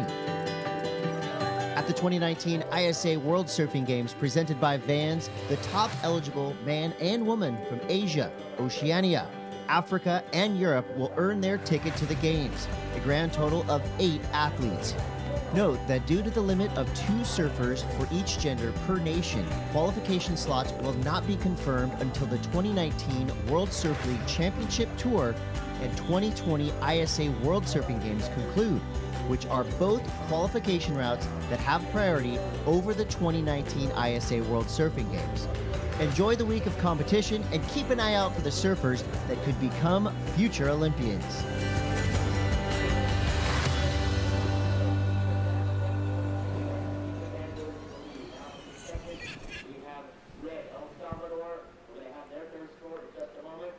Thanks for joining us here in Miyazaki, Japan for the 2019 ISA World Surfing Games presented by Vans. 18 minutes remaining in this second heat of the round. It's a very important round 6 heat. It's one between Jai Quinn, Jai Perez and Ketut Agus. But we're going to throw it down right now to the defending champion, Santiago Muniz from Argentina. He's with Jody Nelson. Thank you, Brad. Santiago, you absolutely dominated that heat. What was your strategy going into it? My strategy is just take my waves and have fun out there. The wave was really nice. It's small but fun. I don't know, I just tried my best to put my energy in myself. So I have a long day today. I have like 4 rounds. So I don't know, all good. Like I mentioned in your other interview, you're last year's champion, so you're here to defend your championships, but your title. But does that experience in this event help you here? Yes, for sure. Here in Japan, this is my 6th time here, I think. So I surf waves like this, like in home and here. So yeah, I'm feel great to be here. I just try to do the same thing the last year, just surf and have fun. I don't know. Just now go home, some coffees, and tomorrow we're back again. Well, if we do come back, I mean, we will come back tomorrow, but there's going to be quite a few repecharge heats for you to get through. How will you approach that? Yeah, I know. Tomorrow we have a long day again. I think, I don't know, maybe I have like 4 rounds to the final, to the big final, maybe 3 rounds. I don't know. But I don't know, like step by step, you know, and just take my ways and have fun. I'm here with the team, so it's all good. All right. Yeah. Well, congratulations. I'm sure all your family is proud watching at home. Guys, we'll send it back to you, the booth. Yeah, thank you so much, Jody. Santiago Muniz, the defending champion from Argentina. He's keeping the dream alive. He's not too sure how many heats he's got to go, but he's taking it 1 heat at a time and doing it well so far. Thanks for joining us here in Miyazaki. Brad Bricknell here with Carly Carranza live action. This is Jai Perez, a 4.83 on his opener. Beautiful jam to set that one up and over that water with a lot of flair, a lot of dynamic use of that rail. And now he engages with the rebound too. So great surfing there from Perez. And let's look behind him. This is Ketut Agus finishing up on the inside. So he opened up with a very small score, a 0.5. But Jai Quinn, how about this, a 6.67? One thing that I take from that exchange is that although they're both excellent small wave surfers, it seems like the difference was that Jair Perez had his feet exactly in the right spot. If you move that foot by a hairline, the board will work different. Ketut, when he hit the lip, right before he did that, his board looked a little bit slower. Jair Perez, he was going faster. So although they're surfing amazing equipment, it's kind of like playing a violin instead of a guitar. You don't know where your fingers are. You have to know the instrument so well to be able to get it to go faster. Here we go, quick in and out there for Jai Quinn, of course, formerly of New Zealand. Brother is Maz Quinn, surfed in plenty ISA events, as has Jay, of course, as a junior. And looking forward to seeing what he can do here. He's representing Great Britain. He opened up with a 6.67, so he's in the lead. Perez standing by for that last exchange with himself and Ketut Agus. And of course, we're going to continue broadcasting live here from the North Tower. I can tell you that in a very clutch heat, Hirota Ihara is keeping his dream alive over Keihu Butler. This is Japan versus New Zealand, and then Brian Perez is in third place, and he's also trying to find a score. So we'll keep you up to date with that, because there are qualifying ramifications for that event, for that heat rather, on the South Tower, both there for Oceania and Asia, with Japan and New Zealand still in the mix. Absolutely, and you have to remember that American surfers from Canada all the way down to Argentina, they will qualify by the Pan American Games, except for those that are already on the WCT. So Brian Perez will have to have done well in the Pan American Games, which he did. He got third position, but it was the surfer from Peru, Luca Mesinas, who won it. Look at Jair Perez up and riding. What a beautiful display of backside surfing. That was incredible. Vertical re-entry for him. And we were talking about the board working really well. Somehow, has he put a motor on that tail, because it goes so fast through the flat sections. Now, Ketutagus looking smooth on this wave right here. Different frame, a little bit taller, thinner.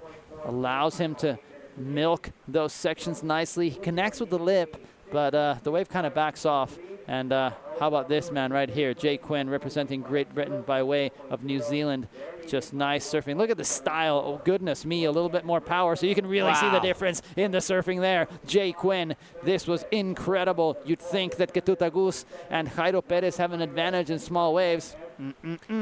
Well, no sign of that with the opening exchanges now done and dusted. 6.67 was Jay Quinn's wave, so he's got the highest scoring wave of the heat. He doesn't have a backup just yet, so he's in second place. He needs a 3.66 if he wants to go to the lead. Perez, he's the man out in front, a 4.83 and a 5.5. And Ketutagus in third place, 3.85, just under 13 minutes remaining there on the North Tower. Live action. Here goes our man representing Great Britain, Jay Quinn, via New Zealand.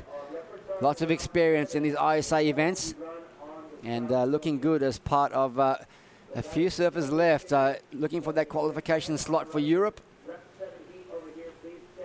And 7 minutes remaining in the South Tower. O'Hara leads, Butler second, Perez still third. So Butler and O'Hara keeping their dreams alive for their continental qualification for New Zealand and Asia.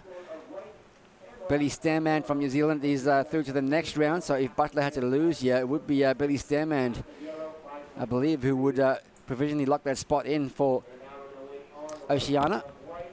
But right now, Keihu Butler still one step behind his compatriot. 12 minutes remaining. I feel like it finally sunk in for me that the top surfer will go to the Olympics.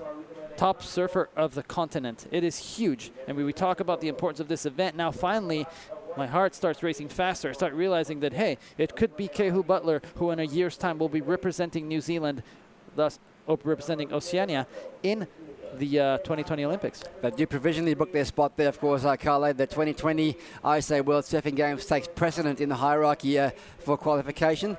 And, of course, if he stays in that top six and no one else leapfrogs him in that standing next year, he will maintain that slot for himself and the country. Absolutely. As we see the weather turning a little bit here, first signs of some typhoon activity, strong winds, a little bit of rain coming in. Yep, we actually have to close the curtains here. It is a little bit windier, rain coming down, still not strong, so you cannot see it on your screen because the rain is coming from the opposite direction. We're looking slightly southeast. It is coming from the left-hand side, a little bit more north. That is where the wind is blowing from. So conditions changing, things happening right now. Two surfers paddling for the same wave.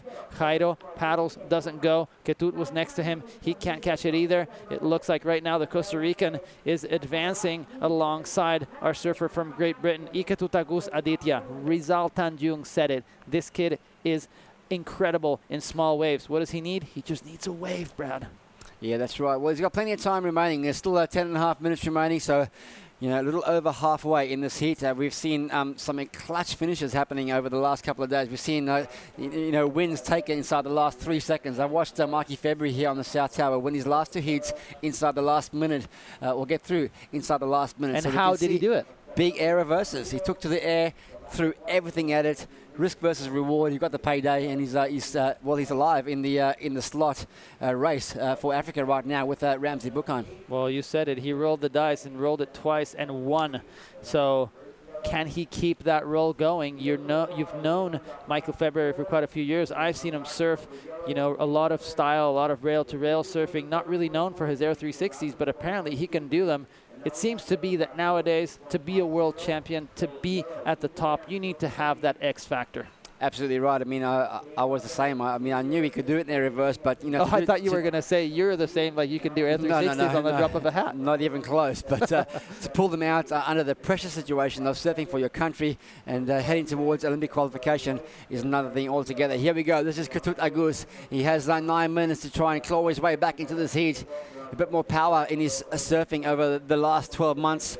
And he's looking for that 6.42. He needs a wave to really stand up to allow him to go vertical or go to the air here, Carle. Yeah, interesting to see that a lot of surfers have chosen to ride smaller boards. Ketut looks to be on something a little bit longer as we see Jay Quinn up and riding. Here we go, streaking across the line. He's been so strong on his backhand, and this time you can see he just powers all the way through that backhand turn.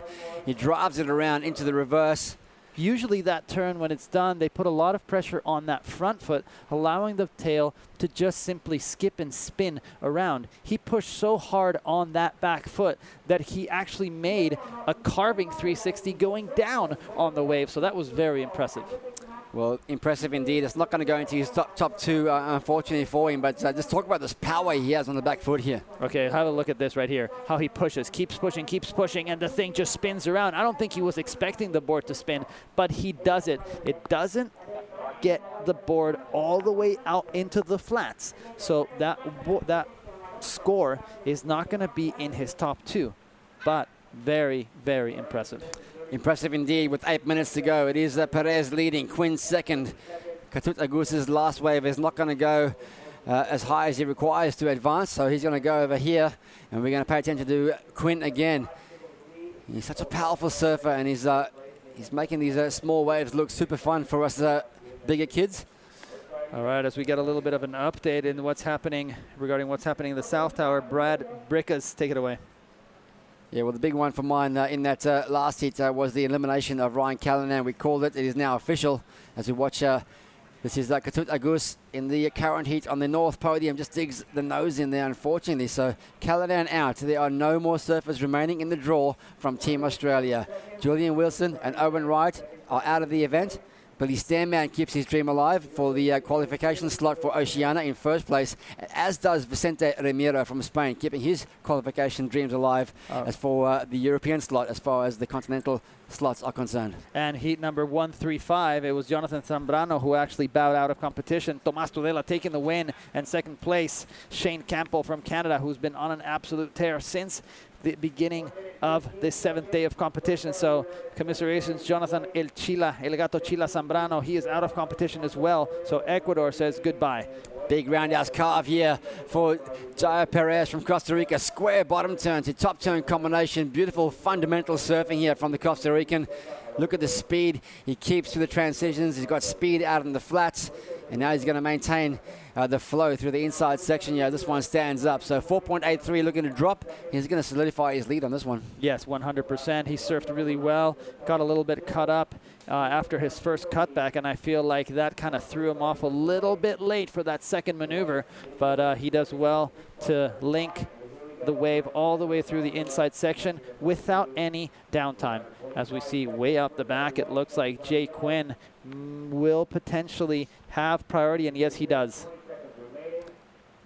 Here's that replay of the big frontside wrap that opened up this wave here for Perez. So you see right there how he did a really deep bottom turn, hit the lip, and you know what, looking at it from this angle, I think he was forced to do that really deep bottom turn to connect with the only vertical section that the wave gave him.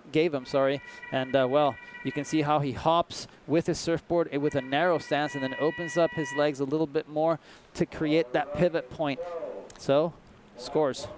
Well, I just want to give you an update on the South Tower. Looks like Keihu Butler has snuck into second place there behind Hiroto Ohara. So both surfers from Japan and New Zealand still in the race for the slots there for Oceania and, of course, Asia. And Brian Perez, unfortunately, eliminated from the event at this time. Quinn needs a 4.76 here. Katut Agus, a 5.54. The lead being held down by Perez, a 5.93 on his last wave. So he improves the situation. Jairito gets a 5.93 on his last wave. As we see Jim Hogan chatting there for a second with Kelly Slater. And that's Carlos Munoz, who will be coming up soon again. Jay Quinn trying to extend the second place. Beautiful combination of turns. The transition between the turns are so smooth and so powerful. You want to have a look at them again to really appreciate how he's stringing these maneuvers together for a big guy. And a solid score going to be locked in here. A 4.76 will see him go into the lead. Man, he's impressed me throughout this event. Yeah, he's like wine. I believe he's getting better with age. He surfed really well when he was younger, a little bit more radical, but now that added weight, I feel, gave him that much more style and flow. Katut, how was this ride for him? A very important one, and he blows the tail out on that last section, so he was looking to replace a 3.33. I don't think he's only replacing that. I think that's going to be the best wave for him of the entire heat. Scores are dropping, and it looks like things could change really quickly. Wow.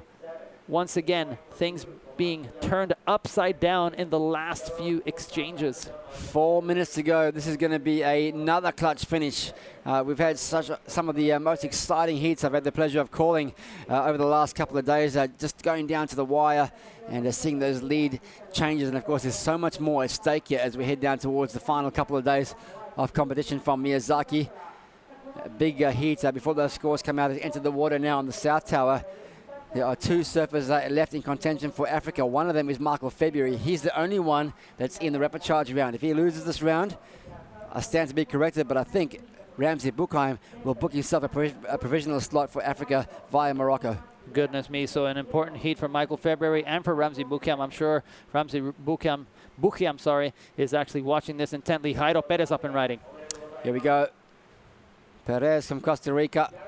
Okay, 3 minutes to go. So check out the current situation. Ikatut is in third, Jay Quinn is in second, Jairo in first, and I have a feeling things are going to change, and not only second to third, third to first, but things are going to go completely upside down. Pay close attention, ladies and gentlemen. 3 minutes remaining as we see Team Costa Rica very, very intently looking at the ocean. Carlos Munoz, his good friend Jairo Perez is in the water, and now Kitut. Let's see what he can do on this one. He's not going to wait for the end of the heat, up and over that section. And unfortunately, this one doesn't quite reconnect for him. So still waiting on those scores to be confirmed. It looks like there are going to be some big scores locked in here. So 2.5 minutes remaining. It's going to be a massive finish to this repechage round 6 heat. Let it breathe. Take it all in. 2 minutes 25 on the clock. There we go. 7.83 for Agus. He's now in the lead. Perez second. Quinn goes straight to third. Now Quinn needs a 4.76 to get into second, or a 5.64 to go into first. But that was before his last ride. And we are waiting for that score to drop in now. So let's stand by with 2 minutes to go. These scores are being dissected. They're being cross-checked. They're being ratified. They're going to be confirmed. And then we will see well, I'm going to put it on the line. We're going to see a heat lead change once again. Under 2 minutes remaining now, Carly. Super exciting stuff. Who said the repechage surfing has got less excitement than the main rounds? We've seen some incredible surfing here all day long today. North and South Towers have been lit up. And there it is.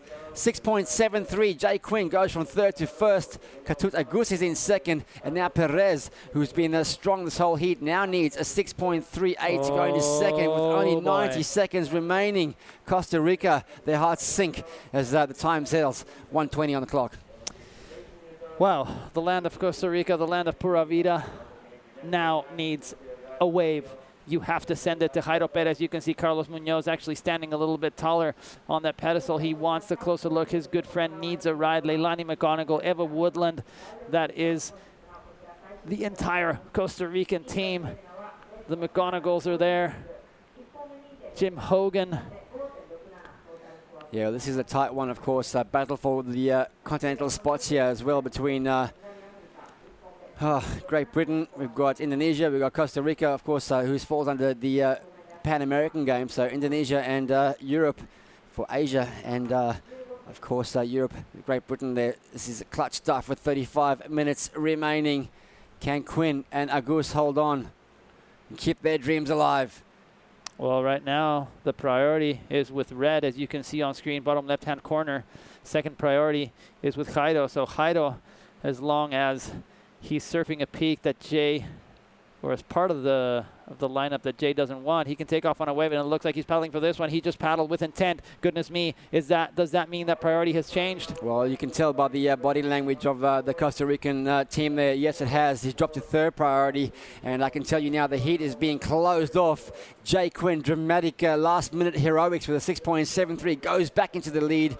Ketut Agus from Indonesia. Switch foot there from Jay Quinn. Victory lap, and Perez, unfortunately, well, he fought hard right till the end there, and unfortunately he will be out of the event at this time. Exciting stuff here. We'll take a short break here from Miyazaki. When we come back, it's going to be more clutch surfing. Olympic qualification is on the line. Don't go anywhere. We'll see you right after this.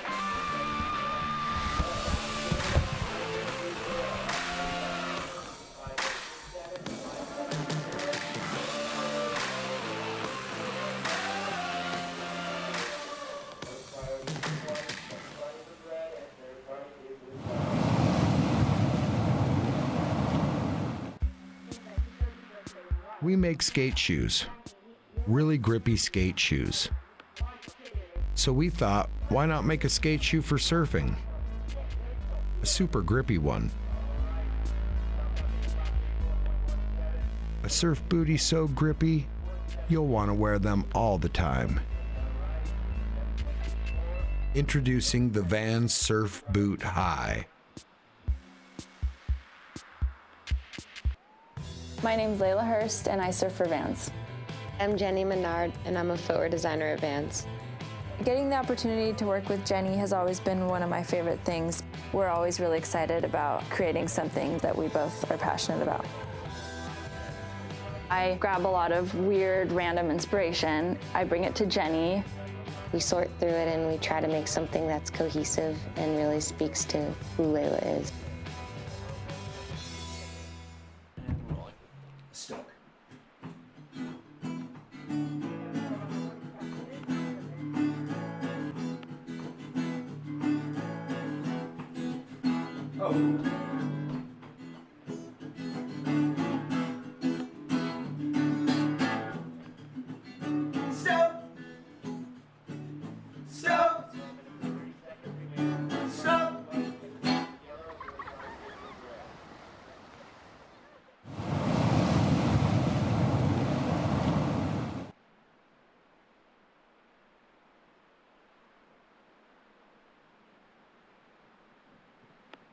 Available in the water right now is Israel Barona, Shun Murakami from Japan, and Shane Campbell from Canada, all looking to keep the dream alive here. Of course, Shun Murakami trying to stay in contention here for those eligible surfers from the continent of Asia.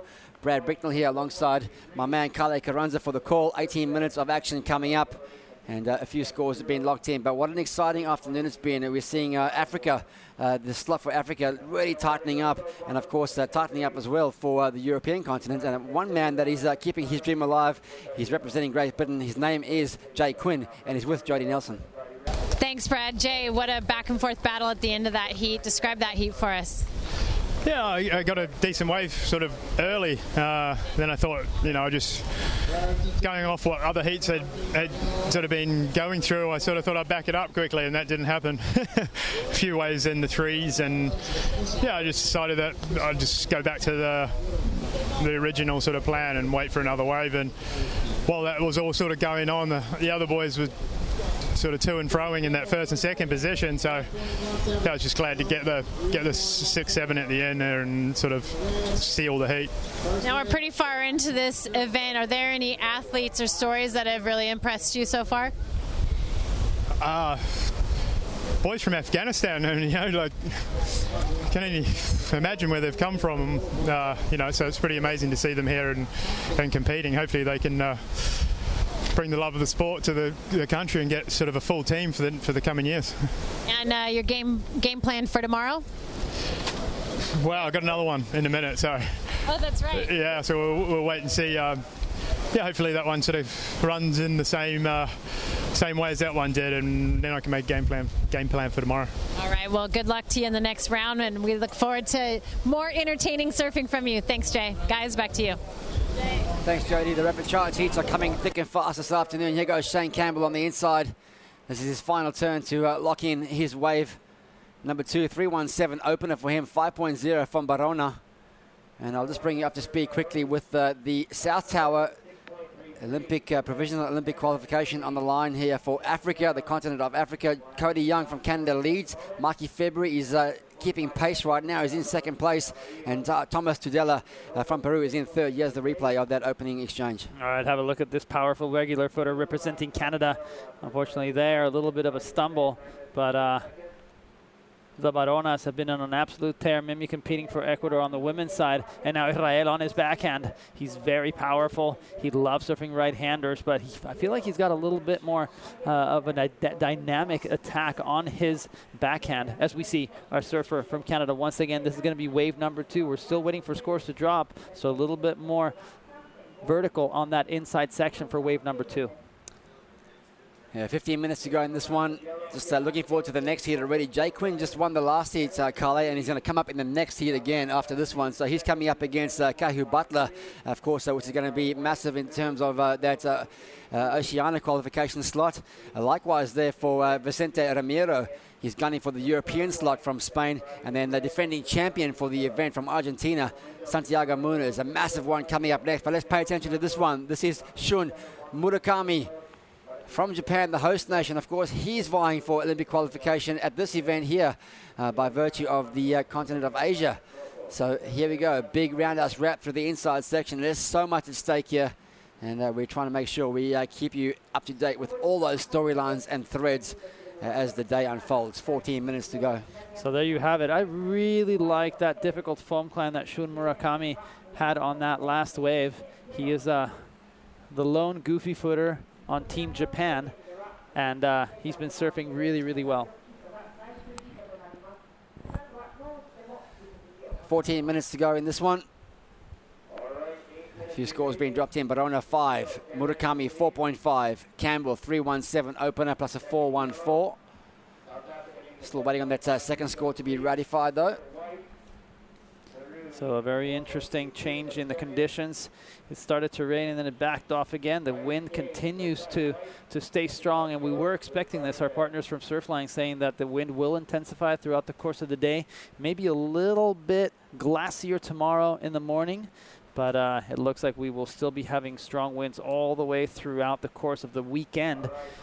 Competition set to resume, set to finish on Sunday, but we could potentially have finals day tomorrow, Brad. Well, isn't that an exciting prospect as we see a takeoff on the inside here. This is Shun Murakami. Quick in and out for him. Now, there are 7 minutes remaining on the South Tower. Cody Young still leads for Canada. Marky February still in second for South Africa and the continent of Africa. And Thomas Tudela from Peru only needs a 4.32 if he wants to get Marky February out of the race. Of course, Ramsey Buchheim representing the African continent. He's the front runner because he's still in the main draw. And let's pay attention now to Shane Campbell, wave number 3, inside connection. Stands up nice and vertical on the inside for him. Another combination of turns through the inside as that wave softens up on the shoreline. Campbell leads, Barona second, Murakami third at this point in time. All right, so that first wave of Shun's 4.5, I really liked it, and I think Shun has to be very careful in what waves he opts to get, because he seems to be, sitting out the back, waiting for a good one. And on the opposite side, we have Shane Campbell, who has already caught 3 waves and plenty of time remaining, more than 12 minutes on the clock. So will the strategy of waiting patiently for the right wave pay off, or will it be the man without priority who will catch those bigger scores on medium-sized waves? Big paddle here for Barona. Nice little backhand tag to the redirection to come back to the right-hander. And this one now, he's just trying to really kind of generate some of his own speed here. This wave being frothy, soupy, and now it opens up an inside section for him. Jams the tail in for that one and locks in wave number 2. Open up with a 5.0, so good start by him. 11 minutes 25 on the clock.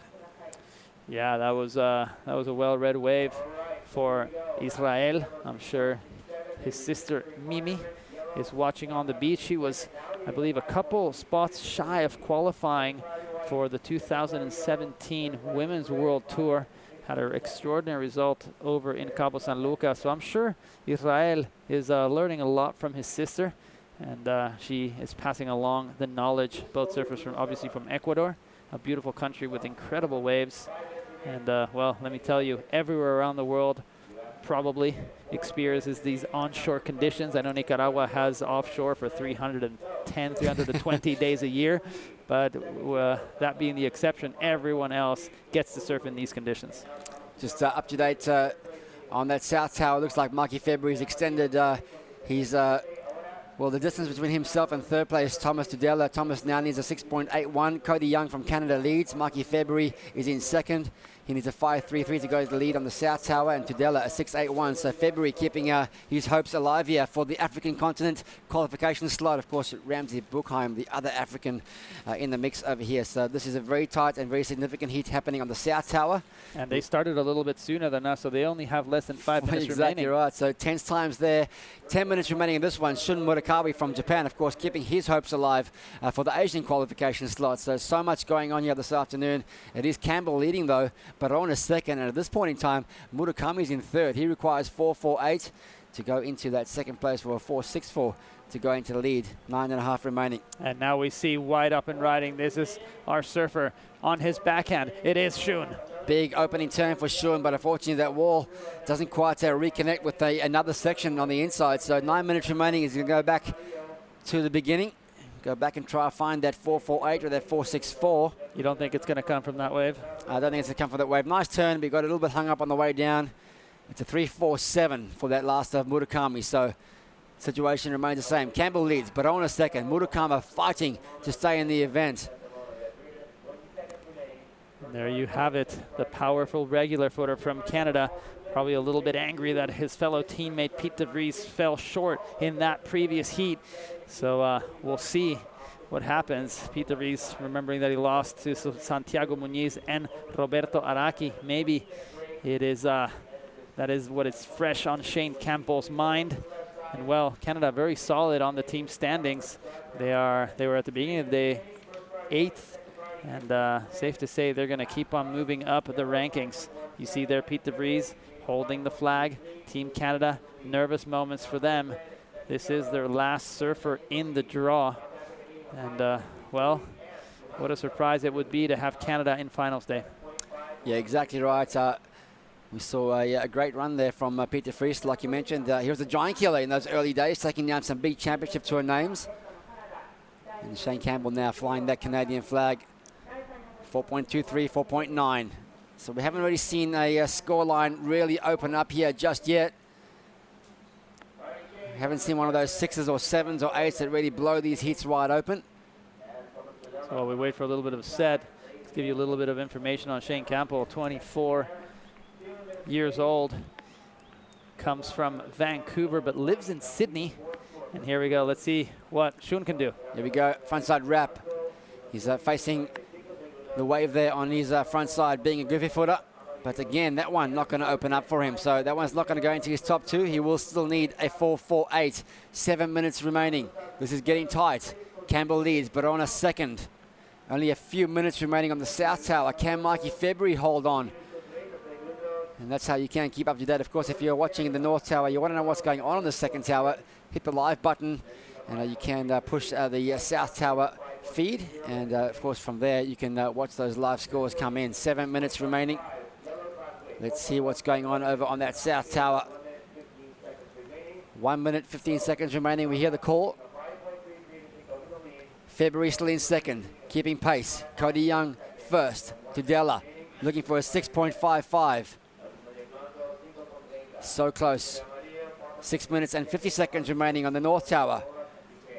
Plenty going on here, plenty at stake, Carle. Of course, we are going to be awarding the 4 eligible men's surfers, the highest placed surfers from Africa, Europe, Oceania, and of course Asia for their provisional slots in Tokyo 2020. And Team Japan are looking nervous right now with 6 minutes to go. Of course they are. They have Shun, who is losing right now. You saw Wade Sharp there, coach for Team Japan, alongside the entire Japanese team, and they're sitting right next to Team Canada. That is Matea Olen from Canada with that brown shirt. And well, let's see what Shun can do on this one. Yes, his opportunity under priority. 2 nice inside stabs there for the Japanese surfer. 4.48. The Japanese team like to see Mahina Maeda, Sara Wakita, and Wade Sharp, the coach, waving the flag for Japan. So at the same time as one team rejoices, the other one frowns, because you know that it is a big heat for. Ooh, and looking at that last heat, you have the information on the South Tower. Yeah, well, I can hear the South African vuvuzelas going. The trumpets are blowing because Mikey February has kept pace. He's in second place there. Cody Young wins. So the race for the African continent qualification is still alive and well. 2 surfers remain. That was a replay of Murakami's wave. Was it enough? Absolutely it was. A 5.67. He jumped from third to first. Campbell now in second place. He needs to hustle for a 5.28. And Barona, a 4.13. 5 minutes to go. Wow. Murakami for Japan, just pulling the rabbit out the hat there. Love the composure under pressure there from the Japanese surfer. Yeah, smart. And we were talking about how dangerous surfers can be without priority sitting a little bit closer in. With that tide coming in, you get those double ups, you get a little bit of power. All you need is to give Shun Murakami a wave that's at least 20 feet long, and he will bust through the lip a couple times, and he did exactly that on that last ride. So now, breathing a sigh of relief, as we are, because there's a little break in the action with this wind swell. We're seeing a lot of waves ridden right now in this heat alone. There's been more than 13 waves ridden, so pretty much more than a wave every minute. Yeah, of course. Well, there's so much happening over here. We need a bit of time to digest what's happened over the last sort of hour of us being in the booth. Certainly so many ramifications for those qualification slots for Tokyo 2020. The provisional slots we'll be awarding over here.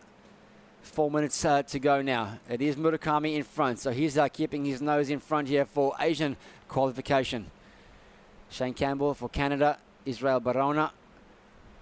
These guys will have to come back for the 2020 ISA World Surfing Games because that USA spot has been obviously allocated from the Pan American Games last year, but of course they still can qualify from the 2020 ISA World Surfing Games at a venue still to be announced, but that will be in May next year, only 2 months before the big one, the Olympic Games in July. Yeah, so a lot of people wondering, why doesn't this one count? Well, it's a 2020 one that counts for individual placings, and it is going to be interesting to see how this plays out. Shun up and riding. Here we go, Shun Murakami. He's looking to try and put some distance between himself and second and third on this one. His low score is at 4.5, so looking a little bit uninterested on this section as he gets in and out of that one. The Japanese fans are here. They are vocal. They are supportive from the sidelines. They love good surfing. 3 minutes to go. Another big hit. He's hit the water on the South Tower. Jay Quinn for Great Britain. Vicente Romero for Spain, of course, falling under Europeans. So 2 European potential qualifiers head-to-head here, along with Kahu Butler, who's also fighting his fellow countryman, Billy Stanman, for that Oceania spot. So a very, very significant hit in the water right now. Of course, Santiago Muniz, the defending champion as well, Carlo. That's going to be up to Mr. Cote and Mr. Klein to call coming up next. But wow, some more drama coming up this afternoon. Here goes live action. Shane Campbell up and over that section. Nice wall ahead of him. That's his second click. Up and over for the third. So he's in second place. Looking for a 5.28. He might put some scoreboard pressure on Barona here with 2.5 to go. I feel like he's going to catapult himself into first position. You see on screen Israel paddling against the current north. So from right to left of your screen, you can see a little lump coming in. It looks like he's spinning around and going on this one. He's rolling the dice. Here we go, Barona. Looking for that 4.13. Of course, we're still waiting for a score to drop in on his backhand. Nice and powerful. Vertical jab. Transitional floater. He needs something more to stand up over here. Wave flattens out. He's trying to find something. Pumping the board for speed. Transitioning across the flats. Another lateral floater. And he loves what he feels. He loves what he's seen. Double fist pump. Incredible camera work there. We went from one camera to the other. And it's nice to see the wave dead on. Sometimes when you catch it with from an angle from left to right, you kind of miss on what, the intricacies of every turn, every bottom turn. So that one, we really got a clear idea of what he did on the inside. So we'll have to look at that again. I'm sure the judges are also comparing that to the best ride of the heat that has come thus far, courtesy of Shun Murakami at 5.67. Good news for fans out there too. The repechage round 7 will be heading up to the North Tower, so we will be broadcasting that significant round coming up next. So we have 3 heats in that repechage round 7 coming up. There's going to be a 20-minute break in between this heat in the water right now that is coming to a close, a dramatic one, before we jump into repechage round 7, giving those surfers time to catch their breath. Campbell now leads a 5.83. Murakami second, a 5.07 is what he requires, and a Barona a 5.18. So dramatic scenes here. We're seeing Campbell leapfrog Murakami, and it's going to be a very dramatic afternoon here. Olympic qualification is up for grabs. I can't wait to see this day unfold. 25 seconds remaining.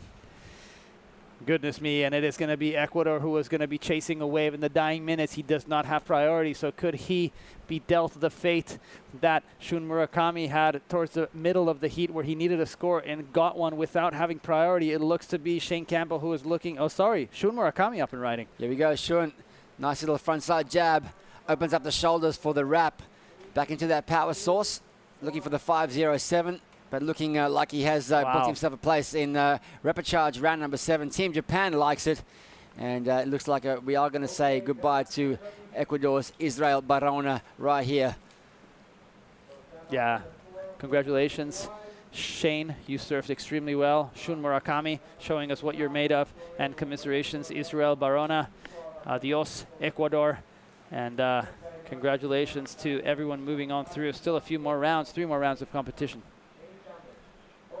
All right, well, that is the heat over. Murakami looks like he got a score on that last wave of 5.93, so he goes into the lead. Campbell second, so first Japan, and of course second Canada, Ecuador third there. So situation slightly changed towards the end. So we'll take a little break here from Miyazaki. We'll show you some highlights for the day while we take this 20-minute break before we go back up to that North Tower. Thanks for watching. When we come back, it's going to be Chris Cote with Todd Klein for the final 3 very important heats of the day. Repechage 7 coming up next. Taking these highlights, and we'll see you real soon from Miyazaki.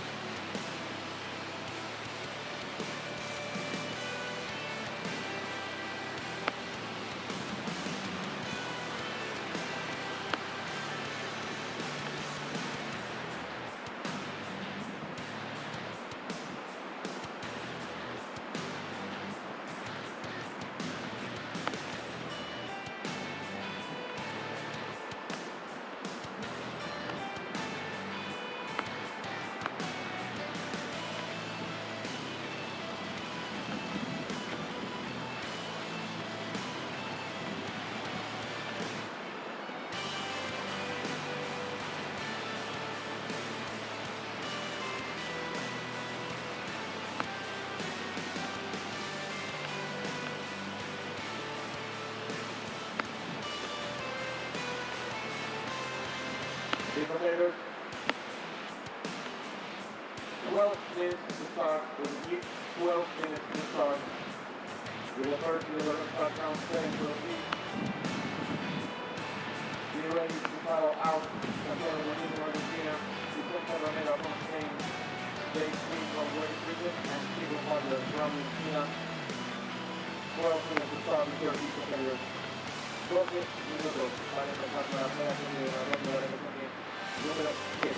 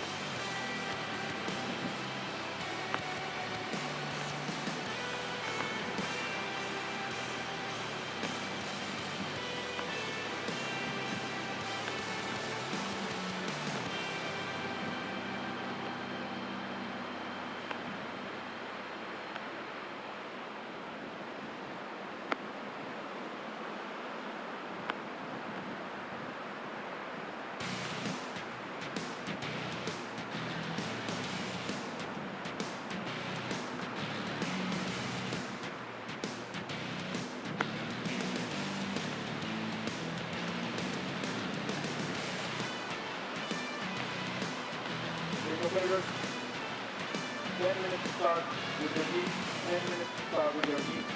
Si ya vamos a dar la sesión durante el maratón,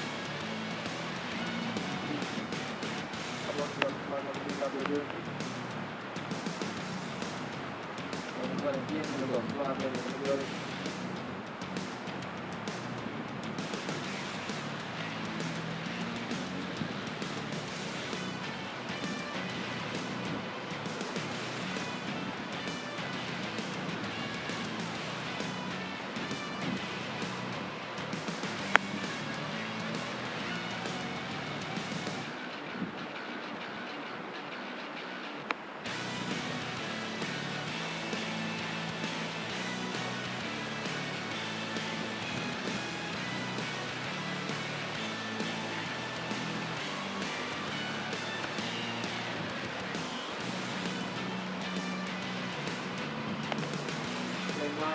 Start, 20, you can paddle out when you run out of the fluid. 9 minutes to start, run in your boat.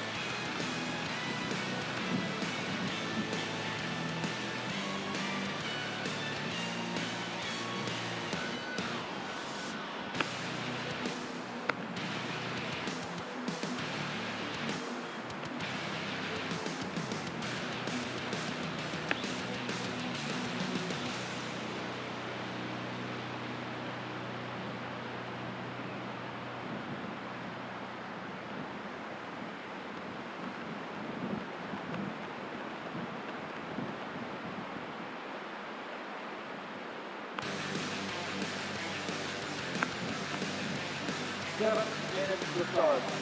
7 minutos para empezar.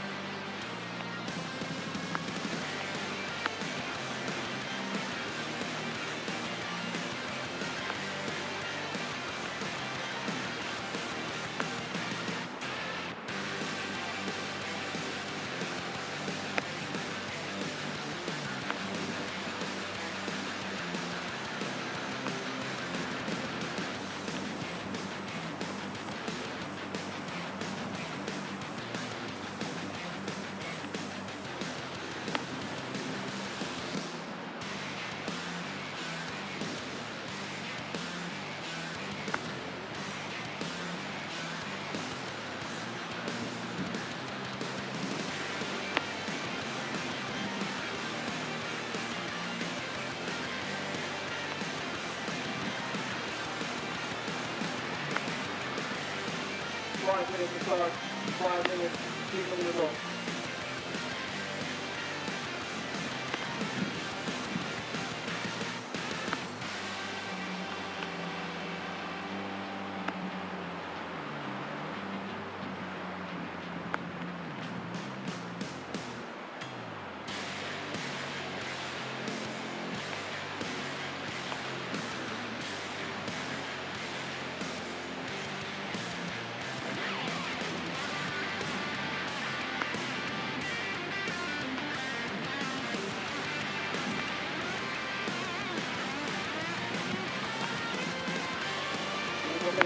Start power out. Por favor, para el agua. 4 minutos para empezar, 4 minutos. 4 minutes to start.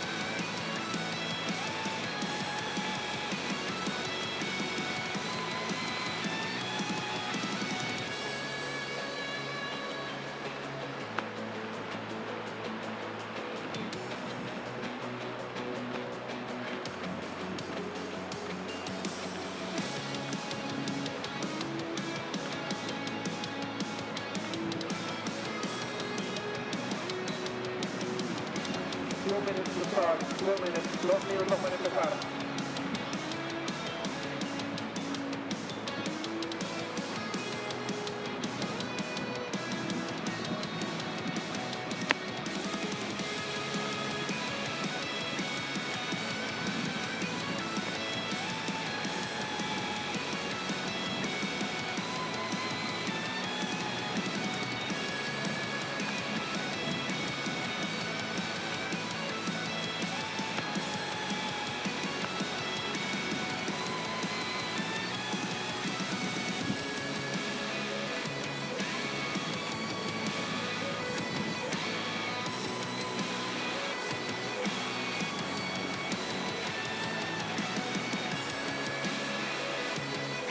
Okay, competitors in the water, if you need to swing the land. Thank you. Arigato.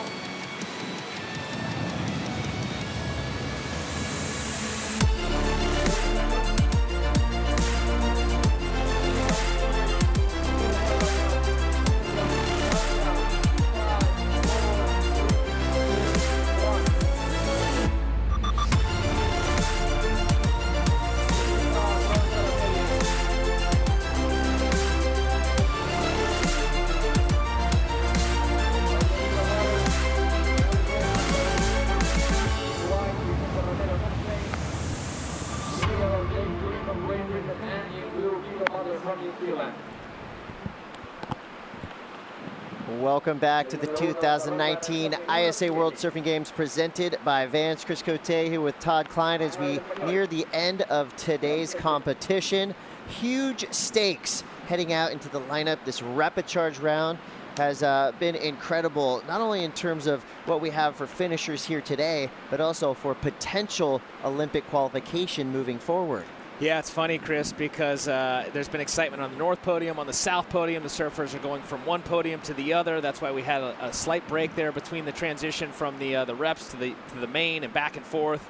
And it's been a huge day of competition. It's funny, every day is a huge day. It seems like one of our days here is like a full championship tour event. And to see the championship tour competitors here this year with the smaller nations, it's been excitement since the day we kicked off. We've already crowned our women's champions, and we are that much closer to seeing who will be our gold medalist and our world champ on the men's side of things.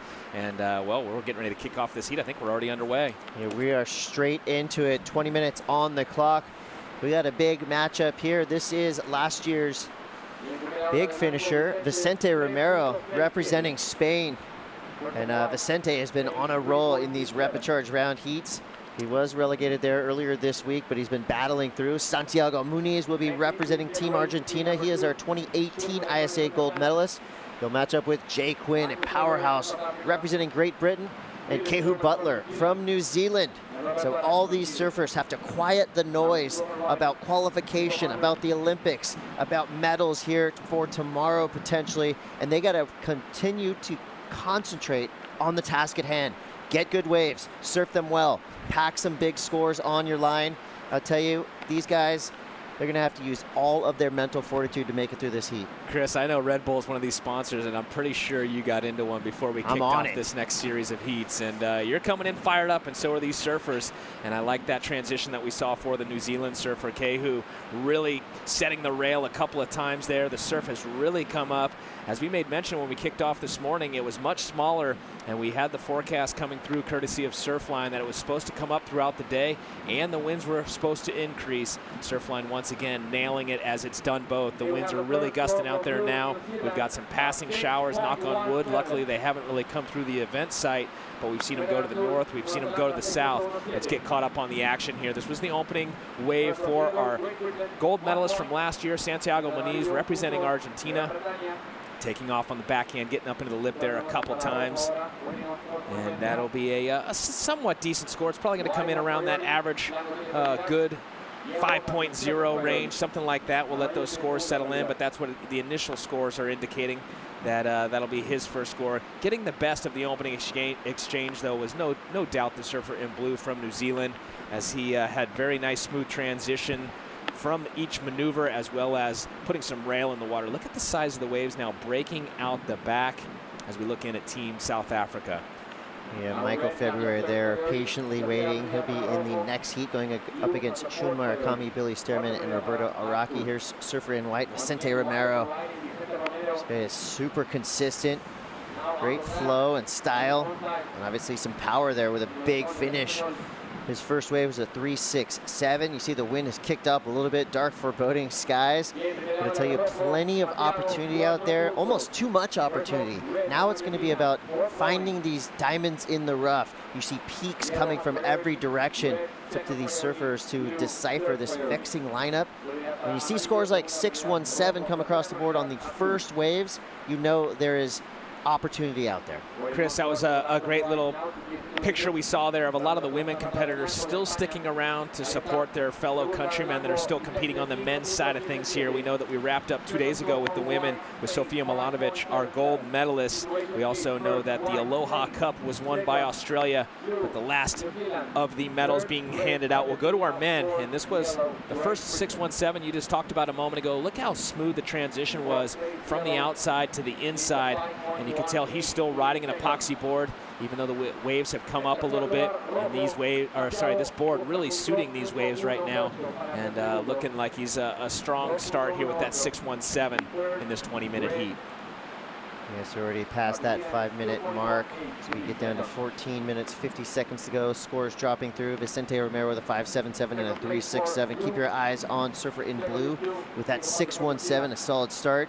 Here goes Santiago Muniz. A lot of frenetic energy as he drives down the line. A big section to work with. And talk about putting your board up in the critical part of the wave. That's exactly what Santiago did to finish. That is going to be a solid score. Yeah, that was a big section right there, Chris, and sometimes you're not able to set the rail quick enough to get up there when it dumps like that on the inside section. Not the case there for our defending gold medalist, Santiago. He leans hard on the inside rail and drives straight up into it, and the judges will like that. And I think that'll be a better score than his opener, which came through to 4.00. Let's look at this as he rolls in with the whitewater. Quick cutback, and now it really starts to hit the inside, puts the rail in a little deeper, cuts it short though because he knows it's going to get quick on the inside, and he got there just in time to get up onto the lip and drives up on the whitewater one more time. So a nice transition from one move to the other, getting about 4 moves off there, and now starting to pick up the pace here in this heat. He knows he's going to have to with the likes of the 3 other competitors. He only had a 4 on the opener, but that one's definitely going to go north of the 4.00 he opened with. You know, waves like this can be frustrating for beginners and intermediate surfers, but when you have professionals at this level, Chloe Andino said it best. You know, these waves have a nice cup on the face of them. It makes them really fun to surf. A lot of action going down the line, and it's really about timing. I would say, generally speaking, if you're looking at glassy, you know, head-high waves, it's really about the form that you carry. But in waves like this, timing becomes so crucial. One misstep, and you'll be off your board. With chops coming up the face and quick reactions needed to maximize scoring potential, these surfers are going to dig deep into their bag of tricks and their past history competing in waves like this if they want to achieve success. Yeah, good point, Chris. You know, we talked about it, especially when the surf was smaller. I think it was even more important that your timing must be, you know, spot on, because now that we've got a little bit more size, there's a little bit more room for forgiveness because there's more power, and that allows these surfers to carry a faster pace as we see a beautiful air out into the flats and pulls it off cleanly, looks in and says, what more do you want? And then right behind him, he sees Jay Quinn. Well, that's what we're talking about, a combination of major maneuvers, mixing up the tricks that he selected going down the line. Everything was going his way on that last wave. Vicente Romero is going to be looking at another sizable score. He has a 5.77 as his high for now, but with 12 minutes to go, the judges are throwing some big numbers on his score line, and I believe we will have a new leader after that wave drops in. As it stands now, Santiago Muniz in the lead. Here goes Surfing in Blue, Kehu Butler. Yeah, it's had big results in New Zealand, and you see why. I mean, a lot of power, great form, a lot of control right there. And a rapid fire succession of waves. Again, we see Jay Quinn now representing Great Britain. And we've got results from 141 Repicharge Heat. Cody Young, Team Canada, keeping the dream alive. He gets the win. Second place goes to Michael February from Team South Africa, and Thomas Tudela.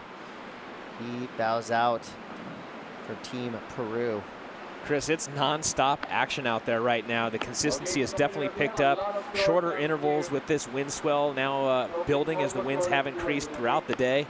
And I'm excited to see how big it will be tomorrow when we show up. When the women were competing at one point, it was serious. It was solid out there, double overhead, a lot of water moving, and you really had to be selective, because if you got a wave, didn't get a solid score on it, it took you quite a lot of time to get back into the lineup. And in those 20-minute heats, they can go very quick.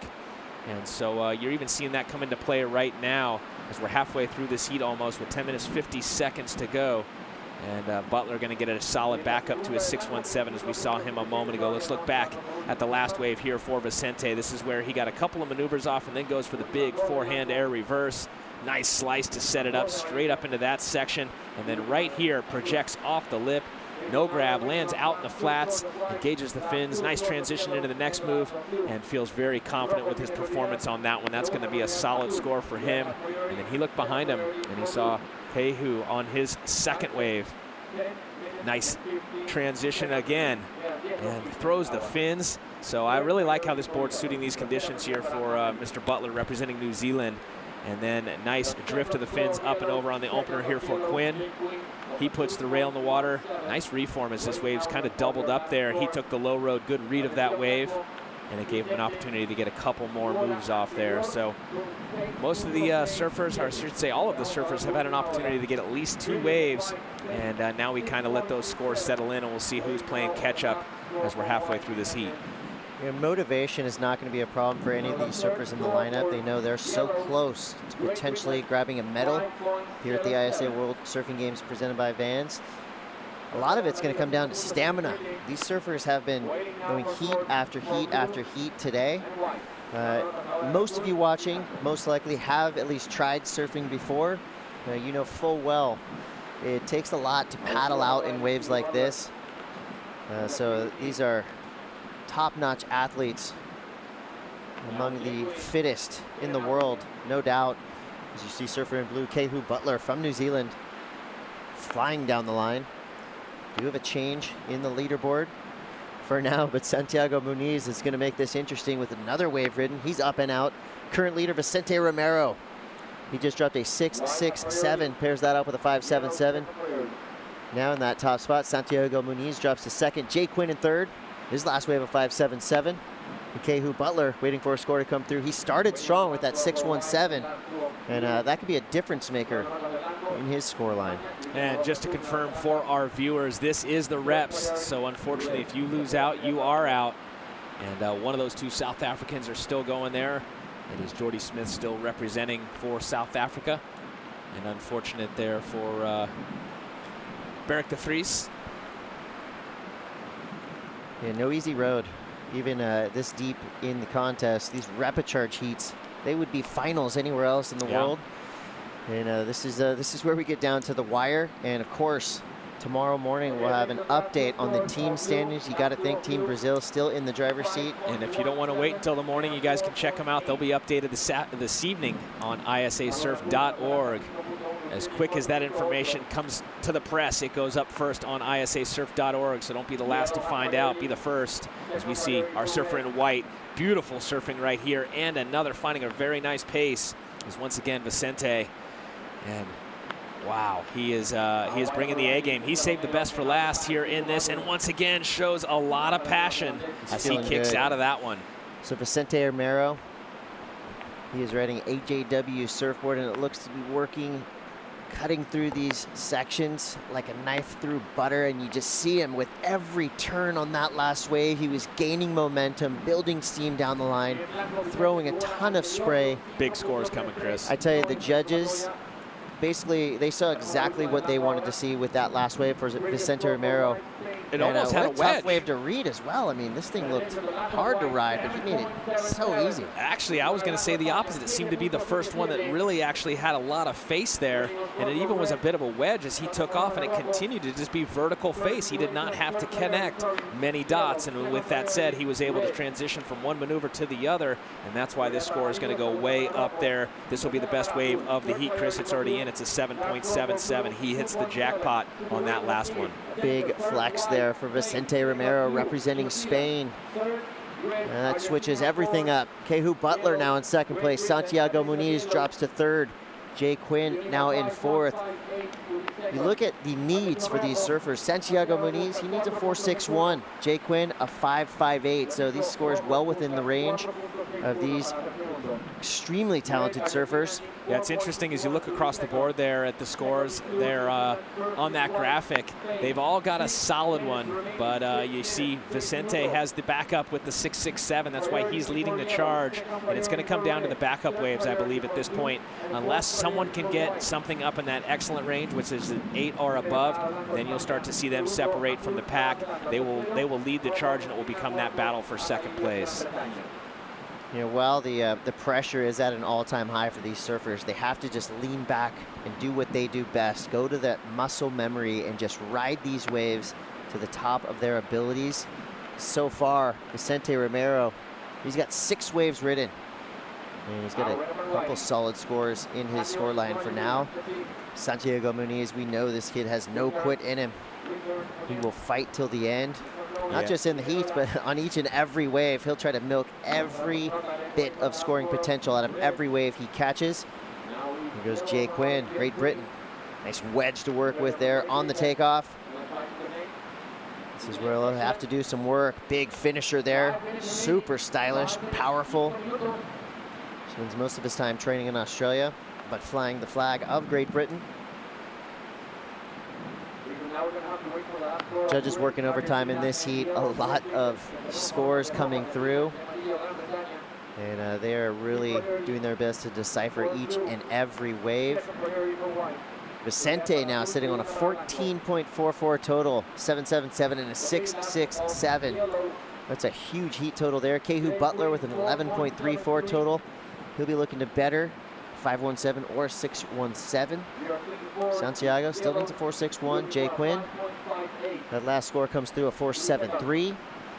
You're gonna have to crack into that above average range if you want to stand a chance to advance through this heat. Well, let's look back at this last exchange for the 26-year-old here. Santiago, our current gold medalist from 2018, still alive here in this one and looking to go back-to-back as he comes off the top cleanly on that first one. About midway down, puts the rail in the water and gets back up there one more time because it was going to shut down on him. Nice timing there between those two maneuvers for the Argentinian surfer in this heat wearing the red. And those sharp eyes have been suiting him well out there in these conditions. And he's going to need some big scores, as you said, Chris, to battle back into this one. That last one comes through to 5.5, and it is enough, so it moves him up into second place. And Butler now looking for the 607. Quinn looking for the 647. And we've got live surfing up and riding right now is Vicente. Vicente looked like he potentially had a section to work with there, but he identified quickly that wave wasn't going to give him any scoring potential. He kicks out, gets back into the lineup. And here goes Jay Quinn, powerhouse. Same situation there. Pretty quickly identify if the wave is going to give you something to work with down the line. There's the Argentinian team. Team Indonesia in that front row. So the teams, the fans, everybody's sticking around. Even though the wind's kicked up a little bit, it's almost looking like more fun out there. Just more opportunity. Nice wedges on the takeoff. Well, a lot of times, Chris, you know, the initial, when the wind starts blowing onshore, the initial hour or two, it's not that good out there. It really kind of wreaks havoc on the face of the waves, makes things unorganized. The longer it blows, a lot of times it'll actually start to organize a bit, and you start to, you know, see how long the intervals will be between waves, and you'll start to get more cleaner faces, if you can believe that, even though the wind's blowing, as we see once again Vicente pushing the envelope, looking to replace the 667. And once again, we're on a pretty low tide, too, so that also helps clean things up on the face. It's like a switch has been flipped for Vicente Romero. I know he knows the ramifications on the line here, but it just looks like everything is working out nicely. He got that opening score and then got the ball rolling. 667, backed it up with a 7.77. He could potentially get a score right in that 667 range with that last wave. 2 whippy turns, finished with a sliding reverse. So a lot of times, Chris, as we're waiting on that last score, when it takes a little bit of time, the judges would be watching the replay of that last wave because every score is important. But when we're this deep into this event with the Olympic qualifications on the line, the gold medals on the line, they want to make sure every score is absolutely as precise as it can be. And each one of these athletes with a camera put on them, so we will not miss any replays at any time. 1 minute to go here. Vicente Romero trying to keep the dream alive. And not just the dream of making it through this round, but the Olympic dream. Santiago Muniz in second place. Kehu Butler trying to find something to give him a chance. Currently in third, Jay Quinn in fourth. Both surfers needing scores in that mid-6 range. If Kehu can get himself a 6.07, he would be advancing through, but by the looks of it, the tumultuous ocean in front of them, these surfers could be running out of time with 30 seconds to go. Yeah, things looking really good for Spain and Argentina right here with 25 seconds to go. It does look like there could be a set on the horizon. First priority red, second priority yellow. So we'll keep an eye on Santiago as he's sitting real close to Jay. He does not want to give him an opportunity because he knows the level of talent this guy brings. As we see Butler on the inside, he will get an opportunity, but needing a 6.07, he's going to have to do something extraordinary on a wave of this size. Beautiful slice right there. He would need a miracle ramp to get that big score at the end of that heat. So unofficially, Vicente Romero getting the win. Santiago Muniz up and riding now, blasting the tail out. Could be a, not quite a victory lap, but an advancement lap. Celebration lap. If he can hang on to that second place position, there you see Team Argentina going to greet him at the water's edge. They are fired up. Very serious this deep in the competition. I remember last year, you know, when he got his gold medal and to hear the Argentinian national anthem play, I know that was you know, a very special moment, obviously for that nation, but especially for Santiago. And he could be listening to that anthem once again as he keeps that dream alive. An emotional time for all the surfers involved, not just the riders in the lineup, but also their team on the beach. And we see a celebration from Team Argentina, and we will see more celebratory moments as well as moments of defeat. You're watching the 2019 ISA World Surfing Games presented by Vans. Stay tuned.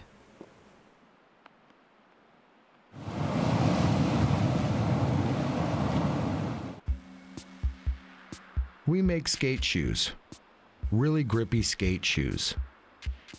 So we thought, why not make a skate shoe for surfing? A super grippy one. A surf booty so grippy, you'll want to wear them all the time, even in warm water. Introducing the Vans Surf Boot Mid.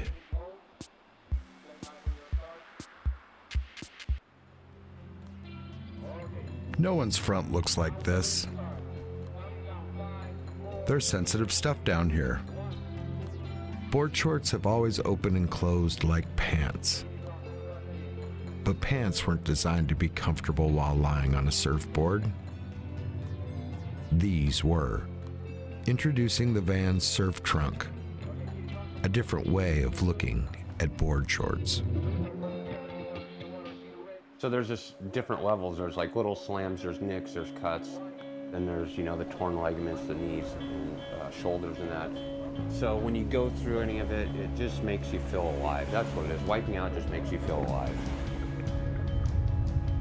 But the thing is wiping out's made my life actually, because you figure the wave I rode at Chopo was actually a wipeout. So it's actually made me who I am.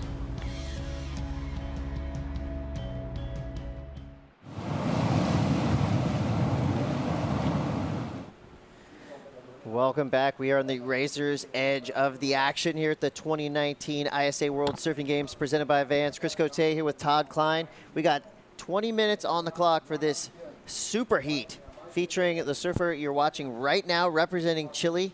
This is Roberto Araki getting the first wave of this heat. He'll be going up against Billy Stearman, Michael February, and Shun Murakami. Our surfers are assessing their situation in the lineup. We're going to go to the sand with Jody Nelson. Thank you very much, Chris. Vicente, that was a hard-fought heat out there. Can you describe the conditions and your approach to that heat? Yes, I'm super tired. I did 5 heats today, and against big names. I'm super happy to keep the flow until this hit. I'm super tired. Let's see what happens tomorrow. But yeah, I feel super good. This board is working amazing. It's magic. It works in 2 meters and 1 feet of wave. And yeah, tomorrow is another big day, and just want to keep like this. Now, I know you're a 2015 European champion, but a lot of people watching and some of the competitors here don't know much about you. Can you give us a bit of your backstory? Yes, I was born in Florianópolis in Brazil, but all my family is from Spain. My parents are from Argentina, and grandparents from Spain, part from my mom and my dad. Definitely my home is in Barcelona, in Sitges, but there are no waves, so I moved to Galicia for 6 years. And now I'm leaving the Canary Islands to keep improving. And what would your dream be this week at the ISA World Surfing Games? Yeah, you know, the goal is qualify for the Olympic for sure. When I lost my second round in the main event, I was super disappointed. But, you know, after that hit, yesterday I made my first repescage hit and I started well. And today I've been doing good hits. And I feel super good. Well, we look forward to watching you surf more in this event. Guys, we'll send it back to you in the booth. Thank you. Thank you. Thanks, Jody. What a fun surfer to watch. Vicente Romero. He was an absolute hammer in that last heat. Really jumped out to that early lead, kept it going. Santiago Muniz moves through in second. We do lose Kehu Butler and Jay Quinn. Now to the task at hand, Roberto Araki. He will be the surfer in blue, up and at it again. He was born in Rapa Nui. He lives in Hungaroa. So all these surfers have really cool backstories to get to where they are today. I mean, the journey in itself, I mean, you could make a documentary about any of these surfers, and I guarantee you it would be interesting. Yeah, going back to that posting interview there with Vicente, one thing I took out of that's scary for the competition. He says that board works good in 1 foot or sizable surf, and it is supposed to continue to get bigger, so he won't have to make an equipment change. As we look back at this last one here for February, driving out of that first one, and then nice patience, as there was a lot of chop all over the face on this one. Unfortunately, though, when he does commit to that next turn, he goes down. And look at that, almost getting up and over the lip on that first one. And then climbing the whitewater. And this was wave number 2. So he's already gotten 2 waves, Chris. This one a little bit better than the first one, as he was able to carry his momentum through to the inside, getting multiple turns off. Billy Stearman, this was his opener. Nice commitment to the rail there to open things up. Wave steepens up. He gets right up into that pocket. And then goes up and over the little rib there, goes high road, and gets another slam. So reading the conditions out there very well, Billy Stearman. And now on the backhand, this was Roberto. And I think when the conditions are a little flatter like that out the back, it's more difficult. Once it gets steeper on the inside, though, look out for the backhand attack here from the goofy footer, as he will be able to pivot quickly from the bottom to the top, even faster than you can on your forehand. Back to live action. Surfer in yellow, Billy Stearman, representing New Zealand, lives in the beautiful city of Raglan. Incredible waves in his part of the world, but most of the year he is grinding it out on the QS Tour. Perennial performer in qualifying series events with WSL. We've seen him multiple times here in ISA competition. Team New Zealand always fields extremely talented team. Watch out, up and over through the lip, almost hanging on was Shun Murakami. He's had a slow start. 14 minutes, 10 seconds to go. Shun has a 0.5, and he's going to back that up with a 1, so he needs to collect himself and gather in waves like this. So, you know, at this point, a lot of pressure on all of these surfers. They're all potentially looking at a provisional qualification for the upcoming Tokyo 2020 Olympics. For the first time ever. How hard would it be for these guys to surf, you know, knowing in the back of their mind they could be achieving the ultimate surfing goal of competing in the Olympics? It's a feeling that nobody's ever felt prior, because this is the first time we are actually qualifying for the Olympics. It's the first time surfing will be in the Olympics in less than a year at Tokyo Olympic Games. And so, you know, we heard in that last heat, Vicente, some of these surfers have lost out early on the main event side of things. And just like we saw Carissa Moore in our women's division, she had to surf a ton of heats. Well, so has Vicente so far, and it can take its toll. And tomorrow is going to be even bigger, Chris. So keep that in mind if you're still going on the main event side. It's a much easier road. I don't know what's a good analogy for you. It'd be like, you know, taking your normal route home from work, and then the guys that have to go into the repecharge round, they actually go south before they drive home north, and they just basically take a long route to get home. And it's a much harder way to get there, yet you still can reach the same destination. It's just a much more tiresome task to do that. 12:45. Roberto Araki, tenacious competitor, very consistent. You know, he did have a slip up and fell out of that main event round, but he's been charging through these repecharge heats. And he's got time to get back out there, and you can see while it's pretty wild and woolly out here conditions-wise, but there still is a pretty dedicated peak that these surfers are on. Here's your surfer in blue. Yeah, let's watch this last one of Roberto, this time going on the forehand. Second turn right there, comes off the top, comes out of it with more speed than he went into it. Carries the momentum up and over through to the inside and jams it again. So good surfing here from Roberto. This will be his best wave of the heat, and he needs to strengthen his position so that he doesn't leave the door open for the surfers underneath him. Scores in. There it is, 6-1-7. Extends the lead. February in second. Stearman in yellow looking for the 3-5-1. Murakami with all of Japan on the edge of their seats with 11 minutes to go. Murakami in red looking for a 6.60. When you're just free surfing with your friends, waves like this are incredibly fun. I can't imagine the pressure, because in competition, these waves, they will magnify your weaknesses, and any mistake you make can cost you. You see right there with third priority, that's not going to come back to haunt Billy Stearman because he was at the back of the line already. So out the back with that top priority spot, it's Michael February. He is surfing for a provisional spot in the Tokyo 2020 Olympic Games. And he's got 11 minutes to put more scores on the board. Definitely not safe in second place, as Billy Stearman needs a 3.51. Shun Murakami needs a 6.6. Shun could have a good wave to work with here. Japanese surfer taps into his energy source, flying down the line. A couple big turns on his backhand. Could have room for one more. Nice whip crack on his backside. And Michael February now following up. This could be a good exchange. The judges watching both of these waves very closely. Every point counts. Every turn you do studied by our judging panel.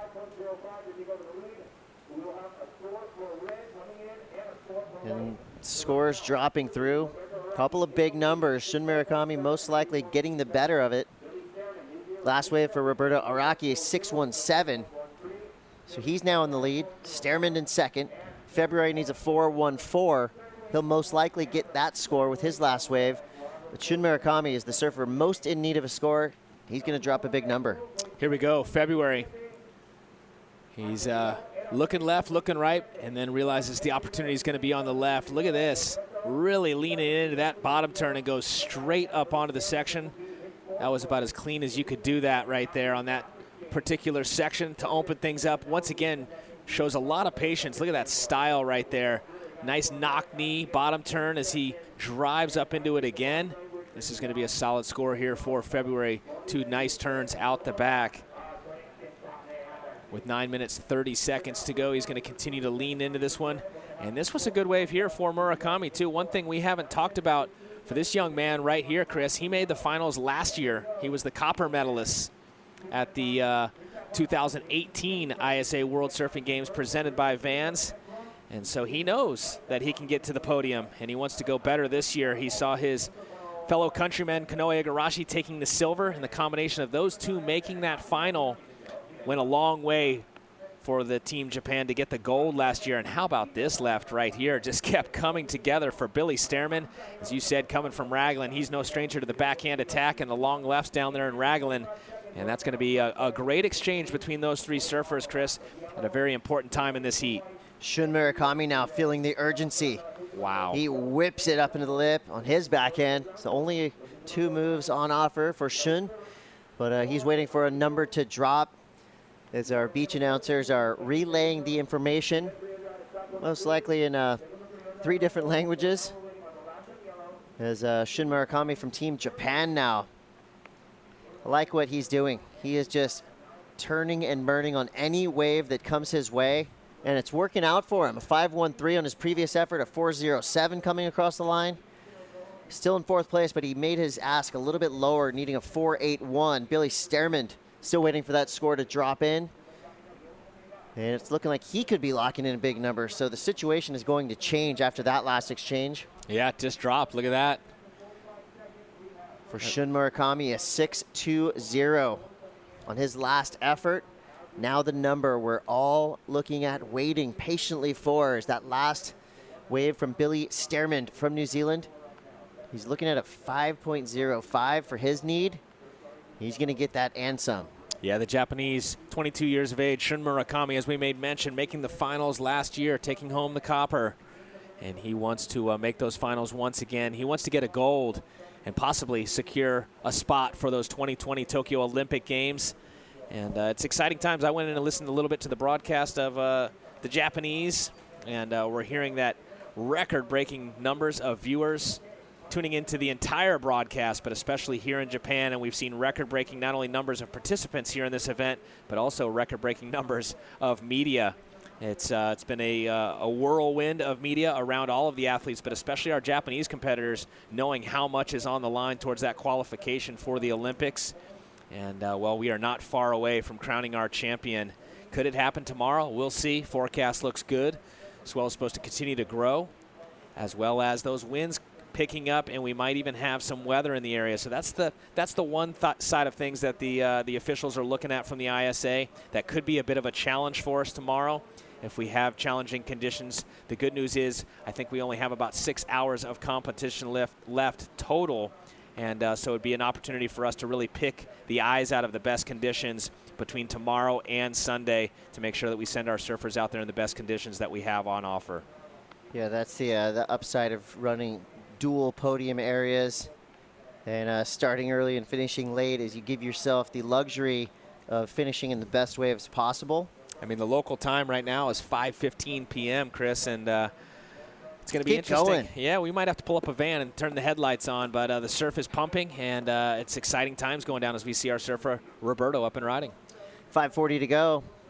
Roberto on his backhand this wave. Still giving him opportunity through to this inside section. Hasn't had a chance to really get involved with the lip. It's kind of more open-faced turns, which the judges, well, they'll give him some credit, but I don't think it's going to be a massive score. Now the number drops for Billy Stermund. It's going to come through clutch for the surfer from New Zealand as Team Indonesia gets fired up. They have Ketut Agus coming up next. And what a way to send your team member out to the lineup with the full support of the squad.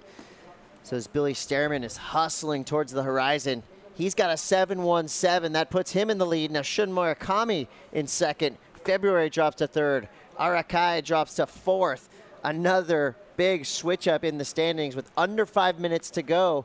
Arakai needs a 5.17. February needs a 5.94. Chris, a lot of adjustments in that in the pieces of that chess match right now towards that qualification for the Olympics. As I'm just looking at everything that's unfolded in the last couple of heats, you've got Billy Stermund out there right now representing New Zealand. You also had Kehu Butler in that last heat representing New Zealand. Unfortunately, Kehu has lost out, so they lost a surfer there. We've got Shun Murakami out in the water right now, and he is going to continue, it looks like, going through for Japan coming up next. We also have Hiroto Ohara, and we still have Konoe Igarashi going through for Japan. So Japan looking really strong right now. Wild times here in Miyazaki, Japan. 4 minutes to go. 2 Canadians in the next heat as well. That's unfortunate for them unless they can kind of run the lineup. Just go 1 and 2. That's all you got to do. Sounds easy on paper, doesn't it? Sweep it. 3:45 to go. Billy Stermund is on his way to a provisional qualification for Tokyo 2020. This is a massive heat, not just on the day or the week, but for the career of Billy Stermund. That would mean also Ella Williams did that in the women's side for New Zealand. So exciting times right now for surfing around the world, but especially for New Zealand. Let's not get ahead of ourselves, so there's still 3 minutes, 20 seconds on the clock, but things are looking good here for Billy Stearman. I'm getting notes coming in on the wire. Team Morocco is watching this heat closely. If MFeb, Michael February, gets knocked out of this heat, Ramsey will get the provisional Olympic berth. But here we go. Answering just in the nick of time. It's Michael February going to the air, and he goes down. Oh, and you see Team South Africa there just feeling it just like we did, just like everyone tuning in, watching the broadcast. One of the most important waves of his life right there. He still can regroup, though, Chris. 2 minutes, 40 seconds to go. Yeah, there is time and plenty of waves coming through. Team South Africa on the edge of their seats or standing up, pacing around the contest area. Dumas Ruma's looking a little lightheaded. Stearman in the driver's seat, 717 and a 440. Murakami slid into that second place position on the strength of that 620. February needs a 594. Time is flying. Don't forget about Roberto Araki. He needs a 517. He could have a good looking wave here. Nice carve to start, setting things up through to this inside section. He gets a big section to work with. He could play the spoiler here if he has his way. Stearman in second priority now. Yeah, Stearman actually with that top priority spot. Stearman actually gave an opportunity on that wave, so we'll see if it comes back to maybe bite Murakami or February. A minute 40 to go. All of our competitors bunched up, paddling against that current, fighting the elements, hoping, giving their all towards a provisional Olympic berth for the first time ever. Surfing will be represented in the Olympics. Tokyo 2020, we're less than a year away, and the outlook is becoming more clear with each and every wave surfed. There's Team Chile. They're also on the edge of their seat. Well, no, not quite fired up yet because Roberto, that score, it doesn't look like it's going to be enough. So he's looking for a 517. What it did do, bumped him to third, dropped February down to fourth. February needing 5.94, less than a minute to go. There is a couple of waves coming through out the back as we look at the priority. First priority is with red, second priority yellow. Those are the two surfers currently in second and first in this heat. So we'll see if they play defense to try and keep the other surfers from having an opportunity with 40 seconds to go. This is nail-biting stuff right here, Chris. Shun Murakami right there with Michael February, who has now dropped to fourth place. Here goes Shun, rolling the dice. He's going to leave Michael February out the back and trying to better a 513. Some potential through the inside section of this wave. Nicely surfed. Not sure if that last maneuver is going to count. Stearman, he is looking like a lock.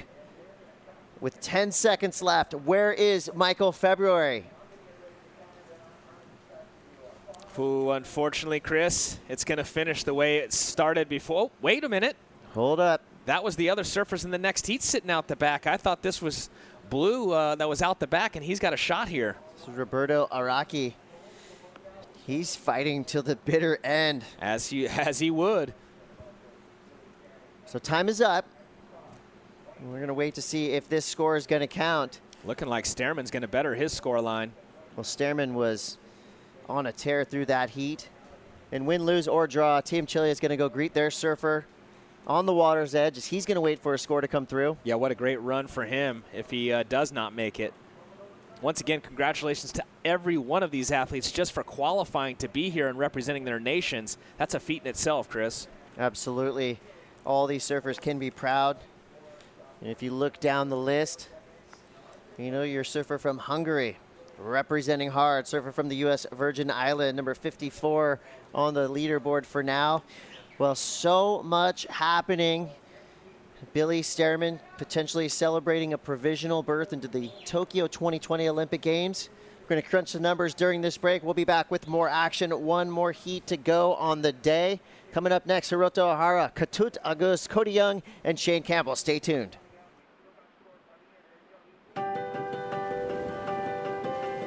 The 2019 edition of the ISA World Surfing Games is set to make history as the first ever to directly qualify athletes for the Olympic Games.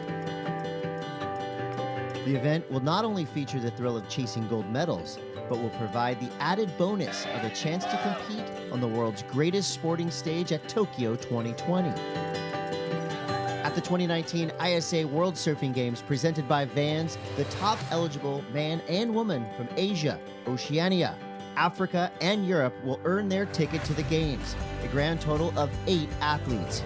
Note that due to the limit of 2 surfers for each gender per nation, qualification slots will not be confirmed until the 2019 World Surf League Championship Tour and 2020 ISA World Surfing Games conclude, which are both qualification routes that have priority over the 2019 ISA World Surfing Games.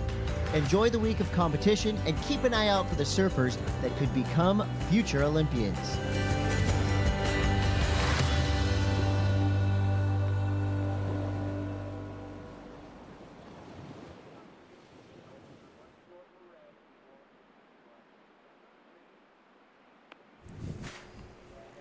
Welcome back to the 2019 ISA World Surfing Games presented by Vans. This is the last heat of the day with already big news happening. Let's go down to Jody Nelson on the sand with Billy Stearman.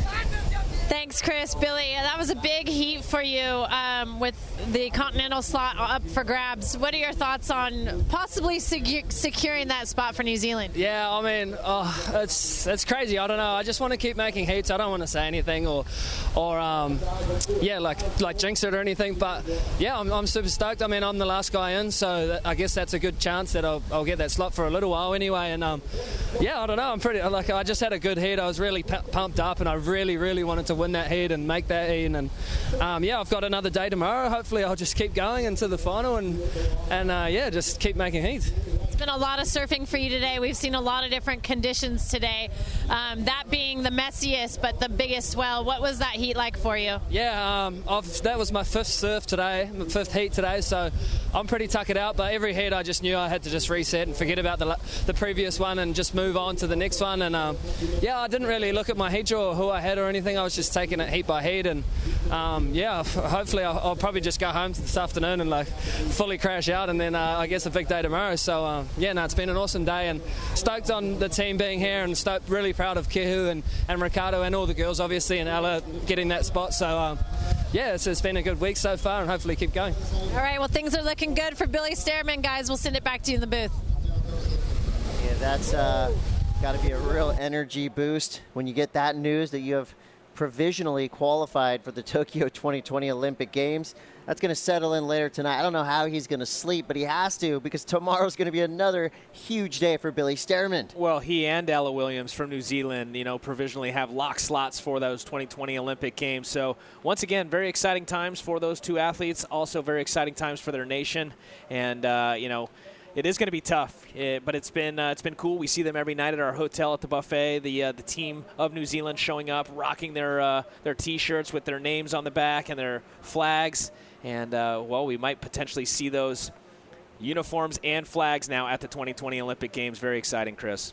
Well, before we get to the buffet, we've got some business to take care of. This is Cody Young representing Team Canada. And he is joined with his fellow countryman, Shane Campbell. They're going up against a hard-charging Ketut Agus Aditya, representing Indonesia, and Hiroto Ohara, hometown hero, representing Team Japan.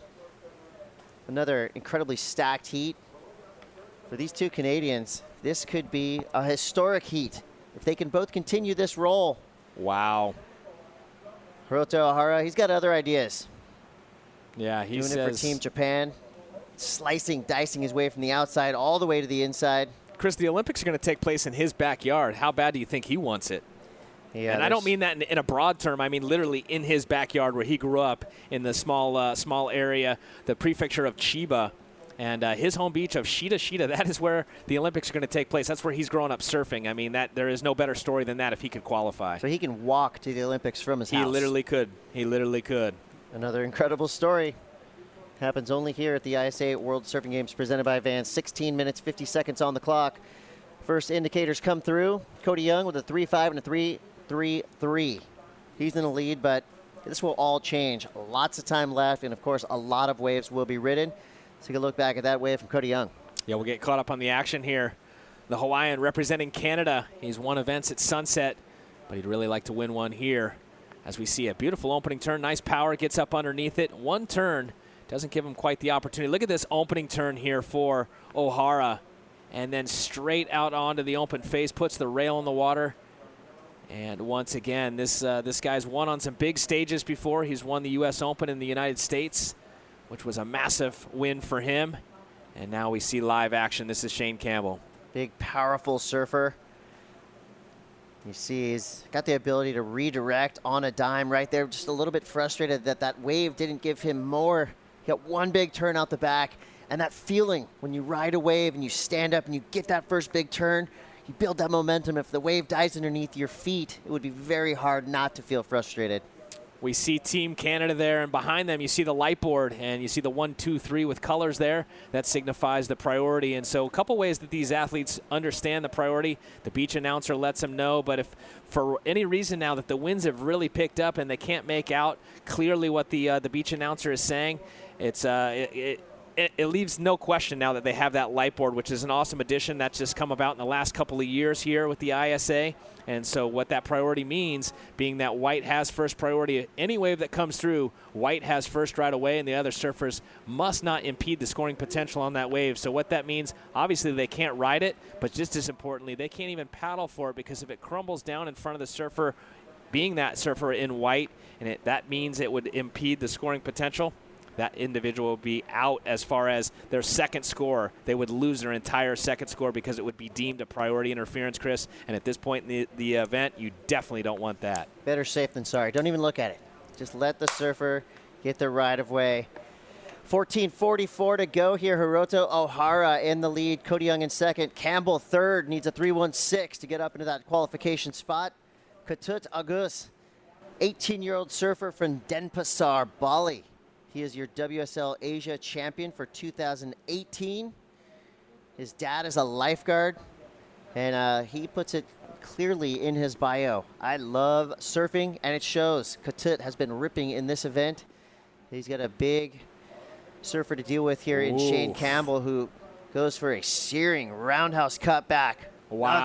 Another big finish. Wow. Throwing tons of spray. The judges will react kindly when they see power moves like that, and you see the look from Team Japan right there. Uh-oh. Yeah, that was real deal right there, and that's what we've expected now from Shane after getting to watch him in multiple heats. This guy brings a lot of power, a lot of flair. That wave came together, and it suited his big, tall, powerful style on that occasion as he got into the lip multiple times, putting that rail down, and I think that's going to be a solid score for the surfer representing Canada.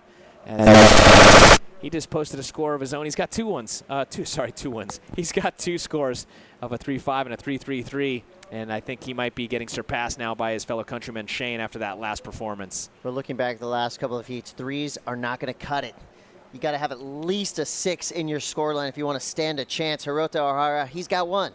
He's got a 6 and a 2.33. He's getting rid of that 2.33 if he wants to defend this lead. There's Indonesia waiting to see what their surfer Ketut Agus will provide. And so far, so good on this wave. It just keeps standing up down the line. One more big section. Nice. Ketut laying down the hammer and continues down the line. What a performance on a wild wave for Agus representing Indonesia. Now O'Hara driving to the inside section. We'll see what this wave can provide. I love that when these surfers stand up, you just do not know what to expect for the rest of that wave. I don't even know if they do in these conditions because the winds have really come up, the swells really come up, and it's about connecting the dots right now. And once again, a great exchange just like we saw in the last heat. Chris, I got a feeling this thing's going to come down to the wire as we see Team Japan definitely getting excited after that last performance there for O'Hara as he's able to lay down a couple of turns. Those scores are settling in. Last of Campbell drops the 5.93. It's enough to put him all the way up into first.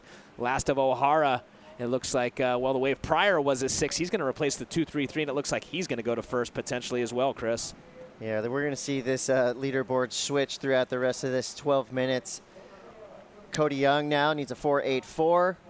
Katut as we wait for that last score to come through. That'll be a good opener for him. He waited a while for that heat, a little more patient than, for that wave, a little more patient than the other surfers in this heat, and it looks like it's going to pay off with a solid opening score for him, and now he'll look to back it up as we see Cody Young.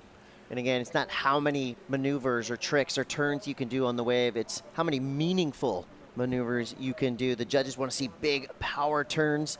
They want to see you release those fins, do it in the critical portion of the wave. Make it exciting. The judges are surf fans just like all the rest of us. If you can excite them, they're going to throw out a big number. Here's that last wave from Hiroto Ohara. Yeah, straight up on that one. He sees the wave kind of flatten out. It's pretty peaky right there, so he puts the rail in the water a couple times here, staying next to the whitewater, and then goes out a little bit further, then once again redirects. But that first maneuver, very nice. His teammates were really liking it, and then this was Cody Young representing Canada. Nice section there as he actually kind of free falls down. The Hawaiian powerhouse representing Canada now. And then this was our last wave here for Shane, the other Canadian in this heat. Two surfers representing Canada. This was a very well-surfed wave. Nice timing as he comes out of that straight up into the next section. Looked like he was maybe just going to rebound off the whitewater, but he actually utilized it to gain speed as he set the rail in the water. Back to live action here with Katut. That was beautiful power surfing by Shane. Now we get back to Katut. You see surfers different ages, different body types, different boards under their feet, but all with the same goal, an ISA medal at the end of this event. Would be a life changer for some of these surfers. Be a life changer for any of them, Chris, even if for the ones that have done it before. As we see our surfer here representing Indonesia, Katut. Couple of turns out the back, starts to pick up some pace and blows the fins out there, sliding down the face sideways and then goes vertical with it. You can see in that maneuver there just how strong the winds are now from the side shore. So earlier this morning, the winds were more straight out of that easterly direction. It's definitely picked up more now out of that northeasterly direction. That'll be something to keep an eye on tomorrow, Chris, when we show up in the morning. We both agree we think that swell is going to come up, but how much will it affect the current out there? I think we're really going to see things get challenging and tricky tomorrow. Yeah, the look on the screen right now tells the story. These surfers are going to have to work hard to get through these heats, to get themselves in position to ride waves like this. And almost going down. Shane Campbell managed to stay on his feet and redirect there. 9:12 to go. He would need a 5.25 to get into the lead, but now he's going to need a 4.40 to even get into that advancing spot as Katut Agus from Indonesia gets a 5.33 and a 4.80. That last wave comes through just under his previous wave.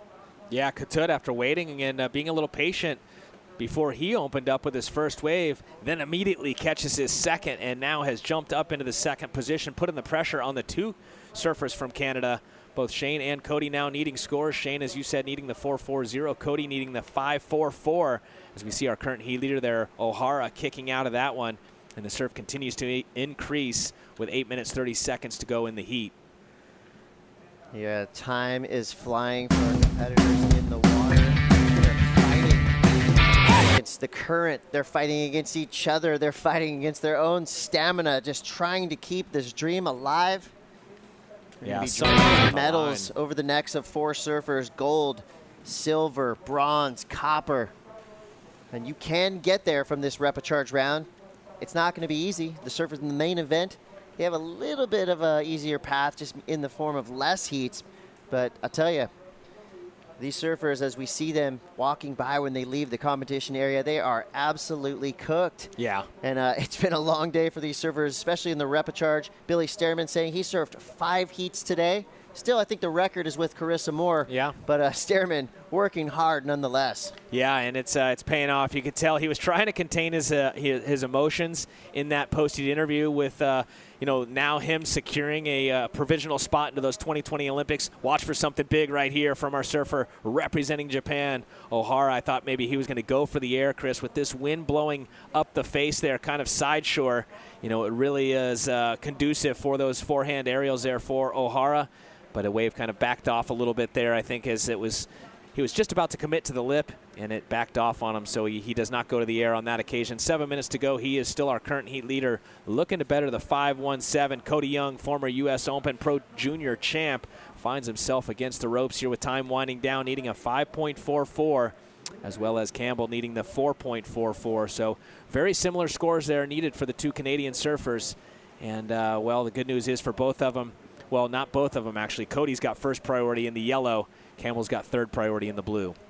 I like that this heat is still very tight. All surfers with at least one score of note on the board. Highest single wave score is that 6 from Hirota Ohara. 6.5 on the clock. This is where Ironman stamina comes into play. These surfers have been battling throughout the entire day. And even Kelly Slater mentioning that there's a strong current, and that's kind of your first adversary to even get you in position to ride these waves.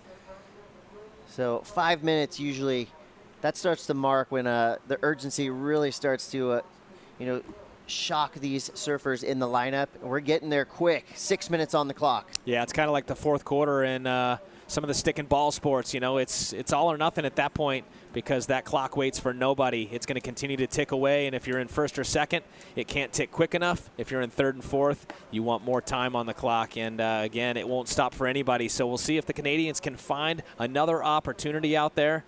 Cody Young, as we mentioned, born in Hawaii, but spent a lot of time in Canada. His father is Canadian.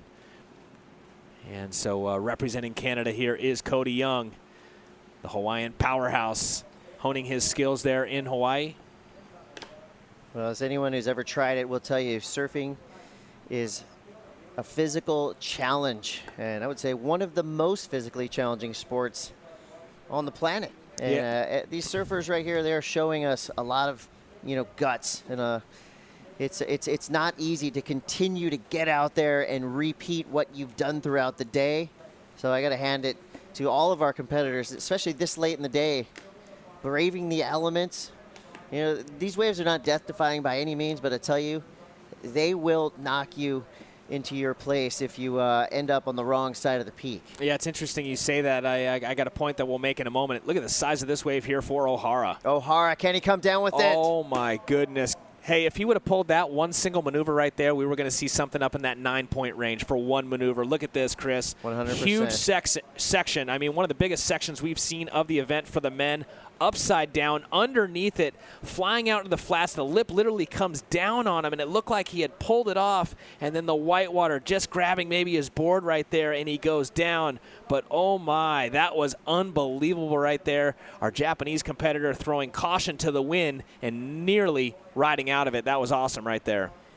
Yeah, and he dealt with the churning whitewater as he went down backwards, falling in an awkward position, being twisted up in that churning upheaval. 3 minutes, 55 seconds to go. Tense moments for Shane Campbell, who's currently in third place, and you see the frustration there. He does have time. 3:40 on the clock. And now he's got to get himself back into the lineup. The ocean is looking pretty menacing right there.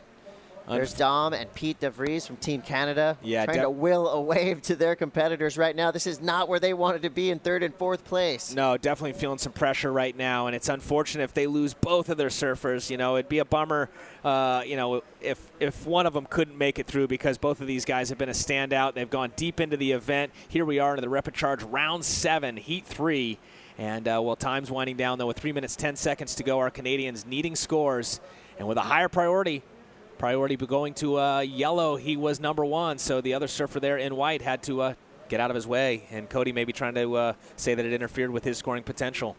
Well, that will be an interesting situation, as we saw just on the screen. Legendary Rizal Tanjung, there he is right there, probably trying to convince himself, nothing wrong there. That was clean. 2:45 to go. We're going to leave that up to the judges, as they will be looking at a replay there. Once again, the sport is a subjective sport. There's 5 judges on the panel, scoring on a scale of 1 to 10, 1 being not that good, 10 being the best. And also situations like that, also subjective. And yellow with the higher priority, white with a lower priority. So if they felt that white potentially, we'll see what they say, impeded the scoring potential for yellow, then it would be an interference. But I'm not sure we'll see a call there with 2 minutes to go on this situation there, Chris. The judges have full access to multiple replay angles. Every surfer in the water has their own dedicated camera. Good point. So that will be closely looked at. Under 2 minutes to go here. Hirota Ohara currently in the lead. Ketut Agus representing Indonesia in second. Shane Campbell now up and riding, looking for a 4-4-0.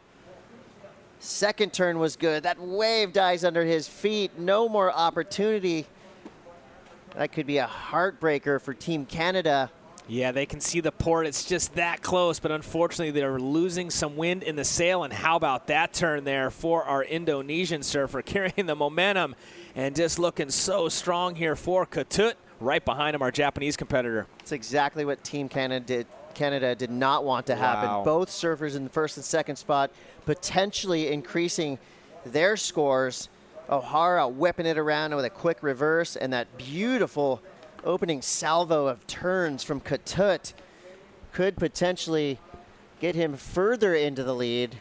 First indicators from the judges say Ketut is going to be finding himself up in that excellent range. Oh, my. Yeah, scores looking really solid, Chris. And as you said, I think both Hiroto and Ketut going to better their score lines. Here we go. Cody, though, with an opportunity. 48 seconds to go. Never give up. This wave will count. Obviously, there's plenty of time on the clock left. Cody Young. Well, he could potentially have put himself right back into it. Yeah, it's going to be, I think we're going to see a shakeup here. I think Ketut's going to go to first potentially. We'll see. Scores settling in for both red and white. Those are our surfers in first and second right now. Shane, he's got some scores coming in as well. 10 seconds left. Cody Young needs a 5-4-4. And we think he did some big work on the opening portion of that last wave. And that's going to be it. Time is up. So now it's up to the judges to lock in their scores. What a way to finish here. This is that last wave from Cody Young. Yeah, a couple of real nice turns out the back, Chris. Really flattens out, but he keeps the momentum into that next section and then redirects after just throwing the hammer into it, throwing some spray, throwing some passion out to the fans, to the judges, leaving it in the judges' hands. Dom likes Team it. Canada getting Team some Canada likes it. Maybe some updates from the judges that we can't hear on the beach announcer. So we'll wait for him to settle in before we announce it here on the broadcast, as those scores are coming in for that final exchange. What a way to end it on the day. We have provisional Olympic athletes being announced. Yeah. Seems like with each and every heat, some big news coming through. And we're waiting for these scores to come in right now. Hiroto looking very solid to solidify an advancing position there. He betters his score line on that last wave, Chris, as you thought he would. It was a 6.57 for our surfer in red. So still waiting for some numbers to come through. Team Canada commiserating on the beach. Good sportsmanship there. Looks like one of the other competitors coming over and giving him a high five. This kid surfed his heart out in that heat. All four of these competitors really put it all out there. They left everything they had in the lineup. Yep. And that's how you want to see a finish of the day. Yep, and win or lose, once again, all of these competitors should leave here with their heads high, because just to qualify for an event of this magnitude, being an Olympic qualifier, this event was a feat in itself, as we see the other surfer from Canada there giving him the high five, Shane Campbell. And the score does come through for Cody Young. It's a 7-2-0. That jumps him up to second place. Still waiting for the official word. And you got to mention that there was the potential for an interference call. Oh, there was an interference. So that's what's gone down, Chris. Look at the zeros now that have gone in there. So that's exactly what happened, unfortunately, for Ketut. There was an interference called, Chris. There was a crossover on the wave. Wow. So talk about major implications. That was very unfortunate there for Indonesia. As we see, he gets his best wave on the last one, a 7.43, but we see zeros going into the score line. That tells us right then and there, unfortunately, white interfered on yellow earlier in the heat. Priority interference, he loses his entire second wave. Wow. And now it's official. Cody Young moving through along with Hiroto O'Hara. An incredible finish on the day here. Epic competition in the books. Some provisional Olympians announced. Chris Cote, Todd Klein here I mean, from beginning to end, fireworks, drama, upsets, glory, everything we wanted to see. I mean, until the last heat, Chris. Truly nail-biting on many of those heats. Fireworks, as you indicated, and very unfortunate there for our Indonesian surfer, Ketut, getting an interference. Otherwise, he was coming through that heat. What a great run for him. And congratulations once again to all the surfers who qualified for this event through their nations. But more importantly, congratulations to all the surfers who made it through a tough day of competition. A big day of competition and potentially one more to come. We're going to wrap it up here for the day, but we'll be back first thing tomorrow morning to make the call. We're going to leave you with an epic highlight reel to get you excited for finals day here from the 2019 ISA World Surfing Games presented by Vans. We'll see you tomorrow. What an epic day.